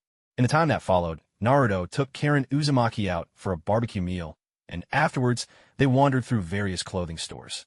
It wasn't until night had fully fallen that the two of them, their arms filled with shopping bags, finally wrapped up this little journey. Today has been the happiest day of my life. Thank you so much, Naruto. Karen, by now, had already changed into a completely different outfit, a sky blue short-sleeve top paired with crisp white shorts and simple sandals. For weather like this, it was just about the perfect look. Not only that, but Naruto had also taken her to get a new pair of glasses. The degree of her nearsightedness had honestly taken him by surprise. The black frames perched on her pale face, paired with her red ponytail and those striking red eyes, made her look even more adorable in that moment. For the next few days, just rest and relax. As long as you stay out of trouble and don't wander off, you'll be fine here. I hope you can live as an ordinary person for a while. If there's anything you want to learn, I can teach you. In the future, I might even be able to help you get official Konoha citizenship. But for now, just stay at home and lay low. Naruto's tone grew a little more serious as he spoke. He was well aware of what lay ahead. If this young girl got involved, or even caught the attention of Konoha's ninja, things could spiral far beyond what he intended. Okay, don't worry. I promise I won't run off. Karen answered just as earnestly. Even at her young age, she'd already witnessed much of the darkness in this world. Maybe it was all she'd been through, but she seemed mature beyond her years. That's why she understood better than most. She never really had the right to refuse or choose. Even as Naruto said all this, another issue began to weigh on his mind. In the days to come, how were the two of them supposed to share a room barely 20 square meters in size? No matter how young they were, living together came with its own set of habits and routines that couldn't be ignored. Still, that was a problem for another day. For now, they could only take things one step at a time. 3 days passed. The second round of the Chunin exams had concluded, and the results for the teams that advanced were released one by one. What surprised everyone was that, out of the 13 teams expected to pass, only 7 actually made it through. Even more shocking, the mortality rate for this round had soared to an astonishing 60%. That meant of the 27 teams that started, barely half made it out alive. Such a level of casualties is rare, not only in an exam, but even on the battlefield. It wasn't just outsiders who suffered losses. Even among the ninjas of the Hidden Leaf Village, 7 teams had already perished in this exam. Staring at the list of names hanging outside the academy, Karen Uzumaki was surprised to find her own name among them. Curiosity getting the better of her, she turned to Naruto and asked, "What's going on here?" Some things are better left unsaid and unasked. Just watch and don't bring it up. I've got things to take care of soon, so head back on your own, and don't tell anyone about your situation, Naruto replied coolly, his gaze already shifting to the edge of the crowd gathered around the list. Before Karen could make sense of what was happening, Naruto had already turned and strode off in another direction, seemingly unconcerned. His words still echoed in her mind, so despite her confusion, she didn't follow. Instead, she turned around and started heading back to her lodgings. Naruto, meanwhile, made his way to a particular spot on the outskirts of the area. A big sign bearing the kanji for hot water hung outside, and clouds of steam billowed up from within. Clearly a bathhouse. But Naruto's interest wasn't in the baths themselves. Rather, it was fixed on a certain someone lurking on the rooftop. "There's a peeping Tom up there." Naruto instantly switched to a woman's voice and shouted at the top of his lungs. Within moments, the whole bathhouse erupted in shrieks and angry shouts, chaos sweeping through the steamy halls. Amid all the commotion, An unkempt old man suddenly appeared in front of Naruto. Jiraiya, looking exasperated, hurried over. He wasn't exactly furious, but his gaze was full of helpless resignation as he eyed the young troublemaker. Of all people, I can't believe it's you spying on girls in the bathhouse. That's honestly pretty embarrassing when you think about it, Naruto said with a mocking grin. Hey, don't tell me that wasn't your voice just now, Jiraiya asked, exasperated. Huh, of course not. I just happened to be passing by and heard someone yelling. I never expected the culprit would turn out to be you, Naruto replied, feigning innocence. All right, enough. You know what's going on? And so do I. So what brings you here? Jiraiya asked impatiently. How about we talk somewhere else? Naruto said with a carefree smile. There's something I want to ask you, anyway. Seriously, with all your free time, instead of doing this every day, why not take a page from the Hokage and invent a crystal ball? Then you could watch all you want, whenever you want. Be careful with your words. The Hokage would never do something like that. As for what he does, or doesn't do, that's not really my business, nor do I want to get involved. But there are some things we need to discuss openly, so I'd like to take about half an hour of your time now. There are a few matters I need to understand from you. Naruto didn't dwell on those trivial matters concerning the Hokage. Instead, his focus was clearly on something else. The man standing before him seemed unreliable at first glance, yet Naruto actually felt a certain fondness for him. Even though their first meeting hadn't left the best impression, some things simply can't be judged by a first encounter alone. Jiraiya didn't refuse either. In fact, he was curious to see what this kid really wanted. He'd already touched base with Kakashi when he returned, so his interest in Naruto had only grown. He remembered well how, upon returning to the Hidden Leaf Village and learning that Kakashi was now Naruto's teacher, he had gone straight to meet him. Their first meeting hadn't even taken place within the village. Instead, the two had gone directly to the edge of the Forest of Death. Lord Jiraiya, I know you're here for Naruto, but there are some things that may go far beyond your expectations. That kid's abilities are much greater than any of us imagined, and he's hiding a lot of secrets. Even as his teacher for nearly a year now, I've barely seen him slip up or reveal anything. So, in the days to come, I hope you'll join us, and guide him as well. Leaning against a large tree, Kakashi spoke with a grave and earnest expression to Jiraiya, who sat nearby. Kakashi, I trust your judgment, but when you say that this kid has abilities beyond what you imagined, I'm curious. What exactly do you mean by that? Jiraiya asked. By now, Naruto's skills are at least on par with a Chunin, and he's reached that level without anyone noticing. Yet whether he's on a mission or just with others, he always acts like an ordinary genin. My biggest concern is that someone else might be pulling the strings behind the scenes, Kakashi replied. I have no doubt there are more eyes on him than you think. The Hokage would never allow the Nine-Tails Jinchuriki to be so openly exposed to everyone. As for the details, I'll look into it myself when the time comes. With their conversation concluded, Jiraiya's focus returned to the present moment. Faced with Naruto's sudden visit, Jiraiya naturally wouldn't pass up the chance to talk with him. Above the Hokage rock, the enormous stone faces of the Hokage stood quietly beneath their feet. Behind them stretched the Forest of Death. This place was one of Naruto's favorites. If you didn't count his usual haunt beside the forest stream, then here, atop the village, was where he loved to linger most. After all, from this vantage point, he could gaze out over all of Konoha, taking in every detail a glance. That exhilarating sense of grandeur. Perhaps it was the purest source of happiness he'd ever found in a life otherwise filled with hardship. Here, Jiraiya sat on a large boulder, his expression unreadable, while Naruto perched on the root of a nearby tree. About 3 meters separated them, enough for a sense of space, yet the moment still felt harmonious. So, what is it you wanted to say to me? Jiraiya was the first to break the silence. What do you think of the Hidden Leaf Village? Ignoring Jiraiya's question, Naruto countered with one of his own.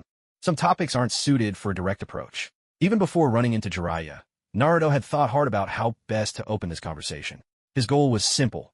He needed the key to unlock the Nine-Tails seal inside him, and that key was currently kept by Jiraiya. More importantly, the key wasn't even in this world. It was all the way in Mount Myaboku, that remote place beyond reach. All these complications traced back to the man sitting before him. Naruto could theoretically break the seal himself, but that would demand an enormous amount of mental energy and carry all kinds of risks. 4 layers of seals were woven into his body. 2 5-element seals, 1 8-trigram seal, and an even more intricate seal layered on top. Together, they formed a nearly seamless barrier. So, for now, the best choice was to stick to the original storyline, to follow the path as it was meant to go. Why ask about that all of a sudden? Do you have a different opinion about the village?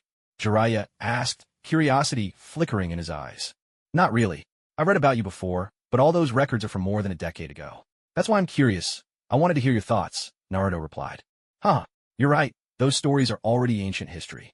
As for what I think about Konoha, Jiraiya, who had been laughing heartily just moments before, suddenly grew silent. After a brief pause, he continued. Everyone has their own perspective. The hidden leaf village shines with light, but beneath that brilliance lies its share of shadows. No matter what it is, you can't make sweeping judgments. Naruto nodded, a smile beginning to curl at his lips as he looked up at Jiraiya. You're right, it's just as he said. So I've made up my mind. I want you to be my teacher. From now on, I'll follow you and learn ninjutsu. Huh, is this really the reason you came looking for me? Jiraiya asked, surprised. What, is there a problem with that? Naruto replied. Well, let me think about it. The last time we met, I brought up this idea and you couldn't have cared less. What changed your mind? Why did you suddenly decide you want me to be your teacher? Jiraiya questioned. Back when they first met, Jiraiya had thrown out the suggestion offhandedly, never expecting this little guy to take it so seriously. Yet here he was, coming back after thinking it through. The first time we met, you honestly left a pretty bad impression. Even if you three were the legendary Sannin of the Leaf, if you hadn't been the Hokage's disciples, you all would have ended up as rogue ninjas. And besides, you popped up in my room under some pretty suspicious circumstances. So naturally, I had to think things over, don't you think? Naruto countered. Jiraiya burst out laughing. You've got a point. Still, I never planned on taking you as my disciple. So you can forget about that. I'm not interested in dragging around someone who'll just slow me down. But even as he laughed, Jiraiya was genuinely curious. What else did this kid have up his sleeve? I want you to teach me the summoning jutsu. Naruto suddenly stood up and offered Jiraiya a deep bow. What? Jiraiya's face registered pure shock. At this age, for a student, especially one without a powerful family behind him, to even know about the summoning jutsu was astonishing. And judging by Naruto's earnest expression, he clearly understood what he was asking for. In fact, across the entire ninja world, the only people truly skilled in powerful summoning were the three Sannin of the Leaf. Seeing Naruto's sincerity, Jiraiya's own expression grew somber. To this day, he still couldn't quite figure out what mindset this kid had when it came to the Leaf Village, or what secret motivations had brought him here. All of this had happened so suddenly that even Jiraiya himself wasn't prepared, let alone ready to start teaching this little guy any techniques. Everything else doesn't matter to me. I just hope you can teach me the summoning jutsu. I promise I'll work hard and won't waste your time. Naruto called out again, his voice earnest and sincere. And why are you so determined to learn the summoning jutsu? Jiraiya asked, his tone tinged with curiosity. It's mainly because I think it looks really cool. Plus, if I ever need help, I can summon other creatures to assist me. Naruto grinned broadly as he spoke, his eyes sparkling with excitement. If I'm not mistaken, Kakashi knows how to do that too. Why insist on coming to me? Why do you want me to teach you? Jiraiya frowned. The more he thought about it, the stranger it seemed. Until he figured out Naruto's true motivation, he really wasn't eager to get involved. Looks like you really don't want to teach me. If that's the case, then there's nothing I can do, Naruto replied, standing up straight with a defiant half-smile. Of the legendary Sannin, my favorite has always been the toads. Huge, as big as mountains. But I don't dislike snakes either. Maybe Lord Orochimaru would consider taking me as his student. He's a rogue ninja. Do you have any idea what would happen if you did that? Jiraiya's voice suddenly rose, trembling with anger. Of the three Sannin, you're the first one I've ever met. Lady Tsunade hasn't been heard from in years, and the only one people ever talk about is Orochimaru. After waiting so long, I finally get to meet one of you, but you refuse to teach me. So tell me, if a kid is this eager to learn and tries another path, is that really wrong? Naruto's words rang out, strong and unwavering. He showed no fear of the man standing before him. At the same time, he kept a close eye on Jiraiya's expression. The mention of Orochimaru was clearly a shock to Jiraiya, and Tsunade's absence weighed on him as well. The three Sannin, once inseparable, had all gone their separate ways. Only they themselves truly understood how complicated things had become. But what shocked Jiraiya even more was that Naruto could say something like that at all. From one perspective, it was clearly a threat, and a rather blatant one at that. I'll think about it, Jiraiya said at last. But I'll need to test you first. If you can get through my tests, I won't mind teaching you the summoning jutsu. With that, he stood up silently, lost in thought, a storm of emotions swirling inside him as he looked at the boy before him. The summoning techniques of the three legendary Sannin of the Leaf Village are all closely guarded secrets, unique to each of them. There's simply no way they would ever pass these down to anyone they didn't trust completely, much less allow someone else's name to be written on their summoning contracts. What's more, even when they sign a summoning contract, it's customary to inform the other party in the summoning realm well in advance. Before Naruto ever met Jiraiya, even before he thought to make such a request, he had already guessed this would be the outcome. So much has changed since he arrived in this world. He never expected everything would go as smoothly as it did in the original story. But right now, for him, the key hidden in Mount Myaboku is something he absolutely has to deal with no matter what. Does he need to learn the summoning technique? Clearly, that's unnecessary. When he inherited all of Minato Namikaze's skills and techniques, his father's legacy, this knowledge was imprinted directly into his mind as well. But even with that understanding, what does it matter? If his name isn't on the summoning contract, there's simply no way to communicate with the beings of Mount Myaboku, let alone summon them. So, for now, the simplest and most straightforward path is to focus on Jiraiya himself. The early stage 5-element seal and the 8 trigram seal, those he could break easily enough with his own skills. But the final 2 layered seals connect directly to his soul and to the 9 tails sealed within him. A single mistake, and it could all be over for him. Without absolute certainty, Naruto would much rather play it safe and stick with the simplest solution. After Jiraiya left, Naruto remained seated, staring blankly at the vast expanse of the Leaf Village. He felt no attachment to this place. Apart from Hinata, perhaps there was nothing here that truly held him. Alone on the Hokage rock, feeling the wind at that great height. This was an experience that had accompanied him since childhood, one he knew all too well. Doesn't it ever get lonely, sitting up here by yourself? Just as he was lost in the feeling of solitude, a voice suddenly shattered the silence. Kakashi leapt up from below the Hokage rock, landing squarely on the head of the 3rd Hokage statue. Crouching there, he looked over at Naruto and asked, "What brings you here?" Naruto asked, a bit surprised. "Well, I happened to be passing by with nothing else to do, saw you up here, and thought I'd check in," Kakashi replied, smiling with his eyes narrowed. "How are Sasuke and Sakura doing?" "They're both fine now. It's just that Sasuke feels disappointed. After all, he didn't even make it past the 2nd round of the Chunin exams. He's really not happy about it." Kakashi turned around and sat down heavily, bending his knees and resting his hands on them, fixing Naruto with a steady gaze. "Given everything that happened, this result is already pretty good. Just yesterday, I heard that the person we ran into last time was actually Orochimaru. His fighting strength is on par with the Hokage. To come out of an encounter with him alive and unharmed is already a remarkable outcome. Why bother worrying about anything else?" Naruto's tone was calm and indifferent. From an outsider's perspective, the way this kid shrugged things off was clearly much more open-minded than Sasuke.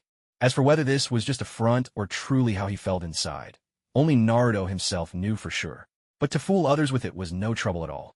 No one would ever suspect a kid barely into his teens, at least not in times of peace like these. "You've got quite a way of looking at things," Kakashi replied. "But could you tell me about the little girl staying in your room? Who is she?"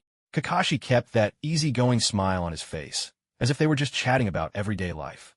Even though he already knew who she was, he was still going through the motions, wanting to see how Naruto would react. In fact, that was the main reason he'd sought Naruto out today. Naruto knew perfectly well there was no way he could hide something like this from anyone. After all, he'd walked through the streets of Konoha with Karen from the Uzumaki clan several times, enough to catch people's attention here and there. Normally speaking, you all should already know who Karen is, shouldn't you? Naruto answered with a calm question of his own. "Since you know her name, you must also be aware she's from the Land of Grass, right?" Kakashi pressed. "The one from the Land of Grass is already dead. You've already put out the official statement. The one who's left is just a surviving member of the Uzumaki clan, and she has nothing to do with the Land of Grass anymore. This is still something you'll have to report to the Hokage. Letting her stay for 10 days or half a month isn't a problem. The real issue is what happens next. If others find out, they might see a foreign shinobi lingering in the village as a spy, and she could be killed for that. You're aware of that risk, aren't you?" Kakashi spoke with patience, understanding what it meant for Naruto to suddenly have a clanmate by his side. After all, Naruto had always been alone, and even within his own team, he'd often seemed indifferent toward his teammates. Kakashi hadn't come this time to question the boy about anything. He was merely here to inform him. 10 days to half a month. That should be plenty of time. If it really comes down to it, I'll apply again when the time comes. Naruto maintained his usual attitude, confident in his ability to manage time. With 10 days to half a month, he was sure that anything that needed to be settled would have been settled long before then. There was no reason to worry about any other issues. I've given you my reminder. As for what you do next, that's up to you. Tomorrow, the 3rd round of the exam begins. If you're free, you should come and watch. At the very least, see how strong your peers from the other ninja villages are." Kakashi said. He felt that this kid in front of him always had his own ideas and kept his thoughts well hidden. Even after all this time, despite their frequent contact, even when Kakashi observed him in secret. Naruto always remained an enigma.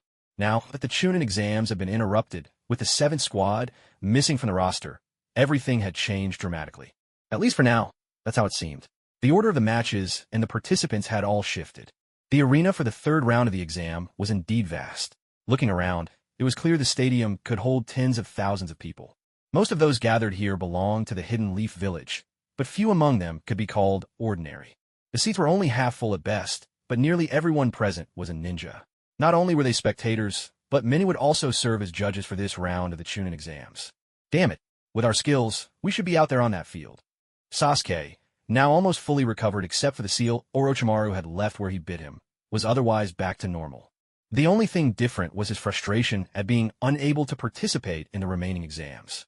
Standing at the edge of the arena, Sasuke gripped the railing tightly, glaring at the field in anger as he spoke. Sakura stood beside him, but the look on her face didn't carry much disappointment. Their team's loss in the 2nd round of the Chunin exams hadn't drawn any criticism. After all, by now, most people knew just what kind of ordeal their squad had gone through. To face an enemy as overwhelmingly powerful as Orochimaru and survive was already something worthy of respect, let alone being able to stand here safe and sound now. It's not that failure makes their abilities look inferior. The real reason for their anger is simply that they weren't able to participate in the exam. Naruto sat behind the two of them, one leg casually crossed over the other, gazing at the arena. He was seated in the very front row, allowing him to take in the entire competition grounds at a glance. As for Karen Uzumaki, it was actually best for her to stay hidden for now. Staying in her room ensured nothing would go wrong, but coming here and facing so many people, well, anything could happen, and no one could predict the outcome. Ahem ahem. Just as the arena was still buzzing with noise, a clear sound rang out, instantly catching everyone's attention. At a small spot on the far right of the main stage, a vantage point that also happened to be the highest point in the arena, stood a man with pronounced dark circles under his eyes, pale skin, brown hair, and a Konoha forehead protector. He silently surveyed the crowd below. Ladies and gentlemen, I am Gecko Hate, the referee for the 3rd round of the Chunin exams. The upcoming matches are about to begin. There are 18 contestants participating in this 3rd round.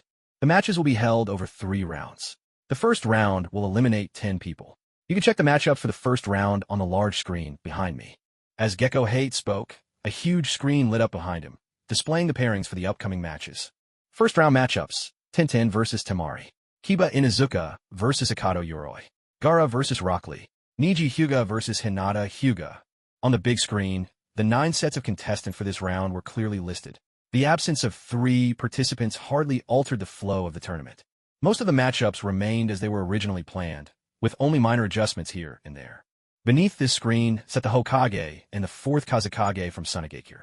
This Chunin exam was essentially a joint event hosted by 4 nations, but to call an exam would be misleading. In reality, it was a stage for each village to test its strength against the others. Between nations, both open and covert struggles never ceased. Battles like this served to call the opposing side's next generation of ninja, a concept all the villages tacitly agreed on. The Hokage, seated there, made no speech. He simply tapped his long pipe against his hand and gave a slight nod to Gecko Hate on the stage. With that, the first round of matches officially began, starting with a duel between 2 kunoichi, one from Konoha and the other from Sunagakure. At this moment, they too were on the spectator platform. As the call rang out, "First group of examinees, please enter the arena." From Hate Gecko, the tension in the air grew palpable. Tenten was a woman who embodied the spirit of Chinese elegance. She wore a cheongsam, her hair styled into 2 neat buns on top of her head, giving her a look that was both delicate and adorable for her age. Yet, she never lost the distinctive poise of a true ninja. Strapped to her back was a massive scroll, a tool whose true purpose would only be revealed in the heat of battle. As for the other woman, Temari was never seen without the enormous fan strapped to her back, a weapon that was as much a part of her as her own shadow. Under the anticipating gaze of the crowd, the 2 women leaped together into the arena, ready to face off. "Are both sides ready?" Hate Gecko called out from his elevated position, his voice carrying across the grounds. Tenten responded with an "okay" gesture, while Temari simply nodded. Seeing their readiness, Hate wasted no time. "Begin." The previously boisterous stands fell into a sudden and perfect silence, every eye fixed intently on the center of the arena. As the match started, Tenten wasted no time. She swung the huge scroll from her back in her hands and unfurled it in one swift motion. With a surge of chakra, The blank canvas of the scroll erupted, launching a barrage of kunai straight toward Temari.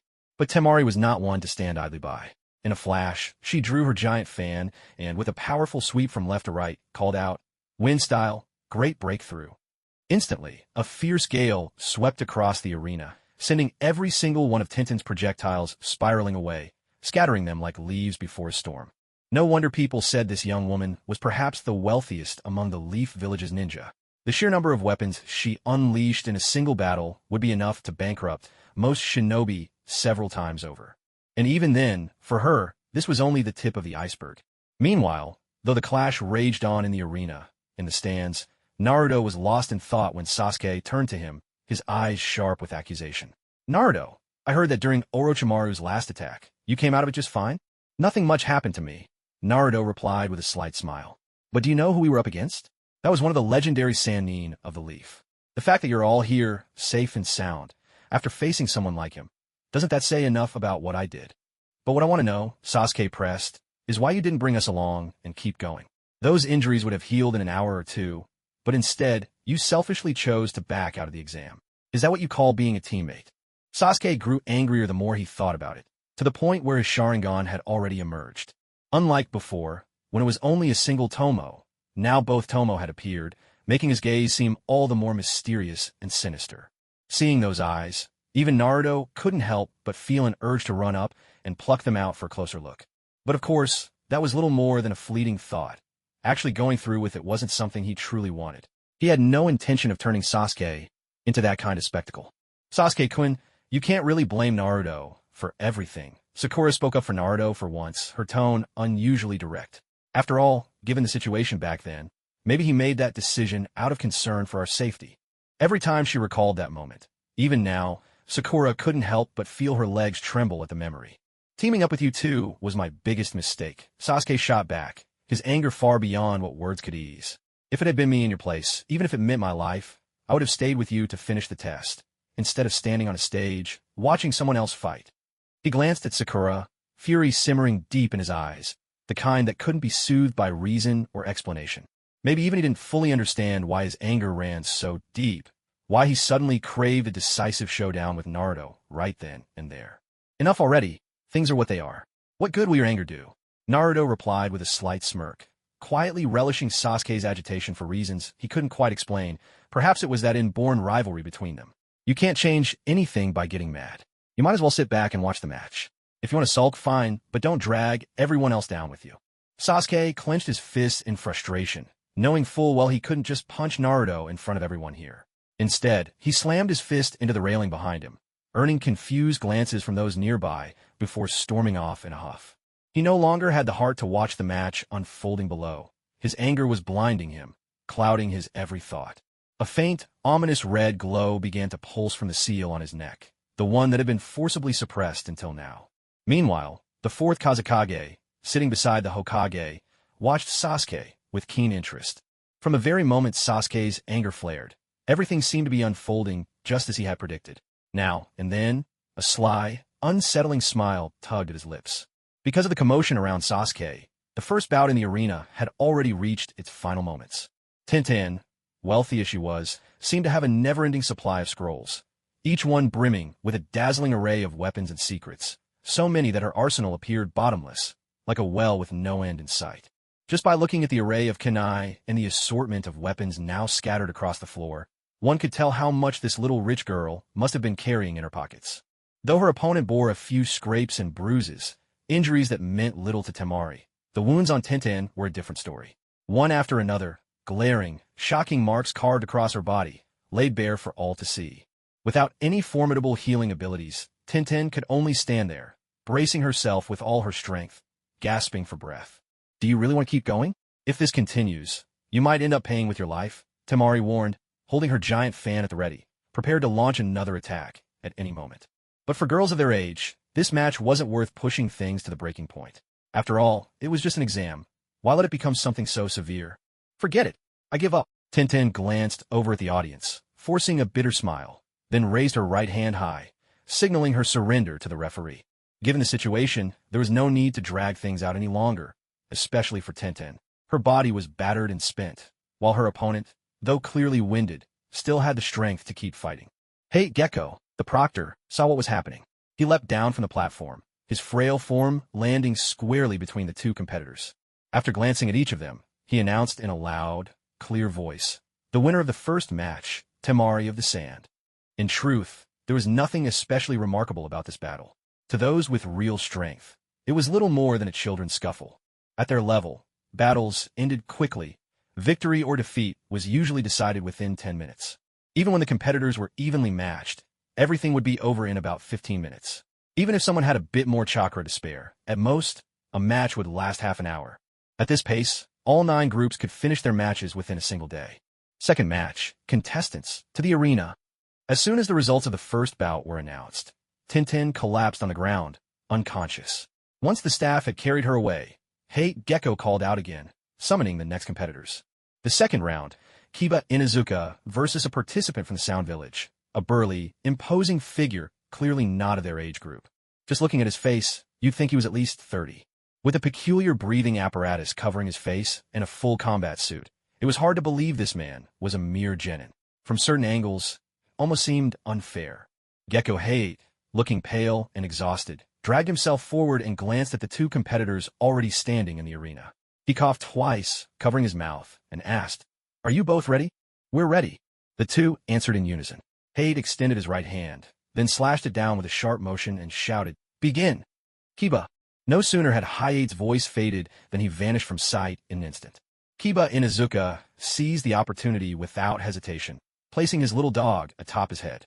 In a flash, he transformed into a whirling, charging force, launching a rapid and fierce assault. The powerful and swift attack brought him right up to his opponent in an instant, but to Akado Yoroi, it seemed more like a game than a real threat. With a slight turn of his body, Akado allowed all of Kiba's attacks to sweep harmlessly past his eyes. The ground split open with a deep trench from the force of Kiba's assault. But what good is an attack if it can't even touch the enemy? Akado made his move the moment Kiba's assault ended. He surged forward, and just as Kiba's body came to a halt, Akado closed in and locked him in a crushing embrace. Anyone who thought he was just a simple brute would be gravely mistaken. Akado possessed a unique ability, a power passed down within his clan. The instant he made contact with his opponent, he could continuously absorb their chakra, draining their energy until nothing remained. This was his most direct and ruthless method. Kiba, having failed to investigate his opponent beforehand, found himself in a dire predicament. One wrong move, and defeat was inevitable. Despite his earlier caution, in this critical moment, he was left completely helpless. As his chakra was siphoned away, Kiba's one-spirited momentum quickly faded. In mere moments, he was left utterly depleted, collapsing to the ground like a lifeless dog. The second match lasted barely 2 minutes from start to finish, and the victor emerged unscathed.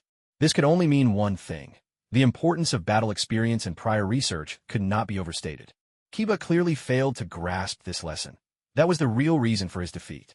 Though Akado's ability was formidable, his actual strength was nothing extraordinary. Against a more agile opponent, dealing with someone like him would have been more than manageable. The fight offered no surprise or suspense. Victory and defeat were decided in an instant. Fortunately, this was only an exam setting. Had it been real combat, Kiba might not have been so lucky. Naruto, how exactly did that fight end? Haruno Sakura, sitting one seat away from Naruto, was left astonished by what she'd just seen and turned to him with a look of disbelief. She truly couldn't understand. How could a simple hug end up turning into something like this? There are all kinds of abilities in this world. Some things exist far beyond your imagination. There's a lot the Ninja Academy never taught us. Take a simple example, Sasuke Uchiha. He inherited the Uchiha clan's bloodline, so he possesses the Sharingan, an ability others can never obtain. The Hyuga clan is the same way. But those are just the things we can see. There's so much more that remains invisible to us. When two types of chakra blend, they can create something entirely new. For instance, ice release, storm release, and many more things you can't even begin to comprehend. His ability is similar, but it's all about absorbing the other person's chakra. If you're fast enough and keep your power focused, then against someone like that, they're nothing more than a target for you to hit. Naruto glanced at Sakura, then spoke in an unhurried tone. "I see, but how did you find all this out?" Sakura seemed to half understand, half in the dark, but she still turned to Naruto with a puzzled look and asked directly. "When you spend all your time thinking about how to win the favor of your crush, don't assume everyone else is just like you. Maybe take some time to learn about other things too. The books in the library are more than enough for you to get a full picture of what it means to be a ninja. Naruto replied, sounding exasperated. But he didn't notice the woman beside him, whose face had long since turned bitter, her fists clenched tight, probably wishing she could just punch him out right there. So why aren't you reading today, then? Hinata's match isn't until this afternoon. She's up against Niji in the first round after lunch. Sitting here now isn't going to do you any good. Sakura suddenly grinned at Naruto, her face brimming with satisfaction, gloating inwardly. That's what you get for looking down on me just now. Is that so? But I'm not just here to see her. Watching other people's fighting styles is a kind of learning, too. Every little thing could end up affecting our own fate. Think about it. If you ever run into one of these opponents out in the world, how will you deal with them? When we see someone lose, we should analyze what happened, come up with countermeasures, force our minds to remember these lessons.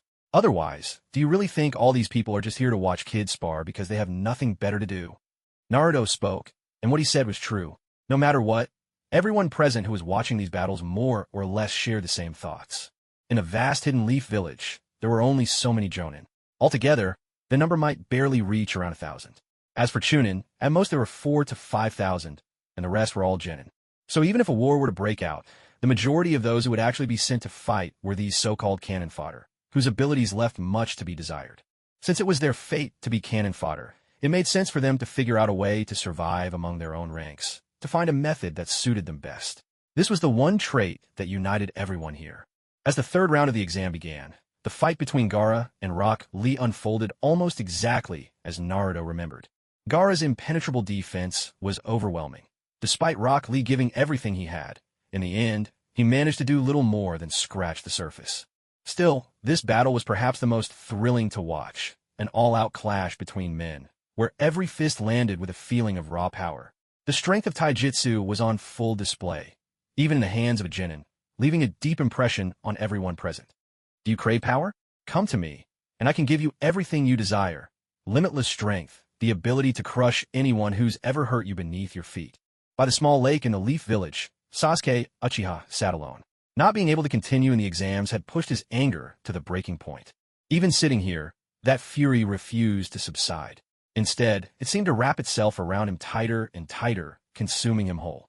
At the same time, these tempting words kept echoing in his mind, Orochimaru's voice whispering as if right in his ear. The bite mark on his neck was slowly beginning to form the shape of Tomo, almost without him noticing.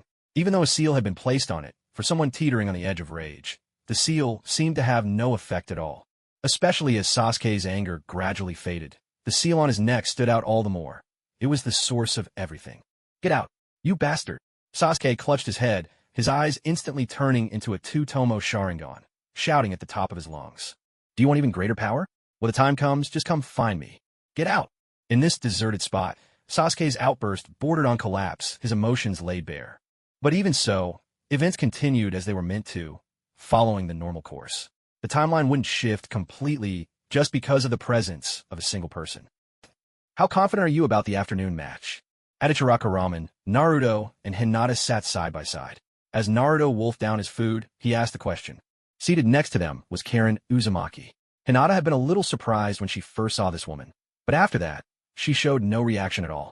Still, Hinata wasn't exactly thrilled about the fact that they were all living together. Niji is really strong, so I can't say I'm very confident. But I'll give it my all when the time comes, Hinata replied, her face showing a hesitant smile as she tried to sound determined. For her, this fight was a special kind of challenge. Within the Hyuga clan, the main family held absolute authority. As a member of the branch family, Niji's fate had been sealed from birth. He existed to protect the main family. To many in the Hidden Leaf Village, this match between Hinata and Niji seemed like a foregone conclusion. They couldn't imagine Niji actually attacking Hinata. After all, that's just not how things worked in their eyes. The rules of the ninja world were deeply entrenched, and as a branch member, Niji was expected to abide by them, no matter what. Be careful during your match this afternoon, Naruto warned. Niji isn't the type to hold back. Don't let the distinction between main and branch family get to you. He's fully capable of going all out. I understand, but don't worry, Hinata replied. Niji would never. Hey, Naruto, so this is where you've been hiding. Before Hinata could finish, a large figure suddenly plopped down beside the three of them. Without the slightest hesitation, the newcomer shouted out, Give me a large miso ramen, extra quick. Jiraiya's abrupt arrival immediately piqued the curiosity of both Hinata and Karen. Naruto, who is this? Hinata asked in a quiet, curious voice. He's a real pervert, Naruto whispered back. If you ever go to a public bathhouse, be careful. He'll probably be up on the roof, peeking in. You little brat. Don't go tarnishing my reputation out in public. When have I ever done anything like that? Jiraiya exploded, smacking Naruto on the head and shouting in outrage. Oh, you're saying you haven't? Should I start listing your greatest achievements? Naruto retorted, unfazed by the blow, staring back at Jiraiya with dead fish eyes, completely unimpressed. All right, let's not talk about what just happened. Hurry up and eat. Once you're done, I'll take you somewhere, Jiraiya said. I have to watch my little girlfriend's match this afternoon. I'm really not in the mood, nor do I have the time to go anywhere else with you. Oh, so you're saying you don't want to learn what you begged me to teach you? Jiraiya grinned, his lips quirking mischievously. Naruto, if you got things to take care of, don't worry about me. You don't have to stay for my match, Hinata spoke up gently. A Hyuga girl, and from the main house, no less. Naruto, you've really got some luck. Jiraiya glanced over at Hinata, who was sitting beside him, taking note of how she wore her forehead protector around her neck, leaving her forehead unmarked. The sight had surprised him at first. After all, there were only a handful of main house members in the Hyuga clan. How did you know? Hinata asked, surprise flickering in her eyes. He's an old hand. He used to be one of the 3 legendary Sannin of Konoha, Jiraiya himself. Naruto replied nonchalantly, introducing Jiraiya as if it were just another small detail, barely pausing between bites. The Sannin, Hinata couldn't help her astonishment. Her expression said it all. And you, red hair, unmistakably from the Uzumaki clan. But you don't look like you're originally from the Hidden Leaf, Jiraiya added, turning his attention to Karen. Her striking features allowed him to place her origins at a glance. Given the times, there were so few Uzumaki left, so spotting another here piqued his curiosity. Faced with one of the legendary Sannin, Karen suddenly froze. The noodle she had been eating hung forgotten, her chewing slowing as her face turned pale. She stiffly turned her head toward Jiraiya, who sat at the far right. My clanswoman's got good looks, doesn't she? I'll be counting on you to help sort out her status here in the village. She's not going back to the land of grass, and getting her registered in Konoha shouldn't be too much trouble for you, right? Naruto said, still eating with a calm, offhand air, as if Jiraiya's questions were of no consequence at all. And really, that was the truth. For Karen's situation, staying in the leaf was as simple or as complicated as the people handling it chose to make it. The key was simply who would step up and speak on her behalf. Can't you, little rascal, just open your mouth without asking me to do something so complicated? Besides, I don't think there's much time to you right now. If you want to pull off something like this, why don't you go talk to the old Hokage yourself? Jiraiya grumbled with clear annoyance. Your noodles are ready. Please enjoy. Thank you. It's been ages since I last had this. No sooner had Jiraiya finished complaining than the cheerful owner of Ichiraka Ramen set a large bowl of miso ramen in front of him, a broad smile on his face. Jiraiya wasted no time. Forgetting all pretense, he picked up a mouthful of noodles and began to blow on them quickly as he lifted them to his mouth. Enough with all the talking. Just tell me if you're going to do it or not. Dragging things out like this isn't like you at all. Not the you who writes Make Out Paradise. Naruto put down his chopsticks and looked at Jiraiya quite seriously as he asked. As for Karen Uzumaki's situation in the Hidden Leaf Village, since she was staying here, it was only a matter of time before it had to be addressed. It was simply a question of whether it would be complicated or straightforward. Naruto, you don't have to do this for me. If it really can't be done, I could just leave. That way I won't bring you any trouble. Karen spoke softly, her voice tinged with hesitation. After all, facing true Leaf Shinobi, she couldn't help feeling a bit afraid deep down. Do you know what kind of place the Leaf Village is? It's one of the safest in the entire Shinobi world. Compared to the Land of Grass, or anywhere else, at least here you don't have to worry about surviving. There are countless people who dream of gaining citizenship here, but for most, that's just wishful thinking. Naruto explained to Karen with a gentle smile, but as he was about to take another bite, he paused and slowly set his chopsticks down, his expression turning a little uneasy. Even so, the truth is, the Leaf hasn't really been that welcoming to the Uzumaki clan. Honestly, leaving might not be such a bad idea. I'll find you a better place if it comes to that. Naruto, why do you say that? Hinata asked, curiosity in her voice. Yeah, I want to know too, what's with that attitude? Jiraiya turned to Naruto, echoing Hinata's question. 30 years ago, my clan was wiped out. You know the story better than anyone, don't you? The Uzumaki and the Leaf. What kind of relationship did they really have? I don't need to spell it out for you. You know it all too well. So why pretend and ask me about it now? Naruto shot Jiraiya a cold, questioning look as he spoke. His words left the other party speechless for a moment, but they managed to spark genuine curiosity. After all, The destruction of the Uzumaki clan was a secret that outsiders should never have known, let alone this young boy before him, who seemed to grasp every detail. "Let's hurry up and eat," Jiraiya said, changing the subject. "Afterward, I'll take you somewhere. As for this girl's identity, I'll have a word with the old man, the Hokage, when the time comes." Realizing he was at a disadvantage, Jiraiya didn't argue further. He simply slurped his noodles and continued. Jiraiya knew the fate of the Uzumaki clan all too well. He had lived through those days and felt the weight of those events deeply. Back then, he hadn't had the authority to make any decisions. If even a single leader in Konoha had chosen to help the Uzumaki clan, perhaps they wouldn't have been driven to the brink of extinction as they were now. Yet, considering Konoha's position at the time, Jiraiya could understand, if only a little. The village simply didn't have the resources to take on so many hidden villages at once. That was the true reason no one dared to pour manpower and resources into aiding the Uzumaki. After their meal, Karen Uzumaki returned to Naruto's home, while Hinata Hyuga needed to head back to the exam grounds. After all, the first round of the afternoon's test was hers. Naruto, meanwhile, accompanied Jiraiya to the edge of the Forest of Death. With no one else around, Naruto already had a good idea of where they were headed. Sure enough, Jiraiya bit his finger, forming hand seals in a blur. Grabbing Naruto with his left hand, he slammed his right palm onto the ground and shouted, "Reverse summoning jutsu!" With a burst of smoke, both of them vanished from sight. When they reappeared, Naruto felt as if he had stepped into an entirely different world. The air was impossibly fresh, and more than that, the scene before his eyes looked like something straight out of a fairy tale. "How do you like it here?" Jiraiya asked, resting a hand on Naruto's shoulder, a note of pride in his voice.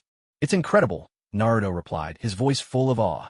"I never imagined Mount Myaboku would be so different from the legends. It's even more beautiful than I ever dreamed." Everything he saw left him stunned. This really was another world. The air, the humidity, the temperature, all combined into a gentle, invigorating embrace. "You actually know about Mount Myaboku?" Jiraiya was astonished once again. He couldn't help but wonder, was there anything this kid didn't know? "Mount Myaboku.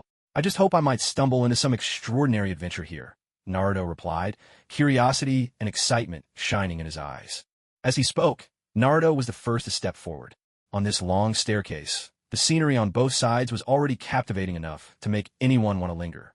This place was strikingly different from the outside world, resembling life in a primeval jungle. Yet the environment here was far more suitable for living.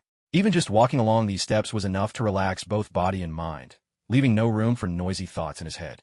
He had thought about this for so long, wondering when he'd finally get to visit this place. And now that he was truly here, Mount Myaboku felt even more extraordinary and peculiar than he had imagined.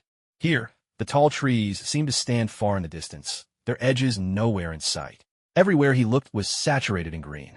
Gentle hills and flowing streams had become the natural order of things in this place. A veil of white mist drifted among the trees, adding a unique touch of color to the landscape. Most striking of all was the waterfall that seemed to tumble straight from the clouds above. Even from such a distance, it was like beholding a living landscape painting. Naruto walked ahead, while Jiraiya silently followed behind. The reason for their visit this time was a message from the great Toad Sage during their last trip here, who had also suggested bringing this young fellow along to see the place. It was Naruto's first time in such a wondrous place, and his eyes danced with curiosity at every turn. Every few steps, he would stop to take in the sights. As they ventured deeper, mushrooms the size of houses lined the path on either side, along with single-leaf plants and all kinds of gigantic flowers and grasses, things he'd only ever seen in books, now all coming to life before his eyes. The Mount Myaboku of Naruto's imagination had always been like what he'd seen in comics, but the real Mount Myaboku felt as if he'd stepped through time and space itself. Everything here, whether it was the towering trees or the babbling brooks, seemed like something conjured from a dream, every spot brimming with wonder. How does it feel to be here? This is the legendary home of the sages. Pretty impressive, isn't it? Jiraiya hurried up to walk beside Naruto, a smile spreading across his face as he asked. "It really is amazing. But what about those things bubbling up ahead? They don't look like water. They seem more like oil." Naruto agreed with Jiraiya, but his gaze was already fixed on a fountain-like spot up ahead. They were now close to the small plaza at the very center of Mount Myaboku. At its heart was a spring, no more than 10 square meters across, its surface a shade of gray. The thick, viscous liquid was clearly not water. "That's what you're looking at? That's toad oil." As Jiraiya spoke, Naruto had already walked over quietly, settling himself on the steps beside him and reaching out to touch the so-called toad oil within the container. This substance was enough for an ordinary person to directly sense the presence of sage chakra. Naruto coated his hand with the oil, closed his eyes, and began to calmly sense the world around him. Within his spiritual realm, something different appeared in an instant. Blue specks of light filled nearly the entire area of Mount Myaboku. Yet these lights were nothing like what he had seen in the outside world. Naruto had been introduced to sage arts training many years ago, but, wary of uncontrollable risks, he had never truly attempted it until now. The natural energy in the ninja world always appeared in a pale green hue, but here it was sky blue. The difference in color surely meant the results would be different as well. In his spiritual perception, the natural energy from the outside world's chakra began gathering toward him. But just as it was about to make contact, Naruto abruptly withdrew from the process and let everything dissipate. Uncertain of the true nature of Mount Myaboku, he was not about to recklessly allow this energy into his body. Meanwhile, Jiraiya, who had been standing to the side, kept glancing around, completely unaware of what Naruto was experiencing beside the toad oil. There was no way he could have known what Naruto had just gone through. "Hey, little Jiraiya, you're here. Just in time. My wife is making a meal, and you showed up right at dinner time. Come join us for a bite." A small toad hopped over, speaking in a surprisingly clear human voice, landing directly in front of Jiraiya. "Master Fukasaku, I came to the Myaboku temple today because I need to see the great sage. Wasn't it you who sent word about it? As for dinner, I'll have to pass." Jiraiya replied hurriedly, beads of sweat forming on his brow. "Oh, so you've already brought the kid along? Let me see, where is he?" Fukasaku glanced around curiously, looking at Jiraiya with interest. But there was no need for Jiraiya to answer. Fukasaku's gaze had already landed on Naruto, who was sitting by the toad oil. At that moment, Naruto was busy shaking the oil off his hands. Yet he had to admit, the cool sensation of the toad oil felt surprisingly pleasant on his skin. Once he'd removed all the oil, Naruto looked up and immediately locked eyes with Fukasaku. Despite Fukasaku's small size, the powerful aura radiating from him instantly drew Naruto's attention. "So that's the youngster you brought with you?" Fukasaku looked at Jiraiya with a hint of confusion, but what intrigued him most was the unusual aura he sensed from Naruto. "Yes, that's him. His name is Naruto Uzumaki," Jiraiya replied.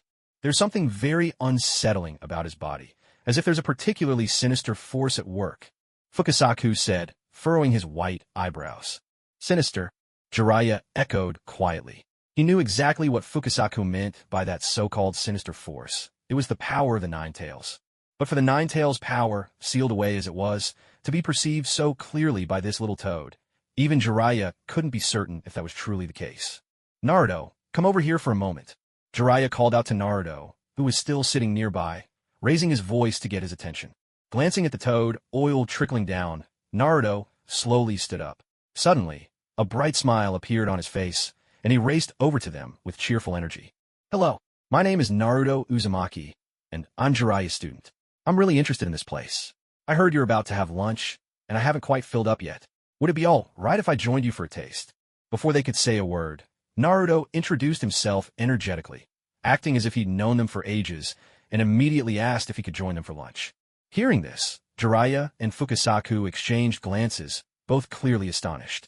Jiraiya was surprised that Naruto so readily declared himself a student, while Fukasaku was taken aback that this kid would so boldly ask to eat with them. In all the time humans have come to Mount Myaboku, not a single one has ever wanted to try the food here. This boy was truly something unexpected. "Hey, Naruto, are you sure you want to eat with them?" Jiraiya asked, curiosity piqued. "Of course. I can't wait." Naruto beamed, nodding enthusiastically. Anyone watching might really believe he was genuinely curious about the food here. But he knew exactly what the cuisine of Mount Myaboku was like, and that was precisely why he decided to check it out up close. As a senior figure in Mount Myaboku, Fukasaku's opinion carried a lot of weight in this place. "Ahem, I think it's best if we skip that for now. Let's head over to the Great Sage right away, and we can discuss everything else afterward." Jiraiya forced an awkward smile as he spoke. "There's no need to rush. Right now, the Great Sage is still sleeping. You can wait here for a while, and in the meantime, let young Naruto come with us for a meal. Afterward, I'll have some of the other toads show him around Mount Myaboku." Fukasaku replied warmly. Fukasaku stroked his little mustache, his entire toad face taking on a thoughtful expression as he spoke in a deep voice. "This is the Great Sage's request. I was told to bring Naruto here. Look, it hasn't even been that long, and he's already fallen asleep again?" Jiraiya asked, clearly finding the situation hard to believe. "What's so strange about that?" He could be chatting with you one moment, then drifting off the next. He's getting on in years, after all, so it's nothing unusual. Fukasaku replied. Well, all right then. Jiraiya let out a sigh, then turned to Naruto and asked, Are you sure you want to visit Lord Fukasaku's house for a bit? Of course. I don't have anything else to do, and since I'm already here, I'd be happy to. Although, I didn't prepare a gift ahead of time, so I hope Lord Fukasaku won't mind. Naruto replied with a polite smile. In matters of social etiquette, he was handling things perfectly in this moment. Fukasaku, despite being a toad who had lived for many years, had rarely ventured outside Mount Myaboku. Now, faced with such a polite and unexpectedly well-mannered child, his toad face broke into a wide, genuine smile. Mount Myaboku isn't like the human world. Here, you're welcome to treat everything as if you're at home. Make yourself comfortable. Lord Fukasaku, I've spent plenty of time here, but you never said that to me, not even once. Jiraiya grumbled, unable to hold back his exasperation. Naruto had only been in Mount Myaboku for 10 minutes, and yet in that short time, he'd managed to win over this little toad so completely.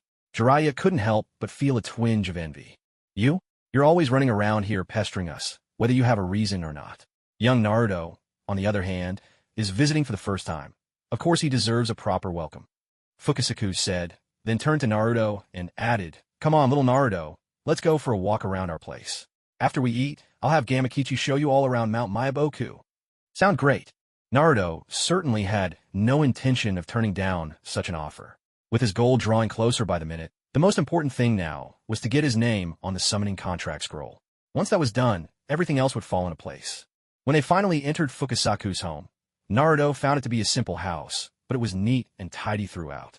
The table inside was covered with all sorts of insect dishes. Just looking at them was enough to make one's skin crawl. These were their everyday meals. Some of the bugs were still wriggling on the plates, while others, having been cooked and slightly blackened, looked downright chilling at a glance. Honey, we have guests. They'll be dining with us today, so make a little extra, will you? As soon as Fukasaku stepped into the room, he called out at the top of his lungs. No need for that, Fukasaku-sama. I already had a meal before coming here, so I'm not hungry right now. If Naruto hasn't eaten enough, let him join you all. Let's take a walk outside for a bit. Jiraiya hurried to explain as soon as he saw what was happening, and before anyone could respond, he vanished in a flash. He does this every time it's mealtime. Fukasaku grumbled, staring at the spot where Jiraiya had just been, and then turned back to Naruto with a slight smile. Come on, Naruto, sit down. The old ladies put together a pretty decent lunch today. Thank you very much, Fukasaku-sama. Naruto replied, and without further ceremony, he picked a spot and sat down. Looking at the food on the table, he couldn't help but swallow hard, a reflex more than real excitement. But now that he'd chosen to sit, no matter how unappetizing or strange the food looked, he had no choice but to steel himself, furrow his brow, and give everything a proper try. By the end of the meal, Naruto's face was as pale as if he'd eaten something utterly disgusting. His expression alone was enough to convey exactly what he thought of the food. Sorry, Naruto. You arrived so suddenly. We didn't have time to prepare anything special. But you probably won't be heading back tonight anyway. So let's make sure to have a real feast for you this evening. The speaker was none other than Fukasaku's wife, one of the elders of Mount Myaboku. The strength of these two toads was considered top tier, even among all those who lived here. As for how their powers compared to a ninja's, it was still hard to say. Granny Shima, there's no need to go out of your way, just because I'm here. Your cooking, especially these insects, actually has a unique flavor. Maybe it's just that it's my first time tasting them, so I'm not quite used to it. If I was rude in any way, please forgive me. Naruto stood and bowed deeply, his face full of genuine embarrassment. After all, from the first bite to the last, these dishes had left him with a kind of demonic aftertaste, something he couldn't hide, even on his face. The two toads before him, regardless of their strength, were clearly elders, and nothing escaped their sharp eyes. Shima glanced at Fukasaku, then turned to Naruto and said, Of all the humans who've come here, you're the first to be so honest. Not like that Jiraiya kid. He's always making up excuses every time. While Shima was speaking, she still wore an expression of clear distaste toward Jiraiya. Yet, she had to admit that ever since Jiraiya signed the summoning contract, he had spent most of his time training here on Mount Myaboku. Little Naruto, it's quite rare for you to visit Mount Myaboku. In a moment, I'll have Gamatatsu show you around. When the Great Toad Sage wakes up, I'll let you know, and then you two can go meet him, Fukasaku said. As soon as he finished speaking, a tiny toad suddenly leapt into view. It landed right on the dining table, stifling a yawn as it did. This was Gamakichi, a toad so small he could barely fill the palm of a hand. Naruto looked at the little fellow, finding it hard to imagine how, in the future, he would grow as large as a mountain. Gamakichi sprawled out on the table, eyes squeezed shut as though he might drift off to sleep at any second. Gamakichi, this is little Naruto. Since you don't have anything else to do right now, why don't you take him for a nice walk around Mount Myaboku? Fukasaku said to the little toad on the table. Huh, but I was about to take a nap. Why do you always have to bother me when I'm trying to rest? Gamakichi grumbled, clearly reluctant, though he did crack open one eye to stare at Naruto, standing beside him. Internally, he was even more displeased than he let on. Tell you what, Naruto said with a sudden smile, crouching down so his face was just 8 inches from Gamakichi's, his tone easy and coaxing. Next time I come, I'll bring you lots of human snacks. Then you can eat while you nap. Pure bliss, right? What? Gamakichi perked up instantly. The drowsiness that had clouded his face moments before vanished in a flash, replaced by eager anticipation. Well, what are we waiting for? I know every inch of Mount Myaboku. It's not that big anyway. Come on, I'll give you the grand tour. Gamakichi sprang onto Naruto's shoulder, barely able to contain his excitement at the thought of exploring Mount Myaboku together. Master Fukasaku, Granny Shima, we'll head out for a look around then. Naruto said politely, nodding to the 2 elder toads. Gamakichi, already on Naruto's shoulder, slapped his tiny hand down and called out, Let's go, let's go. I don't have all day, you know. Off you go then. Make sure to take a good look at this place, Shima replied warmly. All right, and thank you so much for the wonderful lunch. Naruto added politely, and with a hint of impatience, turned and stepped out the door. Shima watched as Naruto left, and the smile that had been on her face vanished, replaced by a sudden seriousness. This little guy has so much more potential to grow than Jiraiya ever did. Absolutely, the fact that he can sense natural energy in an instant is truly astonishing. The great sage must have had his reasons for sending him here, Shima remarked, her tone tinged with surprise.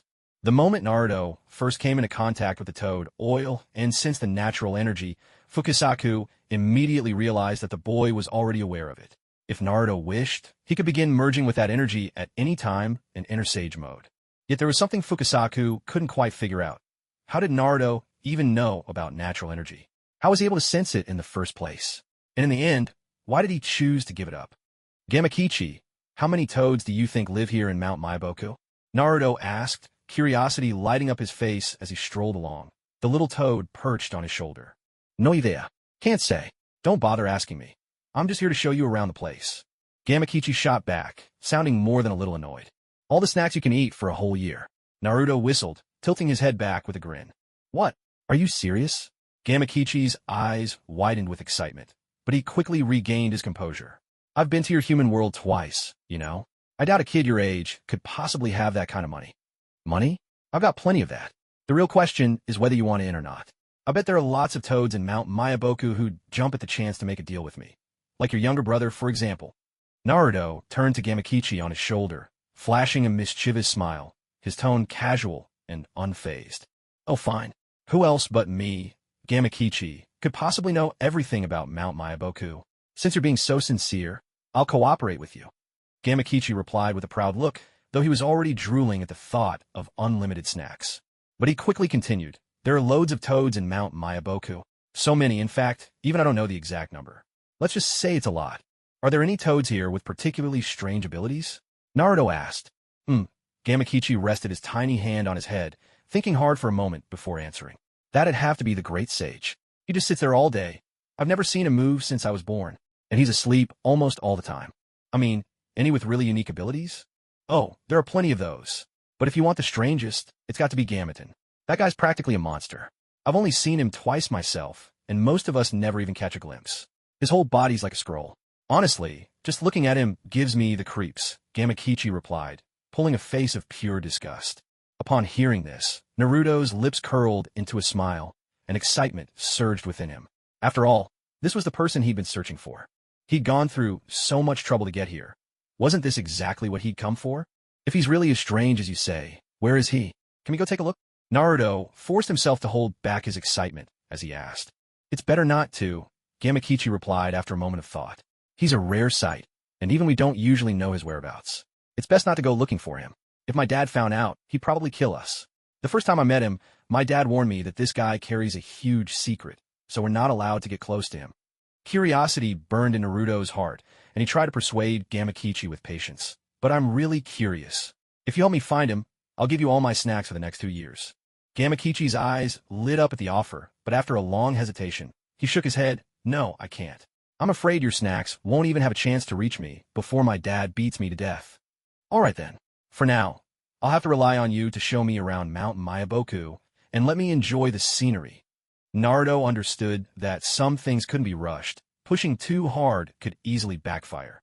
While he studied the situation here, he also needed to work on the problem of his own seal. Only by preparing on both fronts could he prevent anything from going wrong.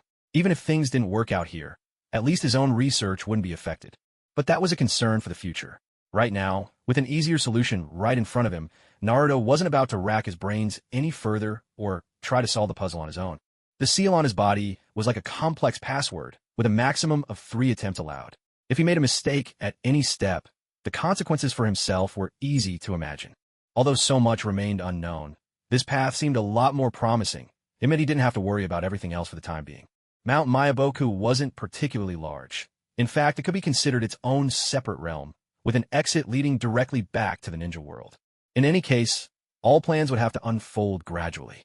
For now, the best thing to do was to take in the unique beauty of Mount Myaboku. Compared to the outside world, the air here was fresher, perhaps because of the rich natural energy. Just being here filled one with a sense of clarity and vitality. If you could truly let go and relax, this place could easily be mistaken for a paradise hidden from the world. With a year's supply of snacks secured, Gamakichi had truly gone above and beyond in introducing Naruto to everything about Mount Myaboku. He even revealed secrets about the mountain that few knew. This little toad was a chatterbox, sparing no detail, big or small. The boy and the toad, sharing that modest space, managed to pass an entire afternoon together.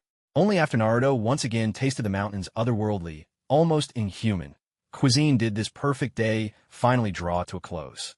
Night fell. There was no moon in Mount Myaboku's sky. Looking up, all one could see was utter darkness. Here, the temperature remained unchanged throughout the year, the seasons flowing quietly by. Because of his own habits, Naruto preferred to sleep outside at night. He sat at the edge of a pool where toad oil bubbled up endlessly, leaning back against a large stone. With his eyes closed, Naruto let his mind reach out, attuning himself to the natural energy flowing around him. He had sensed this kind of energy before, back in the outside world, but compared to Mount Myaboku, the amount out there was pitifully scarce. I just knew I'd find you here, you little rascal. As Naruto concentrated, a voice suddenly broke his meditation. Jiraiya sat down beside Naruto, as if it was the most natural thing in the world, and in that moment, his tone carried a gentle warmth, like that of an elder. Naruto opened his eyes. In the faint glow, he could see Jiraiya's face. There was a bitterness etched into his features, as if life had weighed heavily on him, making him appear much older and more weathered. What brings you here? I didn't see you all afternoon. If you went out, you could have at least taken me along. Or brought me something to eat, you know? Naruto asked, giving Jiraiya a look of mock exasperation. Isn't this place nice? Compared to the outside world, it's so peaceful and quiet, the perfect place to train. From any angle, it's better than what's out there, don't you think? Jiraiya replied, if you think it's so wonderful, why don't you stay here? Or is it just because you can't stand the food? Naruto pressed, do you really think I'm the same as you? What's so different? When faced with a tough choice, that same bitterness shows on your face. Is this place only a retreat for you? Somewhere to hide from reality? Or is it just where you escape from everything? Naruto asked again. For Naruto, there weren't many things in this world that could bring such an expression to Jiraiya's face at this moment. The only likely possibility is that Orochimaru is about to act against the Leaf Village. The fact that this makes him show a bittersweet expression means he has known about this plan from the start and chose not to stop it, which also proves that in some way he accepts it. Naruto's words made Jiraiya feel a twinge of shame. Looking back on his past, ever since the start of the Second Great Ninja War, wasn't Mount Myaboku always a place for him to make such difficult choices? You little rascal, I don't know how someone your age can come up with so many big ideas. In real life, no matter what you choose or what path you take, things rarely go exactly as you wish, Jiraiya said as he placed a hand on Naruto's shoulder. He asked again, so, have you thought about what kind of life you want in the future? Or rather, what kind of life would you like to have? Naruto was caught off guard, standing there in surprise as he pondered Jiraiya's question. Ever since he came to this world, his main goal had been to find a way to survive and do his best not to disrupt the original timeline of this world. That way, he could learn as much as possible. But what about after all that was over?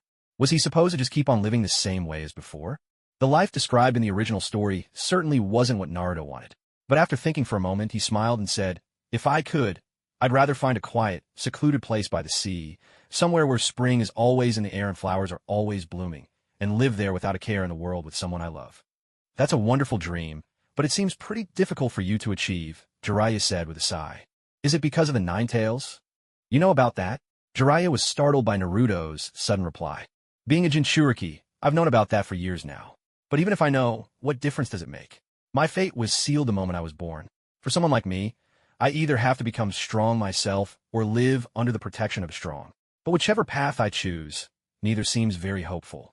Most importantly, my ideal life, under almost any circumstance, seems impossible unless I reach the strength of the first Hokage, able to look down on the entire ninja world. Only then might I find a moment's peace," Naruto said, still leaning against the big rock, his tone calm and even. "So, what do you plan to do about all this? If you want to walk the path of the strong, what do you think your first step should be?" Jiraiya asked. Hearing those words, Jiraiya suddenly found himself growing genuinely interested in this little fellow. Before, perhaps it was only Naruto's special status that made Jiraiya pay attention to him. But now, something inside him was beginning to change.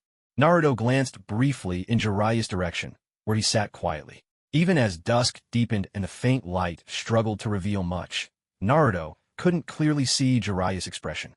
Yet, in this uncertain twilight, he seemed even more composed and indifferent. He wasn't sure if Jiraiya was testing him, or what exactly Jiraiya might know. But rather than dwell on it, Naruto simply stood up and stretched his arms overhead. Who can say how these things will turn out? You just take things one step at a time. Maybe opportunity will come before you know it. With these words, he drew a deep breath and exhaled forcefully. Then he added, "Let's rest early tonight. Once everything's sorted out tomorrow, we should hurry back. This place is beautiful, but after all, it isn't really ours." He stretched again, then let out a wide yawn. With his back to Jiraiya, a faint smile appeared on Naruto's lips. Without warning, he sprang away, vanishing into the embrace of the night. Jiraiya understood very well the current direction and development of the Hidden Leaf Village. For both the clans and the village itself, it could only lead deeper into disaster. And as for the Hokage, the leader and decision-maker, he had long since become an obstacle in the village's path forward. At the very least, judging by Jiraiya's expression tonight, Naruto could be certain. Jiraiya already knew about the chaos that would soon engulf the leaf. All he could do now was hide himself here, waiting for the storm to pass before he began the difficult work of cleaning up the aftermath. Even after Naruto had gone, Jiraiya remained seated there in bitter solitude, leaning against a stone by the Toad oil pool. Shrouded in darkness, no one could see what expression he wore. But he knew this was not the end. If anything, it was only the beginning. The state of the leaf had already veered far from its original course. There was a time when all the great clans gathered together, making the village strong enough to stand against all others. But now, as I thought, your very existence is the greatest obstacle of all. Forgive me, my teacher. Jiraiya spoke these words softly, his tone heavy with resignation and sorrow. The next day, Naruto was already determined not to stay any longer. It wasn't just the food, there were other reasons too. Since his plans here couldn't go forward for now, there was no point in lingering. Rather than staying stuck like this, it'd be better to start working towards his next goal. But trapped in this godforsaken place, he feared there was nothing he could actually accomplish. Almost at the crack of dawn, just as the sky began to lighten, Naruto set out alone. Relying on what he'd learned exploring Mount Myaboku with Gamakichi the day before, he headed in the direction of the mountain's heart. After all, the one who summoned him here was that giant toad who lived in the back mountains. Without his permission, Naruto doubted he'd ever be able to leave. Thanks to his heightened senses, Naruto could perceive nearly half of Mount Myaboku's expanse. To get to his destination, all he needed to do was move in the general direction. He'd know when he was close. He leapt swiftly from branch to branch, racing across the immense trees and broad leaves. It wasn't long before he spotted the place he'd set out to find. Landing in one bound atop a massive boulder, Naruto quickly realized this was no ordinary stone. Peering over the edge, he saw it was actually a colossal toad statue. And in that instant, he understood its purpose. Not far from the statue's base stood a building that looked very much like a temple. It appeared suddenly before him, its presence impossible to ignore. The building stood about 20 meters tall, its architecture reminiscent of traditional Chinese temples, elegant and imposing. Taking in the sight, Naruto straightened his clothes, then leapt down from the enormous toad statue. Even as he reached the temple gates, he brushed the dust from his clothes, striving to look solemn and respectful before knocking firmly on the massive doors. He waited outside for a moment, but no response came from within. Then, as he pressed his hands to the doors with a bit more force, the giant gates swung open with a deep, resounding creak. Bathed in the pale morning light, the entire courtyard was laid out before him, everything visible in crisp detail. The temple itself wasn't very large. Most of the space was taken up by this open courtyard. In fact, there were hardly any visible rooms at all. Aside from the main gate, the rest of the structure formed a perimeter, looking more like a high wall encircling the grounds. Behind the temple, a sheer cliff face rose up, its surface riddled with countless square-shaped niches, each one meticulously carved. Stored within these niches were all sorts of scrolls, lined up in neat rows. Naruto stepped over the threshold, about 30 centimeters high, and, as he entered the courtyard, he felt at once as if he'd crossed into another world. The concentration of natural energy here was astonishing, so dense he could scarcely believe it. Even the air he breathed felt so fresh, it left him genuinely amazed. Yet in this very temple, in the innermost corner, sat a toad that looked to be around 10 meters tall. This was precisely the target Naruto had come for, a great toad sage residing in Mount Myaboku. The giant toad sage sat there, his entire body radiating a deep orange hue. Upon his head rested an ornament resembling a scholar's cap, and around his neck hung a string of prayer beads. The central bead, at the front, was engraved with the character "For Oil." The sage sat atop a platform about 3 meters high. With his eyes gently closed, the great toad sage seemed lost in a deep slumber. His front claws rested naturally before him, while the wrinkles around his mouth spoke volumes about his ancient age. If someone hadn't known who this creature was, it would be unimaginable to think that the toad seated here had witnessed over 1,000 years. "You've arrived." Just as Naruto was still taking in the details of the courtyard, a voice suddenly pierced through the dawn's stillness. The great toad sage slowly opened his eyes where he sat, revealing warm, yellow, vertical pupils that regarded Naruto with gentle kindness. "I am sorry. I must have disturbed you." Naruto paused, then with a look of respect on his face, took a few steps forward toward the great toad sage and spoke with utmost reverence. Regardless of anything else, this great toad was a being from ancient times, who had witnessed the unfolding of the world through sheer longevity and power. "I find myself unable to see your future. You must be the little one who came here with Jiraiya. Am I right?" The great toad sage inquired. "Yes, my name is Naruto Uzumaki. It comes back to me now, you are indeed the one. But there's no need for more words. Go back now." Hearing the sage's words, Naruto was left completely bewildered. He'd spent all this time waiting. Was it just for a few brief words? Yet looking at the toad sage, his eyes once again began to droop closed, as if he would drift back to sleep at any moment. If Naruto let him be, who knew how long it would be before he could leave this place? If he had to wait until the chaos in the Leaf Village was over, then what use would his own plans be? "Hey, don't go back to sleep yet. At least send me home first," Naruto shouted, abandoning any pretense of formality. Now wasn't the time for ceremony. He simply raised his voice and called out. But the great toad sage, who had lived through countless ages, seemed not to hear him at all. Even as Naruto shouted, the sage's eyes continued to close, slowly and steadily. Seeing that his words were falling on deaf ears, Naruto began to panic. Counting on Jiraiya to lead him out was clearly a long shot. And now, with this ancient old sage drifting off again, who could say how long he would sleep before waking?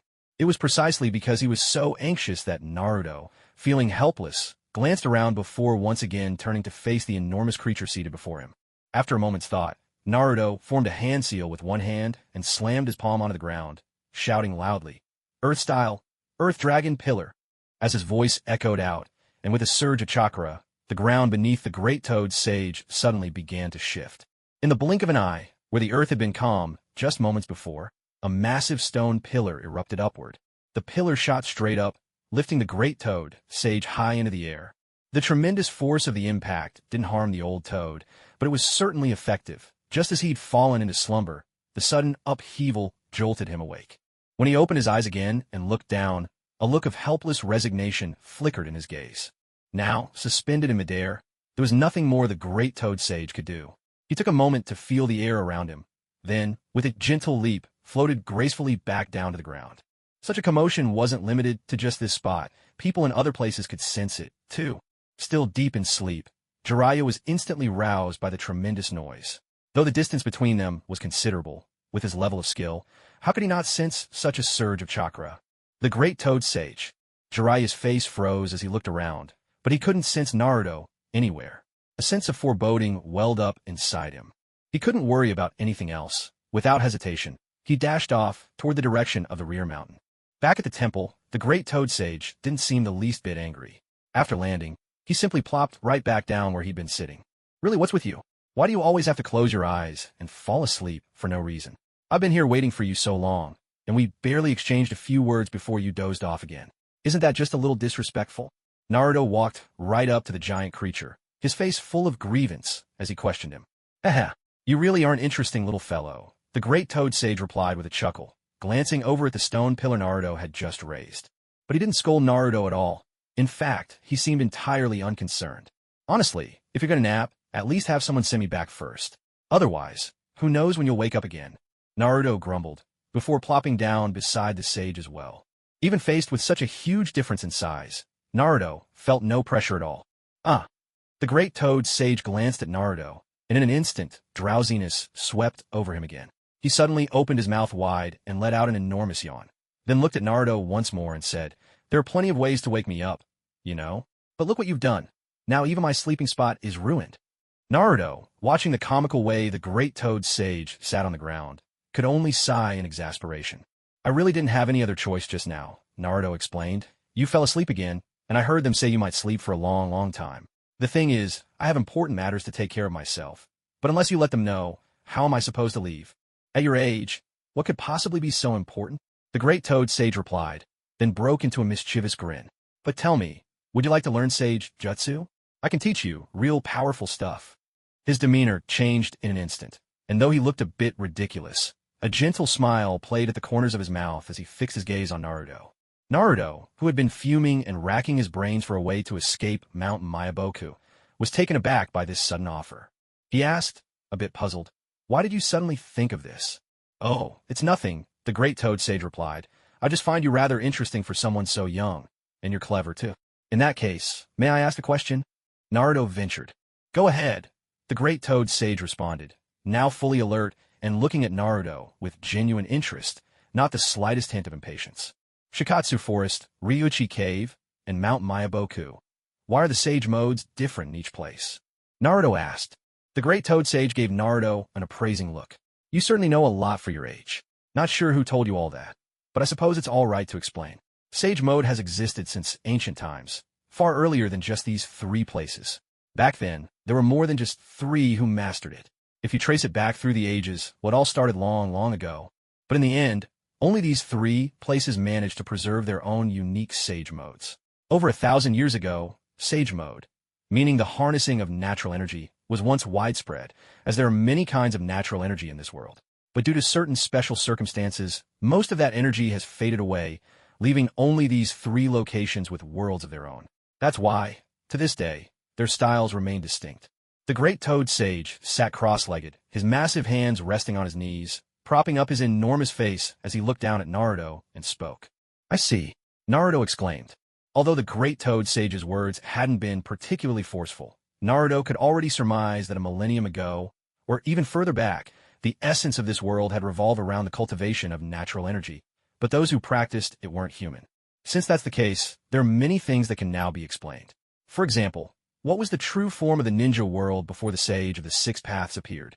It's not that humans are incapable of cultivating natural energy. It's just that by the time humanity began to consider training in it, natural energy had already become incredibly scarce. Although there's still a great deal of natural energy present in the outside world, most of it is too diffuse. Compared to the 3 great sacred places, what remains is paltry and insignificant. No one has enough time or endurance to support themselves in gathering and converting it to enter sage mode and truly cultivate natural energy. The essence of training in natural energy is about letting the body adapt to this force, absorbing it at a rapid pace, so it can coexist with one's own physical and spiritual energies. Yet, the shortcomings of the outside world make it impossible to achieve this balance. Perhaps the simplest example is that subordinate of Orochimaru's who existed outside, the only one Naruto could recall when tracing back the origins of that particular clan. It seems there are still many unknown corners in this ninja world, Naruto murmured to himself. There are some things that must be acknowledged. Within the entire ninja realm, only a handful of people have ever mastered natural energy. It doesn't make sense that only the hidden leaf should be able to connect to these three great sacred places. What's really going on here? Is there some hidden plot? Every aspect of this situation carries an air of conspiracy and premeditation. Great sage, what happened?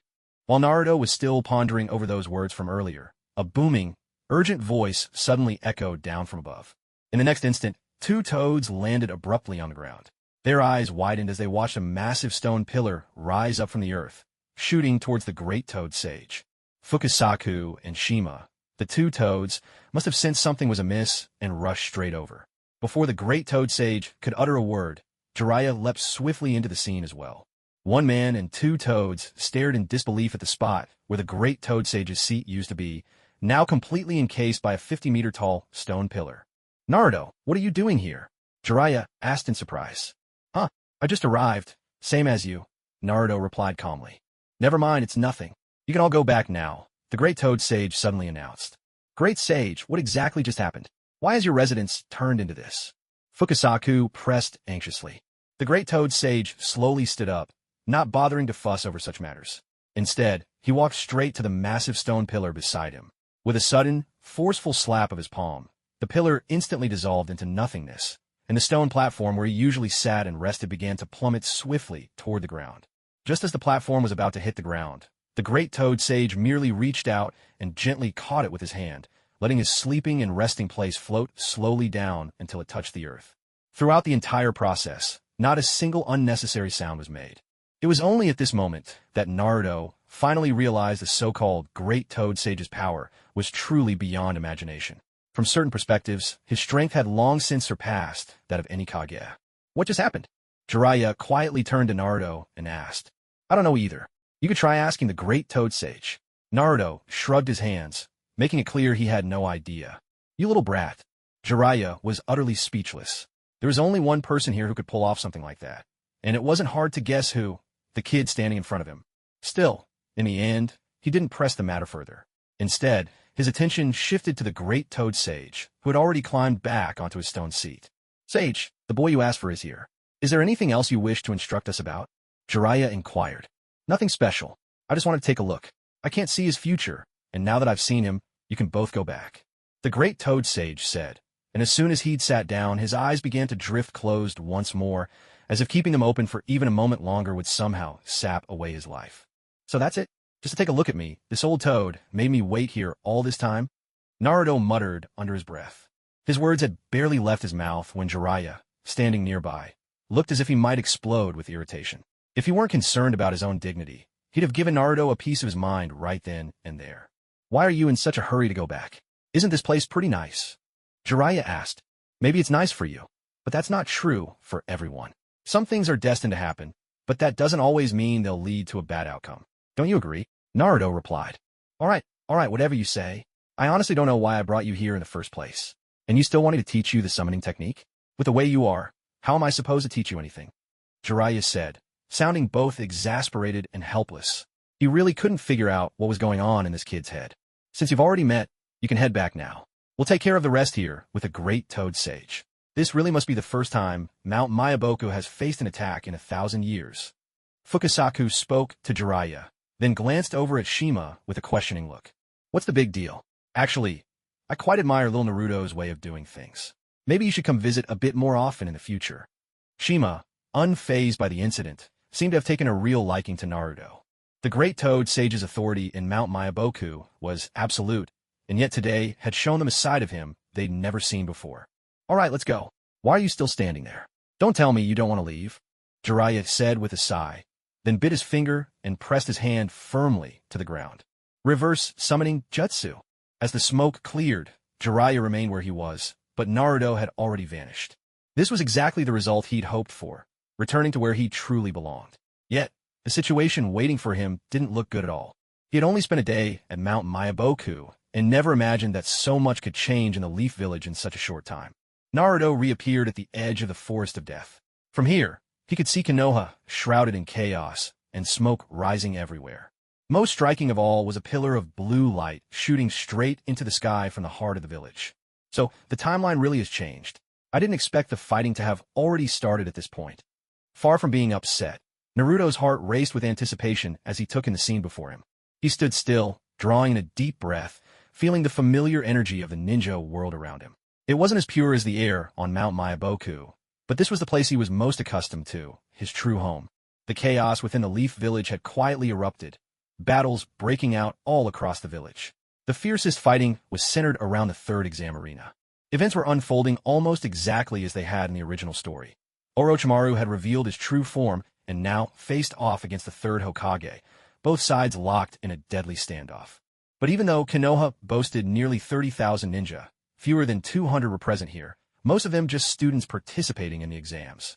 And of the 1,000-strong Jonin force, only the teachers leading their teams were in sight. The rest had seemingly vanished without a trace. Standing at the forest's edge, Naruto sharpened his senses, carefully reaching out to grasp everything that was happening in the village. However, he showed no sign of impatience. Instead, he sat down on a large rock not far away, crossing his legs with interest. He rested his arms on his knees and propped his head up with one hand.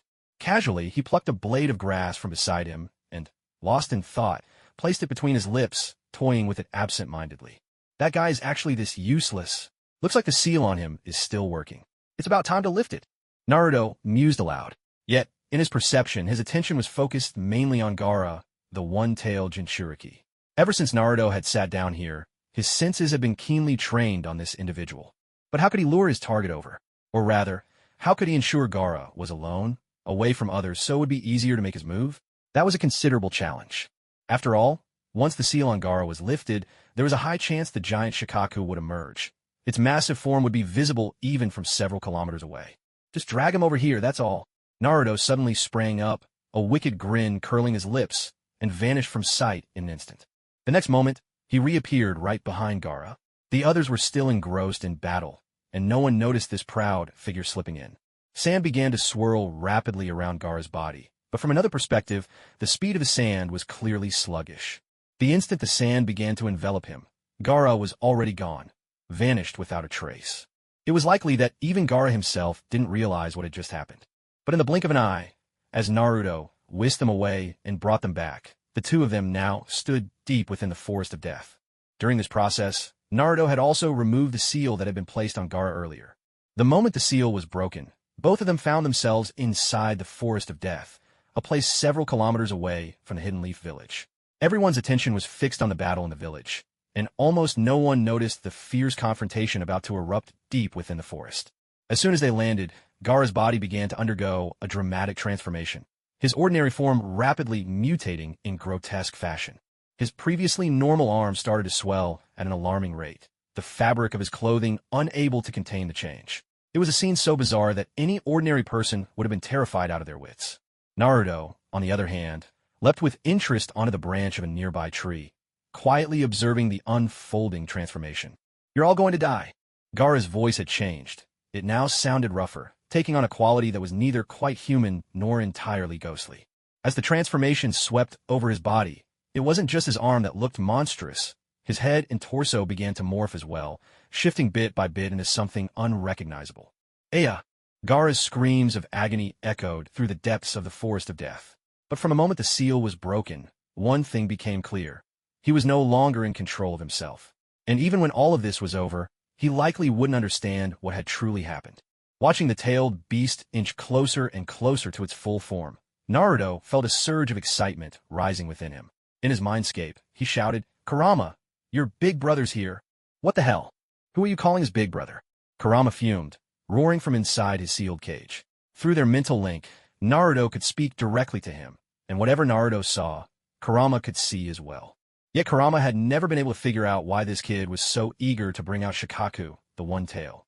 That beast wasn't weak by any means. In fact, it was even stronger than most Kage-level ninja.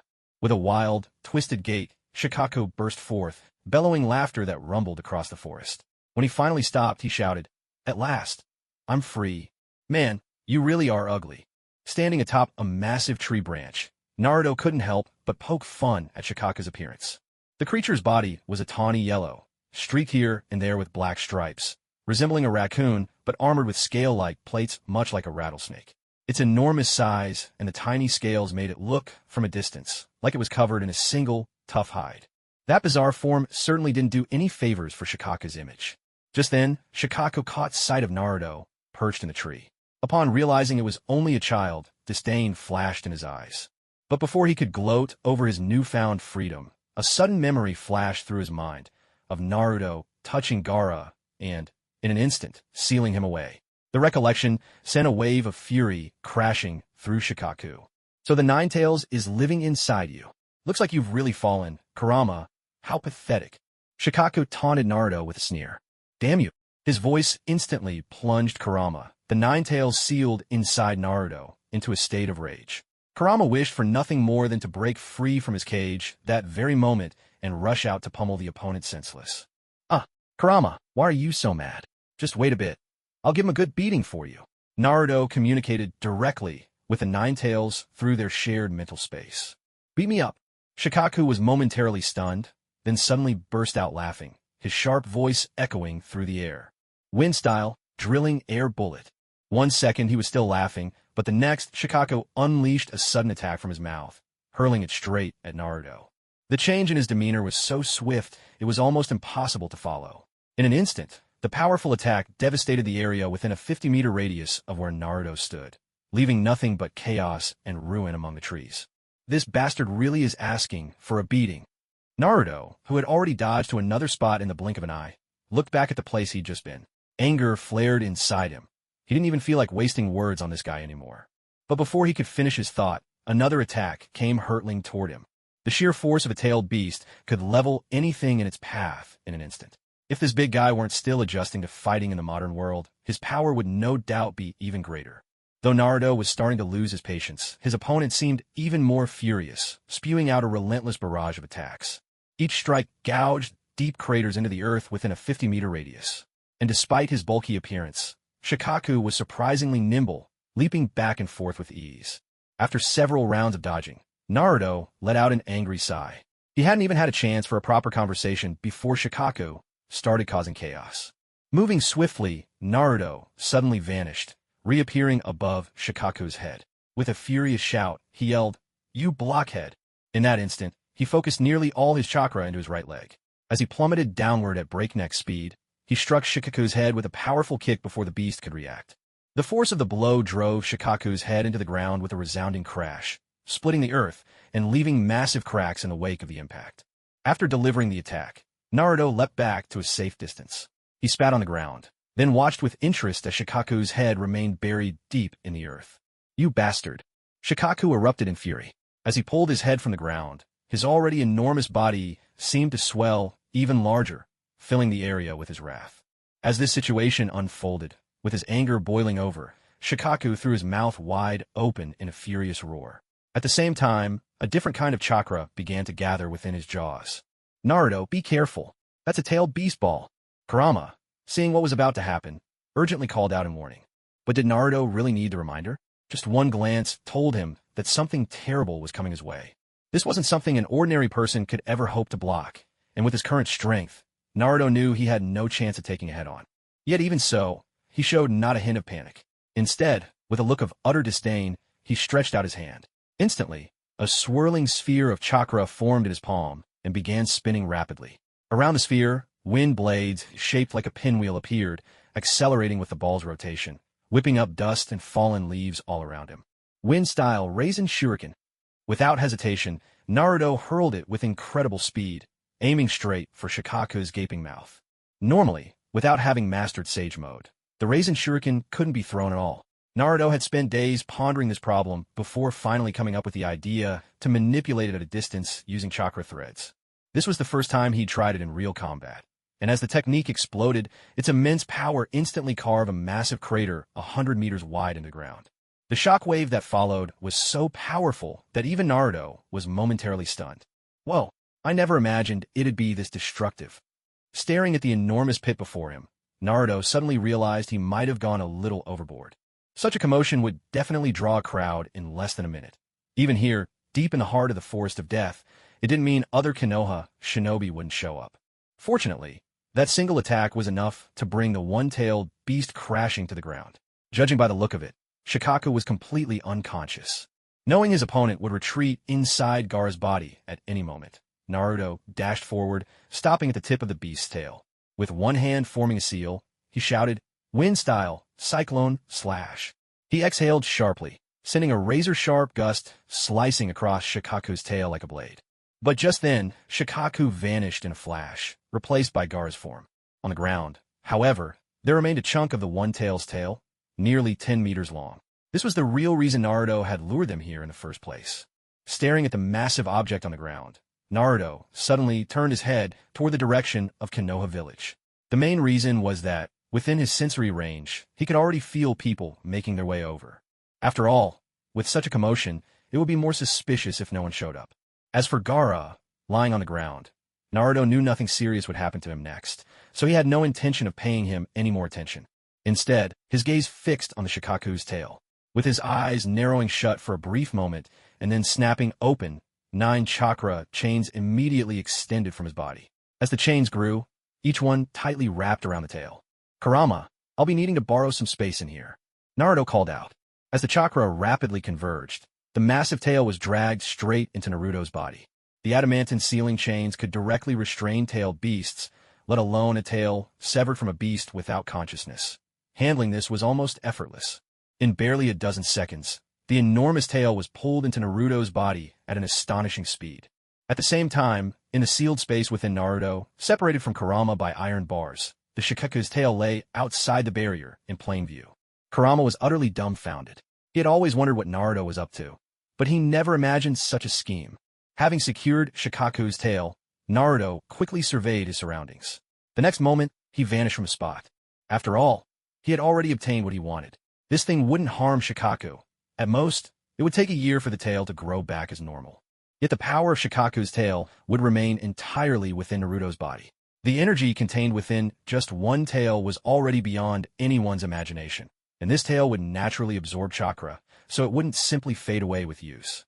Deep within the forest of death, just as Naruto's figure slipped away, 5 or 6 masked figures appeared at the scene in the blink of an eye.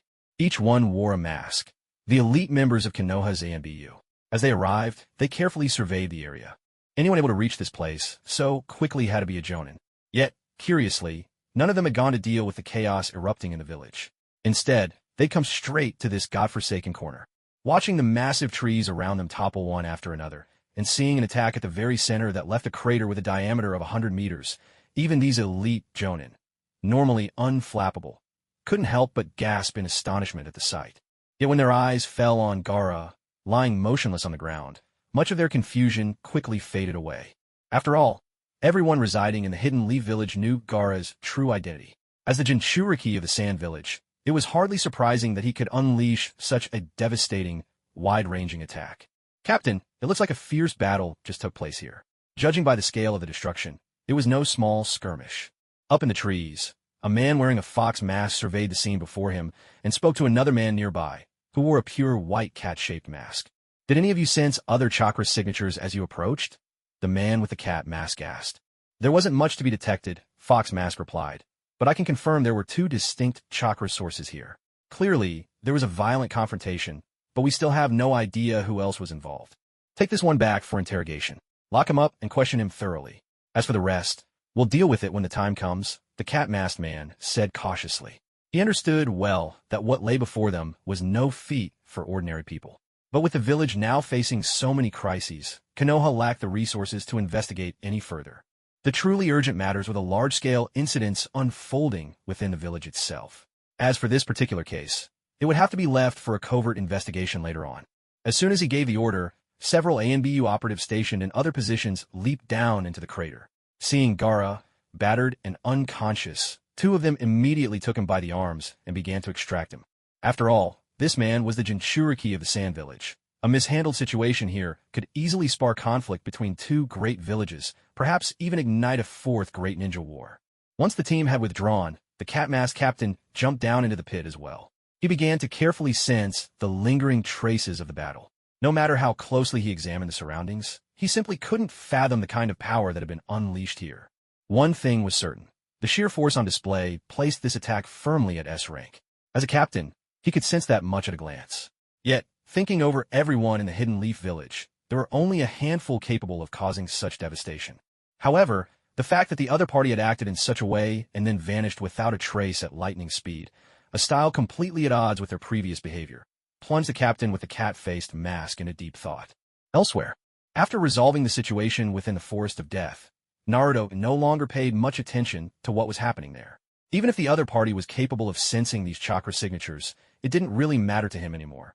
For all practical purposes, it was of no use to him at all. No one would ever expect an attack of such overwhelming force to come from a teenager. Someone able to unleash such powerful abilities would be considered extraordinary even among the elite of the Hidden Leaf Village. Making use of the Flying Thunder God technique, he finished up on the other side and instantly returned to his own place. But this time, upon his return, he found himself frozen in place, an awkward expression plastered across his face. The scene inside the room could be described as every man's dream, but given his age, it didn't feel all that important to him. The two of them locked eyes, and with the other person's face flushed all the way down to her neck, an awkward silence instantly filled the room. "Are you still staring?" Karen Uzumaki suddenly shouted at Naruto, her voice ringing out loud and clear. She swiftly grabbed a towel, wrapping it tightly around herself. But what good did that do? He'd already seen everything the moment he walked in. "Why are you taking a bath at this hour?" Naruto asked, his tone sheepish. "You." Karen was so flustered that her ears seemed almost to be steaming. Then, even more exasperated, she retorted, "Who says you can't take a bath during the day?" "All right." Naruto scratched his head in embarrassment and forced a smile. "Sorry about that. I really didn't notice you were here." Any man, caught by such a sight upon entering, would probably be tempted to react. He hadn't expected to stumble on such a scene the moment he got home. Yet somehow, the whole moment failed to stir any particular feelings in him. At least, from a standpoint of physical development, this girl in front of him was still a far cry from Hinata Hyuga. Karen turned her head away, clearly not wanting to talk to him. But after a moment's hesitation, worry crept into her voice as she asked, "Where have you been these past couple of days?" "I went somewhere you'd never expect," Naruto replied, slumping onto a small sofa against the wall. His face was calm, but his sigh betrayed a hint of weariness. "Now that you're back, make sure you don't go out again," Karen said. "I heard there's been some kind of major incident in the village. It'd be dangerous to go out right now." The place they lived now was on the very outskirts of the village, a seldom visited area. Even in this very building, those who were planning to move out had already done so long ago, leaving only him behind. There wasn't a single neighbor upstairs or downstairs, but perhaps because of that, this area was considered relatively safe. As for what's happening in the village, you'd best stay out of it. Whether you can leave or not, that's not the issue. But your situation is different. Over the coming days, try not to go out unless it's absolutely necessary. After what's happened, the Hidden Leaf Village is no longer a safe place for you. "You know something's happened in the village?" Karen Uzumaki suddenly asked, surprised. After all, Naruto had just returned, so she figured he couldn't possibly know what had been going on. "It's best not to get involved in village affairs," Naruto replied. "This isn't something we can interfere with. For now, let's focus on eating well and taking care of ourselves. That's what matters most." With that, Naruto lay back on the sofa, resting his legs on the opposite armrest, speaking with a calm, indifferent tone. He'd already made his plans for coming back. All that was left now was to wait for this storm to pass. At most, it would only take about a month. "All right, I understand. But could you step out for a moment, or at least turn your head away?" "I need to change my clothes," Karen said softly, her voice tinged with embarrassment. "Oh, go ahead and change. I've already seen everything just now anyway. I'll just stay here and rest for a bit," Naruto replied. Still, sitting on the bed, Karen stole a few glances in Naruto's direction to make sure he wasn't up to anything. Once she was certain he had no ulterior motives, she relaxed and started to change.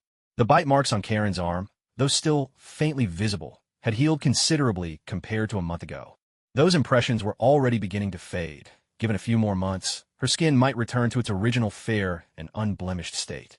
In truth, it seemed that in this young girl's heart, she had already started to rely on Naruto in just the few days she'd been with him, relying on him as her only support. She trusted him so much, even though she knew the Uzumaki clan's sensory abilities allowed them to reconstruct scenes with great clarity. But Naruto truly wasn't as bored or intrusive as she'd imagined. Back in the Hidden Leaf Village, by now, the arena that had once hosted the match was in complete ruins. The surrounding buildings had long since been destroyed, and everything was finally coming to an end. Up until now, the so-called third Hokage of the Hidden Leaf Village had reached the twilight of his era in this battle. Yet on the outskirts, few ninjas dared to step forward and intervene. Might Guy, the blue beast, possessed such overwhelming strength. Could it be that even he couldn't break through? The once powerful ninja clans had long vanished from the scene. But now, this group of people secretly watched the unfolding drama with a sense of eager curiosity. The downfall of the third Hokage mirrored exactly the trajectory of the original story. Nothing had changed in the slightest. Orochimaru, at the cost of losing the use of his hands, had brought an end to the era ruled by the third Hokage. In fact, as the Hokage fell, the rooftops of the village were already crowded with the figures of the great clans. The heads of the Hyuga clan, the Inoshikacho trio of clan leaders, and even those ninjas of slightly lesser power, all of them stood atop the high points, watching this moment unfold with careful eyes. The scene before them was eerily reminiscent of the night that befell the Uchiha clan years ago. Everyone standing on the sidelines, unwilling to step forward. If even one of them had intervened, the ending might not have been so tragic. The reason for their inaction was that, by this point, the third Hokage had already wounded the very roots of the Leaf Village. He was no longer fit to lead, having grown into an unworthy Hokage. And so, one by one, they all chose to remain detached, watching the calamity unfold from a safe distance. The unspoken agreement between the clan leaders was clear. None would lift a hand. Only after the battle ended did people finally begin to act. The sand ninjas were rounded up one by one, and only then did the cleanup draw in a crowd. In the whole of the Leaf Village, aside from the Hokage's death, there were hardly any other casualties. Though buildings collapsed and people were injured, considering the suddenness of the assault, right in the heart of the village, from start to finish, only a handful lost their lives. To everyone, this was already a light price to pay. But as for what the future would hold, that was anyone's guess. With Orochimaru's escape, this so-called Konoha crush left the village in a state of chaos. A perfect storm in a turbulent time. Night fell. Knock, knock, knock. Naruto and Karen were just starting dinner when, all of a sudden, someone rapped sharply at the door. At the same moment, a masked figure appeared outside the window, peering inside with suspicious, watchful eyes. "I'll get the door." Karen set down her bowl, stood up, and walked to the entrance. She hesitated for a moment, but finally opened the door wide. The people at the door were not nearly as polite as one might have imagined. Instead, the moment the room's door swung open, 2 or 3 of them rushed inside without hesitation.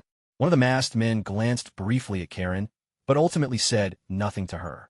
He then turned his attention to Naruto, who was still calmly eating, and said, "There's been an incident in the village. As the Jinchuriki, you're under the orders of the higher-ups to be protected during this period. Please come with us immediately." "Let me finish my meal first," Naruto replied coolly. "We haven't even eaten yet. Hurry up, or we'll have to use force," another man interjected. He wore a pure white mask adorned with a delicate floral pattern, and his tone was unmistakably unfriendly. "Naruto." Karen hurried to his side. She had already sensed that this group was far less amicable than she'd initially hoped. "Don't worry," Naruto reassured her, gently setting down his chopsticks. He turned to the group and asked calmly, "Whose orders, exactly, am I following?" "That's none of your concern," snapped the man standing in front, his voice cold and hard. By now, night had fallen completely. The darkness outside was so thick that one could barely see a hand in front of their face. Anyone with a bit of sense could guess which faction these people belonged to. Hearing their response, Naruto shook his head with a resigned sigh and muttered under his breath, "Danzo really is as stubborn as ever." "I'll go check things out. You stay here and get some rest," Naruto told Karen. "All right," she replied, worry evident in her eyes. But in the end, all she could do was nod. With her abilities, there was little she could do to change the situation. "Relax, everything will be fine.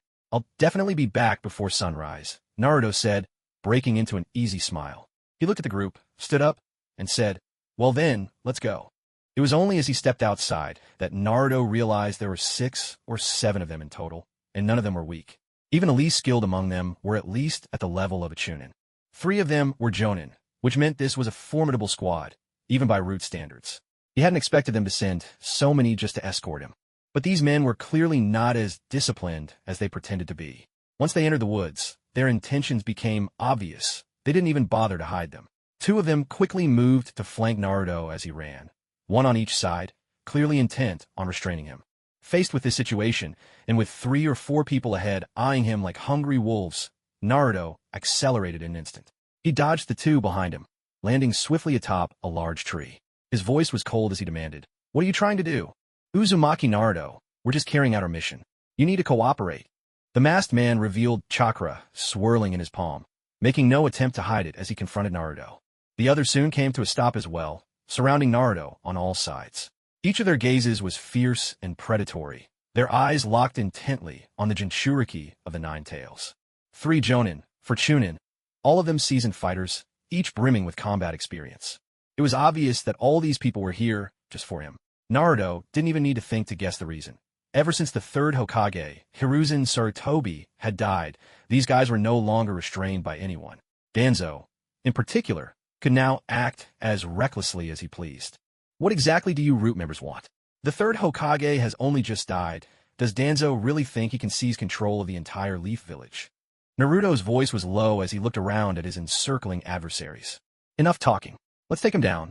The masked leader gave an abrupt wave, signaling the others to attack together. Yet in doing so, he made a fatal mistake. He assumed that Naruto's youth meant he was powerless. To them, he was just a genin. Any one of these seasoned shinobi could defeat him with ease. The only reason so many had been sent was the lesson learned from their last attempt. They couldn't be sure if Naruto might have unexpected allies lurking nearby. Barrier technique. 4 Red Yang formation. In an instant, several Naruto clones appeared among their ranks, each forming the same hand seals. As 4 of the clones crouched and pressed their palms to the ground, a brilliant crimson barrier shot skyward, encasing them all. Even the most cautious ninja could not have hidden this display. Ordinary villagers could see it from afar. No matter the distance, dozens of kilometers away, even, the spectacle was unmistakable. In the blink of an eye, all of Konoha village was thrown into a state of emergency. But within the barrier, the root operatives stood frozen, dumbfounded by what had just happened. The 4 Red Yang formation, especially the squad leader, his mouth hung open behind his mask, struggling to believe what he was seeing. And it wasn't just them. A large force of Konoha's shinobi began to mobilize, all surging in the direction of the disturbance, eager to see what on earth was happening. Inside the barrier, Naruto's lips curled into a wicked smile. Forming a hand seal before his chest, he shouted boldly, "Multi-shadow clone jutsu." In an instant, nearly 200 of Naruto's shadow clones appeared within the 4 Scarlet Suns formation. Meanwhile, the real Naruto had already slipped away to the outer edge of the barrier, no one certain when he had made his move. Inside the formation, the masked man leading the root operatives quickly sensed something was amiss. He immediately shouted to his comrades, "Hurry up and eliminate these clones." But by now it was already too late. Every single clone had begun to gather Raisin Shuriken in their hands, and the shrilling sound they made pierced the air, so sharp that it could be heard even from far away. There are a lot of large-scale ninjutsu attacks incoming. Amid the Konoha shinobi rushing to the scene, someone shouted the warning at the top of their lungs. They were positioned right at the village's outskirts. For the swiftest and strongest, it would have taken no more than 2 minutes to rush from the very heart of the village to this spot. Yet, in those brief 2 minutes, everything had already been decided. The world erupted in a deafening roar as hundreds of Raisin Shuriken detonated at once. Naruto stood calmly to the side, watching the spectacle unfold, and commented with a hint of amusement, "This is what I call a clean sweep." The sheer chakra unleashed in that one attack alone probably matched the reserves of dozens of Kakashis. As for the 6 people inside the barrier, once the explosions faded, not even a trace of them remained. A crater more than 50 meters deep yawned in the ground, but not a single inch of damage spilled outside the barrier's confines. Sensing that all was clear, Naruto gave a casual wave of his hand. Instantly, all the clones vanished, and the 4 Scarlet Suns formation dissolved into nothingness. Now, even if he was discovered, Naruto no longer cared. In any case, Konoha had changed beyond recognition.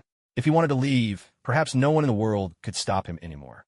Still, given the circumstances, a certain degree of caution was wise. After all, Konoha was still a place worth protecting. With everything settled, Naruto turned and took a single step toward his home, and in the next instant, it was as if he had never been there at all.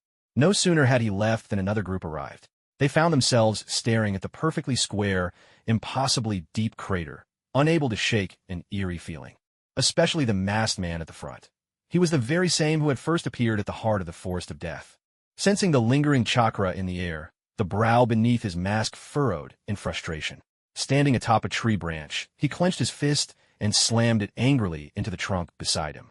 In just a short while, the outskirts of the hidden leaf village began to fill with an ever-growing crowd. What kind of attack could possibly do this?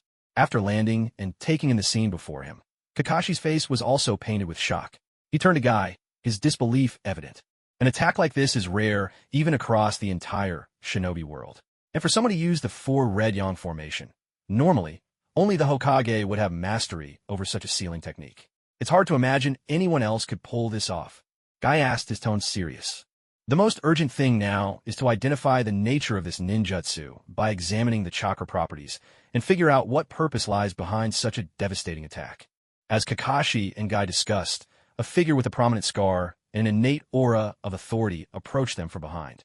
Ibiki, the head of the interrogation unit, appeared with a stern expression, his posture radiating severity. Just by sensing the chakra, he had already realized this chakra had been used often in Konoha's previous cases. Its frequency was unmistakably high. There should be 6 dead here. But now, in this state, there's no way to identify who they are at all. Spoke a man standing nearby. He wore a white mask, and his hair was ashen gray. The features barely visible through the mask marked him as a member of the Hyuga clan. Kakashi stood before the enormous crater, deep in thought, his brows furrowed tight. He could hardly imagine anyone capable of unleashing such destruction, far beyond anything he had previously considered. And most concerning of all, the assailant possessed mastery over powerful sealing arts. But in his eyes, the attacker had overlooked a crucial detail, the nature of chakra itself. Each person's chakra carries a unique scent, so for a skilled tracker, it should be possible to pinpoint the real culprit, even in chaos like this. Kakashi stepped back, bit his finger, and as blood welled up, pressed his hand firmly to the ground. He murmured, summoning jutsu. In a puff of smoke, 7 or 8 nin dogs of various shapes and sizes appeared before him. Pakin, see if you can track down the one who cast this ninjutsu. Kakashi instructed.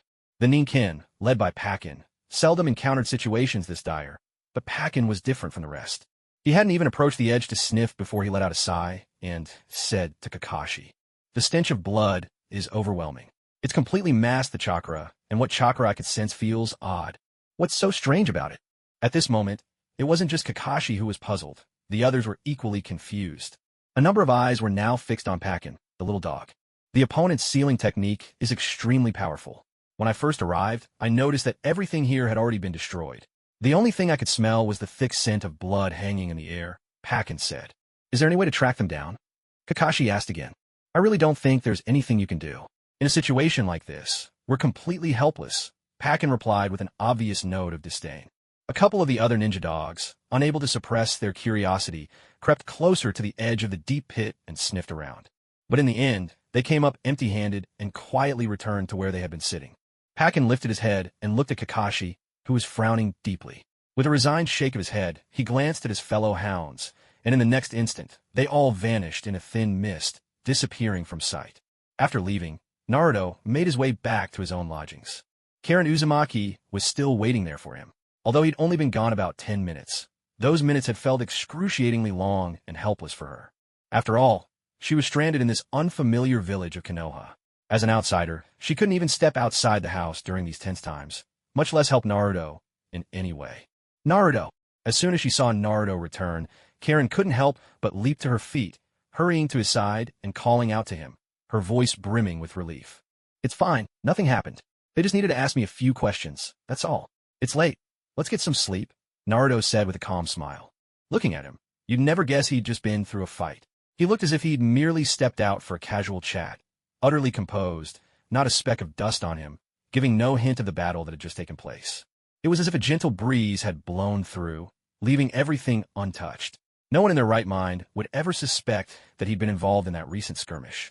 It was just like a few years ago, when trouble arose, no one ever thought to suspect a simple genin. He always acted with meticulous care, covering every possible angle and leaving no evidence behind. Cleaning up after a fight was just another routine step. Naruto understood this world all too well. To him, most people's abilities were as transparent as glass.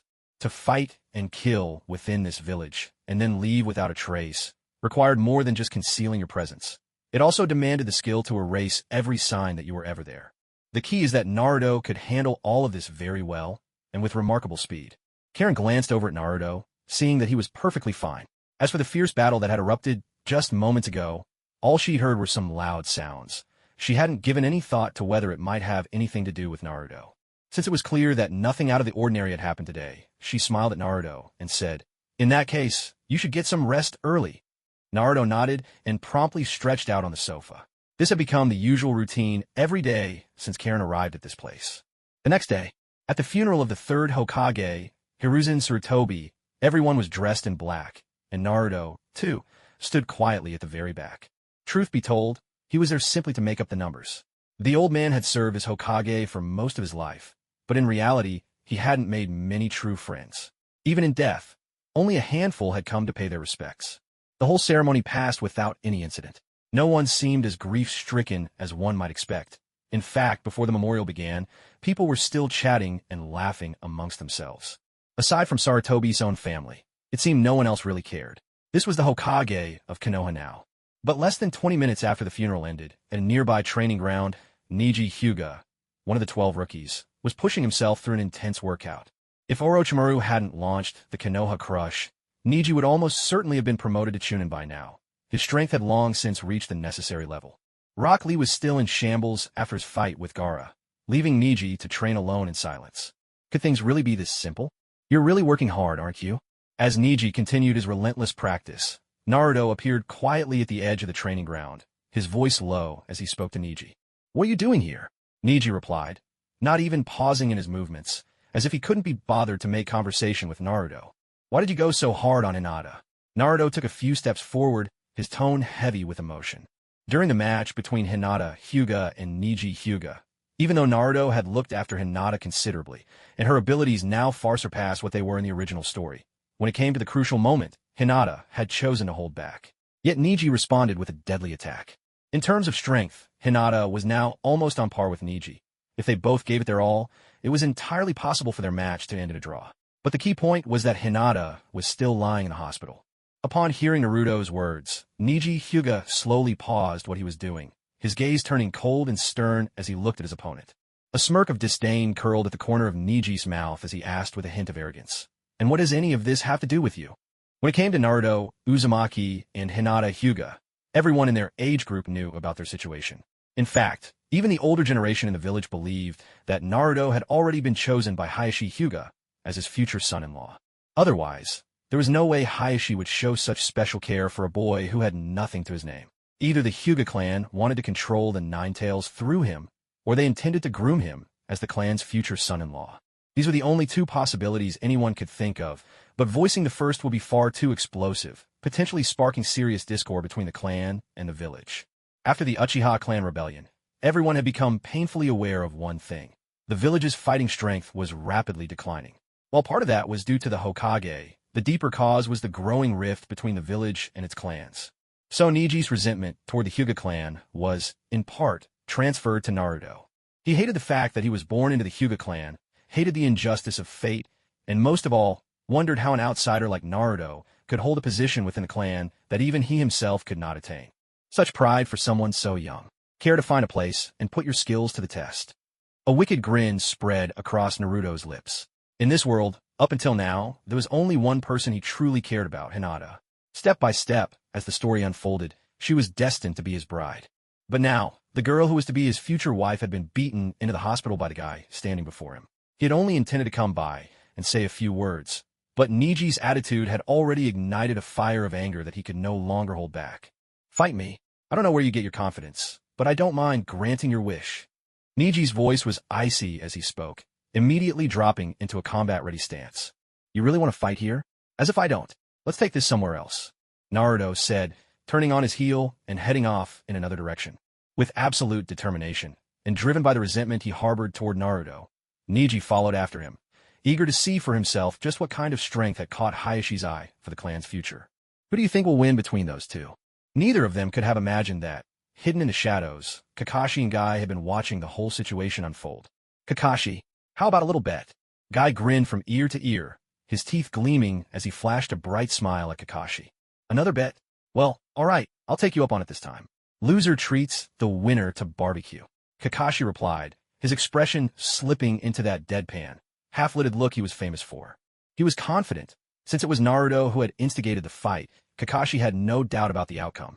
After all, the real reason the two of them had come here was to see what was really hidden behind that young boy's facade.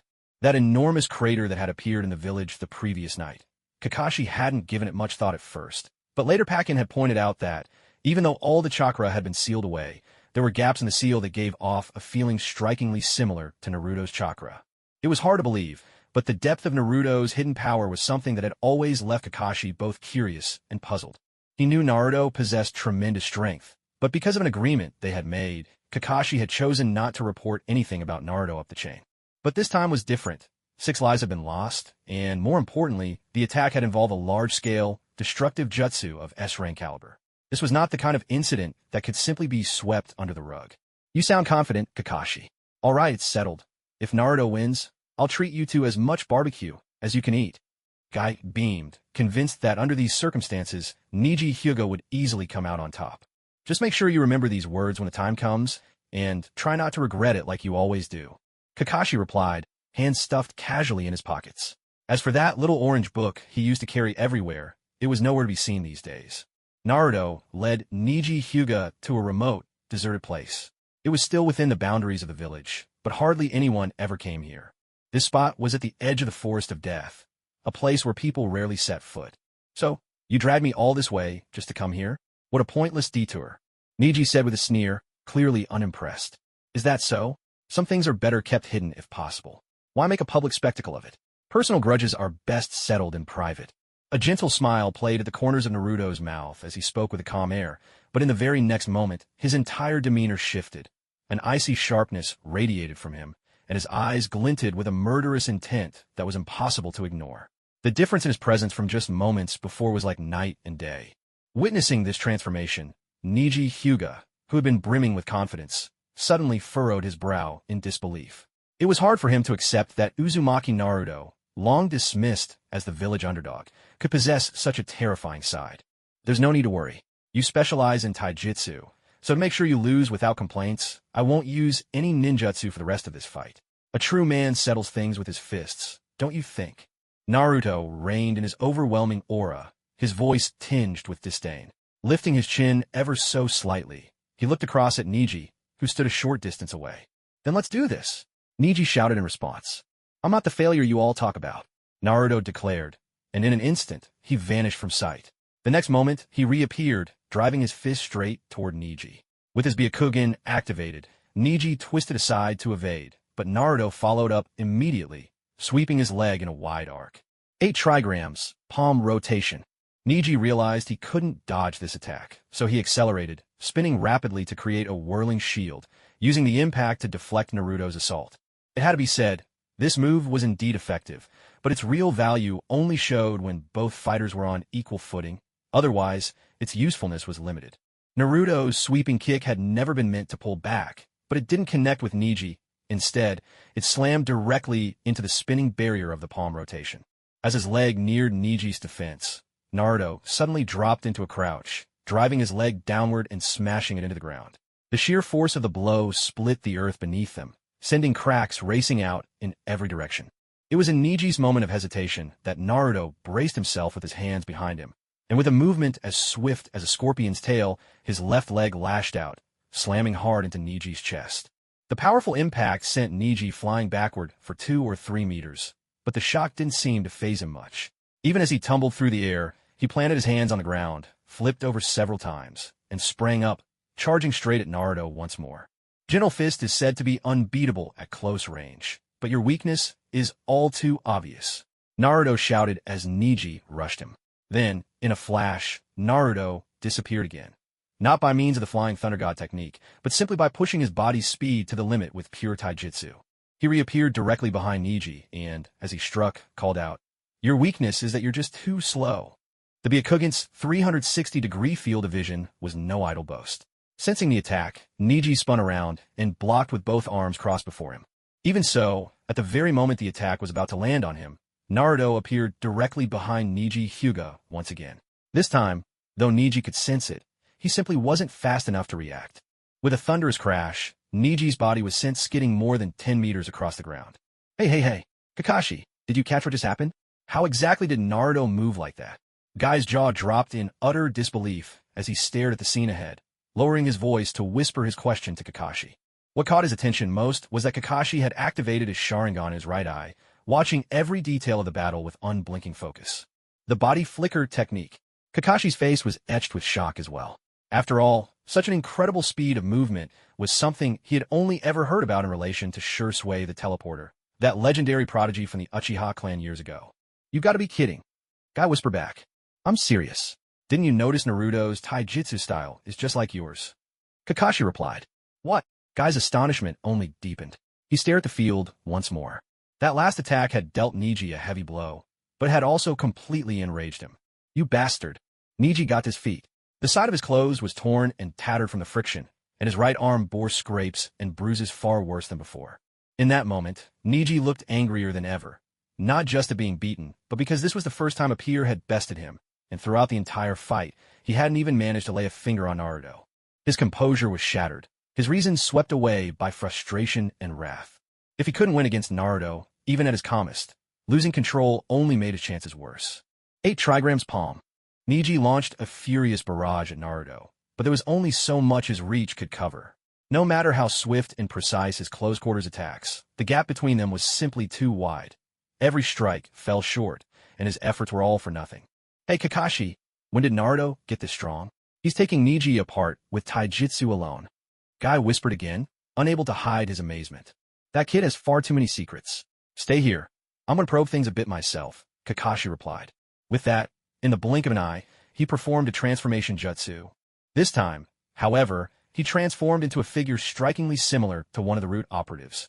Mask on his face, every trace of his presence carefully concealed. Kai didn't even have time to ask why before Kakashi leapt out from the trees, moving at lightning speed to attack Naruto. Fire style, Fire Dragon Tornado. Kakashi appeared swiftly at Naruto's right side. As his hands formed seals, he suddenly breathed out a stream of fire, immediately followed by a fierce gust of wind. The two elements fused together, twisting into a blazing dragon-shaped tornado that surged rapidly toward Naruto. There had been no hint of this ambush before, and now, there was no time for hesitation or thought. Naruto Uzumaki, you'd better come quietly with me. Otherwise, I won't hesitate to eliminate you right here. Disguised as a member of Root, Kakashi shouted coldly at Naruto, his voice devoid of emotion. Yet, faced with a raging fire tornado, Naruto showed little fear. He darted forward, closing a distance of about 10 meters in an instant. To everyone's shock, he reappeared right beside Niji Hyuga. Just as Niji was about to react, Naruto reached out and tapped him lightly on the shoulder. In that fleeting moment, Niji collapsed to the ground. One simple touch, and he was completely unconscious. This turn of events left Kakashi at a loss for words. The sudden aura Naruto exuded was so dangerously intense, it took even Kakashi by surprise. Root, you really won't stop until one of us is gone, will you? After dealing with Niji, Naruto's anger flared. But even as fury surged within him, rationality kept him sharp and vigilant. For just a second he paused, then instantly expanded his sensory perception to scan a 500-meter radius. He developed this habit to always check his surroundings for hidden threats.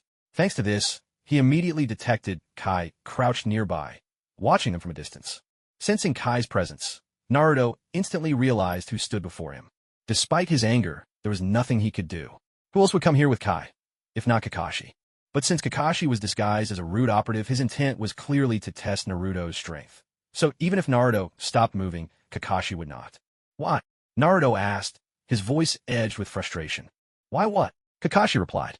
Naruto suddenly smiled and asked, Kakashi-sensei, don't you think that sometimes saying things out loud is pointless? Kakashi dropped the disguise and asked in his normal voice, when did you realize?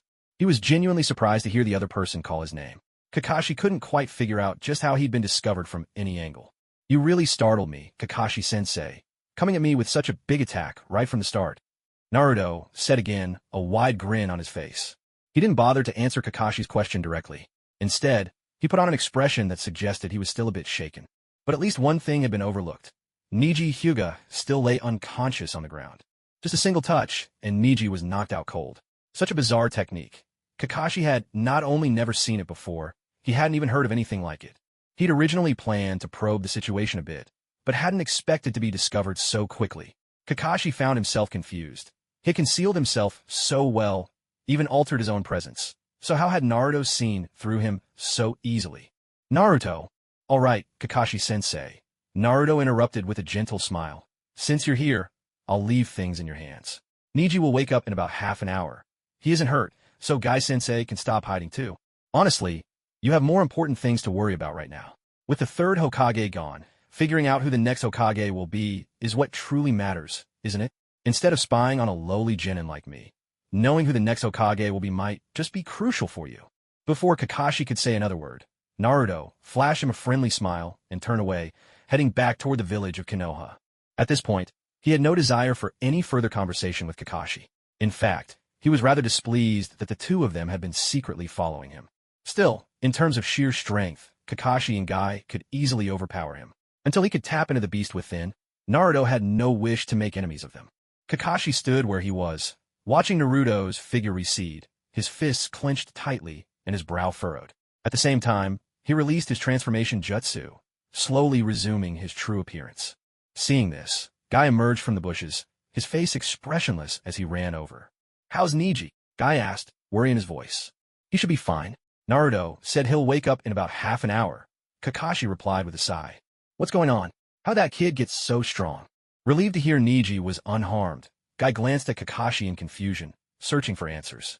Who can say? His strength might be far greater than what we've seen, maybe even beyond anything we can imagine. But how on earth did he train to reach this level? Kakashi was still gazing at the fading figure in the distance. Even though he could barely make out anything now, he continued to look in that direction, voicing his confusion aloud. What puzzled him most was how Naruto's power had grown under the watchful eyes of everyone. Even if the Uzumaki clan's physical constitution was naturally far superior to ordinary people, and their chakra reserves were many times greater, that alone shouldn't allow his taijutsu and ninjutsu to reach such overwhelming heights, beyond anyone's wildest expectations. In Kakashi's mind, if the one who fought in that battle last night was indeed Naruto, then the truth lurking behind all of this was truly chilling to contemplate. "Kakashi, what do we do now?" "What do you mean, what do we do? You lost this match, remember? Shouldn't you be thinking about which barbecue place to treat me to?" Faced with Guy's serious question, Kakashi once again flashed his signature deadpan stare, acting as if he hadn't been fazed by what just happened. But even as he spoke, the questions gnawing at his heart wouldn't be so easily dismissed. After all, when he finished speaking, he still couldn't help glancing back in the direction Naruto had gone. Just how powerful has Naruto become? That was the question he most wanted answered right now. Although he'd already spoken with the kid about this before, he never managed to get a clear response. Konoha Village. Though the Hokage was dead, life's rhythm hardly seemed disturbed. Construction continued where it was needed, and the usual lively commotion filled the air. It was as if, for the village as a whole, the Hokage's passing was almost a blessing in disguise. Having left the edge of the forest of death and taught Neji Hyuga a lesson, Naruto strolled down Konoha's bustling street, his mood visibly lighter and more at ease. After all, no one knew if his cheer was because he'd given Neji a good thrashing or if it was because the Hokage was gone. Maybe it was both. "Hey boss, give me a fruit basket." "Coming right up." On the busy street, Naruto stopped in front of a fruit shop, eyeing the colorful fruit displayed outside. In high spirits, he called out loudly to the shopkeeper inside. The shopkeeper responded and hurried out, but when he caught sight of Naruto's face, his cheerful expression immediately faded, replaced by a suppressed wariness. "Sorry, we're out of fruit baskets for now." The fruit vendor's tone was instantly laced with annoyance. "Then just give me some other fruit, whatever you have, just pack it up to go." Naruto paid no mind to the man's attitude or gaze. Instead, he continued selecting fruit, unfazed. "No, all these fruits have already been reserved, so the shop isn't open to the public for now." The fruit shop owner spoke again, his gaze unfriendly as he looked at Naruto. The disgust in his words was blatantly clear, perfectly conveyed through his tone. Naruto had already picked up an apple, but after hearing this, his expression turned serious. Anger began to flicker in his eyes as he stood up and faced the fruit shop owner once more, asking, "Are you sure about that?" "What's there to be sure about? Just leave, don't get in the way of my business." The owner's angry outburst, along with his words, quickly drew the attention of others around. Soon, several pairs of eyes were fixed on them, curious and judgmental. Feeling the weight of those familiar stares and that same old sense of disdain, Naruto's cold expression softened into a faint, wry smile. He looked at the owner with interest and said, "Well, that's a shame. I'll come back next time when you have more in stock." With that, Naruto gently set down the apple he'd been holding and strode away, his steps steady and confident. No one noticed, however, that the once perfect apple now bore a tiny butterfly-shaped pattern, a black mark etched near the stem, subtle enough to escape everyone's attention. Even after Naruto had left, the fruit shop owner continued to grumble in disgust.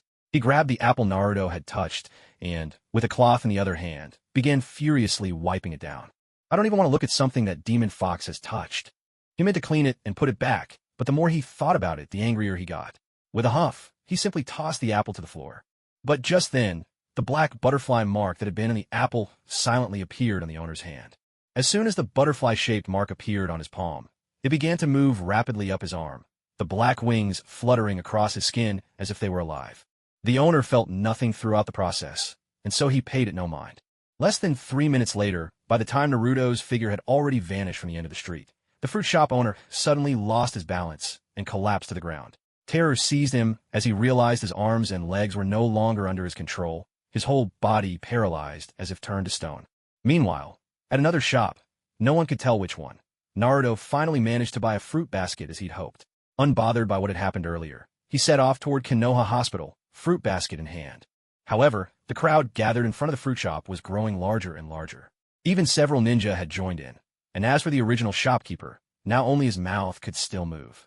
For these ordinary townsfolk, no matter what symptoms they suffered, they were almost never allowed into Konoha's ninja hospital, but there was a place set aside just for them. After Kakashi dealt with the situation up ahead, he walked alone along the streets of Konoha. Seeing so many people crowded together, his curiosity was piqued, and he craned his neck for a better look. That demon fox really did bring a curse.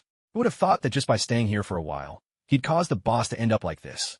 We must never let him set foot in this area again. Exactly. Why does Konoha even bother to keep that jinx around? When a new Hokage is chosen, we have to join forces and drive that menace out for good. While everyone was voicing their opinions, Kakashi noticed something that others had missed. At that moment, he saw the black butterfly-shaped mark on the back of the fruit shop owner's neck. Nowhere else seemed out of place, but for an ordinary person to have such a mark on their neck. And more importantly, the mark itself gave off a faint sense of chakra. It was easy to guess that this mark was the real culprit behind the owner's current condition. As Kakashi studied the mark amid the crowd, Naruto had already arrived at Konoha Hospital, carrying a basket of fruit. In truth, the way people here looked at him was much the same as those outside. The air was thick with their disdain. Whether they knew him or not, most had already been influenced by the prevailing prejudice. His blonde hair had become the most hated and unwelcome sight in all of Konoha, and to this day, Naruto was the only one who bore it. Inside the room, Hinata, dressed in a hospital gown, was half reclining there. She was alone. No one else was in the room. Even as she rested, she was still making a visible effort to regain her mobility. Through the small round glass in the door, Naruto caught a glimpse of the resilient Hinata within. The heavy gloom on his face instantly gave way to a bright smile. He straightened his clothes a bit, pushed open the door, and called out in a big, cheerful voice, "Hinata! Naruto, you're here!" Hinata was clearly surprised, even a little flustered with excitement. She tried to get out of bed to greet him, but forgot her injuries. Her movement nearly sent her tumbling to the floor. Seeing this, Naruto rushed over, quickly setting the fruit basket on the bedside table and reaching out with one hand to catch Hinata before she could fall. It's already come to this, so don't move around. Focus on recovering, and don't worry about anything else right now. Naruto supported Hinata carefully, a look of helplessness on his face as he spoke. "Are you disappointed in me?" Hinata asked, her voice heavy with discouragement. "How could I be? Niji was way too harsh. That was really over the line." Naruto replied, "Where did Master Jiraiya take you? You've been gone these past 2 days." Hinata asked, "To Mount Myaboku, one of the 3 great sacred places. I had to eat bugs for 2 days straight. It was absolute misery." Naruto's face clouded over. Although he'd managed to act normal while eating those strange things at Mount Myaboku, now that he was back in the real world, just thinking about it made him shudder. So that's what happened. But maybe it's for the best. When I woke up yesterday, I heard something big happen in the Leaf Village. Lord Hokage, it seems. Hinata hesitated. Why worry about things that have nothing to do with you? Instead of wasting energy on that, you should focus on getting stronger. Next time you face a battle, don't hold back. Don't let yourself be so soft-hearted. Naruto said, "Understand, don't worry." Hinata replied with a smile. As Hinata spoke, Naruto gently took her hand and rolled up her sleeve. A cluster of red marks stood out conspicuously on her skin. The Hyuga clan's unique style of close combat could seal a person's chakra points, a technique that could be deadly. I might have to head out again in a few days. If you're feeling up to it, want to go out for a walk? Naruto looked at Hinata, a gentle smile on his face. Really? Hinata was surprised. Up to now, she'd never actually left the Hidden Leaf Village. Why not? Taking you out for a bit of fresh air. There's so much more to see outside than inside the Leaf Village. Naruto said, but Hinata trailed off, glancing at her injuries. There was no way she'd heal in just a month or 2. Sealed chakra points weren't something that could recover overnight. She knew the Hyuga's techniques all too well. Just being able to walk around again would take a long time. That's not such a big problem, I think. Naruto thought for a moment, then took Hinata's hand, their fingers interlacing. In the next instant, he unleashed a powerful surge of chakra.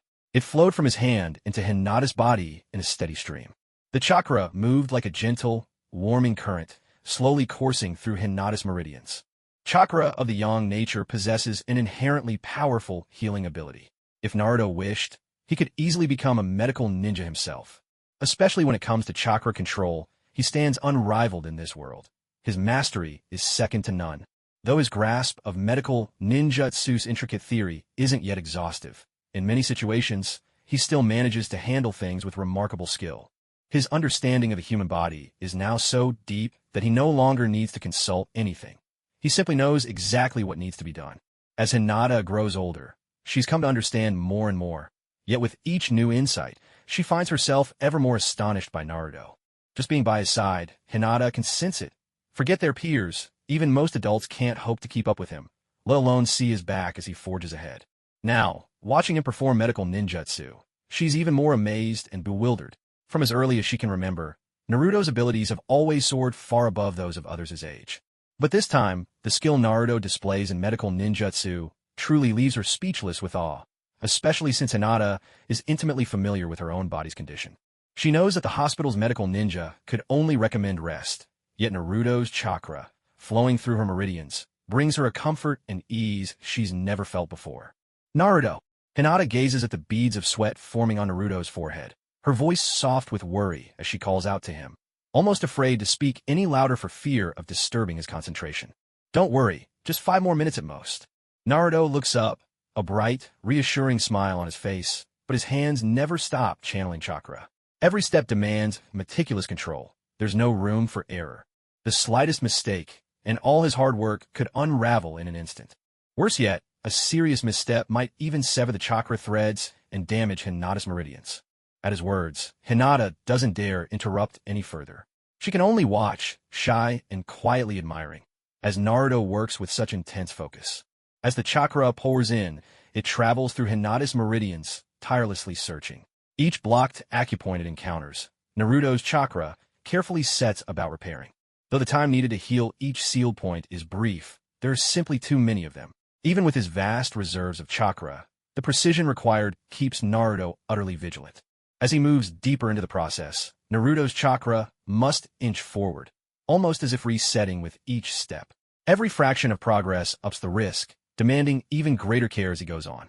Dealing with the chakra in the limbs was a simple task, but as he approached the major chakra points on the body, even Naruto, who had exceptional control over chakra, was entirely focused and on high alert. It seems everything is finally over. High above the Hokage rock in Konoha, Jiraiya stood with a massive scroll slung across his back, surveying the village below. His words drifted on the wind, and perhaps only he could truly understand the weight of sorrow in his voice. He stood there for quite a while, before slowly turning to walk in another direction. When he appeared again, he was standing beside the gravestone of the third Hokage, Hiruzen Sarutobi. Facing the mentor who had once guided him, Jiraiya found himself at a loss for words. Gazing at the photograph and the inscription on the gravestone, every thought he had dissolved into a long, helpless sigh. The reason he had returned was to help clean up the aftermath, to make sure Konoha didn't fall into the same patterns as before. Otherwise, the village would surely face destruction in the days to come. Lifting his head, Jiraiya fought back tears, determined not to let them fall. No matter what, his feelings for his teacher were deeply genuine. In the hospital, Naruto finally let go, but after the tense ordeal, he was left panting, breath coming in heavy gasps. His shirt clung to his back, drenched in sweat, and beads of perspiration trickled steadily down his forehead. Once everything was done, Naruto turned to Hinata with a smile and said, "Go ahead, give it a try." By now, Hinata's face was already streaked with tears, but at his words, she quickly tested the movement of her hands. She cautiously flexed her fingers, and to her amazement, everything felt just as it had before the injury. With that realization, she sat up straight, taking in the current state of her body. "Don't get too excited. Your wounds have only just healed. You still need to rest for the next few days. No training for now," Naruto advised. "Thank you so much, Naruto." Hinata, overcome with joy and gratitude, threw her arms around Naruto for a hug. But just at that moment, the door swung open. In walked an older man and a young girl, Hayashi Hyuga and Hanabi Hyuga. "Wow!" Hanabi squealed with excitement, unable to contain herself. Hayashi, watching the scene unfold, might have felt a flicker of annoyance, but by now, he was used to it. After all, this wasn't the first time, nor would it be the last, and there was no controlling his daughter anyway. Caught off guard by their sudden arrival, Hinata quickly let go of Naruto, her face flushed bright red with embarrassment, her expression a mix of shyness and awkwardness. I'm here to let you know that you should head back home and rest for a while. After all, you'll have someone to look after you at home. There's no need to stay here any longer. Hayashi Hyuga spoke with a hint of resignation. Although he had long since come to terms with this reality, every time he faced it, he couldn't help but feel a wave of irritation deep down. Uncle Hayashi, long time no see. It's been a while. Naruto's cheerful greeting was met with a completely expressionless reply from Hayashi. For a moment, the atmosphere in the room grew unbearably awkward. What a lively gathering. Despite the awkwardness hanging in the air, even Hanabi, usually so talkative, found herself at a loss for words. Just then, the door swung open once more. Kakashi stood at the threshold, his face grave. But as soon as he spotted Hayashi, he managed to force a small smile. Well, I didn't expect to see the head of the Hyuga clan here. Oh, it's you, Kakashi. You're here too. Hayashi responded with a polite smile. My apologies, but I'm actually here to see Naruto. Kakashi explained. Me? Naruto asked, a hint of surprise in his voice. That's right. There's something I need to ask you. Step outside with me for a moment. Kakashi's tone was serious. Although Naruto still had no idea what was going on, he simply smiled, nodded to Hayashi, and quietly closed the door behind him as he followed Kakashi out. The two of them made their way straight to the hospital rooftop. Once there, after making sure no one else was around, Kakashi's demeanor changed in an instant. He grabbed Naruto by the collar, his voice trembling with anger. Do you realize that a ninja must never attack ordinary people? And you, of all people, you turned on one of your own villagers. Sensei Kakashi, I have no idea what you're talking about. Naruto kept his easy smile, meeting Kakashi's fury with calm indifference. Seeing Naruto's nonchalant attitude, almost as if he was playing dumb, Kakashi's patience snapped. He lifted his forehead protector, revealing the Sharingan in his right eye. The instant Kakashi exposed his eye, Naruto felt himself pulled into a Genjutsu, caught in a swirl of illusion. But it lasted only a split second before Naruto understood exactly what was happening. To break free from Genjutsu, all one needed was to disrupt their own chakra flow. But Genjutsu cast by the Sharingan was on a whole different level compared to illusions made from mere chakra control. Sensei Kakashi, isn't it against the rules to use Genjutsu on your own comrades? Naruto, who had been looking down, suddenly raised his head with a sharp glint in his eyes. You! Kakashi's eyes flew wide open, unable to grasp why the illusion cast by Sharingan was so powerful, yet still failed to control Naruto. But, unnoticed by Kakashi, a colorful butterfly was circling and fluttering across the back of Naruto's hand and his body, dancing along his skin. Curious, aren't you? Surprised? Naruto asked in a low, almost growling voice. How did you manage to do this? Kakashi pressed the question once more. Why bother digging so deeply into everything? I never intended to hurt anyone, nor do I want to get involved in anything. All I want is to live my own life and pursue my dreams. The dream I told you about before, that was my truest self. I don't want to be part of anything in this world of shinobi. If I could, I'd rather never have become a ninja at all. But why? Why must it be this way? As he spoke, anger suddenly flared within Naruto. A fierce, overwhelming aura erupted from him, and even atop the hospital roof, many could sense the change. Sensing that something was terribly wrong, Hayashi Hyuga arrived swiftly on the rooftop with Hinata in tow. Facing Naruto, who was now so enraged he was on the verge of losing control, Hinata could only shout, Naruto, please, calm down. But Naruto seemed deaf to her plea. His eyes burned red as he glared at Kakashi, shouting with raw fury, I was supposed to be a hero in the Hidden Leaf Village. From the third Hokage to all of you. How have you treated me? Someone meant to be a hero? My parents died for this village. They died, but their deaths were nothing like what you all claim.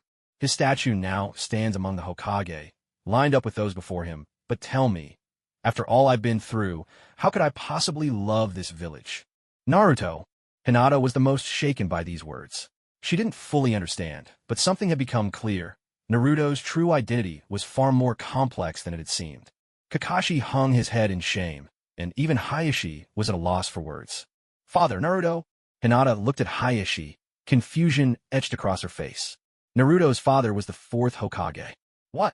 Hinata had long suspected that Naruto's background was not so simple, but she had never imagined his father was the Hokage himself. Kakashi-sensei, your teacher was my father. From beginning to end, what have you ever done? You did nothing. Still, I'm grateful that you came to visit me every week since I was born. You, of all people, should understand these things better than I do. Naruto's anger eased slightly, and tears began to stream from his crimson eyes. Living in this village of Konoha, where no one truly understands him, even wanting to live his own life, often feels beyond his control. When did you find out? Kakashi's voice was gentle as he asked, but his tone was filled with shame towards Naruto. No, I know far more than you think. In everyone else's eyes, I'm the village loser. So why can't I be the genius you all never imagined? A cold smile flickered at the corner of Naruto's lips as he looked at Kakashi, his tone laced with defiance. Is that why you targeted those villagers? Just because they insulted you? Or was it because they refused to sell things to you? Now, Kakashi too was growing angry. At that moment, a crowd began to gather on the rooftop. Dozens of masked ANBU appeared, each one assembling in perfect unison. Though their expressions remained calm, their bodies tensed, ready for anything. After all, the thought of the terrifying Ninetales rampaging inside the village again was enough to put anyone on edge, especially now, with no Hokage to protect them. If anything happened with the Ninetales, the consequences for the village could be catastrophic. Please, Naruto, calm down. There are ways to solve all of this. Hinata, too, was in tears, her voice trembling as she called out to Naruto, her eyes full of worry. Uzumaki Naruto, I've always known you were no ordinary boy, but I never thought you'd finally reveal your true self today. The rooftop of the hospital had become a tense battleground. Just then, a man appeared quietly, supporting himself with a cane, a man whose face was covered in bandages, leaving only a single eye visible. Danzo's arrival only served to escalate the situation to new heights. Looks like everyone who needs to be here has arrived. I wonder, old man, how do you plan on dealing with me now? Naruto turned, standing tall, and looked at Danzo with an air of arrogance. The Ninetales is no longer safe with you. From now on. Then what are you waiting for? Before Danzo could finish, Naruto suddenly appeared at his side in a flash, his speed astonishing Danzo for a moment. But before Danzo could say another word, Naruto struck, his right index finger shot toward Danzo with lightning speed. As his chakra surged, a beam of energy erupted from his fingertip, slicing through the air.